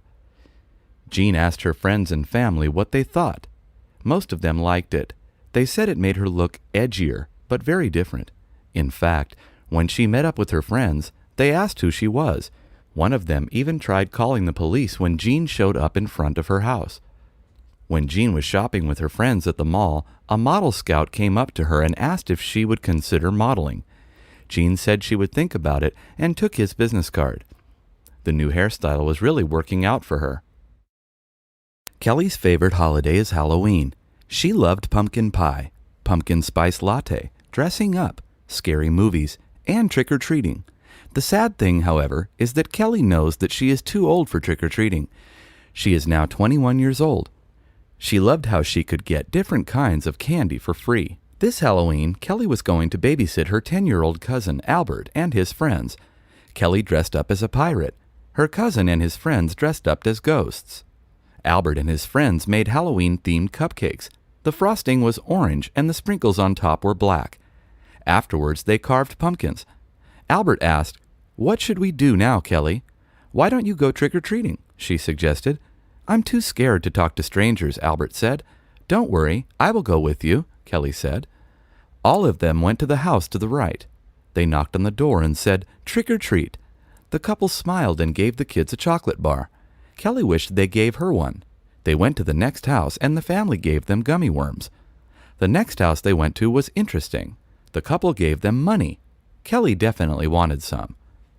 They went to a total of 10 houses and got more than 10 different types of candy.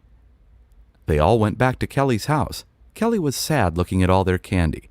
Then Albert and his friends gave Kelly a hug and said they loved hanging out with her. Ophelia was a night shift worker at a hospital. This meant that she worked late at night. Ophelia's work schedule was 9 p.m. to 4 a.m. Ophelia would sleep during the day while most people were at work. For the first year of work, Ophelia had a hard time adjusting to the schedule. She had trouble sleeping during the afternoon.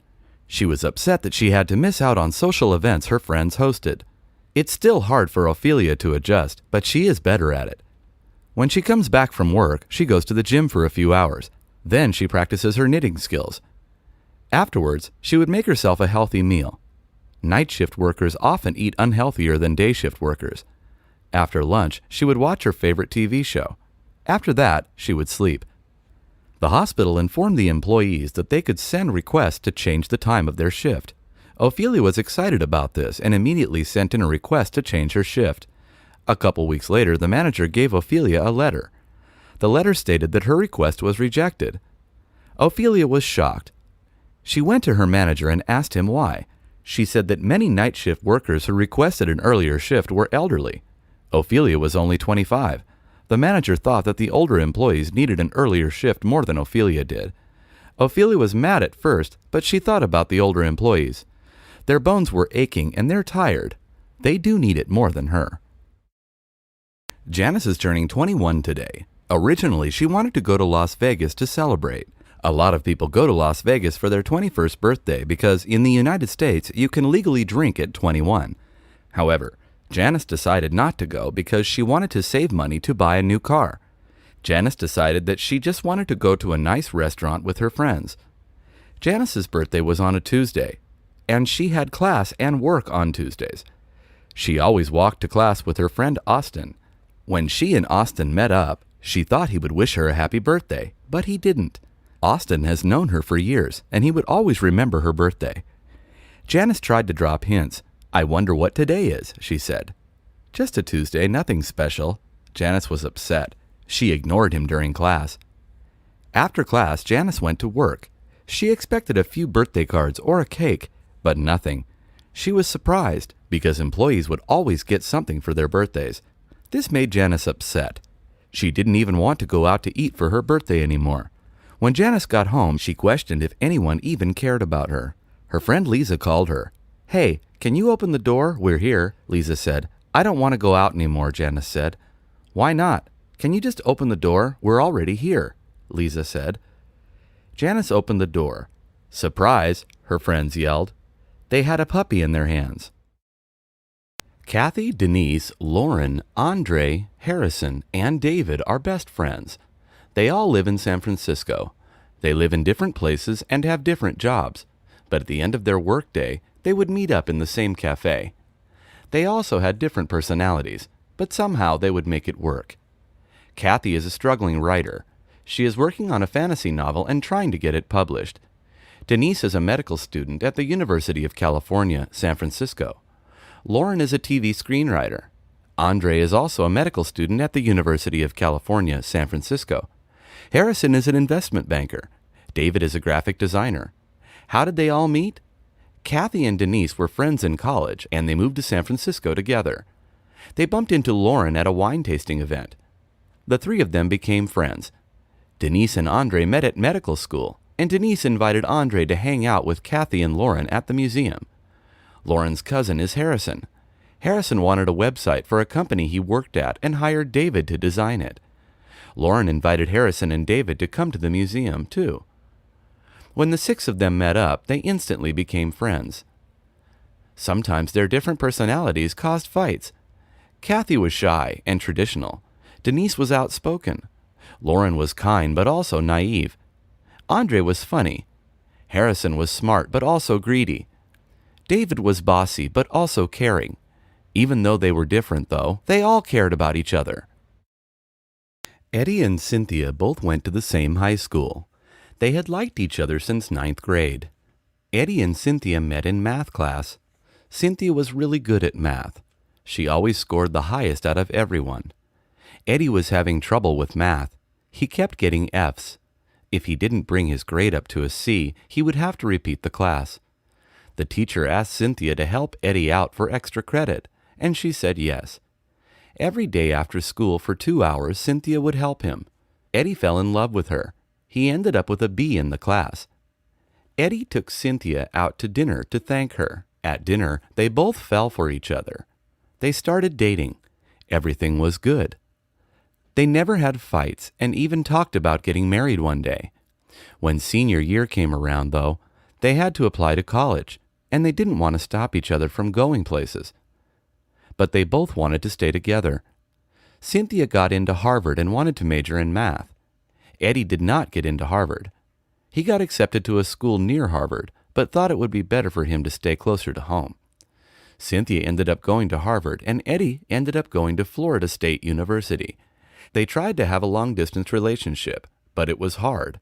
They broke up after their first year of college. After they graduated, however, they both worked in Florida. They got back together. Ruby always looked up to her cousin Wanda. Ruby was an only child in her family, so she saw Wanda as an older sister. Wanda was beautiful, smart, and talented. She had straight A's, played the piano, and had so many friends. Wanda also had a great sense of style. It was classy yet cute. Ruby was still in high school, but she knew she wanted to go to the same university as Wanda did. Wanda knew that Ruby looked up to her, and she appreciated that. For Christmas, Wanda got Ruby a sweater with her university's logo on it. Ruby was so happy when she got the sweater, she put it on immediately and wore it almost every day. One day in class, Ruby raised her hand to answer the teacher's question, and the teacher accidentally called her Wanda. "I'm sorry, you just look a lot like her," the teacher said. "Don't apologize. I'm flattered," Ruby said. Ruby was even in the same clubs in high school as Wanda was. Sometimes people made fun of Wanda for not having her own personality. However, the truth was Ruby was different from Wanda. Ruby was more goofy and girly. When college admission decisions came out, Ruby was so anxious to check the website to see if she got in. She closed her eyes and slowly opened them. She found out she got accepted. She called Wanda to thank her for reading her application. The next day, Wanda took Ruby to look at the school. Nicole was always insecure about herself. She didn't like how she looked. She thought she was too tall and skinny. People would always ask her how tall she is. She tried to gain weight, but she never could. Most people would love to be in Nicole's situation, though. Nicole didn't like how she was so shy. She wished she could easily talk to people and make new friends. Nicole didn't like her voice. She thought it was too low. Nicole's confidence was so low that her friends started to get annoyed with her. They kept telling her that she was fine, but Nicole would deny it.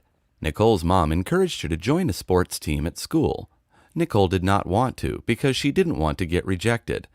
After days of convincing, Nicole finally gave in to her mother's request. Nicole decided to try it out for the basketball team. She played when she was younger, but has not played in 5 years. It helped that Nicole was tall. When Nicole went to tryouts, she looked at all the people she was competing against. She started to compare herself to the other girls. They were all shorter than her, but they were more confident. Nicole tried to put them out of her mind. The coach asked the girls to shoot free throws, run short distance, then finally asked them to play a game. Nicole was doing well. She was surprised. She didn't realize that she still had basketball skills. Nicole made the team and felt more confident about herself. She knew she was good at something. Edward really liked Nancy. The Sadie Hawkins dance, where girls ask guys out, was coming up. In other dances, guys usually ask girls out. Natalie liked Edward too, but he did not know. Natalie was thinking about asking Edward to the dance, but she was shy. Her friends eventually convinced Natalie to ask him. During the lunch break, Natalie and her friends went up to Edward at his usual lunch table. "Hi, Edward. This song is for you," Natalie said. He looked shocked. Natalie took out her guitar. Her friends took out their instruments too. Natalie played an original song.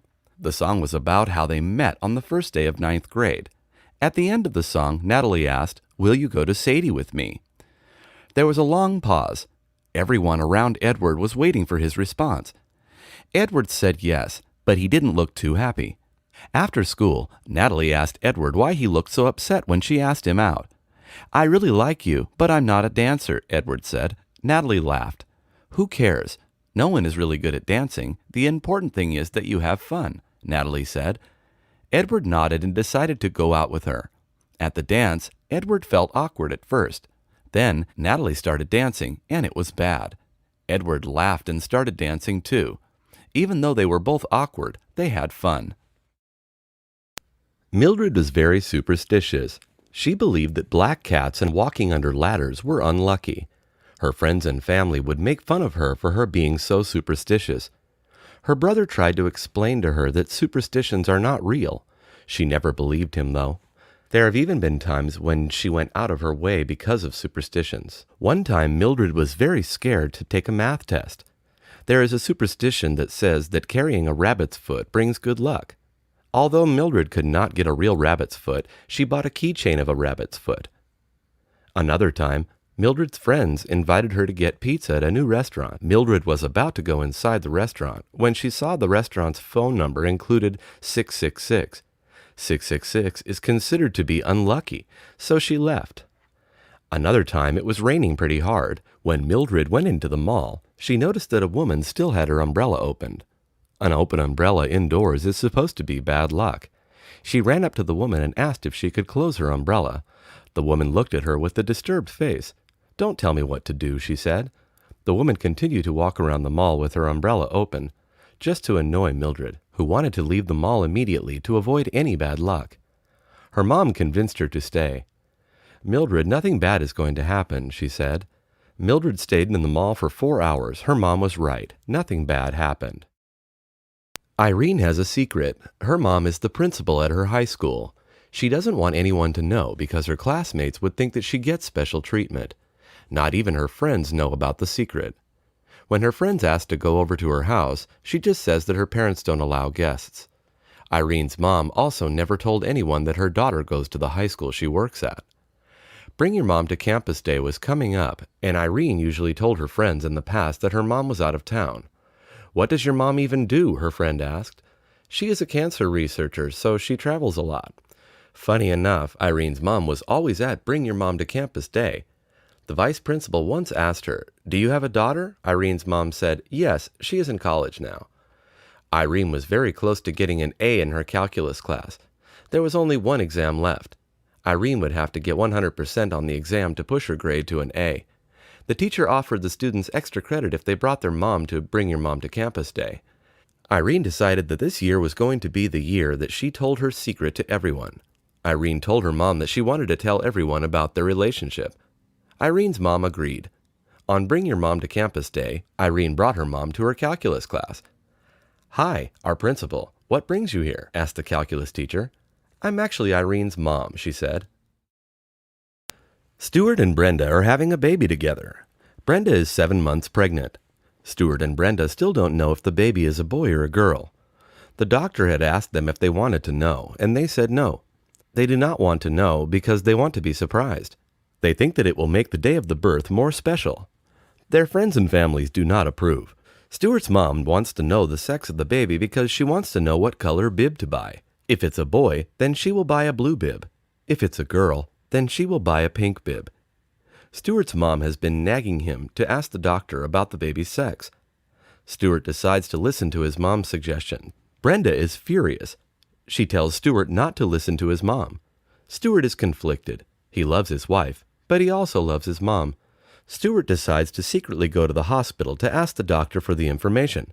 The doctor tells Stuart that the baby is a boy. Stuart tells his mom the news. She is happy. She goes to the store to buy a lot of blue clothes. Stuart tells his mom that she can't tell Brenda. Stuart's mom agrees. The next day, Brenda has a baby shower. Stuart's mom is also invited. When it is time for Brenda to open the presents, Stuart's mom hands her gift. Brenda slowly opens it, and it is a blue backpack. At that moment, Brenda knows she is having a boy. Joseph and his wife Christina currently live in San Francisco. Christina is pregnant. She is a makeup artist at the mall. She does not make much money, but the job makes her happy. Joseph is an investment banker. He makes a good amount of money, but does not like his job. He feels like he does the same thing every day and like he is not making a difference. He also does not like his coworkers. He feels like his coworkers only care about money. Back when Joseph was in school, he dreamed of being a college professor. He liked teaching because he loved the feeling when his students understood something. He also wanted to be around people who loved to learn. He believed that knowledge is power. Joseph wanted to quit his job at the bank. Christina did not want him to, though. "How are we going to afford to take care of the baby?" she asked. "Maybe we can give the baby to my brother and his wife for a couple of years," Joseph suggested. "That is ridiculous. If we do that, then the baby is pretty much theirs," she said. "Only for 2 years," Joseph said. "You need to think of the baby," Christina said. "Why don't you get a higher paying job then?" Joseph asked. "It's not easy, you know. I didn't finish high school," Christina said. This was a sensitive topic for Christina. Joseph knew that and stopped talking. Joseph stopped talking. He decided to stick with his job at the bank. Julia always felt average. She did not have any special talents, but she also was not bad at anything in particular. She always got B's in class. She was neither fat nor skinny. She could run a mile, but not much more. Most people felt neutral about her. She wore nice clothes, but nothing unique. She wanted to be better than average at something, but whenever she tried, she fell short. When she took an advanced math class, she found herself struggling. She joined the basketball team, but she was not very good. As Julia was walking to school, she suddenly felt something in her head. It didn't hurt, so it was not a headache. All of a sudden, she saw a cat stuck in a tree in her mind. It was almost like a vision. That was weird, she thought. She continued walking to school. Then, she saw a cat just like the one in her vision. It climbed up the tree and could not come back down. It was stuck. Julia realized that she could see the future. Julia would get her visions randomly. She wished she could control it, but she could not. Sometimes she would get 5 a day, and other times she would get them every 2 weeks. Julia loved her visions, though. She felt that it was her special power that gave her advantages. One time she had a vision that her friend was going to die in a car accident, so Julia made her friend not drive that day. Julia did not tell anyone about her visions. She felt like people would not believe her. Timothy loved to play games ever since he was young. He was good at almost every single game. He was extremely competitive and hated to lose. He decided to go to the arcade to put his skills to the test. He thought this would be a fun way to use his skills and be rewarded.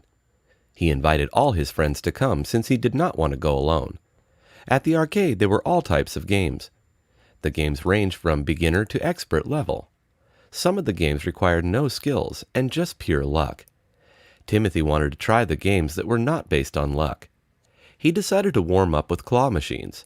He thought these required coordination and precision. However, he soon realized these machines relied a little bit on luck to pick up the prize. He quickly moved on to shooting target games. He also played basketball games. Basketball was more suited towards his skills. He was able to win prizes in both. He also played games with his friends. It was fun competing against them, even when he lost.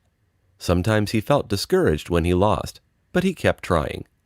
At the end of the day, he had many prizes to take home. He realized that he had spent a lot of money playing these games. Timothy told his friends that he had a fun time and hopes to come again, but not too often. He traded prizes with his friends, and they all took a photo to remember this day. It was hard to eat healthy at school. It was even harder when Jessica entered college. Everywhere she went, it seems as if she was surrounded by unhealthy food. From the dining hall pizza to the coffee shops at every corner, it was hard for her to eat healthy every day. She also had to balance many activities and classes. She felt she had no time to cook or find healthy food. She often stopped at fast food places and got quick snacks. The unhealthy food often left her feeling tired. She did not have the energy at the end of the day and often felt sleepy. She decided she needed to alter her eating habits. She wanted to stop eating so unhealthily, but she did not know how. She decided to start by cutting out coffee. At first it was hard since she drank coffee almost every day. By the end of the week, she felt better. She was also saving a lot of money by not having to buy a drink every day, which quickly added up. The next step she took was to incorporate more healthy food into her diet. Instead of eating burgers and sandwiches so often, she decided to eat salads every other day. She found that salads were just as quick and cheap as burgers. This made her feel more refreshed and energized. She found herself less sleepy and more focused in class. The salad even tasted better than the burger. Jessica felt so good with her diet change, she planned on cooking once a week every week. She felt ambitious and loved the change she was making. Sarah found herself alone at home most of the time. Her parents were always at work and she had no siblings. Although Sarah had many friends, she wanted to get a pet. She was tired of being bored at home. However, Sarah did not know what pet she wanted. She kept changing her mind and fell in love with all types of animals. She decided to go to the pet store and let her heart decide when she got there. She went to her local pet store. It was only a 5-minute walk from her house. She walked with her parents, who agreed to let her pick out a pet. Sarah vowed to take responsibility and be super careful with her new pet. The pet store worker greeted them and showed them around. There were all types of pets, including reptiles and furry mammals. Sarah loved the dogs and cats. She thought they were cute and playful. She decided to also look at some fish. She enjoyed the colors and their beautiful nature, but she wanted something more interactive. When she came across the bunnies, she knew that they were the pet for her. She knew a bunny was easier to take care of than a dog, but still playful. She picked up a bunny and fell in love with him. He was brown and white. She decided to name him Chester. Her new furry friend also liked her. Her parents approved and were also fond of her new pet. Brenda was moving into her apartment today. She needed to bring in a lot of things since the apartment was empty. There was no way she could fly with such large items. She needed to go shopping for a couch and a desk. Brenda decided this would be a perfect opportunity to road trip with her family. They could help her move into her new apartment. Her new apartment was located 3 hours from her current house. Brenda was excited about moving and starting her new year. She was moving to an apartment near her school. She would be living there with 3 new people she had never met. She was a little nervous to meet them. She was scared that she might not like them or they might not like her. She was excited also. She was excited for what the new year would bring. The new year could be filled with a lot of new memories and exciting events. Brenda made a list of things she needed to buy just in case she forgot anything. She separated her list by categories. She had a lot of stuff from home that she could bring to save money. She took her chair and her laptop from home. She also brought a lot of clothes and cooking supplies. Her parents agreed to help her shop for furniture once they got there. They were going to help her pick her bed frame and her mattress. She also needed to get a new couch for the living room. Although stressful, Brenda was ready to tackle it all. Ricky was good at everything. He had always gotten A's in all his classes. He excelled in all subjects and never had any trouble with the material. This year, he was taking calculus. This was a subject he had never taken before. He was struggling a lot and did not understand the material. His teacher handed his first test back. Ricky was shocked at his score. He had failed the test. It was his first time to fail anything. Ricky did not know what to do. He did not want to ask for help because he did not know how. This was his first time struggling, and he had no idea how to approach his problem. He started talking to the teacher. He asked the teacher if there was a mistake or if there was any way he could retake the test. The teacher explained to him that it was reasonable that he did not do well on the first test. She gave a list of books and websites that may help him and also referred him to some tutors. Another suggestion she made was to reach out to friends and form a study group. He liked the idea of a study group because he felt more comfortable asking his friends for help. He asked his friends if they would like to form a study group. They loved the idea. They also were relieved since they were also struggling with calculus. They decided to meet twice a week at their school's library. They did homework together and went through each problem step by step. Before the next test, they studied extra long. They did several practice problems and helped each other along the process. Perhaps Ricky would not get everything correct on the next test, but he felt more confident. Catherine did not know what to do this summer. All her friends either had a job or were going traveling. Catherine was nervous because she did not hear back from any of the organizations she applied for. She applied to a lot of different internships and jobs. The wait was long and agonizing for her. Finally, she received an email. The email congratulated her on getting the internship, which was a teaching position in Japan. She was going to be teaching lessons on leadership in Japan to young high school students. Catherine was so excited to receive this internship. This was her top choice. She was nervous she would not get it because there were many applicants. It was extremely competitive. She was excited to travel and also meet many high school students.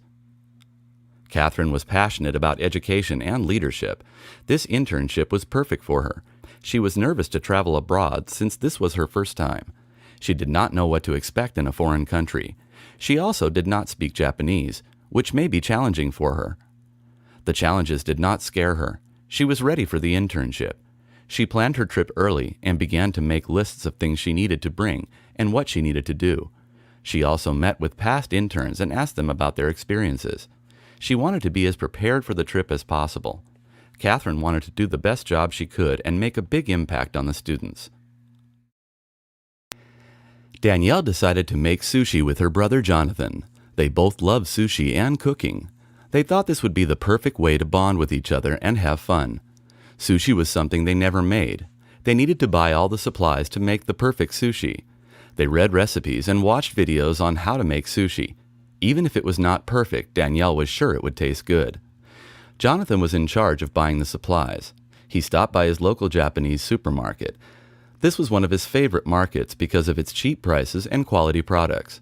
He started by looking for the seaweed and rice. He quickly found those in the same aisle. He then began to pick the seafood they would use. He decided on salmon, tuna, and eel. Danielle's favorite was salmon. He also got some cucumbers, carrots, and avocados to add extra flavor. Jonathan brought back his supplies home. They were ready to make the sushi. They set everything up in the kitchen. They were ready to roll. They divided the tasks. One person was in charge of preparing the sushi. The other person was in charge of rolling the sushi and cutting nicely into pieces. They needed to make enough for themselves and their parents. They even made extras. After all their hard work, they ate their delicious sushi and watched a movie together. The sushi was delicious and tasted really fresh. Their parents approved of their homemade sushi. Every day, Tiffany jogged 5 miles around her house. She loved running around her neighborhood. It made her feel refreshed for the rest of the day. She felt more healthy and productive after her runs. She did not always run the same route. She liked to change her route to make running more fun. Sometimes she ran to grocery stores, and sometimes she ran to her friend's house. It was a new journey each time. In order to run, she had to have the right gear. She always wore quality athletic clothes. She had to wear good running shoes that were durable. She kept her hair in a high ponytail so her hair would not interfere with her face. She kept a water bottle with her at all times to continue to stay hydrated. Sometimes she ran at the gym, but she preferred the fresh air. There was something about seeing the trees and cars passing by that made her happy. She always listened to music when she ran. The music kept her motivated and distracted her from the feeling of being tired. Today she decided to run to a movie theater. She was meeting a friend there later. She had her water, music, and a smile ready. She started running early so that she would be there on time. Rebecca was going on her daily jog when she saw a lonely puppy on the sidewalk. The puppy was alone. She did not see its owner anywhere in sight. The puppy had a collar. She checked the collar for an address or identification, but there was none. The puppy followed her and began to play with her.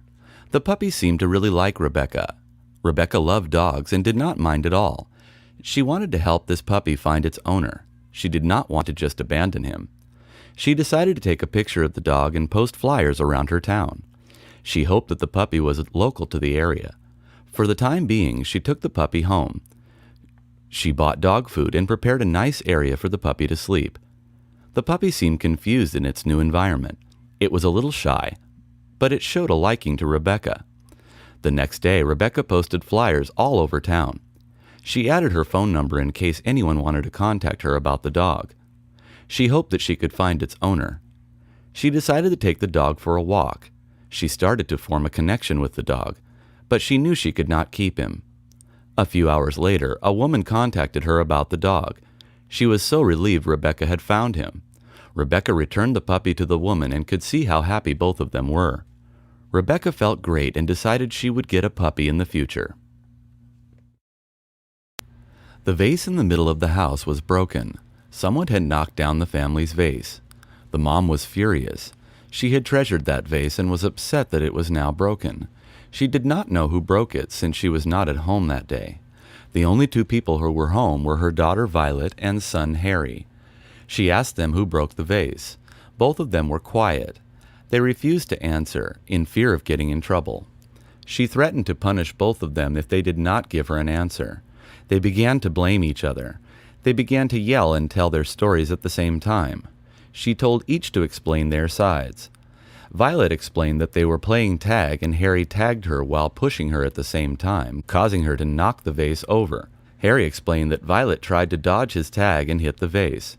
There was no way for the mom to tell who was actually right. The mom decided it was an innocent mistake. She did not punish either of them. She just told them not to play tag in the house anymore. Harry and Violet had to be more careful next time. They apologized to their mom. They both felt terrible for upsetting her. They decided to be super good and started cleaning up the house.